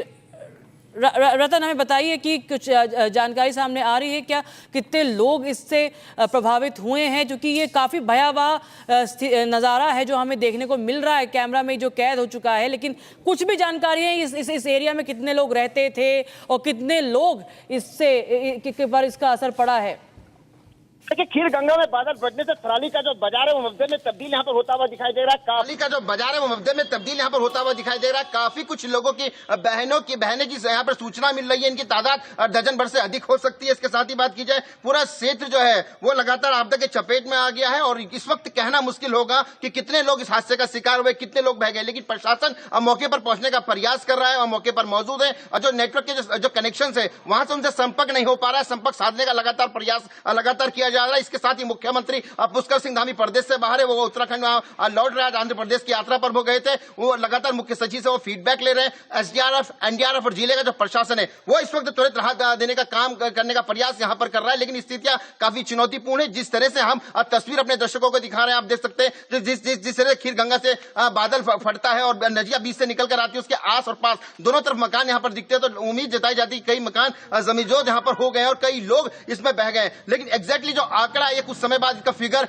निकलकर सामने आएगा। लेकिन इस वक्त जो उत्तराखंड प्रशासन की जो नजर है वो नजर यही है कि जल्द से जल्द रेस्क्यू ऑपरेशन से जो लोग बह गए हैं, जो इसको और तेज किया जाए, लोगों की जान बचा जाए। लोगों की जान बचाना प्राथमिकता है उत्तराखंड सरकार की। और इस खबर पर पूरे प्रदेश के साथ ही पीएम कार्यालय तक की भी नजर है। मुख्यमंत्री लगातार अधिकारियों से लगातार इस पर फीडबैक लगातार ले रहे हैं। ये जो तस्वीर गंगा घाटी की अगर बात की जाए, खीर गंगा क्षेत्र की भयावह ये तस्वीरें हैं और जिला प्रशासन राहत बचाव कार्य में जुटा हुआ है। इस तरह की पूरी जानकारी हमारे पास निकलकर सामने इस वक्त आ रही है। और अधिक जानकारी इसकी अगर बात की जाए तो अधिक जानकारी के लिए लगातार वहां के प्रशासन से संपर्क करने का प्रयास किया जा रहा है। लेकिन नेटवर्क की कनेक्टिविटी में कहीं पर कुछ खामी आने के कारण उनसे वो संपर्क नहीं हो पा रहा है। लेकिन हमसे प्रयास कर रहे हैं लगातार कि एग्जैक्ट जानकारी हमारे पास मिले। लेकिन बहुत से लोगों की यहाँ पर बहने की जो आशंका है वो यहाँ पर नजर आ रही है। जो स्थितियां यहाँ पर साफ तौर पर दिखी जा रही है, क्योंकि तस्वीर लगातार आप देख रहे हैं टीवी स्क्रीन पर, हमारे दर्शक लगातार देख रहे हैं किस तरह से ये बादल यहाँ पर फटता है। और अगल और बगल के क्षेत्रों की बात की जाए तो मकानों के बीच से लगातार तेज धारा में पानी बहता है तो निश्चित तौर से काफी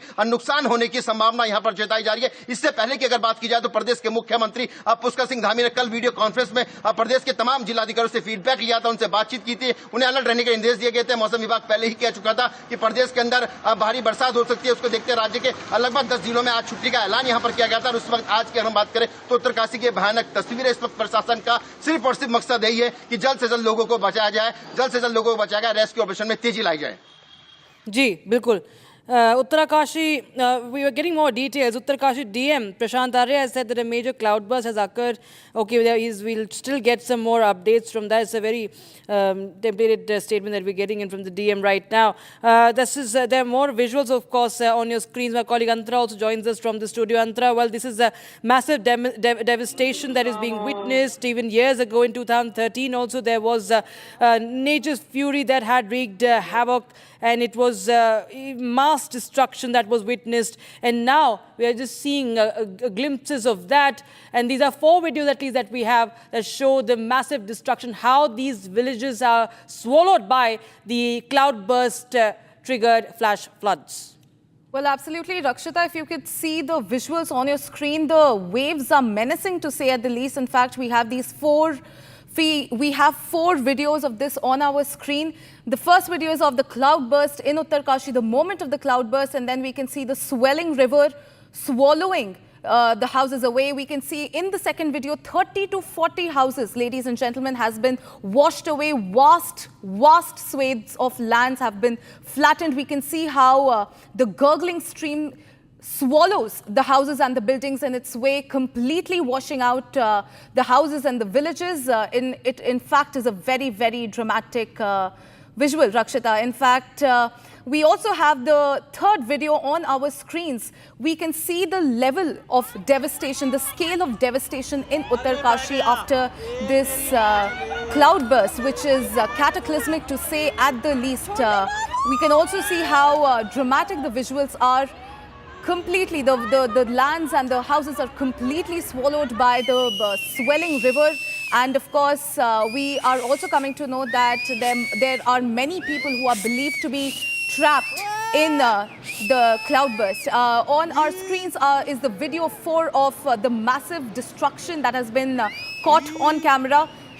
These are various locations from Uttarkashi that depict the level of destruction that has happened after the Uttarkashi cloudburst. Of course, we are also coming to know that there might be casualties also. In fact, relief and rescue operations are underway. However, multiple people are believed to have been swept away in this flash flood chaos. Right. In fact, what we're getting to know from the Uttarkashi police is that there is massive destruction that has been witnessed due to the rising water level of Kirgad in the Harsil area. Uttarkashi police says that reports of damage in Dharali have prompted the police, SDRF, army and other disaster response teams to engage in relief and rescue operations at the site. So, yes, the rescue teams are on the job. They are there to, of course, conduct the operations, because there are several people who are missing, several people who are still under trapped under the debris because of this massive flash flood after the cloudburst that has been witnessed. We are, of course, waiting for more information, more details as to how many people have been affected by this flash flood. We've seen that there has been a deadly landslide last month itself in Uttarkashi as well, and time and again in Uttarakhand we are seeing such incidents happening, such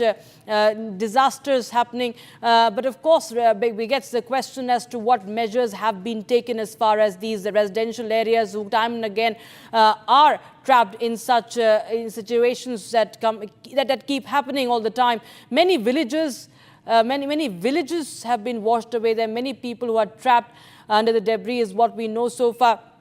And the SDRF team and the army have also been called in, have also been deployed as far as this devastating flood is concerned. And this is a silt-laden waters from the Kir Ganga river have surged into the residential areas. Of course, many questions raised time and again that why the residential areas have been established in these areas. which are vulnerable to flooding. More videos coming in on your screens, viewers. This is unfortunate what we are seeing, and this has happened in Uttarakhand time and again. It has seen massive disasters. It has seen the Kedarnath flood tragedy also years ago, and many a times we've seen these disasters have turned deadly for the people of Uttarakhand. But we see that there is no stopping. We see that the nature's fury is unleashed. We do not know if any measure has been taken to protect the citizens, to protect the people residing in these areas near the rivers. So this is the visual of the cloud burst. You can understand that it was, of course, quite signaling of what was to follow. We do not know if there was any prediction that was put in place, any alert that was put in place, and if at all it was in place, why were the people still there? Why were they not evacuated? We do not know. We'll try and get more details from the administration, who are just putting out templated replies, templated statements about the rescue team that have been rushed. But why is it happening time and again? We do not know. There are many questions that will be raised, of course, on the government, on the administration. 30 to 40 houses washed away in this video number 2 that you're seeing on your screens in Uttarkashi of Uttarakhand. And then there's another video that shows from another angle how the river has in fact flooded those residential areas. And you can see the people screaming, shouting. They're absolutely terrified of what's happening. Well, absolutely, Rakshita, the visuals are dramatic, extremely dramatic. In fact, the cloudburst in Uttarkashi's Dharali area has caused severe damage. There is debris entering the market. Several houses and hotels have been affected. In fact, multi-story buildings have been swallowed by the menacing swelling river. In fact, rescue operations are also underway amid the rainfall. Amid the chaos and the destruction, Uttarkashi Police has issued a statement. They've said that in Uttarkashi, due to rising water level in the Kheer Gad in the Harsal area, reports of damage in Dharali have prompted police, SDRF, army and other disaster response teams to engage in relief and rescue operations at the site. Of course, several casualties are feared, ladies and gentlemen. In fact, we are also coming to know that 30 to 40 houses at least have been washed away. And from the visuals on your screen, we can see that the entire village has been swept away in this cloudburst. Of course, this is a very grim reminder of the past. In the past itself, we got to know that how this particular area is a very disaster prone area. And like Rakshita, you were correctly pointing out, now all eyes are on the disaster response team and what is being done to rescue the people who are currently trapped. This is a very major cloudburst that has struck the Kheer Ganga area of Uttarkashi. Now this also comes amid continuous rainfall in Uttarakhand. Ladies and gentlemen, we are getting access to more videos on your screens. Extremely dramatic footage of the cloudburst in Uttarkashi in Uttarakhand, where many villages have been washed away, houses have been submerged, vast swathes of lands have been flattened, and of course, there is a lot of fear of casualties as well. At least 30 to 40 houses have been washed away. Absolutely. It's extremely dangerous to, of course, be residing in such a... Okay, you can see the aftermath. You can see what happened after the floods wreaked havoc. You can see there are these areas that have been submerged. You can see the cars, the vehicles, the hotels, the residences. They've all been submerged in this flood. And this is, of course, a horrific visual. Devastation all across Uttarakashi. And many villages have been washed away. Debris, sludge, wreaking havoc in Tharali village, and many people were still trapped. You can see it's challenging to even conduct the rescue operations in such a situation. But of course, the agencies, the rescue forces, the army will be doing its job as they've always done. But this is another video that we're getting in right now. This is the mobile footage, I believe, that we're getting. The road, in fact, the way it has been all swept away. You can see this flooded area that has carried it with it, the debris and the silt also. It's all caught on camera, viewers. And what we know is that the rescue operations are underway. Ratan Negi joins us back. Ratan, हमें बताएं कि क्या कुछ और जानकारी आप हासिल कर पाए हैं इस स्थिति को लेकर.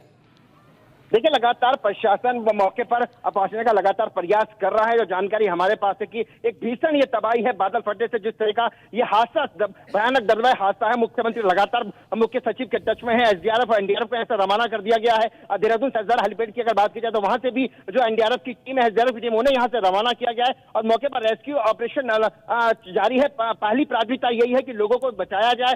अभी तक ये आकलन नहीं है कि कितने लोग इस हादसे की चपेट में आ गए हैं, क्योंकि जो भयानक तस्वीर जो हमारे सामने, जो दर्शक लगातार देख रहे हैं, उसमें जिस तरह से ये बादल फटने के बाद जो पानी की जो तस्वीरें लगातार सबके यहाँ भयानक की तस्वीरें निकल कर आ रही है, उससे काफी लोगों के हताहत होने की या फिर हम कह सकते हैं कि बहने की सूचना है। लेकिन इसका एग्जैक्ट आंकड़ा यहाँ पर नहीं है। डीएम जो उत्तरकाशी के, वो लगातार इस घटना पर नजर बनाए हुए मौके पर पहुंचने का प्रयास कर रहे हैं। नेटवर्क की कनेक्टिविटी की समस्या भी वहां पर आ रही है। कह सकते हैं कि उन लोगों से बातचीत नहीं हो पा रही, क्योंकि जब इतनी भीषण यहाँ पर आपदा आई है तो नेटवर्क का कनेक्शन है, उसको भी यहाँ पर उसको भी काफी नुकसान पहुंचा है। लेकिन लगातार प्रयास किया जा रहा है जो एग्जैक्ट आंकड़ा है वो हम अपने दर्शकों तक पहुंचाए, क्योंकि जो भीषण तस्वीर जो हमारे तक लगातार अभी टीवी स्क्रीन पर देख रहे हैं, वहां तक प्रशासन के लिए पहुंचना भी एक बड़ी चुनौती बना हुआ है।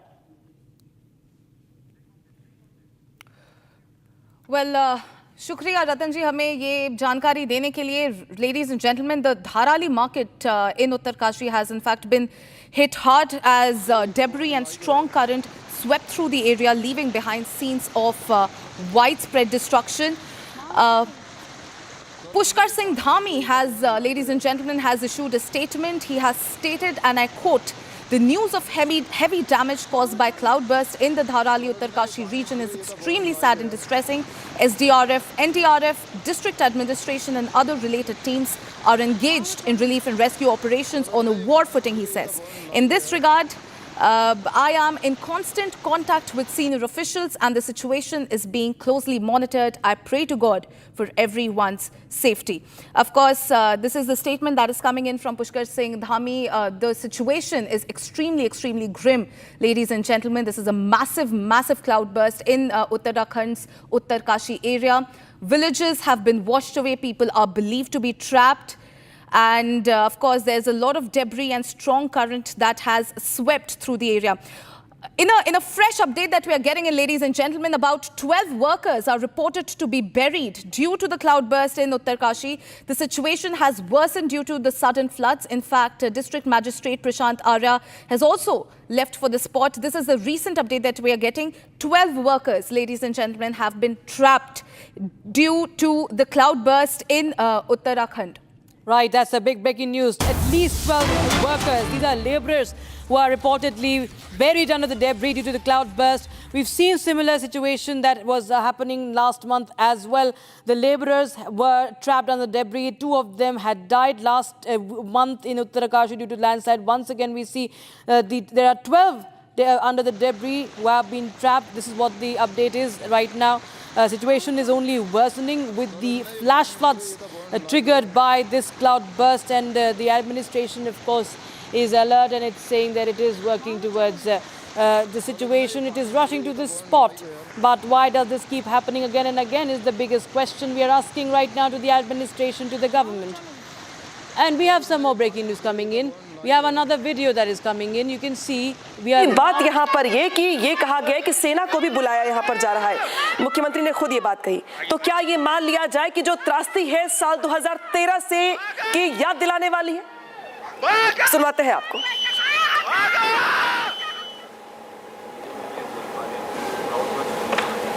पानी एक साथ आया है, एकदम से आया है, और चूंकि वहाँ पे गेस्ट हाउस है और छोटे और होटल्स भी हैं। All right, we'll just get you more updates. We're getting in more reactions also. We'll just play them out and we'll just go to it straight away. I'll keep speaking. Massive cloudburst in Uttarakhand, viewers. You can see that this is another video from the roadside. You can see this video that is showing you the level of this furious flow of river. And वो आया है पानी के साथ। हमारा प्रयास है कि इस समय में सभी को जल्दी से जल्दी राहत के काम किए जाएं, बचाव के कार्य किए जाएं। जिला प्रशासन के लोग वहां पहुंच रहे हैं, साथ में हमारी सेना के लोग, एनडीआरएफ, एसडीआरएफ, आपदा प्रबंधन विभाग लगातार कोशिश कर रहा है कि हमारी सर्वोच्च प्राथमिकता है कि सभी को इस समय राहत की जाए, सभी को बचाया जाए और हर प्रकार से जान माल की सुरक्षा की जाए। All right, so that was Pushkar Singh Dhami, the Chief Minister of Uttarakhand's first reaction coming in on that big story that we're tracking from Uttarakhand. And that was more reactions, of course, have come in from the police, also from the DGP, from the DM as well, who is now rushing to the spot.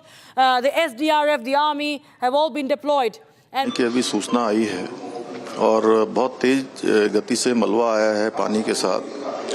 हमारा प्रयास है कि इस समय में सभी को जल्दी से जल्दी राहत के काम किए जाएं, बचाव के कार्य किए जाएं। जिला प्रशासन के लोग वहां पहुंच रहे हैं, साथ में हमारी सेना के लोग, एनडीआरएफ, एसडीआरएफ, आपदा प्रबंधन विभाग लगातार कोशिश कर रहा है कि हमारी सर्वोच्च प्राथमिकता है कि सभी को इस समय राहत की जाए, सभी को बचाया जाए और हर प्रकार से जान माल की सुरक्षा की जाए। All right, so that was Pushkar Singh Dhami, the Chief Minister of Uttarakhand, saying that we are trying the level best to save everyone possible. That is what he was saying right now. His first reaction, he was informing that the SDRF, the National Disaster Response team, also has been rushed. District administration and other teams have been engaged in the relief and rescue operations on a war footing. The Chief Minister also said that he's in constant touch with senior officials, situation closely monitored by him. So that was the first reaction of the Chief Minister after this flash flood in Uttarkashi. And of course, we understand that the rescue operation is still underway and there are many people. In fact, there are at least 14 laborers, 12 workers who are reportedly been buried under the debris. And of course, the search operations will continue. The rescue operations will continue. And these visuals speak volumes of the magnitude of this flood. This flash flood. Now, flash flood is something that happens suddenly, viewers. It is not something that the level was rising and, you knew about it. This just happened right after the cloud burst happened. And the cloud burst triggered the flash floods. That is the sudden flooding. And it washed away this entire residential area. The hotels, the houses, they have all been washed away. And the one who's capturing this, you can see the screams behind the camera from the vicinity. You can see it's an absolute terrifying situation. Antara. Well, absolutely, Rakshita. We can only hope and pray for the people who are stuck there. It is just a matter of seconds. You were correctly pointing out it's just a matter of seconds. The cloudburst happened and the flash floods took place, completely destroying and swallowing. We have some more breaking news. We are told that the Home Minister has also spoken to the Chief Minister.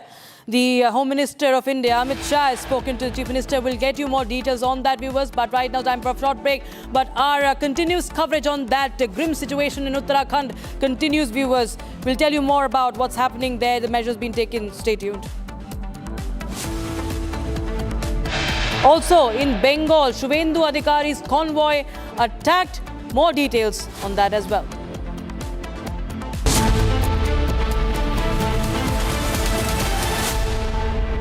In the global employability rankings by Times Higher Education UK, only the following 6 institutions from India are ranked amongst the top 230 in the world for having the most employable graduates. IIT Delhi, IISc Bangalore, IIT Bombay, IIM Ahmedabad, IIT Kharagpur and Amity University. Pure सूजी pasta उबालो मिलाओ और खाओ 8 minute में तैयार। क्या taste है सबका राजा hardcore मसाला MDH की हल्दी मिर्ची धनिया करे कमाल ये रंग दे ये खुशबू दे ये तीखा ये कम पड़े क्या निराला MDH मसाला।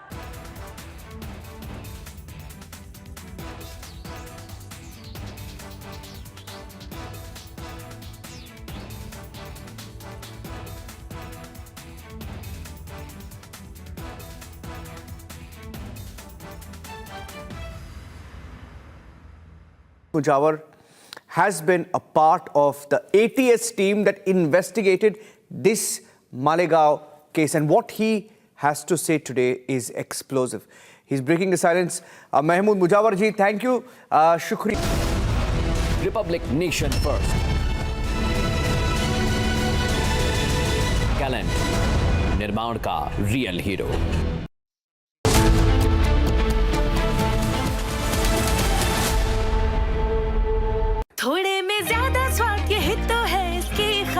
बात। वाओ मामा क्या स्वाद है। अरे मेरे राजा मसाला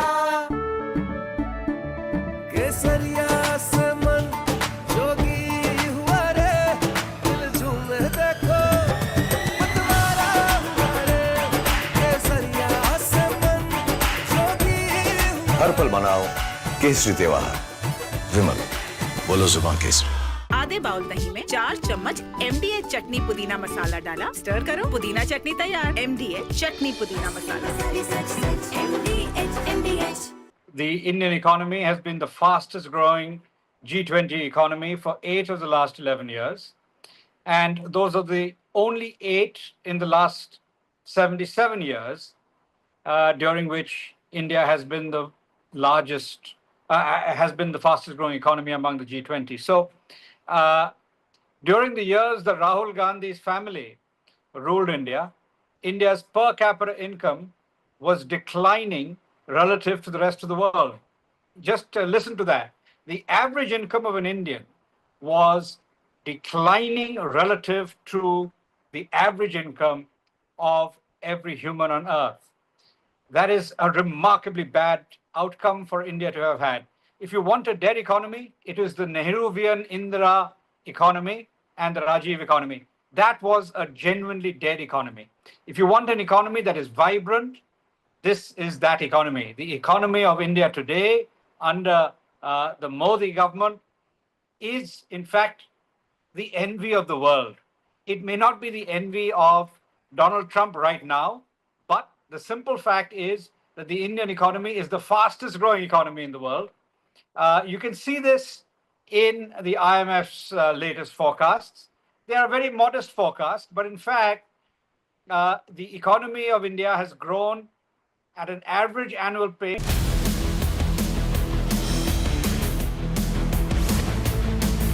This is Republic Jack Pollywall Studio. Stay tuned for all the breaking news and updates. I'm Akanksha Khajuria. Let's get started.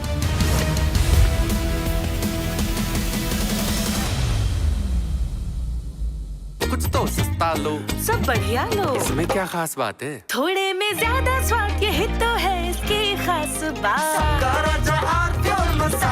दादी के हाथों का जादू और खुशबू से महकता घर, माँ की मुस्कुराहट और खाने की सुगंध। MDH गरम मसाला, क्योंकि हर रिश्ता है स्वाद से जुड़ा।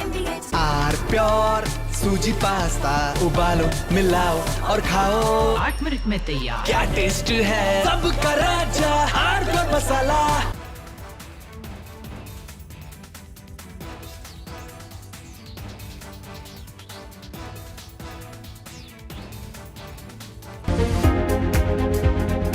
Today, boards are navigating a new era marked by mounting uncertainty.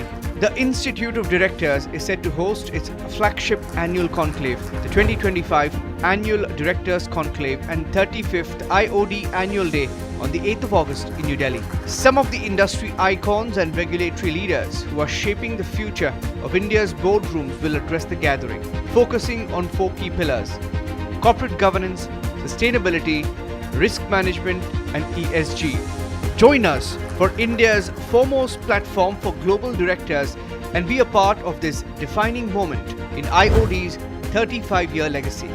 Visit iodglobal.com. Building tomorrow's boards. MDH की देगी मिर्च, देगी मिर्च का तड़का, अंग अंग फड़का। MDH की देगी मिर्च। Sports isn't just about medals and podiums. It is about heartbreak, challenges, and discipline. It is also about leaders choosing sport to empower the community to live longer and healthier. I congratulate my friend Arnab and R4 Sports for championing these untold stories that we all need to hear and learn from. Here's wishing R4 Sports all the best.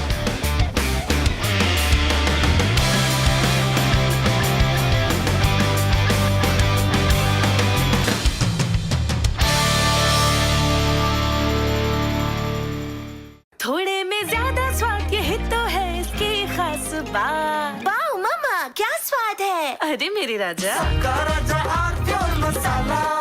the Indian economy has been the fastest growing G20 economy for 8 of the last 11 years. And those are the only 8 in the last 77 years, during which India has been the largest, has been the fastest growing economy among the G20. So during the years that Rahul Gandhi's family ruled India, India's per capita income was declining relative to the rest of the world. Just listen to that. The average income of an Indian was declining relative to the average income of every human on earth. That is a remarkably bad outcome for India to have had. If you want a dead economy, it is the Nehruvian Indira economy and the Rajiv economy. That was a genuinely dead economy. If you want an economy that is vibrant, this is that economy. The economy of India today under the Modi government is, in fact, the envy of the world. It may not be the envy of Donald Trump right now, but the simple fact is that the Indian economy is the... From Asia's largest news headquarters, setting the agenda for Bharat.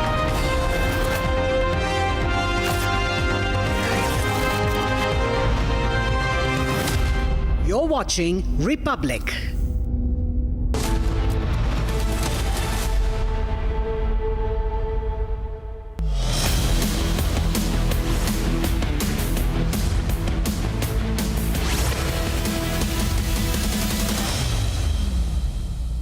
Welcome viewers, you're watching Republic TV and I'm Rakshita Mishra with you. We are closely tracking the situation in Uttarakhand's Uttarkashi that is right now witnessing massive flash floods after a cloud burst. There are several people who have been trapped. They are reported missing. The rescue teams are right now rushing to the spot. We'll get to each and every detail, but first the top stories of the day that we're tracking for you.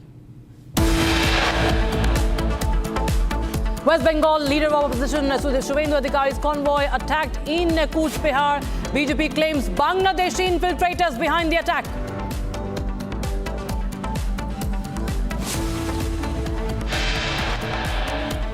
Cloudburst triggers flash floods in Uttarkashi. Several villages washed away.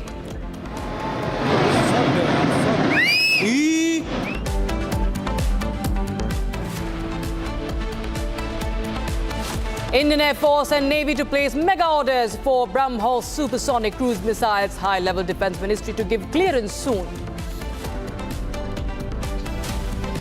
Prime Minister Modi takes on Rahul Gandhi, says Supreme Court reprimanded him for childish comments. गलत बात बोलने से न्यायालय, हमारा सर्वोच्च न्यायालय, हमारा judiciary जो है वो भी चुपचाप नहीं बैठेंगे. ये सबके लिए एक सबक है कि आप रिस्पॉन्सिबल एक नागरिक है और अनाप शनाप कुछ भी बात करके आप बच जाएंगे. On the success of Operation Sindoor, Prime Minister Modi lauded by the NDA MPs in parliamentary meeting. Operation Sindoor का सक्सेसफुल हमारा मिलिट्री एक्शन के बाद फिर ऑपरेशन महादेव का जो सक्सेस है उसको लेकर के एनडीए पार्लियामेंट्री पार्टी ने रेजोल्यूशन पास किया. Anil Ambani interrogated in 17,000 crore rupee loan fraud case. Top executives summoned too.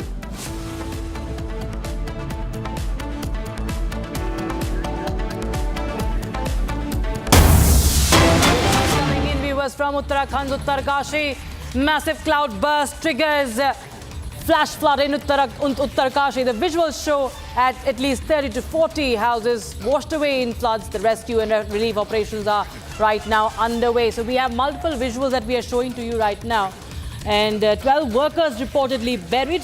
And in the latest update we have is that the Home Minister has also spoken to the Chief Minister, Pushkar Singh Dhami. Pushkar Singh Dhami has asked for Air Force's assistance. He has asked for an MI and a Chinook helicopter for the rescue operation to be expedited. Multiple people feared.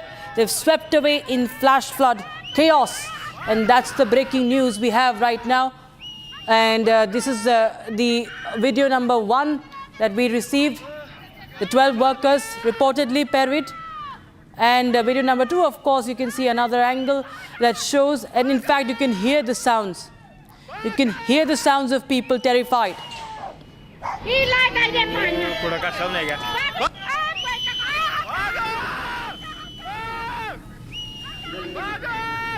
Ratan Negi joins us live on the broadcast for more. Ratan, tell us more about what are we picking up. हमें ये जानकारी मिल रही है कि home minister Amit Shah की बातचीत हुई है पुष्कर सिंह धामी से।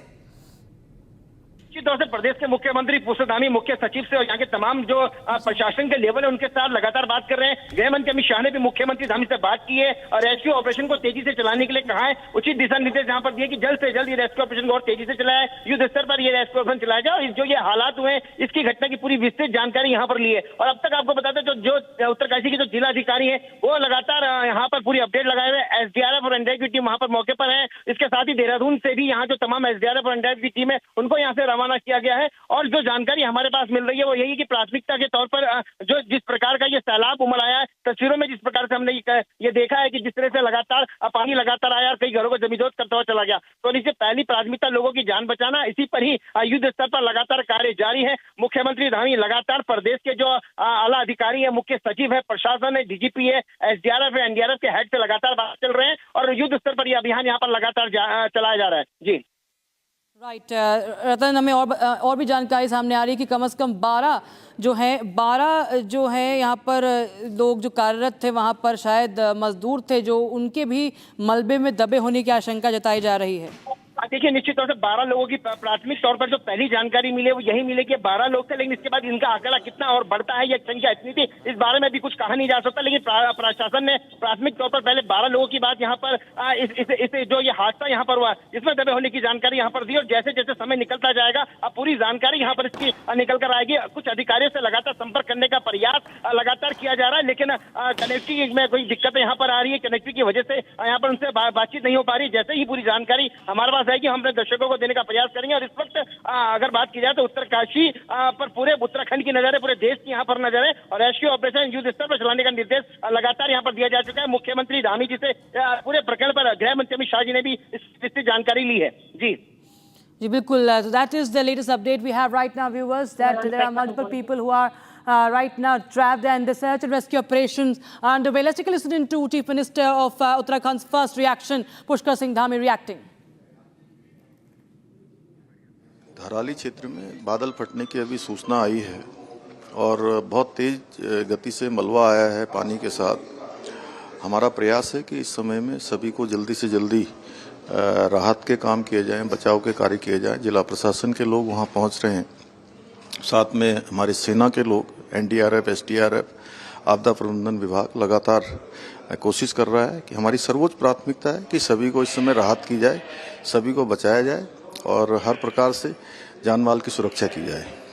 All right, we have SS Guleria, former DIG, NDMA patched. Mr. Guleria, thanks so much for speaking to Republic TV. This is, of course, giving us, these are images that are haunting, that remind us of what happened in 2013 in Uttarakhand. There was massive devastation. 6,000 people had lost their lives. In Uttarakhand, we are seeing such tragedies striking time and again. Today, again, these horrific visuals are actually making, raising many questions that why so many residential areas are affected time and again in Uttarakhand. You see these residential areas swept away in this flash flood.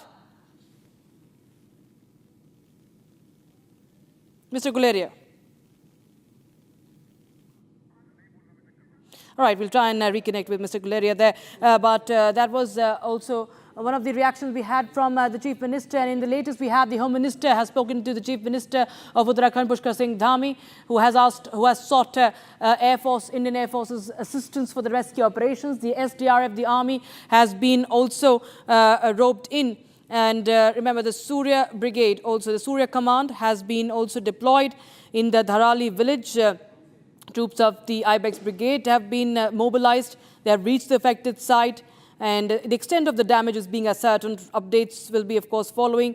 That is the breaking news. You can see the natural calamity, of course, and how it has affected several of these areas.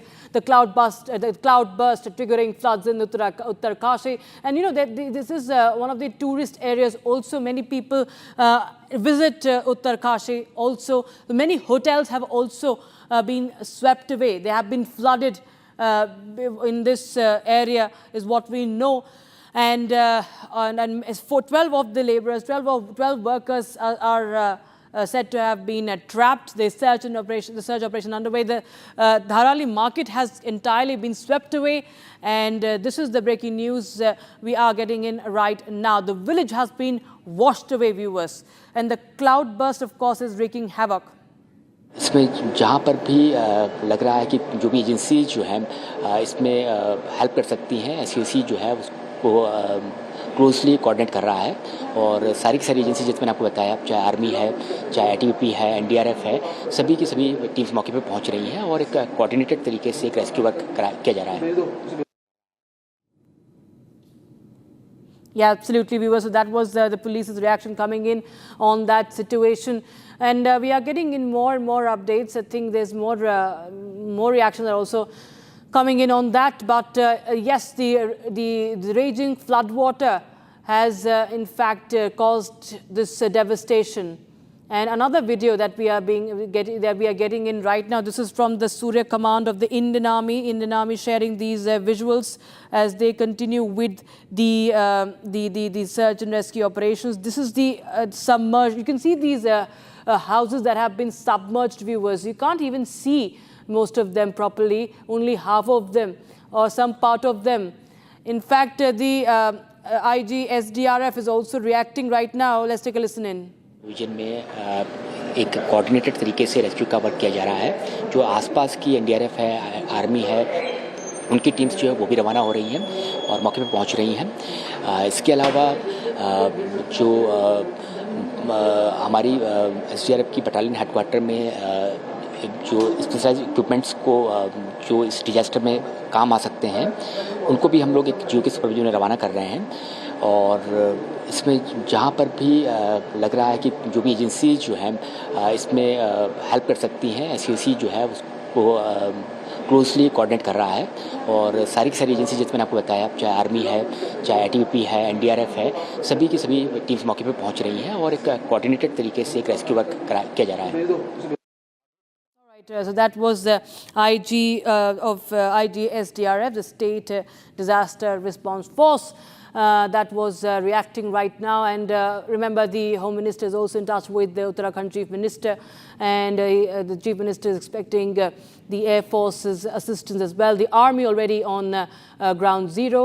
The mobilization of troops has happened and they are on the spot. This is one of the latest visuals. You can see the gravity of the situation, how the village has been completely submerged in that siltation that is brought in by the river. And this cloud burst has washed away at least 30 to 40 houses, as you can see in that visual that has been taken from afar. And it is in fact caused a lot of it has terrified many people. These are horrifying visuals, and the operation is still underway. The rescue operation is still underway. But this is, of course, a scenario that we've seen many a times now in Uttarakhand of late, especially after what happened in 2013. That was one of the deadliest floods that the country has witnessed in its history. Now, this is another cloudburst that has triggered massive destruction that we are watching right now on the screens. And in the aftermath, we see that the rescue operations have been expedited. We'll get you more updates on that. We are getting you more and more voices from ground zero as well from Uttarakhand. And we expect that we get you more precise updates from more exact information that we can get from the state of Uttarakhand, the Devbhoomi that Uttarakhand is. And there are a lot of tourists who visit Uttarakhand time and again. But this is, of course, a very terrifying visual. Several villages have been washed away. Several houses, several hotels have been affected in this. And the Dharali market area has been reduced to rubble. If you see these visuals, you can actually understand that this flow of the river, it has in fact invaded all areas. It has in fact, we are getting in more updates also. In the meanwhile, let's take a listen in to what Pushkar Singh Dhami, the Chief Minister of Uttarakhand, has said in his first reaction.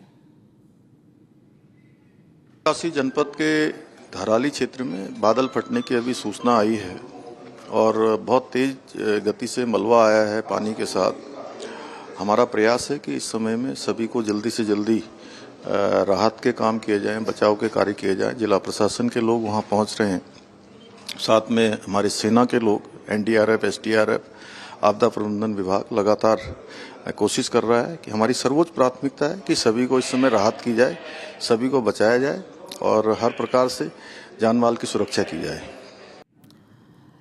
तो रतन नेगी हमारे साथ बने हुए हैं देहरादून से। रतन, हमें बताएं कि कितना ज़्यादा और अभी जो कि जानकारी आ रही है, जिसे हमें समझ में आ रहा है कि एयरफोर्स की भी मदद मांगी गई है पुष्कर सिंह धामी जी द्वारा, उस पर क्या कुछ सामने आया है? क्या एयरफोर्स की अभी असिस्टेंस मिलने वाली है और क्यों कितनी टीमें पहुंच चुकी हैं वहां पर? देखिए, मुख्यमंत्री धामी जी ने एयरफोर्स की यहाँ पर मदद मांगी है। लगातार मुख्य सचिव से लेकर के पीएमओ कार्यालय तक मुख्यमंत्री जी की लगातार बातचीत जारी है। गृह मंत्री अमित शाह जी ने भी मुख्यमंत्री धामी से पूरी इस घटना की विशेष जानकारी ली और केंद्र सरकार ने हर संभव सहायता देने का आश्वासन उत्तराखंड सरकार को दिया है। इसके साथ ही अगर बात की तो एसडीआरएफ और एनडीआरएफ की टीम मौके पर वहां पर पहुंची हुई है। प्राथमिक तौर पर अभी जो जानकारी निकल कर आई है उसमें 12 मजदूरों के दबे होने की जानकारी मिली, लेकिन इसमें लोगों की संख्या और बढ़ भी सकती है, इस बात का अनुमान यहाँ पर लगाया जा रहा है। क्योंकि जिस प्रकार से हमने देखा कि भयानक तस्वीर देखने को मिली है कि जिस तरह से पानी का बहाव यहाँ पर देखा बादल फटने के बाद, उसमें घरों के बीच से वो निकल गया, तो ऐसा लग रहा है कि संभावनाएं और अधिक यहाँ पर हो सकती है। लेकिन प्राथमिक तौर पर अगर बात की जाए तो यहाँ पर जो जानकारी है कि 12 लोगों के यहाँ पर दबे होने की सूचना है। इसके साथ ही मुख्यमंत्री धामी लगातार अपडेट यहाँ पर मुख्य सचिव से ले रहे हैं। एसडीआरएफ की टीम वहां पर मौके पर मौजूद है, एनडीआरएफ की टीम वहां पर है। देहरादून के तहसीलदार हेलीपैड से लगा तमाम अगर जो टीम है उनको यहाँ से रवाना किया गया। लेकिन मौसम इस वक्त चुनौती बना हुआ है। रेस्क्यू ऑपरेशन की अगर हम बात करें, हेलीकॉप्टर्स की अगर हम बात करें, क्योंकि उत्तराखंड के अंदर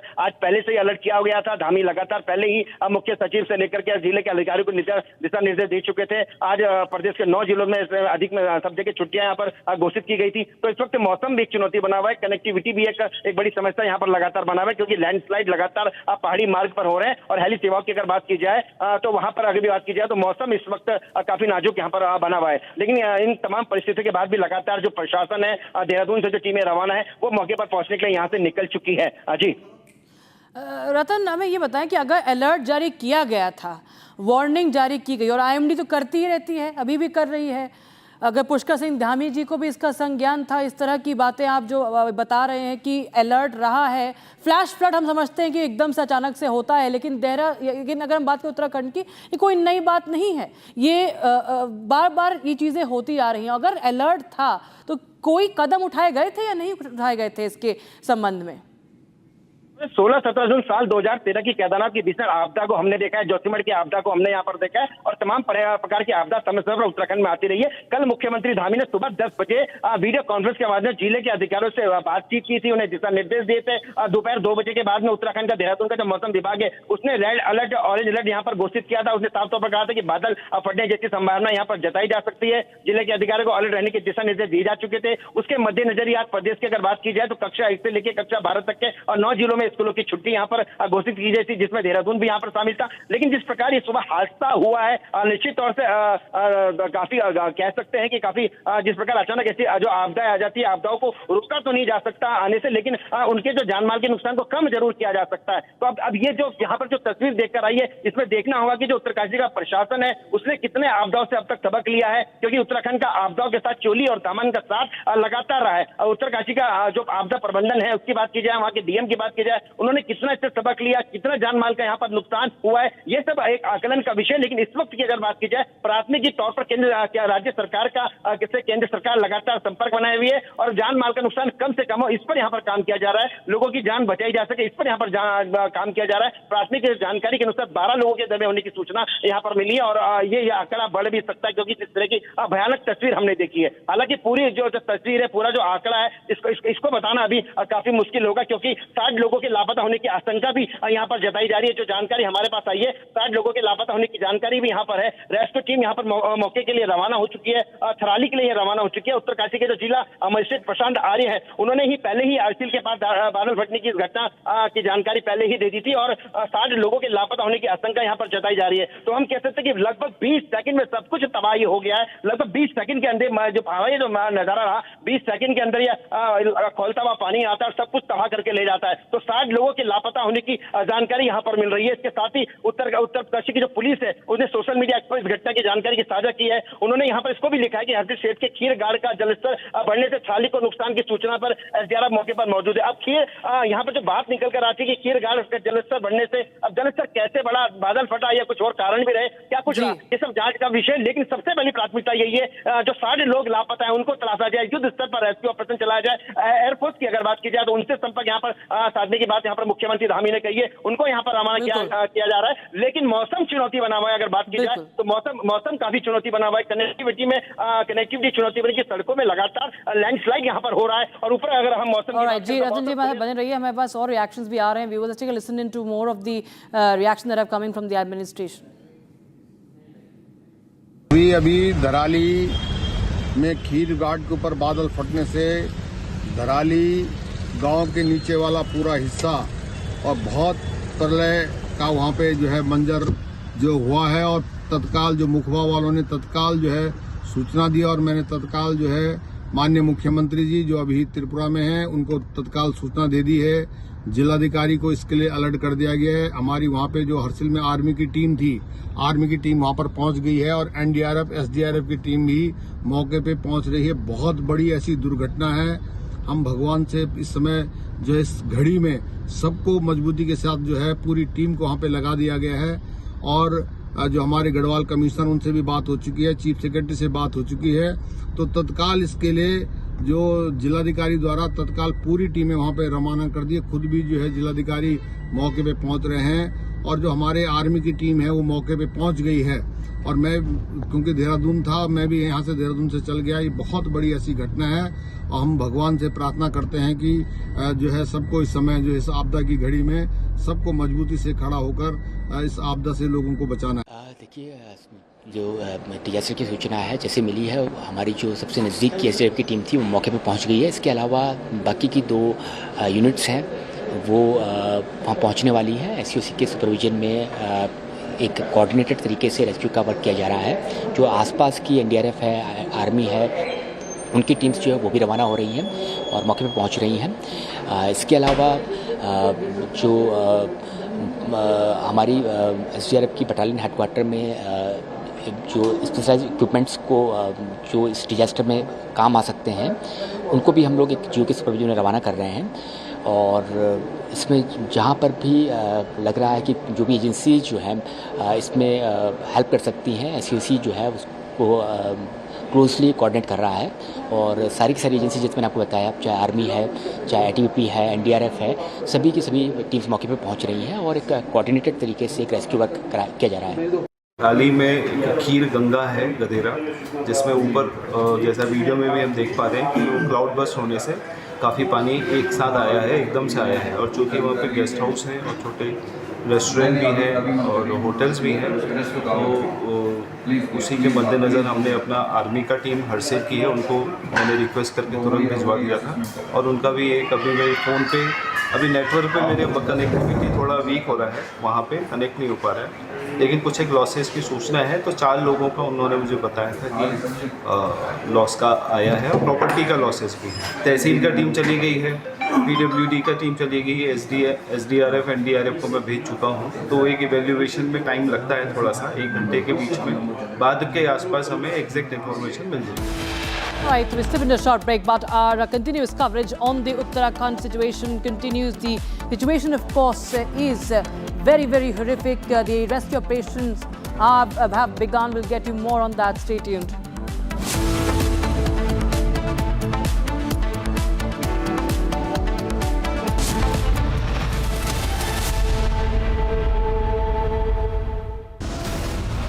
Republic Nation First. टैलेंट निर्माण का रियल हीरो। जब जब भूख सताए MDH याद आए, सेहत और न्यूट्रिशन मिले, बॉडी क्या स्ट्रॉन्ग बने, थोड़ा खा के पेट भरे, डाइजेशन को ना दे धोखा, MDH सोयाबीन का चोखा। MDH सोयाबीन बढ़िया नगेट्स, सोया चूरा और सोया चाप। MDH सोयाबीन असली protein. MDH IEM UEM, a distinguished educational institution, emphasizes placements, academic discipline, and foreign study opportunities. Republic TV and R4 Sports, they are trying to do something big in sports. They are dreaming something big. They are trying to take out all the untold stories from the athletes, from the academies, and from other sports stakeholders. And I guess this should be there in the national stage. The R4 Sports and Republic TV. Good luck.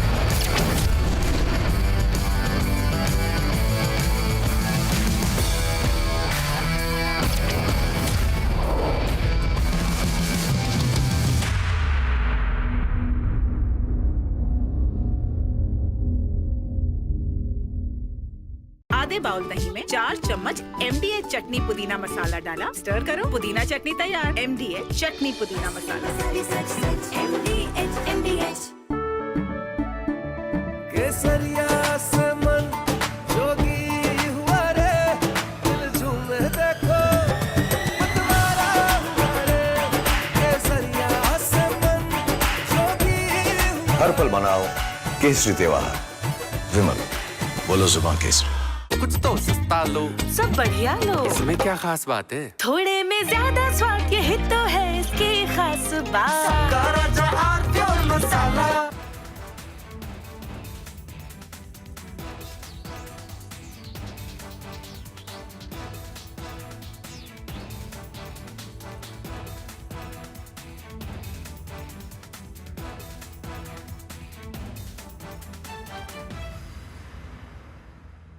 Mujawar has been a part of the ATS team that investigated this Malegaon case, and what he has to say today is explosive. He's breaking the silence. Mahmood Mujawar ji, thank you. शुक्रिया हमारे साथ बातचीत करने के लिए. First of all, आपको ये फैसला आज सुन के क्या लगा? Do you think justice has finally been done in the case, Mujawar ji? बहुत अच्छा लगा सर, कहीं तो न्याय हो गया। और ये न्याय मिलाने के लिए जो आपने जद्दोजहद की, जो आपने कोशिश की, वो सही में काम आई सर। खास करके मैं निरंजन स्वामी का बहुत बहुत शुक्रिया अदा करता हूँ, जिन्होंने मेरा कोई तुम्हारे चैनल से कोई संबंध नहीं था, मगर मेरे को ढूंढ के निकाल के आपने अपने स्टूडियो में बुलाया था और बुला के मेरे को पूछ के सही तरीके से मेरा इंटरव्यू लिया था सर। उसका काम हो गया और अच्छा काम हुआ उसके अंदर, सही तरीके से सही जजमेंट, सही एविडेंस और जो चाहिए वो विटनेसेस मिल गए sir. From Asia's largest news headquarters, setting the agenda for Bharat.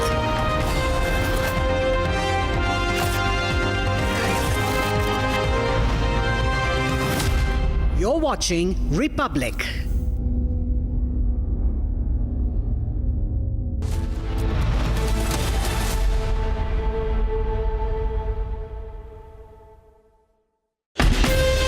From Asia's largest news headquarters,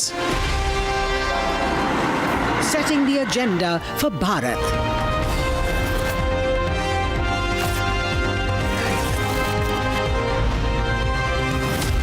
You're watching Republic. West Bengal LOP Suvendu Adhikari's convoy attacked in West Bengal. BJP claims Bangladeshi infiltrators behind this attack.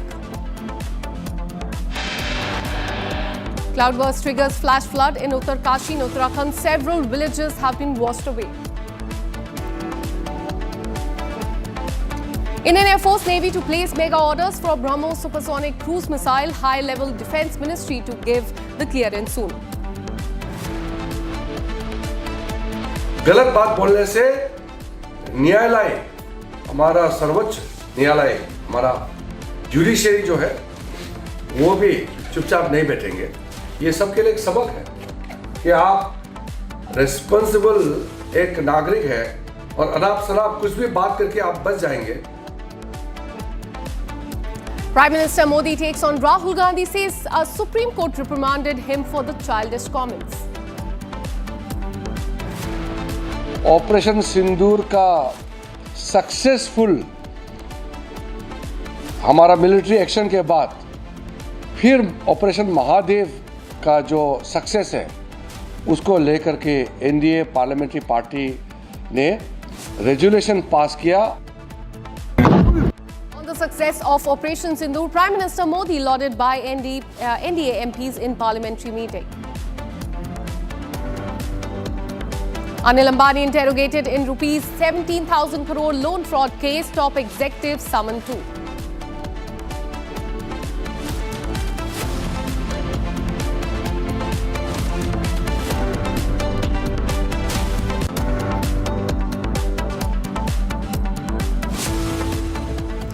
Hello and welcome. You're watching Republic TV with me, Akanksha Khajuria. We have a breaking news coming in from Uttarakhand where a massive cloud burst has triggered flash flood in Uttarkashi, and the visuals will be showing you on your screen that shows at least 30 to 40 houses that have been washed away in floods. The rescue and relief operation is currently underway. A 16-member team from Indo-Tibetan Border Force ITBP has arrived at the cloud burst site in Uttarkashi to assist in the rescue operation. There on your screens. In fact, we will be showing you those visuals in just some time about the cloud burst in Uttarkashi. You can see on the screen that this is the cloud burst that has happened in this village in Uttarkashi. 30 to 40 houses have been washed away. Just look at the flash flood that is coming down that hill, washing away several of the houses there. 30 to 40 houses have been swept away.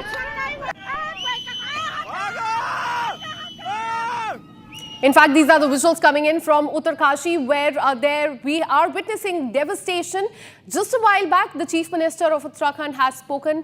Listen in.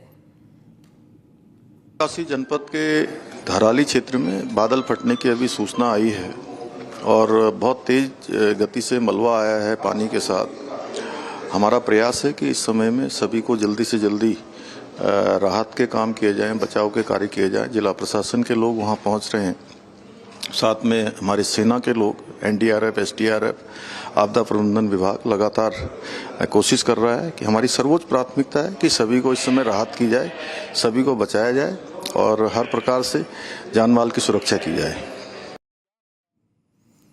Well, there on the screen you can see these are the visuals that came in from Uttarkashi in Uttarakhand just a while back. We are learning that many are feared missing after a devastating flash flood triggered by a cloud burst in the upper catchment area of the Kheer Ganga River caused this destruction in Dharali village in Uttarkashi district. There on the screen you can see these visuals coming in. Now it remains to be seen how many people are missing in this area, but 30 to 40 houses is what we are learning are washed away in this flash flood, and also the cloud burst that triggered this flash flood earlier today.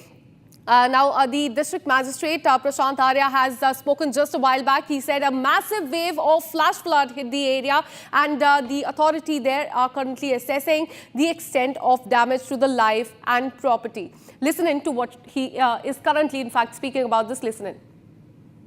हाल में खीर गंगा है गधेरा, जिसमें ऊपर जैसा video में भी हम देख पा रहे हैं कि वो क्लाउड बस्ट होने से काफ़ी पानी एक साथ आया है, एकदम से आया है। और चूँकि वहाँ पे गेस्ट हाउस है और छोटे रेस्टोरेंट भी हैं और होटल्स भी हैं, तो उसी के मद्देनज़र हमने अपना आर्मी का टीम हरसेल की है, उनको मैंने रिक्वेस्ट करके तुरंत भिजवा दिया था।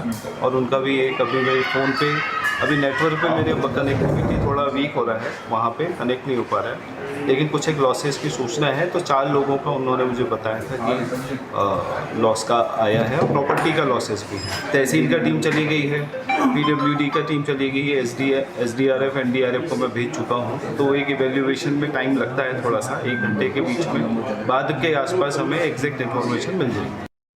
Well, SDRF and NDRF, as he also pointed out, are currently at the spot, and the rescue and relief operation is currently underway. But there on the screen, these are the dramatic visuals which captured the fury of flood waters as they tore through the Darali village in Uttarkashi in Uttarakhand. It swept away homes, shops and roads, leaving behind a trail of debris and mud. Now there on the visuals, these are in fact the dramatic visuals coming in from Uttarkashi. NDRF and SDRF teams are currently at the spot. Listening to what the SDRF chief has to say on this destruction. जो disaster की सूचना है जैसे मिली है, हमारी जो सबसे नज़दीक की एसडीआरएफ की टीम थी वो मौके पे पहुंच गई है। इसके अलावा बाकी की 2 यूनिट्स हैं वो वहाँ पहुंचने वाली है। एसओसी के सुपरविजन में एक कोऑर्डिनेटेड तरीके से रेस्क्यू का वर्क किया जा रहा है। जो आसपास की एनडीआरएफ है, आर्मी है, उनकी टीम्स जो है वो भी रवाना हो रही हैं और मौके पे पहुंच रही हैं। इसके अलावा जो हमारी एसडीआरएफ की बटालियन हेडक्वार्टर में जो स्पेशलाइज्ड इक्विपमेंट्स को जो इस डिजास्टर में काम आ सकते हैं उनको भी हम लोग एक जियो के सुपरविजन में रवाना कर रहे हैं। और इसमें जहाँ पर भी लग रहा है कि जो भी एजेंसी जो है इसमें हेल्प कर सकती हैं, एसओसी जो है उसको क्लोजली कोऑर्डिनेट कर रहा है। और सारी की सारी एजेंसी जिस मैंने आपको बताया, चाहे आर्मी है, चाहे आईटीबीपी है, एनडीआरएफ है, सभी की सभी टीम्स मौके पे पहुंच रही हैं और एक कोऑर्डिनेटेड तरीके से एक रेस्क्यू वर्क किया जा रहा है। In fact, just a while, Uttarakhand Chief Minister Pushkar Singh Dhami has also spoken on this. He has said that SDRF, NDRF, District Administration and other related teams are currently working on war footing for relief and rescue operation in this area. But once again, look at those visuals coming in from Uttarkashi in Uttarakhand, where this is the village in Uttarkashi. The name of the village is Darali, and there a cloud burst led to a flash flood in the high altitude village of Darali in Uttarakhand's Uttarkashi district, with several houses, as you can see on the screen, being damaged or swept away in the raging water. Well, authorities, district administration, all of them are there on the spot. Listen in to the local MLA. अभी दराली में खीर घाट के ऊपर बादल फटने से दराली गांव के नीचे वाला पूरा हिस्सा और बहुत प्रलय का वहाँ पे जो है मंजर जो हुआ है। और तत्काल जो मुखबा वालों ने तत्काल जो है सूचना दी और मैंने तत्काल जो है माननीय मुख्यमंत्री जी जो अभी त्रिपुरा में हैं उनको तत्काल सूचना दे दी है। जिलाधिकारी को इसके लिए अलर्ट कर दिया गया है। हमारी वहाँ पे जो हरसिल में आर्मी की टीम थी, आर्मी की टीम वहाँ पर पहुँच गई है और एनडीआरएफ, एसडीआरएफ की टीम भी मौके पे पहुँच रही है। बहुत बड़ी ऐसी दुर्घटना है। हम भगवान से इस समय जो इस घड़ी में सबको मजबूती के साथ जो है पूरी टीम को वहाँ पे लगा दिया गया है। और जो हमारे गढ़वाल कमिश्नर उनसे भी बात हो चुकी है, चीफ सेक्रेटरी से बात हो चुकी है। तो तत्काल इसके लिए जो जिलाधिकारी द्वारा तत्काल पूरी टीमें वहाँ पे रवाना कर दी है। खुद भी जो है जिलाधिकारी मौके पे पहुँच रहे हैं और जो हमारे आर्मी की टीम है वो मौके पे पहुँच गई है। और मैं क्योंकि देहरादून था, मैं भी यहाँ से देहरादून से चल गया। ये बहुत बड़ी ऐसी घटना है और हम भगवान से प्रार्थना करते हैं कि जो है सबको इस समय जो इस आपदा की घड़ी में सबको मजबूती से खड़ा होकर इस आपदा से लोगों को बचाना है।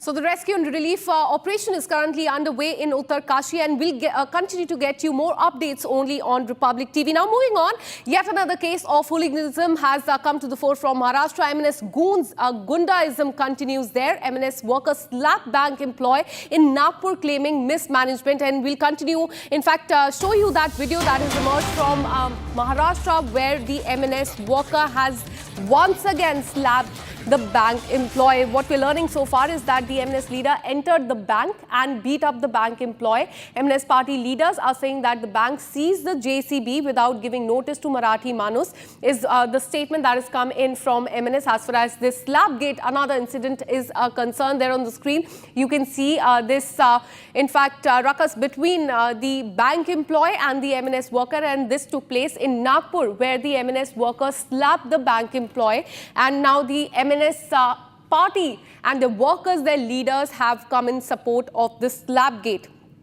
Maharashtra Navnirman Sena, MNS, in fact, they protested by entering the bank against the mismanagement, as they said, by Yes Bank in Nagpur. And in this case of a Marathi customer named Inderjeet, the bank, in violation of the rules, seized the JCB purchased by taking a loan from the bank and illegally auctioned it without giving any notice or information to Inderjeet. And MNS has, in fact, come out with this detail. But nonetheless, what we can see on the screen is another hooliganism incident that has come to the fore from Maharashtra, where MNS worker has now slapped a bank worker.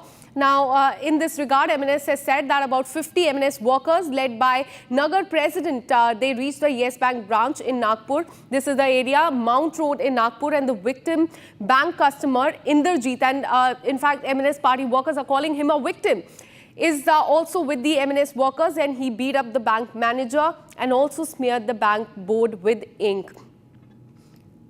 Well, there on your screen, you can see the visuals coming in from Maharashtra. Another case of hooliganism that has come to the fore. You can see not just one, but at least 50 MNS workers there in the Yes Bank branch in Nagpur, where they start beating this employee because of what they claim is a mismanagement by the bank official.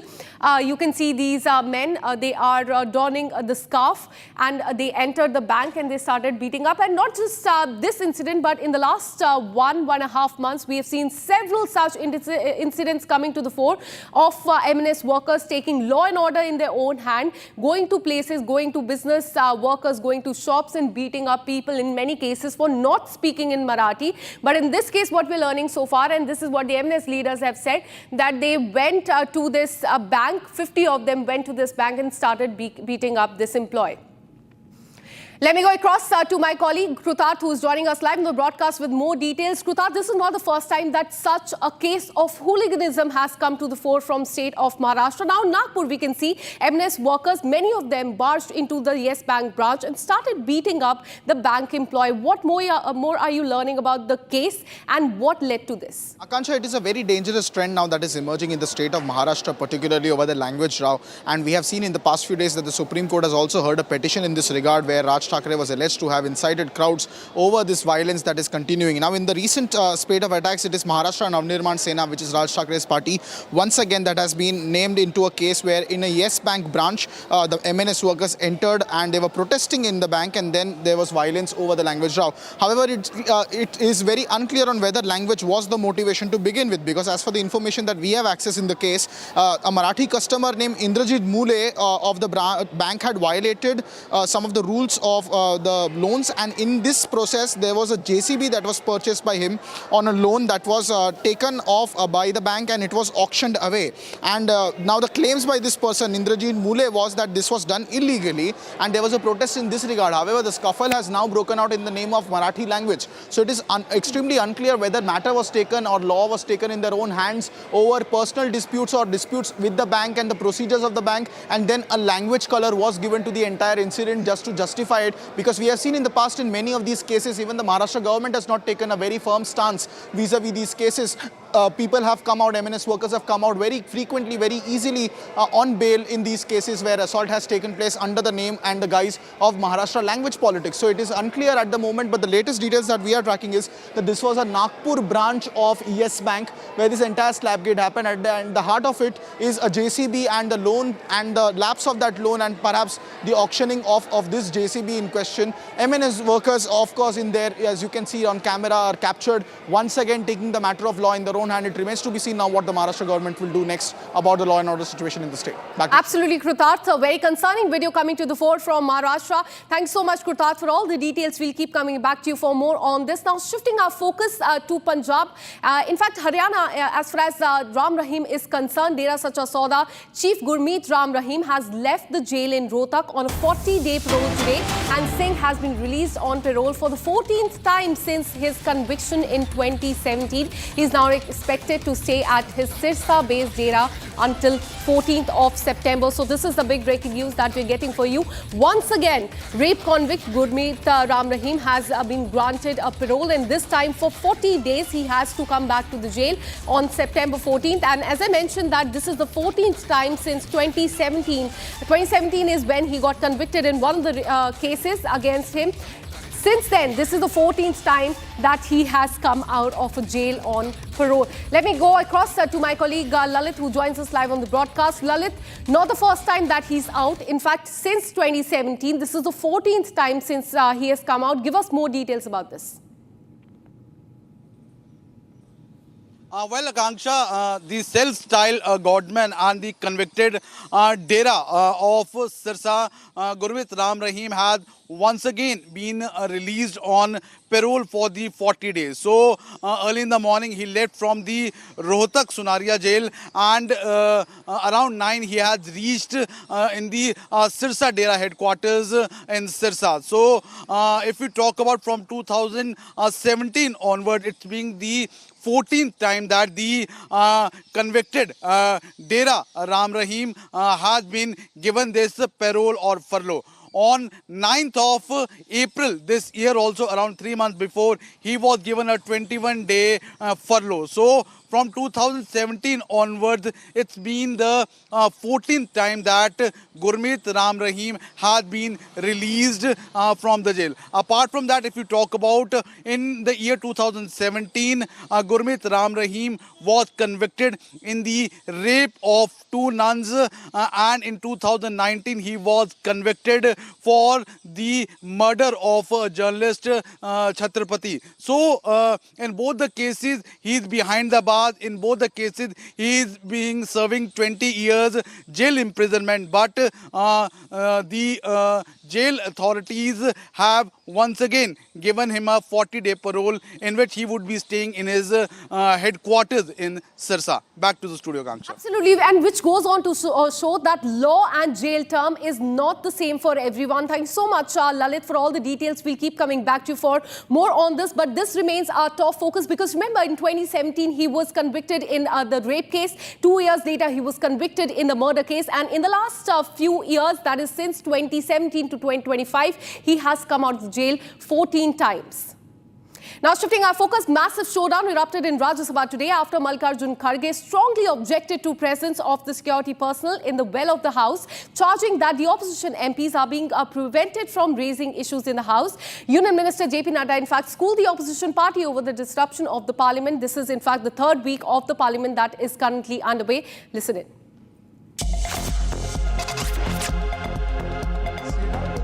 Leader of opposition in Rajya Sabha, Mallikarjun Kharge, strongly objected to the presence of security personnel in the well of the House. Kharge alleged that the opposition MPs were being prevented from raising issues. जब ये भी थे, जब अपने मैंने एक जिक्र किया कि हमारे CIS तो था, लेकिन पहले के जो अपोजिशन लीडर थे उन्होंने कहा था कि disruption is also part of democracy. ये नहीं।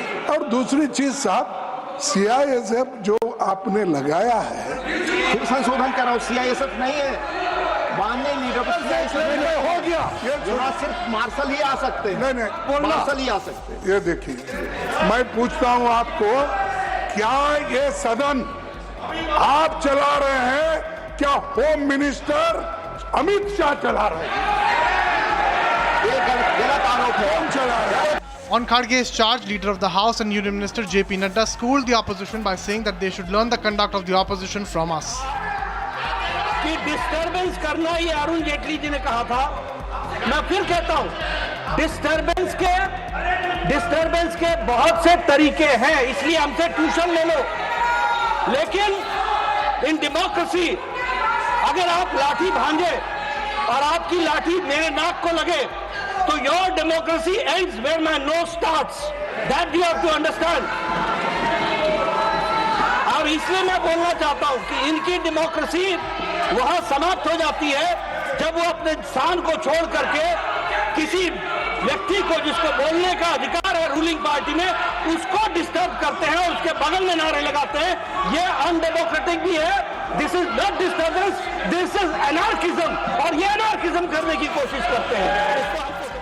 Well, this is the week 3 of the parliament session, the monsoon session of the parliament, but the showdown continues there with a charge that is being levelled by Mallikarjun Kharge and a counter that was given by Union Minister JP Nadda as well. Now, moving on, we have another breaking news coming in as a part of the ongoing operation deployment to the Southeast Asia.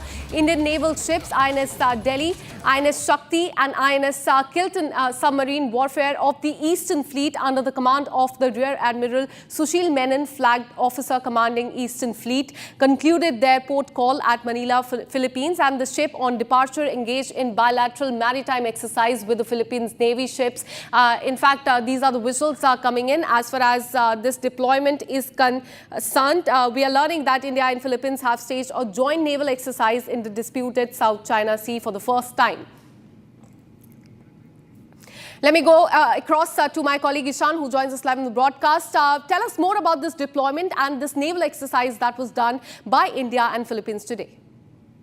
The four frigates of the Indian Navy had gone to Manila to call upon them for a joint naval exercise in the South China Sea. These were freedom of navigation exercises being conducted.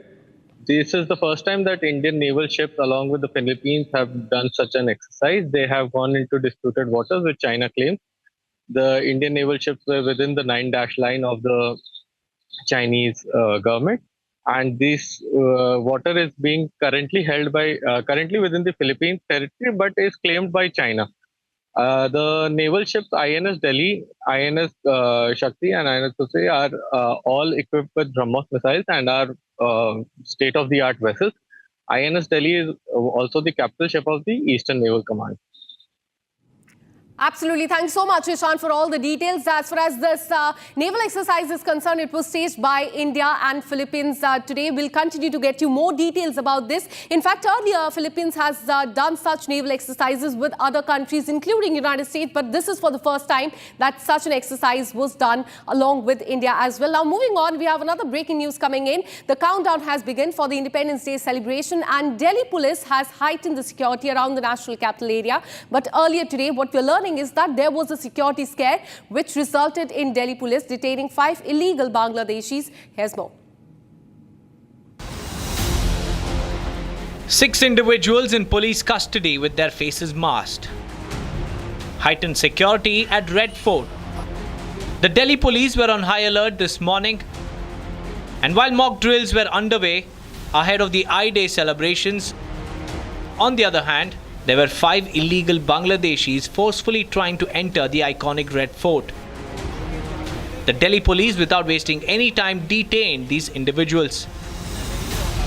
The police also claimed that they didn't have any valid pass, so they detained and interrogated them at length. During the interrogation, it was found that they were illegal Bangladeshi immigrants. Bangladeshi documents were also recovered, and on their disclosure, another Bangladeshi citizen was apprehended. During questioning, it emerged that they had entered India illegally about 3 to 4 months back and were working as laborers in Delhi. 5 immigrants from Bangladesh, illegal immigrants from Bangladesh, they are here in India without any legal documents, and they are working as laborers here in Delhi. And right now, the Delhi Police and the armed forces has beefed up security in the vicinity of this entire Red Fort. In fact, these Bangladeshi immigrants are now being processed for deportation as per legal protocol. While the security is heightened, the Delhi Police is maintaining a hawk eye over key areas in the national capital to ensure nothing untoward happens in the run-up to the Independence Day celebrations. So ahead of the Independence Day that is going to be there in few days, security has been heightened in several parts of the national capital. In one of the crackdown on the Bangladeshi immigrants living illegally here in the national capital, 5 have been arrested today. Now moving on, and let's get you the top national stories of the day under 2 minutes.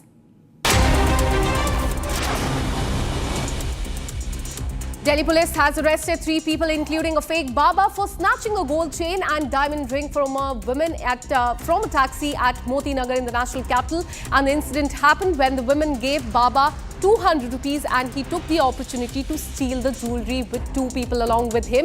CCTV footage led to their arrest, and the stolen items have been recovered by the police. The side wall of a government school building collapsed at Mukteshwar in Uttar Pradesh, and the building was shut for many years as the condition of the building was not good.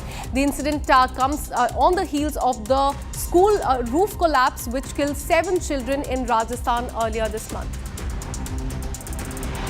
The Shopian unit of the National Conference staged a massive protest against the August 5th decision to abrogate Article 370 and 35A. Protesters, as you can see on the screen, demanded the immediate restoration of Jammu and Kashmir's special status. In fact, security forces have been also deployed around the town centre to maintain law and order situation there. A private bus near Chitradurga bus stand in Karnataka crashed into another bus after brake failure. The bus also hit 2 autos and a bike. 3 passengers in one of the autos were seriously injured and have been rushed to the hospital for further treatment. And security has been heightened around Red Fort ahead of the Independence Day celebration. This moves come after 5 Bangladeshi nationals were caught attempting to enter the Red Fort illegally, raising concern over the site's security.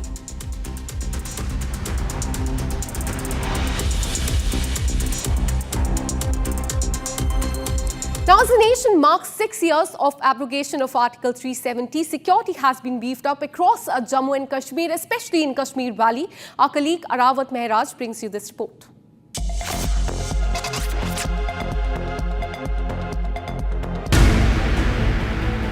As the nation marks 6th anniversary of the abrogation of Article 370 and Article 35A, security has been heightened across the Kashmir Valley in order to ensure peace. The security forces have intensified patrolling and surveillance to ensure that public order is not disrupted. It's 6th anniversary of Article 370 and security has been beefed up across the Kashmir Valley, and you can see here in the visual that the special checkpoints have been established across the various sensitive points in the Kashmir Valley, and you can see that the vehicle checking is going on at the multiple locations across the Kashmir Valley. We have seen the change in the Kashmir. There is no hartal, there is no shutdown call which used to be before the abrogation of Article 370. We have seen that in the Naya Kashmir there is change, and you can see the frisking is going on by the troopers of the Jammu and Kashmir Police. Everything is being checked. Also, the public crowded places, including the bus stand and other sensitive locations, are being monitored very closely. There is no hartal call. There is no restriction on the public movement. Yes, there is the security arrangements as of now in the Kashmir Valley.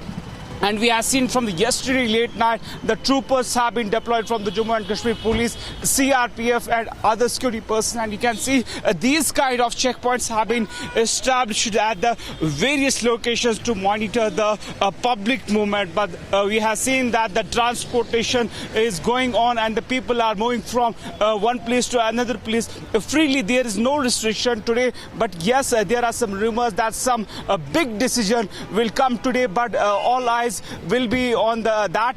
Yes, there is not any kind of restriction as of now, but security is on the ground to monitor the situation here in the Kashmir. And with this, we're taking a very short break. Coming up on the other side, West Bengal LP's Suvendu Adhikari's convoy has been attacked in West Bengal. BJP claims Bangladeshi infiltrators behind this attack.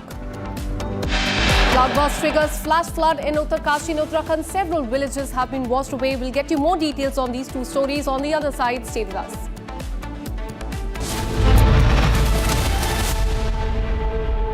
In the global employability rankings by Times Higher Education UK, only the following 6 institutions from India are ranked amongst the top 230 in the world for having the most employable graduates. IIT Delhi, IISc Bangalore, IIT Bombay, IIM Ahmedabad, IIT Kharagpur and Amity University.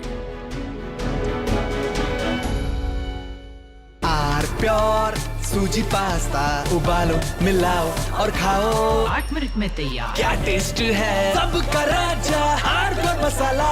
ये है secret recipe MDH का जीरा SIP jaljeera मसाला। SIP SIP जीरा SIP जीरा SIP MDH का जलजीरा जीरा SIP जीरा SIP MDH का जलजीरा जीरा SIP. The Indian economy has been the fastest growing G20 economy for 8 of the last 11 years. And those are the only 8 in the last 77 years, during which India has been the largest, has been the fastest growing economy among the G20. So during the years that Rahul Gandhi's family ruled India, India's per capita income was declining relative to the rest of the world. Just listen to that. The average income of an Indian was declining relative to the average income.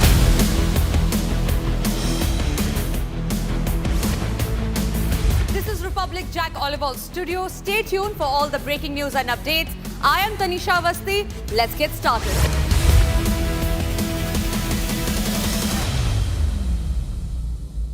थोड़े में ज्यादा स्वाद ये हित तो है इसकी खास बात। वाओ मम्मा, क्या स्वाद है? अरे मेरी राजा, राजा और प्योर मसाला।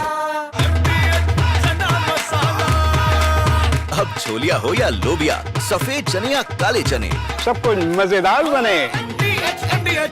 कुछ तो सस्ता लो, सब बढ़िया लो। इसमें क्या खास बात है? थोड़े में ज्यादा स्वाद ये हित तो है इसकी खास बात। राजा और pure masala.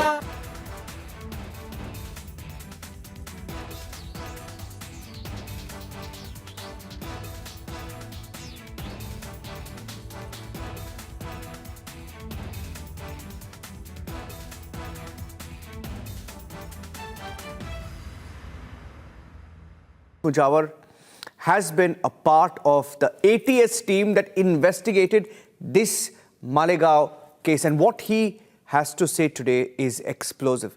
He's breaking the silence. Mahmood Mujawar ji, thank you. शुक्रिया हमारे साथ बातचीत करने के लिए. First of all, आपको ये फैसला आज सुन के क्या लगा? Do you think justice has finally been done in the case, Mujawar ji?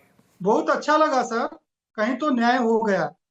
और ये न्याय मिलाने के लिए जो आपने जद्दोजहद की, जो आपने कोशिश की, वो सही में काम आई सर. खास करके मैं निरंजन स्वामी का बहुत बहुत शुक्रिया अदा करता हूँ, जिन्होंने मेरा कोई तुम्हारे चैनल से कोई संबंध नहीं था, मगर मेरे को ढूंढ के निकाल के आपने अपने स्टूडियो में बुलाया था और बुला के मेरे को पूछ के सही तरीके से मेरा इंटरव्यू लिया था सर. उसका काम हो गया और अच्छा काम हुआ. उसके अंदर सही तरीके से सही जजमेंट, सही एविडेंस और जो चाहिए वो witnesses. From Asia's largest news headquarters, setting the agenda for Bharat.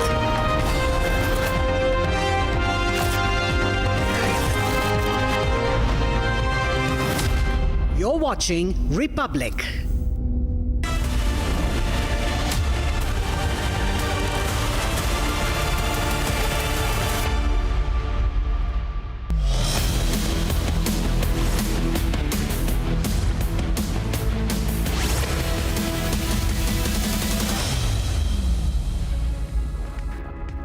A very good evening, viewers. It's 4 p.m. and you're watching Republic TV. I'm Deepak Suresh Kumar. Heavy rains have triggered flash floods, and this after a cloudburst was also reported in Uttarakhand. Union Home Minister Amit Shah is keeping a close watch on the entire situation.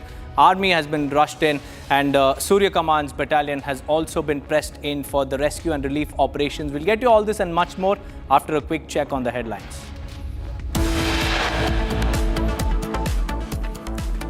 Cloudburst triggers flash floods in Uttarakhand. Village washed away, several reported missing. Home Minister Amit Shah speaks to Uttarakhand Chief Minister Dhami as the Chief Minister requests for Air Force assistance. West Bengal LOP Suvendu Adhikari's convoy attacked in Kuch Bihar. Bihar claims Bangladeshi infiltrators behind the attack.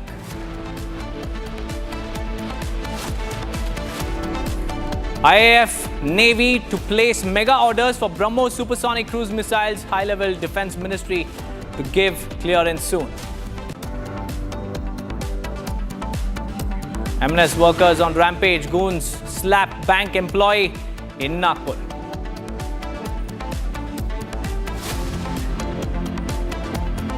गलत बात बोलने से न्यायालय, हमारा सर्वोच्च न्यायालय, हमारा judiciary जो है वो भी चुपचाप नहीं बैठेंगे. ये सबके लिए एक सबक है कि आप रेस्पॉन्सिबल एक नागरिक है और अनाप शनाप कुछ भी बात करके आप बच जाएंगे। Prime Minister Modi takes on Rahul Gandhi, says Supreme Court reprimanded him for childish comments.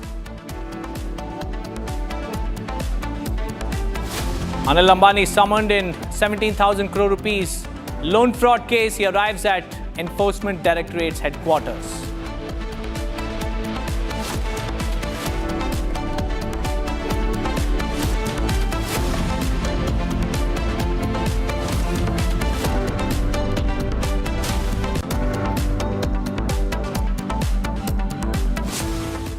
First up, viewers, as Anil Ambani responds to Enforcement Directorate summons in an alleged money laundering case, Republic has gathered some crucial details, and preliminary investigation reveals a well-planned and thought-after scheme to divert public money by cheating banks, shareholders, investors, and the probe suggests illegal loan diversion of 3,000 crore rupees from Yes Bank.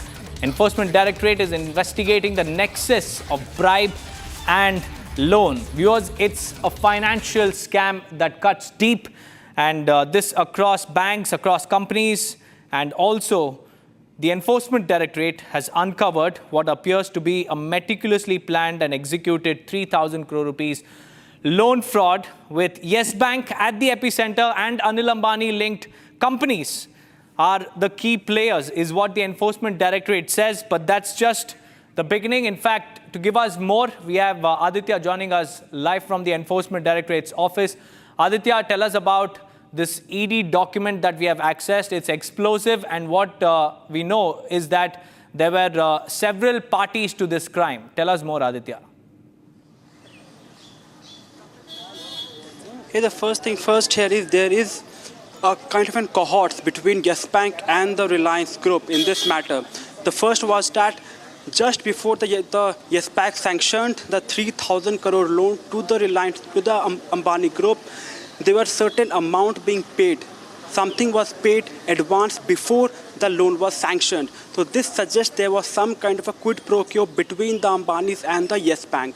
Now this is first which ED is investigating. The second is about a forged bank guarantee statement, now, which came after the BTPL managing director was arrested and produced before the special court last Saturday. Now his custody has been extended till tomorrow. So today there's a very likelihood of a chance was that he and Anil Ambani was set to be bring on a table in a room to confront whether that forged bank guarantee statement was done after a bribe of around 5 crore was paid by the Ambani to the BTPL group. And the third about a C company. Now this C company, the CLE company, now this company was a undisclosed RTP which actually diverted or siphoned off money from the R Infra to other related companies of Ambani Group. So what actually happened was that money was transferred from company A, which was a undisclosed RTP, which means that Ambani was in a position to dictate the terms and make decisions for this company, which is CLE. And the money was transferred from R Infra to other company. The R Infra was a public listed company, which meant that the public whose money were invested through the share market in R Infra was defrauded. The second, which came out, RHFL. The earlier findings from the SEBI, which found out that the money from RHFL was siphoned, which became NPA, also defrauded their investors. And earlier to that, there was also a report by NFRA, which found out that the auditors of the RHFL were in cohorts with the promoter of the business, which ensured that the investors, the market investors, were defrauded in that case. Today, the investigation is majorly about these three matters. The first about a forged bank guarantee statement, second about a quid pro quo with the Yes Bank, and third about the CLE company, that whether a shell company was being employed by the Ambani to ensure that the money was diverted from a public. That's right, Aditya. Kindly hold your thoughts. We have more breaking news coming in, because the Enforcement Directorate's investigation suggests that Reliance Communications has allegedly committed a loan fraud of over 14,000 crore rupees. And this is the ED investigation. that has revealed that the scam, the fraud, is allegedly to the tune of over 14,000 crore rupees. Aditya, what more do you have, Aditya? Because the Enforcement Directorate, in its preliminary investigation, and that too after raiding 35 premises, 50 companies, 25 individuals under PMLA, the Enforcement Directorate has now claimed that the alleged loan fraud could be more than 14,000 crore rupees. Aditya. There are three major. See, what happened is three major listed companies are under the lenses by the ED. The first, RHFL, the second, the RCOM, and the third, the R Infra. Now, these three are the major parties to the Reliance Group, which are part to the investigation. In RCOM, Reliance Communication, the whole point of consideration before the ED is that the first, about the loan amount of around 20 banks. Loan amounts were diverted, siphoned off through shell companies. Now, first thing first is CLE. CLE is a main player. That CLE siphoned off our infra money to other related companies, which likelihood to be any other company in which Ambani had a say or Ambani had a power to play in the decision making.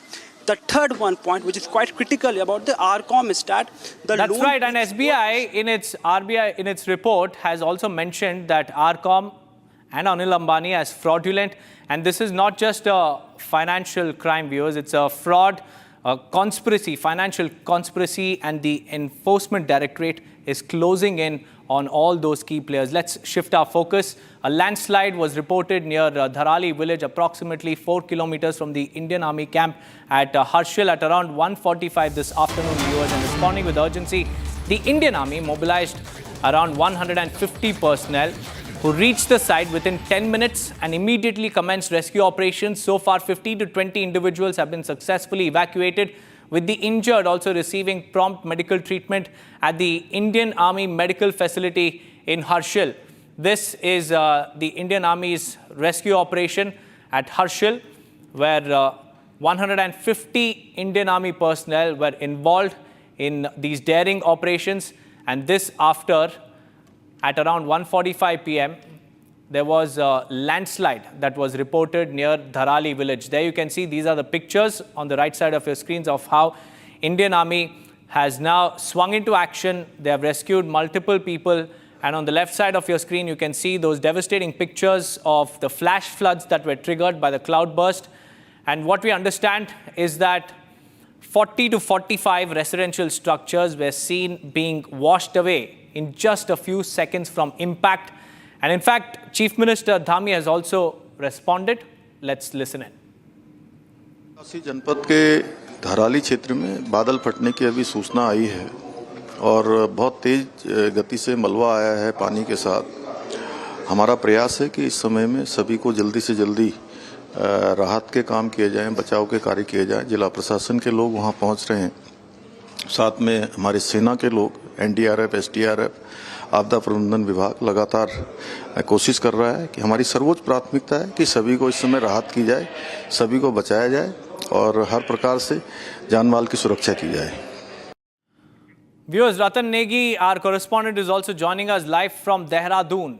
And Ratan will give us more insights as to what is the situation on ground zero at the moment. Ratan Negi, tell us what's happening on ground zero, because NDRF, SDRF, Indian Army's multiple teams have reached the disaster zone. The rescue operations are in full swing. Take us through the latest developments coming in.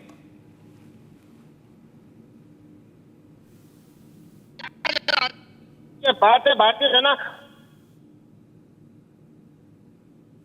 वहां से 4 kilometre दूर थराली गांव में यह भूस्खलन हुआ। Army को जैसे ही जानकारी मिली 150 कर्मी तैनात किए गए। 10 मिनट के भीतर घटनास्थल पर आर्मी के जवान वहां पहुंचे। उन्होंने रेस्क्यू ऑपरेशन यहां पर आरंभ किया। इसके साथ ही अगर बात की जाए तो 15-20 व्यक्तियों को अभी तक सफलतापूर्वक आर्मी निकाल चुकी है। और इसके साथ ही अगर बात की जाए तो काफी लोग वहां मलबे में दबे होने की संभावना यहां पर जताई जा रही है, जिनकी संख्या 50 यहां पर बताई जा रही है। इसके साथ ही अगर बात की जाए तो मुख्यमंत्री पुष्कर सिंह धामी स्वयं अपना जो बाहर का दौरा था उसे छोड़कर उसे छोड़कर देहरादून के लिए रवाना हो चुके हैं। और अगर जानकारी मिले तो अमित शाह जी ने, गृह मंत्री जी ने यहाँ पर मुख्यमंत्री धामी से पूरा फीडबैक लिया है। इस दुखद हादसे पर चिंता जताई है, शोक संवेदनाएं अपनी प्रकट की है। साथ ही कहा है गृह मंत्री अमित शाह जी ने कि हर संभव केंद्र यहाँ पर मदद करेगा। एसडीआरएफ और एनडीआरएफ की जो टीम है वो यहाँ पर मौके पर मौजूद है। देहरादून में जो स्थित आपदा केंद्र है वहां से आपदा सचिव और तमाम जो गढ़वाल मंडल के कमिश्नर है विनय शंकर पांडे वो लगातार अपडेट ले रहे हैं, अधिकारियों को दिशा निर्देश दे रहे हैं। मुख्यमंत्री स्वयं अब लगातार अपडेट ले रहे हैं। इस वक्त की अगर बात की जाए तो 20 लोगों को सफलतापूर्वक निकाला जा चुका है। लेकिन इस दर्दनाक हादसे की अगर बात की जाए, आपदा के काल की बात की जाए तो कई लोगों के मलबे में दबे होने की जानकारी यहाँ पर है हमें मिल रही है, जिनकी संख्या 50 से अधिक हो सकती है। इसके साथ ही अगर अपने दर्शकों को हम बता दें तो लगातार जिस तरह का सैलाब यहाँ पर उमड़ा है, लोगों की बचाओ की आवाज आई, लोगों ने भागने का प्रयास, लोगों को भगाने का प्रयास भी यहाँ पर किया। और ठीक है, वही ऐसी ही तस्वीर खतरनाक हमने जोशीमठ के आपदा के दौरान देखी थी जब वहां पर हुआ, और वही नजारा यहाँ पर हमें देखने को मिला। उत्तराखंड में मौसम अलर्ट लगातार किया गया था। आज की अगर बात की जाए तो राज्य के 9 पर्वतीय जिलों में यहाँ पर अलर्ट था, छुट्टी थी। लेकिन जिस तरह से लगभग 1:40-50 के बीच के ये खौफनाक तूफान यहाँ पर आया, जिससे जल स्तर लगातार बढ़ा, यहाँ पर जो बादल फटा, इसके बाद की जो तस्वीर भयानक है, दर्शक लगातार देख रहे हैं, खौफनाक ये मंजर है। और इस वक्त 20 लोगों को सफलतापूर्वक सेना के जवानों ने निकाला है। एसडीआरएफ एनडीआरएफ की टीम मौके पर मौजूद है। जो डीएम है उत्तरकाशी के वो वहाँ पर मौके पर मौजूद है, वहाँ पर पहुंच रहे हैं। नेटवर्क कनेक्टिविटी काफी चुनौती यहाँ पर लगातार बनी हुई है क्योंकि बरसात लगातार हो रही है। एयरफोर्स से भी यहाँ पर मदद मांगी गई है। पहली प्रायोरिटी यही है कि उत्तरकाशी में अस्पतालों में पूरी व्यवस्था के इंतजाम यहाँ पर मुख्यमंत्री धामी ने दिए हैं। एम्बुलेंस यहाँ पर तैयार है। पहली प्राथमिकता सरकार की है कि हर प्रकार से जो तमाम जो लोग हैं, जान माल का नुकसान कम हो, जानों को बचाया जा सके, और इसके लिए सरकार और प्रशासन युद्ध स्तर पर लगातार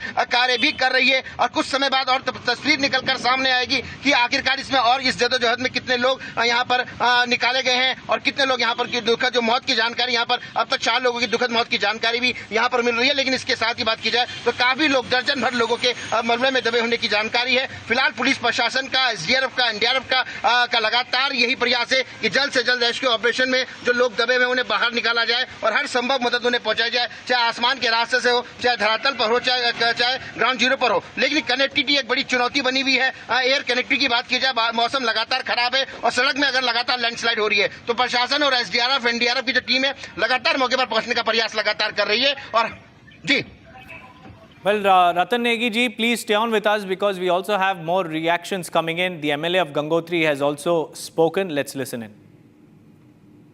अभी धराली में खीर घाट के ऊपर बादल फटने से धराली गांव के नीचे वाला पूरा हिस्सा और बहुत प्रलय का वहाँ पे जो है मंजर जो हुआ है, और तत्काल जो मुखबा वालों ने तत्काल जो है सूचना दी और मैंने तत्काल जो है माननीय मुख्यमंत्री जी जो अभी त्रिपुरा में हैं उनको तत्काल सूचना दे दी है। जिलाधिकारी को इसके लिए अलर्ट कर दिया गया है। हमारी वहाँ पे जो हरसिल में आर्मी की टीम थी, आर्मी की टीम वहाँ पर पहुँच गई है और एनडीआरएफ एसडीआरएफ की टीम भी मौके पे पहुँच रही है। बहुत बड़ी ऐसी दुर्घटना है। हम भगवान से इस समय जो इस घड़ी में सबको मजबूती के साथ जो है पूरी टीम को वहाँ पे लगा दिया गया है। और जो हमारे गढ़वाल कमिश्नर उनसे भी बात हो चुकी है, चीफ सेक्रेटरी से बात हो चुकी है, तो तत्काल इसके लिए जो जिलाधिकारी द्वारा तत्काल पूरी टीमें वहाँ पे रवाना कर दी है। खुद भी जो है जिलाधिकारी मौके पे पहुँच रहे हैं और जो हमारे आर्मी की टीम है वो मौके पे पहुँच गई है। और मैं क्योंकि देहरादून था, मैं भी यहाँ से देहरादून से चल गया। ये बहुत बड़ी ऐसी घटना है और हम भगवान से प्रार्थना करते हैं कि जो है सबको इस समय जो इस आपदा की घड़ी में सबको मजबूती से खड़ा होकर इस आपदा से लोगों को बचाना है।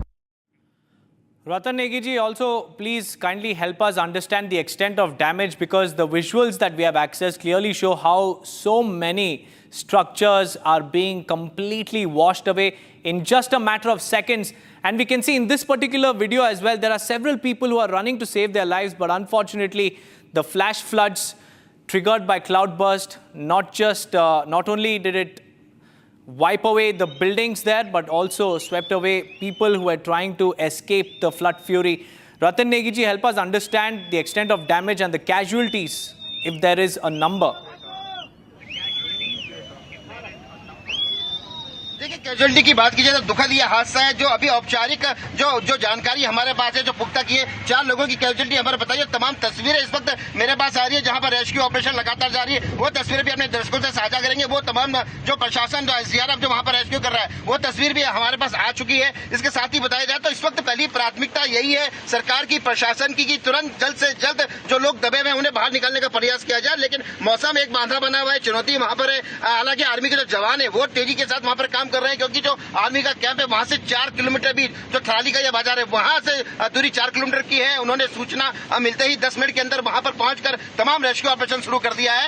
एसडीआरएफ भी वहां पर है, एनडीआरएफ भी वहां पर है। विधायक की अभी हमारे दर्शकों ने बात सुनी है, विधायक देहरादून में थे, वहां रवाना हो गए हैं। मुख्यमंत्री ने अपना दौरा छोड़कर देहरादून पहुंच गए हैं। देहरादून के आपदा कंट्रोल रूम है, वहां से निगरानी रखी जा रही है।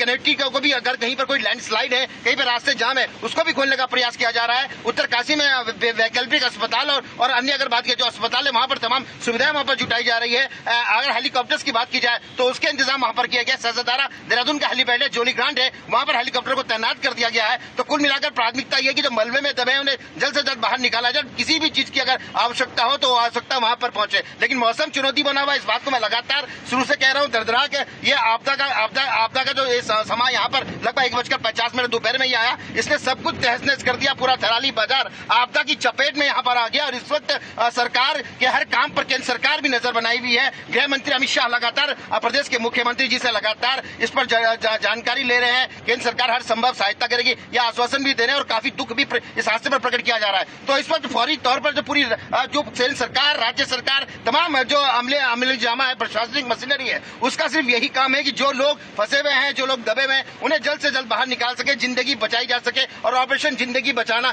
का काम ही यहाँ पर इस वक्त उत्तरकाशी के थराली में जारी है जी।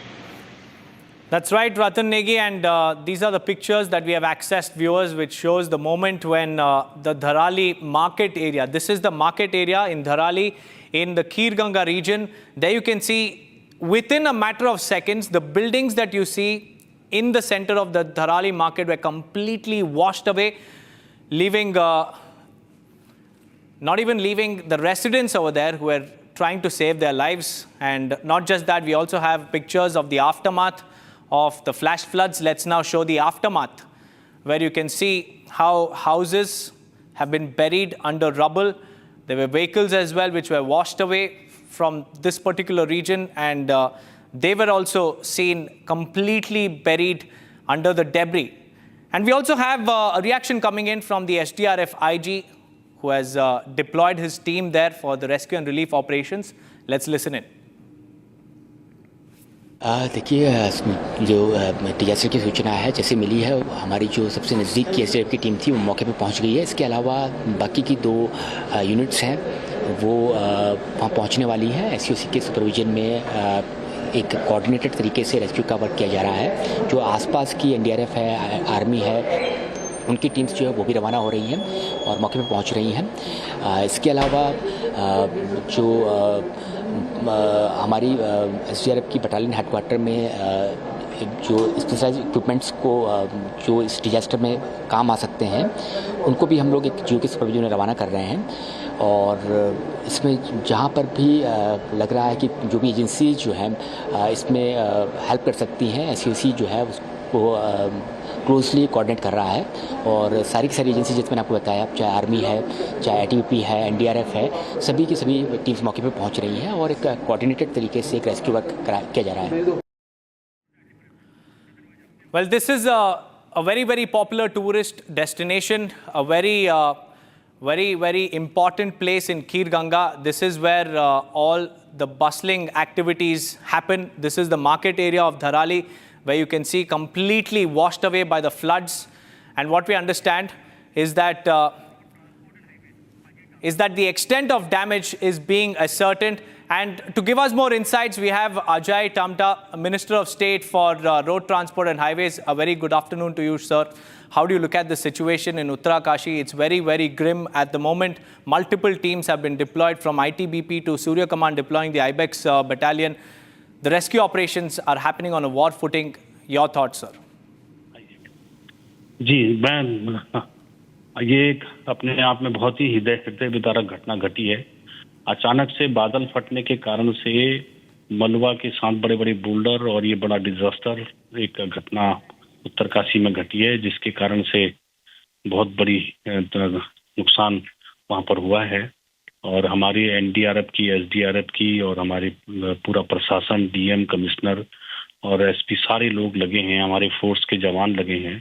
और माननीय मुख्यमंत्री सीएम साहब से भी मेरी बात हुई, गृह मंत्री जी भी लगातार जुड़े हुए हैं और जितनी भी सहायता सहयोग के माध्यम से लोगों को की जानें बचाई जा सके इस डिजास्टर में, उसके लिए पूरी तरीके से तैयार वहाँ पर बैठे हैं। टीम एनडीआरएफ और एसडीआरएफ जो कि ट्रेंड रहते हैं इस डिजास्टर के लिए, उनके पास टेक्नोलॉजी भी रहती है और बहुत सारे, और वो लगातार जीवन को बचाने के लिए लोगों का जीवन बचाएं, हेल्थ के पूरे वहाँ पर को प्रबंध किए जा चुके हैं। और चूंकि ये आपदा के साथ साथ वहाँ पर लगातार बारिश भी हो रही है, जिसके कारण से बहुत मुश्किलें हो रही हैं, फिर भी पूरे तरीके से हमारे जवान, हमारे एसडीआरएफ, एनडीआरएफ बचाव अभियान में जुटे हैं। अजय टामटा जी, वहाँ पे हालात क्या है और क्या क्या इंतज़ाम किया है जो रिलीफ सेंटर्स एस्टैब्लिशमेंट से लेके रेस्क्यू ऑपरेशंस तक अभी तक गवर्नमेंट ने क्या इंतज़ाम किया है उधर? देखिए, क्योंकि ये एक बड़ी हृदय विदारक घटना है और तत्काल ही स्थानीय आधार पर सूचनाओं के साथ साथ प्रशासन और हमारा पूरी टीम और जो ट्रेंड लोग होते हैं जो डिजास्टर के समय में, ऐसे एनडीआरएफ, एसडीआरएफ की सारी टीम लगी है, वहाँ पर कैंप लगे हैं, वहाँ पर मेडिकल फैसिलिटी के भी कैंप कर दिए गए हैं। और मौसम चूंकि बरसात भी है और ये ट्रेंड लोग इस बरसात में भी काम करने के लिए उनकी काफ़ी एक्सपर्ट होते हैं, वो लगातार काम कर रहे हैं और बचाव अभियान बहुत तेज गति के साथ वहाँ पर जुटा पड़ा है। मुख्यमंत्री जी, गृह मंत्री जी, हम सब लोग वहाँ स्थानीय आधार पर जो हमारी टीमें हैं, जो हमारे एनडीआरएफ, एसडीआरएफ के साथ साथ हमारी फौजी हैं, वो सब लोग इस अभियान में और स्थानीय लोग सब जुट करके लोगों की जान बचाने के इस अभियान में जुटे पड़े। धन्यवाद अजय जी हमारे साथ जुड़ने के लिए। In fact we also have Suresh Chauhan, the MLA from Gangotri, joining us on the phone line. A very good evening to you sir. It's a very grim situation, बहुत ही दुखद इंसिडेंट है जो उत्तरकाशी में हुआ है। आपका क्या कहना है इस पे और क्या क्या हो रही है उधर रेस्क्यू ऑपरेशन से लेके अभी तक? गवर्नमेंट का क्या पोजीशन है? देखिए, लगातार जैसे ही घटना हुई, धराली खीर घाट से ऊपर से बादल फटा गांव से लगभग 200 मीटर ऊपर, और वो आपने देखा कि एकदम जो है पूरा मलबा, पूरा पहाड़ जो है लेके आया और उससे बहुत ऐसी स्थिति आ गई, अभी भी पानी वहां पे चल रहा है। और जब तक वहां पे आर्मी पहुंची, इतनी देर में जो आर्मी कैंप है हरसिल में, हरसिल के पास पड़ता है, मंदाकिनी जो नदी है, उसमें भी बादल अभी अभी फट गया। और उसके बाद उससे नीचे कम से कम 10-15 किलोमीटर नीचे सुक्की का नाला पड़ता है, वहां पर भी बादल फटा। अभी लगातार जो ऐसी स्थिति बन गई है, बहुत भयानक स्थिति। वहां पे तो धराली खीर घाट में भयंकर स्थिति थी, लेकिन अभी इस समय जो है बहुत ऐसी भयंकर लगातार जिस तरह से कह रहे कि 2-3 घंटे बाद फिर जो मंदाकिनी नदी जिसको बोला जाता है, वो भी जो है में भी पानी घुस गया। वहां पे भी जवानों को बड़ी जो है उनको भी जान बचानी पड़ी। और उससे पहले जैसे ही तत्काल धराली में घटना हुई थी तो आर्मी की टीम वहां पे पहुंच गई थी, एसडीआरएफ, एनडीआरएफ की टीम भी मौके के लिए रवाना हो गई थी। और जो हमारी गंगोत्री में जो टीम है एसडीआरएफ की, वो भी धराली में जो लोग फंसे पड़े हैं उनको बचाने के लिए पूरा प्रयास किया जा रहा है। पूरा दलदल हो रहा है, पूरा पानी लगातार बह रहा है। वहां पे टावर की व्यवस्था भी अभी चले गई है। लगातार माननीय मुख्यमंत्री जी, माननीय हमारे जो गृह मंत्री जी, उनसे भी मतलब जो है वार्ता हुई और लगातार इस पर जो है पूरा कैसे लोगों की जान बचाई इसके कार्य जो है चल रहा है। सुरेश जी, आप अभी सूत्रों के अनुसार अभी ये भी पता चल रहा है कि 50 to 60 पीपल अभी मिसिंग है और अमित शाह जी के साथ चीफ मिनिस्टर भी बात कर रहे हैं, एयरफोर्स की असिस्टेंस भी मांगे हैं। आपको इस कॉन्वर्जेशन के बारे में कुछ जानकारी है? हाँ जी, मुझे पूरी जानकारी है। मतलब ये कि कई लोग अभी मिसिंग है क्योंकि वहाँ पे टावर नहीं आ रहा, किसी के फोन नहीं लग रहे हैं और बहुत अफरा तफरी का माहौल वहाँ पर है। हम इस पे पूरी जो है पूरी जो है जितने भी हमारे प्रशासन के लोग हैं, जिलाधिकारी तत्काल घटना के लिए रवाना हो गए, एसडीआरएफ उसकी पूरी टीम और पूरे लोग, क्योंकि जो हल्का फुल्का मुखबा में जो है टावर पकड़ा था, वहां से बात हुई। उसके बाद 2 बादल और फट गए, ये धराली वाला पहले फटा। अभी एक बादल जहाँ पे मंदाकिनी है, नदी है, मंदाकिनी नदी के ऊपर भी बादल फटा, जो पूरा मलबा और पूरा जो है उसी तरह का रेड़ा आर्मी कैंप जहाँ पे होता है हरसिल के वलीवार, वहाँ पे भी उनके घरों में भी उनके कैंप में भी पूरा पानी घुस गया है। इसी तरह से सुक्की के नीचे आकर एक नाला और आता है, उस नाले में भी बादल फटकर वो भी अपने साथ बहुत रोड़ा, और क्योंकि बारिश लगातार हो रही है, पहाड़ों में खतरा है। प्रशासन की ओर से और हमारी ओर से सबसे अनुरोध निवेदन किया गया, कोई भी ऐसे में जो हमारा NH मार्ग है, क्योंकि नदी बहुत ज्यादा बढ़ रही है, उफान पे नदी आ गई, तो कोई भी मतलब इस समय पूरे गंगोत्री विधानसभा में, उत्तरकाशी में पूरे गंगोत्री विधानसभा में एक अफरा तफरी का माहौल है। और मुझे पूरा विश्वास है कि इस माहौल से निपटने के लिए प्रशासन की पूरी टीम लग चुकी है और हम सब लगातार जो है मॉनिटरिंग कर रहे हैं। जी बहुत बहुत धन्यवाद सुरेश जी हमारे साथ जुड़ने के लिए। With that viewers will slip into a short break now. On the other side, ठीक है, नमस्कार।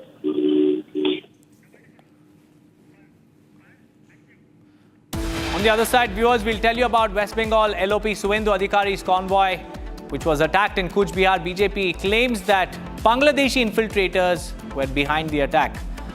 Along with that, we'll also tell you about the IAF and Navy gearing up to place mega orders for BrahMos supersonic cruise missiles. High-level Defense Ministry team will give a clearance soon. Stay tuned.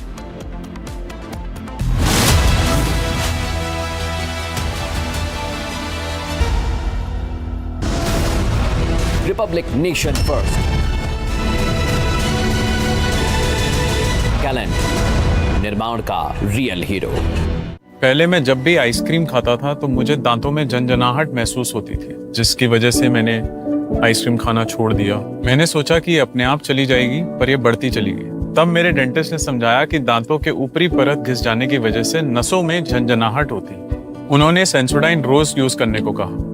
Sensodyne दांतों के अंदर जाकर नसों को शांत करता है। अब मैं कुछ भी ठंडा या गर्म बेझिझक खा सकता हूँ। सेंसोडाइन वाकई काम करता है।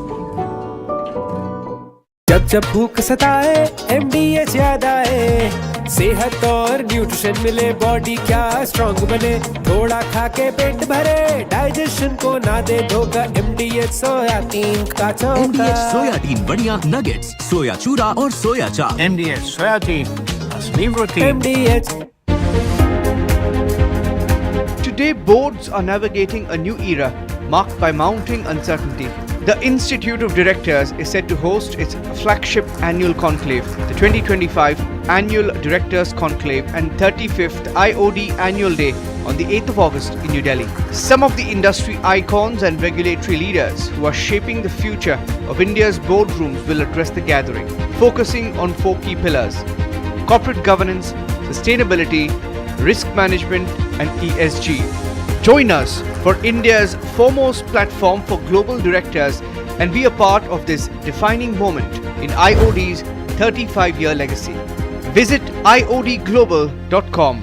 Building tomorrow's boards.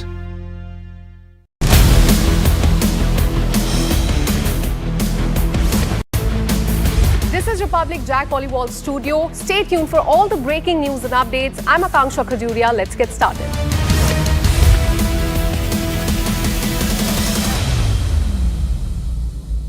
कुछ तो सस्ता लो, सब बढ़िया लो। इसमें क्या खास बात है? थोड़े में ज्यादा स्वाद, यही तो है इसकी खास बात। और मसाला केसरिया से मन जोगी हुआ रे, दिल झूमे देखो मतवारा हुआ रे, केसरिया से मन जोगी हुआ। हर पल मनाओ केसरी त्योहार। विमल, बोलो जुबान केसरी। MDH की हल्दी मिर्ची धनिया करे कमाल, ये रंग दे, ये खुशबू दे, ये तीखा, ये कम पड़े, क्या निराला MDH मसाला। थोड़े में ज्यादा स्वाद, यही तो है इसकी खास बात। वाओ मामा, क्या स्वाद है। अरे मेरे राजा, राजा और मसाला।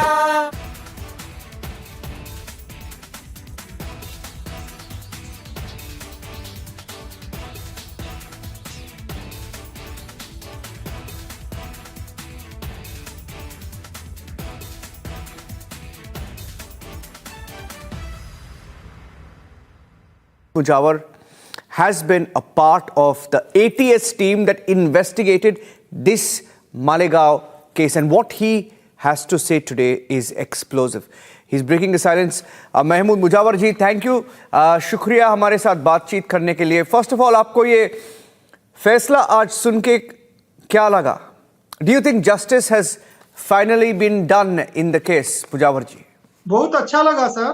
कहीं तो न्याय हो गया, और ये न्याय मिलाने के लिए जो आपने जद्दोजहद की, जो आपने कोशिश की, वो सही में काम आई सर. खास करके मैं निरंजन स्वामी का बहुत बहुत शुक्रिया अदा करता हूँ, जिन्होंने मेरा कोई तुम्हारे चैनल से कोई संबंध नहीं था, मगर मेरे को ढूंढ के निकाल के अपने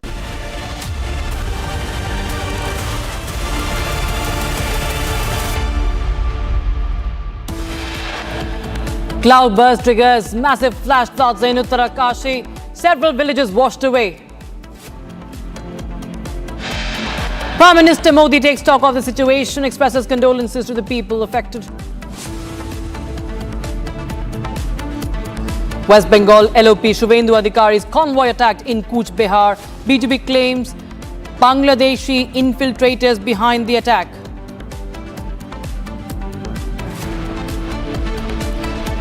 IAF and Navy to place mega orders for BrahMos supersonic cruise missiles. High-level Defence Ministry to give clearance. Defence Ministry panel to give clearance soon. MNS workers on the rampage. Goons slap a bank employee now in Nagpur.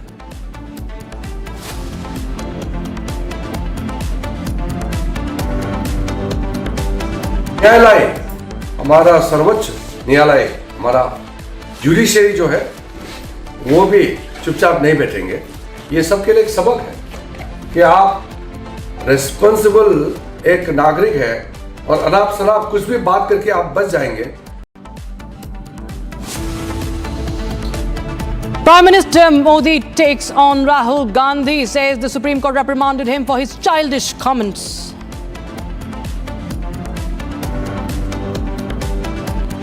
Anil Ambani summoned in 17,000 crore rupee loan fraud case. He arrives at the ED headquarters.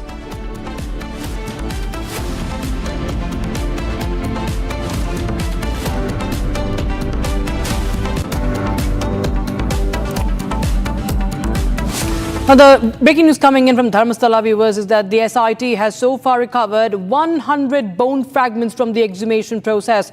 Skeletal remains were found at site number 6 and site 11A, the latter being the 11A site being closed, but not exactly the location indicated by the complainant. Now, yesterday, the investigation team found skeletal remains believed to be of a male individual. The FSL team currently examining the remains for confirmation. Today's digging at site 11 yielded no new findings. With only 2 more sites left, 12 and 13, SIT sources say they are opening to exploring additional areas if necessary. Rain continues to delay the exhumation process. So to the right side, you can see the exhumation work that continues. Nagendra Babu is joining us live on the broadcast. Nagendra, हमें बताएं कि क्या कुछ latest जानकारी सामने आ रही है इस exhumation process के दौरान? रक्षिता, अभी मैं आपको विजुअल्स दिखा के मैं उसके बारे में एक्सप्लेन करता हूँ. अभी हमारा विजय मधु आपको विजुअल्स दिखा रहा है. ये हाईवे का बाजू में ही वो 12th पॉइंट को क्या दिखाया था, वो 12th पॉइंट में अभी एस्केलेशन चल रहा है. हिटाची का हेल्प लेके वो एस्केलेशन का चालू हुआ है. देखिए, अभी 12 पॉइंट में बहुत सारा कुछ मतलब मैंने दफन किया था बोल के उन्होंने कंप्लेंट किया था, उसके बारे में अभी एस्केलेशन चालू रखा है. एक पॉइंट में मतलब 12 पॉइंट में एक जगह में ऑलरेडी कोलकाता अभी क्लोज कर रहे हैं, मतलब अभी इधर कुछ नहीं मिला है बोल के हमको इन्फॉर्मेशन आ रहा है. रक्षिता, देखिए, ये 12 पॉइंट को कम से कम लास्ट 2 आवर से 2 घंटा से इधर काम को चालू रखा है. लेकिन 11 पॉइंट में बहुत सारा क्यूरियोसिटी बिल्ड हुआ था, क्योंकि कल एक स्कल्ट मिला था, उसका बारे में बहुत सारा क्यूरियोसिटी मिला था, क्योंकि वो स्कल्ट उसका क्या पॉइंट दिखाया था, 11 पॉइंट वो जगह में नहीं मिला था, दूसरा जगह में वो मिला था. इसका बारे में SIT और लोकल AC स्टेला वर्गीस उस दोनों का बीच में थोड़ा कंफ्यूजन भी होता है, क्योंकि वो कौन सा डिकम्पोज्ड स्केलेटन मिला था उसका बारे में एसआईटी लोग ने बताया था इसको लोकल पुलिस स्टेशन को हैंड ओवर करना है क्योंकि ये यूडीआर का केस होगा, शायद ये एसआईटी का अंडर नहीं आता है बोल के एसी को इन्फॉर्म किया था स्टेला वर्गीस को, लेकिन एसी स्टेला वर्गीस इंस्ट्रक्ट दिया था एसआईटी को ये आपने ही इन्वेस्टिगेशन करना है बोल के। उसके बाद एसआईटी वो स्कल्ट को सीज करके उसको लैब को भेजने का तरीका किया था। ये पूरा कल हुआ था। आज 11 नंबर का पॉइंट में और एक बार एस्केलेशन किया था लेकिन उधर कुछ भी नहीं मिला। अभी 12 पॉइंट में थोड़ा एस्केलेशन कम से कम लास्ट 2 घंटा से वो एस्केलेशन तो कर रहे हैं, लेकिन अभी मालूम पड़ रहा है वो एस्केलेशन भी खत्म हो चुका है। अभी 12 पॉइंट में कुछ नहीं मिला है, खाली और 13 पॉइंट खाली बचा है। वो 13 पॉइंट मतलब ये मास्कमैन बोला है 13 पॉइंट में मैं बहुत सारा बॉडी को दफन किया बोल के उन्होंने इंफॉर्मेशन दिया था, इसलिए बहुत सारा क्यूरियोसिटी 11, 12, 13 में था, लेकिन 11 पॉइंट में एक स्केलेटन मिला था लेकिन दूसरा जगह पे 11 पॉइंट में आज किया था उधर कुछ नहीं मिला, 12 पॉइंट में भी कुछ नहीं मिला है। कल शायद 13 पॉइंट में एस्केलेशन करने का एसआईटी लोग आगे बढ़ेगा। रक्षिता बिल्कुल नागेंद्र, अगर मैं आप और थोड़ा विस्तार में डिटेल में बता सकें कि क्या कुछ सामने आ रहा है, क्या स्केलेटल के अलावा भी कुछ और भी पाया गया है, कुछ बिलोंगिंग या कुछ भी? देखिए रक्षिता, कल बहुत सारा क्यूरियोसिटी चल रहा था क्योंकि देखिए कल 11 जगह में 11 पॉइंट में एस्केलेशन करा था। वो जगह पे एग्जैक्ट मॉर्निंग 11:30, मतलब मैं कल का बारे में बात कर रहा हूँ। कल सुबह 11:30 बजे को उसको मास्कमैन को लेके आया ऑफिसर, तभी वो 11 पॉइंट का पास गया तो वो मास्कमैन बोला है ऑफिसर को ये जगह में एस्केलेशन मत करना, मेरे को कंफ्यूज हो गया, मैं दूसरा जगह दिखाता हूँ बोल के एसआईटी को बोला था। इसका वजह से वो दूसरा जगह को गया था। वो दूसरा जगह जाने के समय में वही जगह पे बिना एस्केलेशन एक बॉडी उधर पड़ा था। वो बॉडी को दिखा के मतलब स्कल्ट को दिखा के इन्हें ये स्कल्ट को ये बॉडी को मैंने ही फेंका था बोल के उन्होंने दिखाया था। इसका बारे में एसआईटी लोग उधर जाके इन्वेस्टिगेशन करने के समय में वो स्कल्ट मिला था, वो स्कल्ट सीज करके दूसरा वही जगह पे एक रूप भी मिला था। तो ये लोकलाइट बोल रहा है, मतलब इधर का धर्मस्थला का लोकलाइट इन्फॉर्म कर रहा है 2 साल पहला एक बंदा इधर आके सुसाइड किया था, शायद उसी का बॉडी होगा, शायद वो लोग शक भी कर रहा है। लेकिन अभी तक वो स्कल्ट किसका है, क्या मैन का है क्या वुमेन का है, उसका बारे में लैब रिपोर्ट आने के बाद ही पता चलता है। लेकिन 11 पॉइंट में वो मास्कमैन क्या पॉइंट को दिखाया था, एग्जैक्ट 11 पॉइंट में वो नहीं मिला और दूसरा जगह में वो मिला है। आज इसका वजह से थोड़ा बहुत शक हो रहा है 11 पॉइंट को छोड़ के वो दूसरा जगह क्यों दिखाया, पहला क्यों नहीं दिखाया एसआईटी ऑफिसर को, ये थोड़ा क्वेश्चन भी चल रहा है। लोकलाइट इसका बारे में क्वेश्चन भी कर रहा है। लेकिन आज 11 पॉइंट में एस्केलेशन करने के समय कुछ भी नहीं मिला है। अभी 12 पॉइंट में भी हमने देख रहा था, उधर भी एस्केलेशन अभी खत्म हो चुका है, उधर भी कुछ भी नहीं मिला बोल के हम लोगों को अभी इंफॉर्मेशन तो आ रहा है। कल का बारे में बहुत सारा कन्फ्यूजन है, वो कन्फ्यूजन के बारे में अभी एसआईटी ऑफिशियली कन्फर्म देना है। वो कल का मिला है वो स्कल्ट किसका है, वो आदमी का है क्या औरत का है, वो लैब रिपोर्ट आने के बाद ही पता चल जाएगा। रक्षिता जी, बहुत शुक्रिया हमारे साथ जुड़ने के लिए। That was Nagendra Babu getting us ground report from the excavation site in Dharmasthala mass burial case. Viewers, now we shift our focus to the other story that we're tracking. The countdown has begun for Independence Day celebrations. Delhi police heightened security around the national capital, but earlier today there was a security scare which resulted in Delhi police detaining 5 illegal Bangladeshis. Is more. 6 individuals in police custody with their faces masked. Heightened security at Red Fort. The Delhi police were on high alert this morning, and while mock drills were underway ahead of the I-Day celebrations, on the other hand, there were 5 illegal Bangladeshis forcefully trying to enter the iconic Red Fort. The Delhi police, without wasting any time, detained these individuals.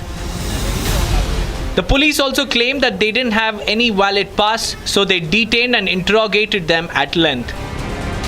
During the interrogation, it was found that they were illegal Bangladeshi immigrants.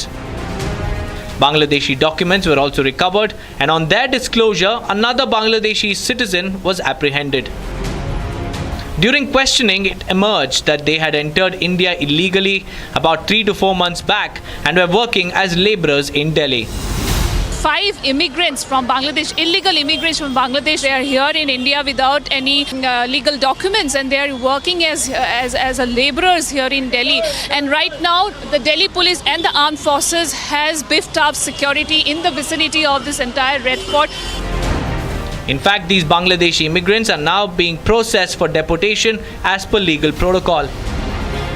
While the security is heightened, the Delhi police is maintaining a hawk eye over key areas in the national capital to ensure nothing untoward happens in the run-up to the Independence Day celebrations.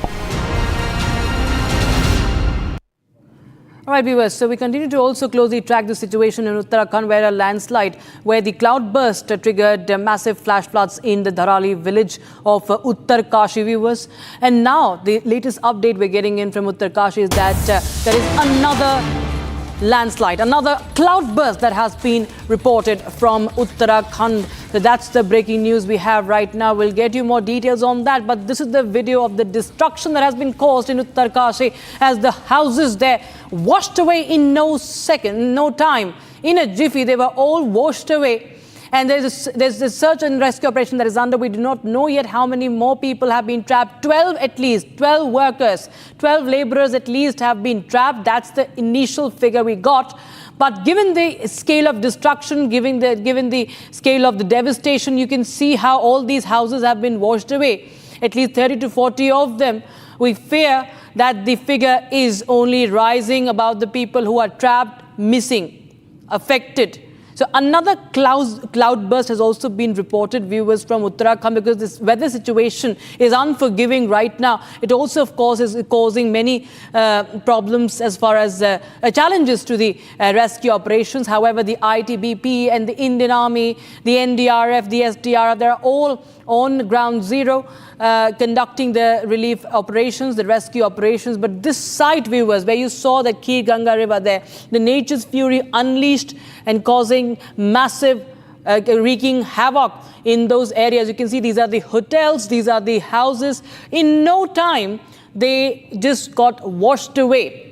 Massive cloudburst in Uttarakhand, viewers, triggered this flash flood, and Home Minister has spoken to the Chief Minister as well, and the Prime Minister also just a while back had posted on social media platform X that he is taking stock of the situation, he's monitoring the situation, and also spoken to the Chief Minister and providing all the support needed from the centre to Uttarakhand. But the breaking news is that there's another cloudburst that has been reported from Uttarakhand's Suki Top, another area that has witnessed a cloud burst.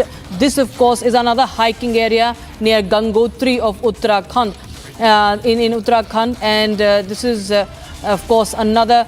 There's fears of more challenges, of course, to the rescue operation in the adjacent areas. But the latest update we have and what we've shared with you is that many people are being also rescued by the army. In the latest, we had at least 150 Indian Army personnel reached the site within 10 minutes, commencing the rescue operations. 15, at least by 3:30 p.m., 15 to 20 individuals were evacuated successfully and provided with medical treatment at the Indian Army Medical Facility in Harshal.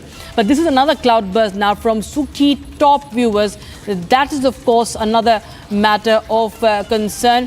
Talking about Suki Top, of course, this is away from Uttarkashi. However, this is in the same state of Uttarakhand. This is near Gangotri, and that, of course, is a very, very scary situation right now that we are reporting from Uttarakhand. And Ratan Negi joins us on the broadcast from Ratan. एक आपदा के बाद एक और आपदा जो है बताई जा रही है उत्तराखंड में। अब सुखी टॉप जो है वहां पर भी एक बादल फटने की खबर सामने आ रही है। देखिए, निश्चित तौर से हर्षिल के सुखी टॉप में फिर बादल फटने की खबर इस वक्त सामने निकल कर आई है, लेकिन राहत की बात यह कि किसी के हताहत होने की खबर नहीं है। उत्तरकाशी के अंदर ये दूसरा बादल फटने की खबर है।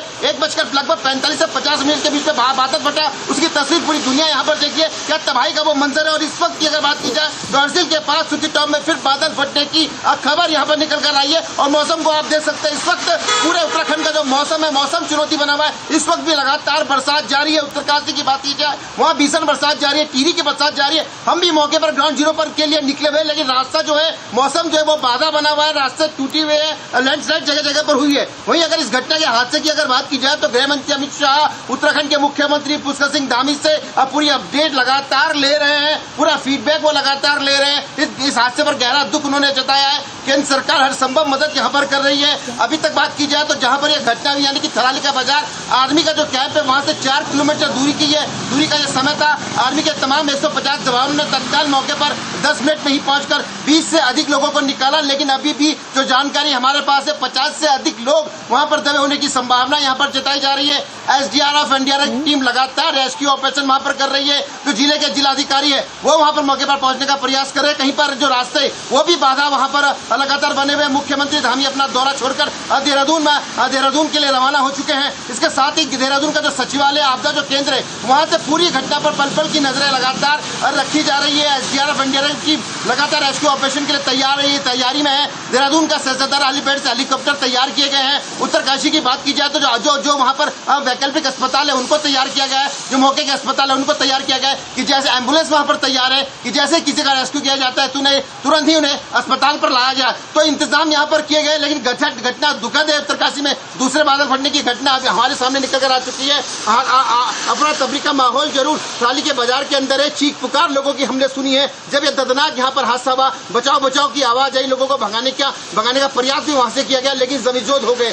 बड़ा भयानक यह नजारा था, बड़ा भयानक ये तस्वीरें थी। 16-17 जून साल 2013 की केदारनाथ की जो भीषण आपदा आई, उसके बाद तपोवन की जोशीमठ की आपदा को हमने देखा, और इस बार जो लगातार जो उत्तरकाशी के अंदर ये भीषण तस्वीर हमने देखी है। डरावनी तस्वीरें, भयावह तस्वीरें। पूरा उत्तराखंड में मौसम विभाग पहले ही अलर्ट कर चुका था। मुख्यमंत्री जिलाधिकारियों के साथ लगातार कल बैठक कर चुके थे, दिशा निर्देश दे चुके थे। अब फिलहाल इस वक्त पूरा प्रशासन का यही काम है कि जो ये हादसा हुआ है, ये घटना हुई है, इसमें ज्यादा से ज्यादा लोगों की जान बचाई जा सके। धामी लगातार स्वयं इस पर नजर बनाए हुए हैं, और इस वक्त हम भी ग्राउंड जीरो पर पहुंचने के लिए लगातार रास्ते पर लगातार चल रहे हैं, लेकिन मौसम चुनौती बना हुआ है। रास्ते में जगह जगह अब पत्थर हमको मिल रहे हैं, लैंडस्लाइड हो रखी है।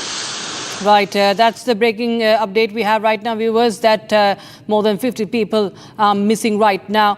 And this is the scale of destruction that we are showing you via these visuals. Ratnagi continues to be with us. The latest visual is from Sukhi Top, where, all right, this is again a very, very, very terrifying visual there. This is from Sukhi Top in Uttarakhand, and this is another terrifying visual. This is from another place. It is away from Uttarkashi, but it's in Uttarakhand. No casualties have been reported from Uttarakhand.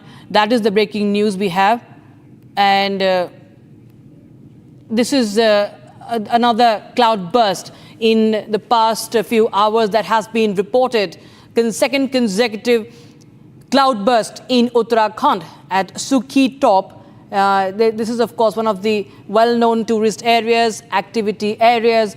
But what we understand is that there hasn't been any casualty or any person, any human life affected so far as per the preliminary information that we're getting in. But Uttarkashi, viewers, there have been more than 40 homes that have been destroyed. They have been all swept away in that flash flood. By the time that the rescue operations have picked up pace, we see another cloudburst happening in Sukhi Top of Uttarakhand. This is the breaking news we have right now, and this is devastation, viewers. Scenes of destruction all across Uttarakhand that we are witnessing in these mountainous areas in Uttarkashi. From Uttarkashi to Sukhi Top, you can see the ridges, you can see how nature's fury has been unleashed there in at least two locations of Uttarakhand. The weather conditions making it even difficult to conduct the relief and rescue operations smoothly. However, the Indian forces on ground zero expediting the process. Let's take a listen into what Chief Minister Dhami has to say. जनपद के धराली क्षेत्र में बादल फटने की अभी सूचना आई है, और बहुत तेज गति से मलबा आया है पानी के साथ। हमारा प्रयास है कि इस समय में सभी को जल्दी से जल्दी राहत के काम किए जाएं, बचाव के कार्य किए जाएं। जिला प्रशासन के लोग वहां पहुंच रहे हैं, साथ में हमारी सेना के लोग, एनडीआरएफ, एसडीआरएफ, आपदा प्रबंधन विभाग लगातार कोशिश कर रहा है कि हमारी सर्वोच्च प्राथमिकता है कि सभी को इस समय राहत की जाए, सभी को बचाया जाए और हर प्रकार से जान माल की सुरक्षा की जाए। अभी धराली में खीर घाट के ऊपर बादल फटने से धराली गांव के नीचे वाला पूरा हिस्सा और बहुत प्रलय का वहाँ पे जो है मंजर जो हुआ है, और तत्काल जो मुखबा वालों ने तत्काल जो है सूचना दी, और मैंने तत्काल जो है माननीय मुख्यमंत्री जी जो अभी त्रिपुरा में हैं उनको तत्काल सूचना दे दी है। जिलाधिकारी को इसके लिए अलर्ट कर दिया गया है। हमारी वहाँ पे जो हरसिल में आर्मी की टीम थी, आर्मी की टीम वहाँ पर पहुँच गई है, और एनडीआरएफ एसडीआरएफ की टीम भी मौके पे पहुँच रही है। बहुत बड़ी ऐसी दुर्घटना है। हम भगवान से इस समय जो इस घड़ी में सबको मजबूती के साथ जो है पूरी टीम को वहाँ पे लगा दिया गया है, और जो हमारे गढ़वाल कमिश्नर उनसे भी बात हो चुकी है, चीफ सेक्रेटरी से बात हो चुकी है। तो तत्काल इसके लिए जो जिलाधिकारी द्वारा तत्काल पूरी टीमें वहाँ पे रवाना कर दी है। खुद भी जो है जिलाधिकारी मौके पे पहुँच रहे हैं, और जो हमारे आर्मी की टीम है वो मौके पे पहुँच गई है। और मैं क्योंकि देहरादून था, मैं भी यहाँ से देहरादून से चल गया। ये बहुत बड़ी ऐसी घटना है, और हम भगवान से प्रार्थना करते हैं कि जो है सबको इस समय जो इस आपदा की घड़ी में सबको मजबूती से खड़ा होकर इस आपदा से लोगों को बचाना है। देखिए, जो टीएसए की सूचना है जैसे मिली है, हमारी जो सबसे नज़दीक की एसडीआरएफ की टीम थी वो मौके पे पहुंच गई है। इसके अलावा बाकी की 2 यूनिट्स हैं वो वहाँ पहुंचने वाली है। एसओसी के सुपरविजन में एक कोऑर्डिनेटेड तरीके से रेस्क्यू का वर्क किया जा रहा है। जो आसपास की एनडीआरएफ है, आर्मी है, उनकी टीम्स जो है वो भी रवाना हो रही हैं और मौके पे पहुंच रही हैं। इसके अलावा जो हमारी एसडीआरएफ की बटालियन हेडक्वार्टर में जो स्पेशलाइज इक्विपमेंट्स को जो इस डिजास्टर में काम आ सकते हैं उनको भी हम लोग एक जियो के सुपरविजन में रवाना कर रहे हैं। और इसमें जहाँ पर भी लग रहा है कि जो भी एजेंसी जो है इसमें हेल्प कर सकती हैं, एसओसी जो है उसको closely coordinate. We have Mr. Vinod Kumar, who is the Secretary of Disaster Management and Rehabilitation, joining us on the phone line. Mr. Vinod Kumar, tell us, this is of course a very horrific situation unfolding, back-to-back cloudbursts in Uttarakhand, and more than 40 homes have been swept away in Uttarkashi, sir, and it's a very, very difficult rescue operation. Vinod Kumar ji, can you hear me? Yes, please. Sir. देखिए, बड़ी दुर्घट घटना घटी है उत्तरकाशी में, और लगातार जो हमारे राहत बचाव दल के लोग हैं वो काम कर रहे हैं। सेना के लोग, स्थानीय प्रशासन और रेवेन्यू डिपार्टमेंट के लोग, पुलिस के लोग, बाकी बहुत सारे लोग रास्ते में हैं। सभी लोग पहली प्राथमिकता है जो लोग फंसे हुए हैं, जो लोग कहीं दबे हुए हैं, उनको निकालना, और निकालने के बाद उनका प्रॉपर ट्रीटमेंट कराना, उसके लिए उनको नजदीक हॉस्पिटल में पहुंचाना जी। और राहत बचाव कार्य जोरों पर चल रहा है जी। कितने लोगों पर असर हुआ है इसका? कितने लोग जो हैं उनको अभी ढूंढा जा रहा है? कितने लोगों को अभी जो है मिसिंग करार दिया गया है? जो लोग अभी दिख रहे हैं सबको रेस्क्यू कर लिया गया है। जो लोग दिख रहे हैं, क्योंकि काफी बड़े क्षेत्र में है, काफी ज्यादा मलबा आया है, तो राहत बचाव कार्य में काफी दिक्कत भी हो रही है। मलबा भी लगातार आ रहा है, तो काफी परेशानी का सामना करना पड़ रहा है। इसके बावजूद जो लोग वहाँ काम कर रहे हैं सभी पूरे अपनी क्षमता के साथ में पूरे अच्छे तरीके से काम कर रहे हैं। संख्या अभी हम नहीं बता पाएंगे, संख्या हम डेटा इकट्ठा कर रहे हैं जी, क्योंकि कई जगह काम चल रहा है, और अभी प्राथमिकता हमारी है लोगों का जीवन बचाना, उस दिशा में काम कर रहे हैं। और जो ही हमारे पास आंकड़े आते हैं हम शेयर करेंगे आपके साथ। ये तबाही का स्तर अगर आप हमें थोड़ा सा जानकारी उसके बारे में दे सकें, कितना ज़्यादा, जो कि हम जो हमारे पास तस्वीरें सामने आ रही हैं कि कम से कम 30 से 40 घर दिख रहे हैं हमें तबाह होते हुए, लेकिन उसके अतिरिक्त भी हमारे पास 4-5 और वीडियो आ रहे हैं कि रोड्स ब्लॉक्ड हैं, हाईवेज ब्लॉक्ड हैं, तमाम जो घर हैं, होटल हैं, वो भी डैमेज हो चुके हैं। उसको लेकर कितनी जानकारी आपके पास आप हमारे साथ साझा कर सकते हैं सर? लगभग 25 से 30 घर और होटल दोनों मिलाकर हैं हुए हैं, और को नुकसान हुआ है, काफी नुकसान हुआ है उनको। कुछ घर तो पूरी तरह जमींदोज हो गए हैं। हाँ। जी। और मौसम बताया जा रहा है, मौसम जी मौसम भी थोड़ा चैलेंज खराब है, तो उससे भी काफी दिक्कत का सामना करना पड़ता है। जी बिल्कुल। विनोद कुमार जी, बहुत बहुत शुक्रिया हमारे जुड़ने के लिए। We will continue to get you each and every update from ground zero, but right now we shift our focus to other right now we'll be slipping to a very, very short break, but we will continue with our coverage from Uttarakhand, where nature's fury is wreaking havoc, and there is massive devastation in Uttarkashi, even in Suki Top. Another cloudburst has been reported. We'll get you more details on that. Stay tuned. MDH की हल्दी मिर्ची धनिया करे कमाल, ये रंग दे, ये खुशबू दे, ये तीखा, ये कम पड़े, क्या निराला MDH मसाला। आर प्योर सूजी पास्ता, उबालो मिलाओ और खाओ, 8 मिनट में तैयार। क्या टेस्ट है, सबका राजा R pure masala.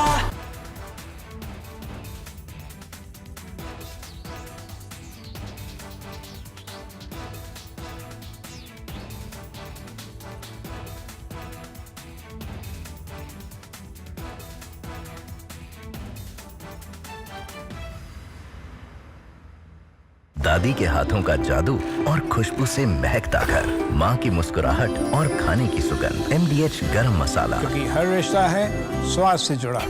Are pure सूजी पास्ता, उबालो मिलाओ और खाओ, 8 मिनट में तैयार। क्या टेस्ट है, सबका राजा आर प्योर मसाला।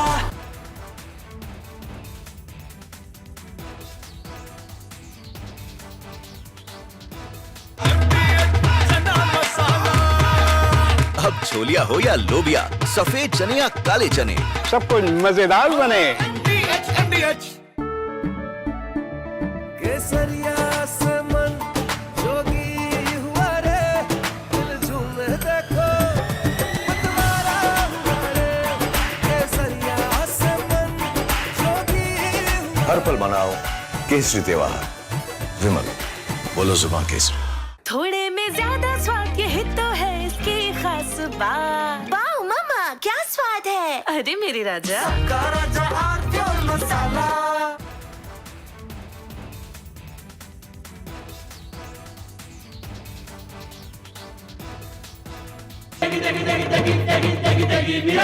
MDH की देगी मिर्च, देगी मिर्च का तड़का, अंग अंग फड़का। MDH की देगी मिर्च। केसरिया से मन जोगी हुआ रे, दिल झूमे देखो मतवारा हुआ रे, केसरिया से मन जोगी हुआ। हर पल मनाओ केसरी त्योहार, विमल बोलो जुबान केसरी। कुछ तो सस्ता लो, सब बढ़िया लो। इसमें क्या खास बात है। थोड़े में ज्यादा स्वाद, यही तो है इसकी खास बात। सबका राजा R pure masala. The Indian economy has been the fastest growing G20 economy for 8 of the last 11 years. And those are the only 8 in the last 77 years, during which India has been the largest, has been the fastest growing economy among the G20. So during the years that Rahul Gandhi's family ruled India, India's per capita income was declining relative to the rest of the world. Just listen. From Asia's largest news headquarters, setting the agenda for Bharat.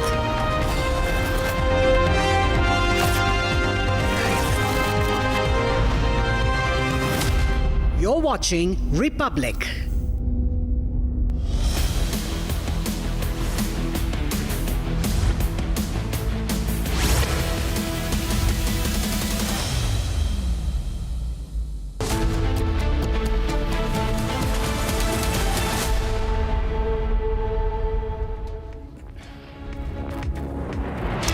Very warm welcome, viewers. You're watching Live and Breaking. I'm Rakshita with you. We are closely tracking each and every update coming in from Uttarakhand, where a cloudburst has triggered massive flash floods in Uttarkashi. Another cloudburst has been reported from Suki Top. We'll keep you up to date with all the updates and the reactions and inputs from Ground Zero. First, the headlines at this hour.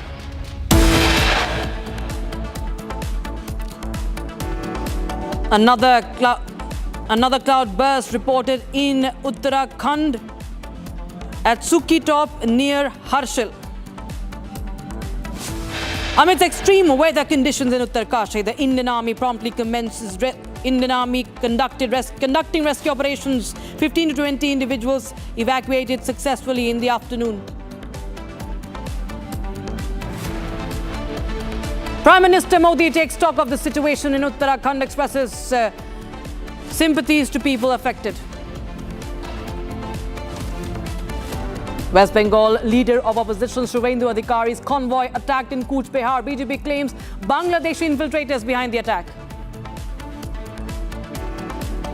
The exhumation process in the Dharmasala mass burial case continues. Special investigation team recovers 100 bone fragments so far. The Indian Air Force and now the Navy also set to place mega orders for BrahMos supersonic cruise missiles. High-level Defence Ministry panel to give clearance soon. M&S workers on the rampage again. Now M&S goons slap a bank employee in Nagpur over Marathi. And Anil Ambani summoned in 17,000 crore rupee loan fraud case. He arrives at ED headquarters.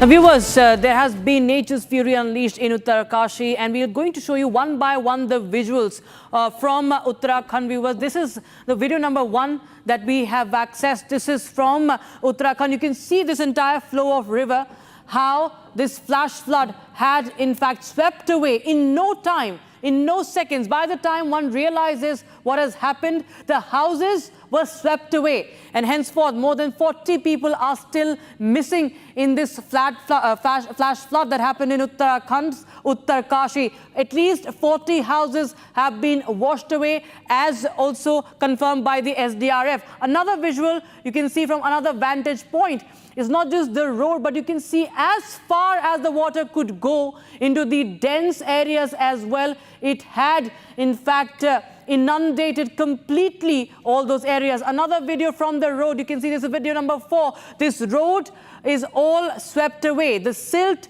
this is all the silt and debris that is flowing in. So you can understand the roads are blocked and the rescue operation become very, very difficult. And that is why the Chief Minister has requested for Air Force's assistance to the Home Minister. This is another video that shows you the level of destruction, the scale of destruction, viewers. And as we were just reporting this, another cloudburst also reported from the Suki top. This is, of course, a separate location from Uttarkashi, but it's in Uttarakhand. You can understand that the weather remains bad. There is inclement weather, which poses a challenge to the rescue operations. But that's one of the biggest stories that we are tracking on Republic TV for you. There are multiple reactions that have come from the administration, including the Chief Minister of Uttarakhand, Pushkar Singh Dhami. Let's take a listen in.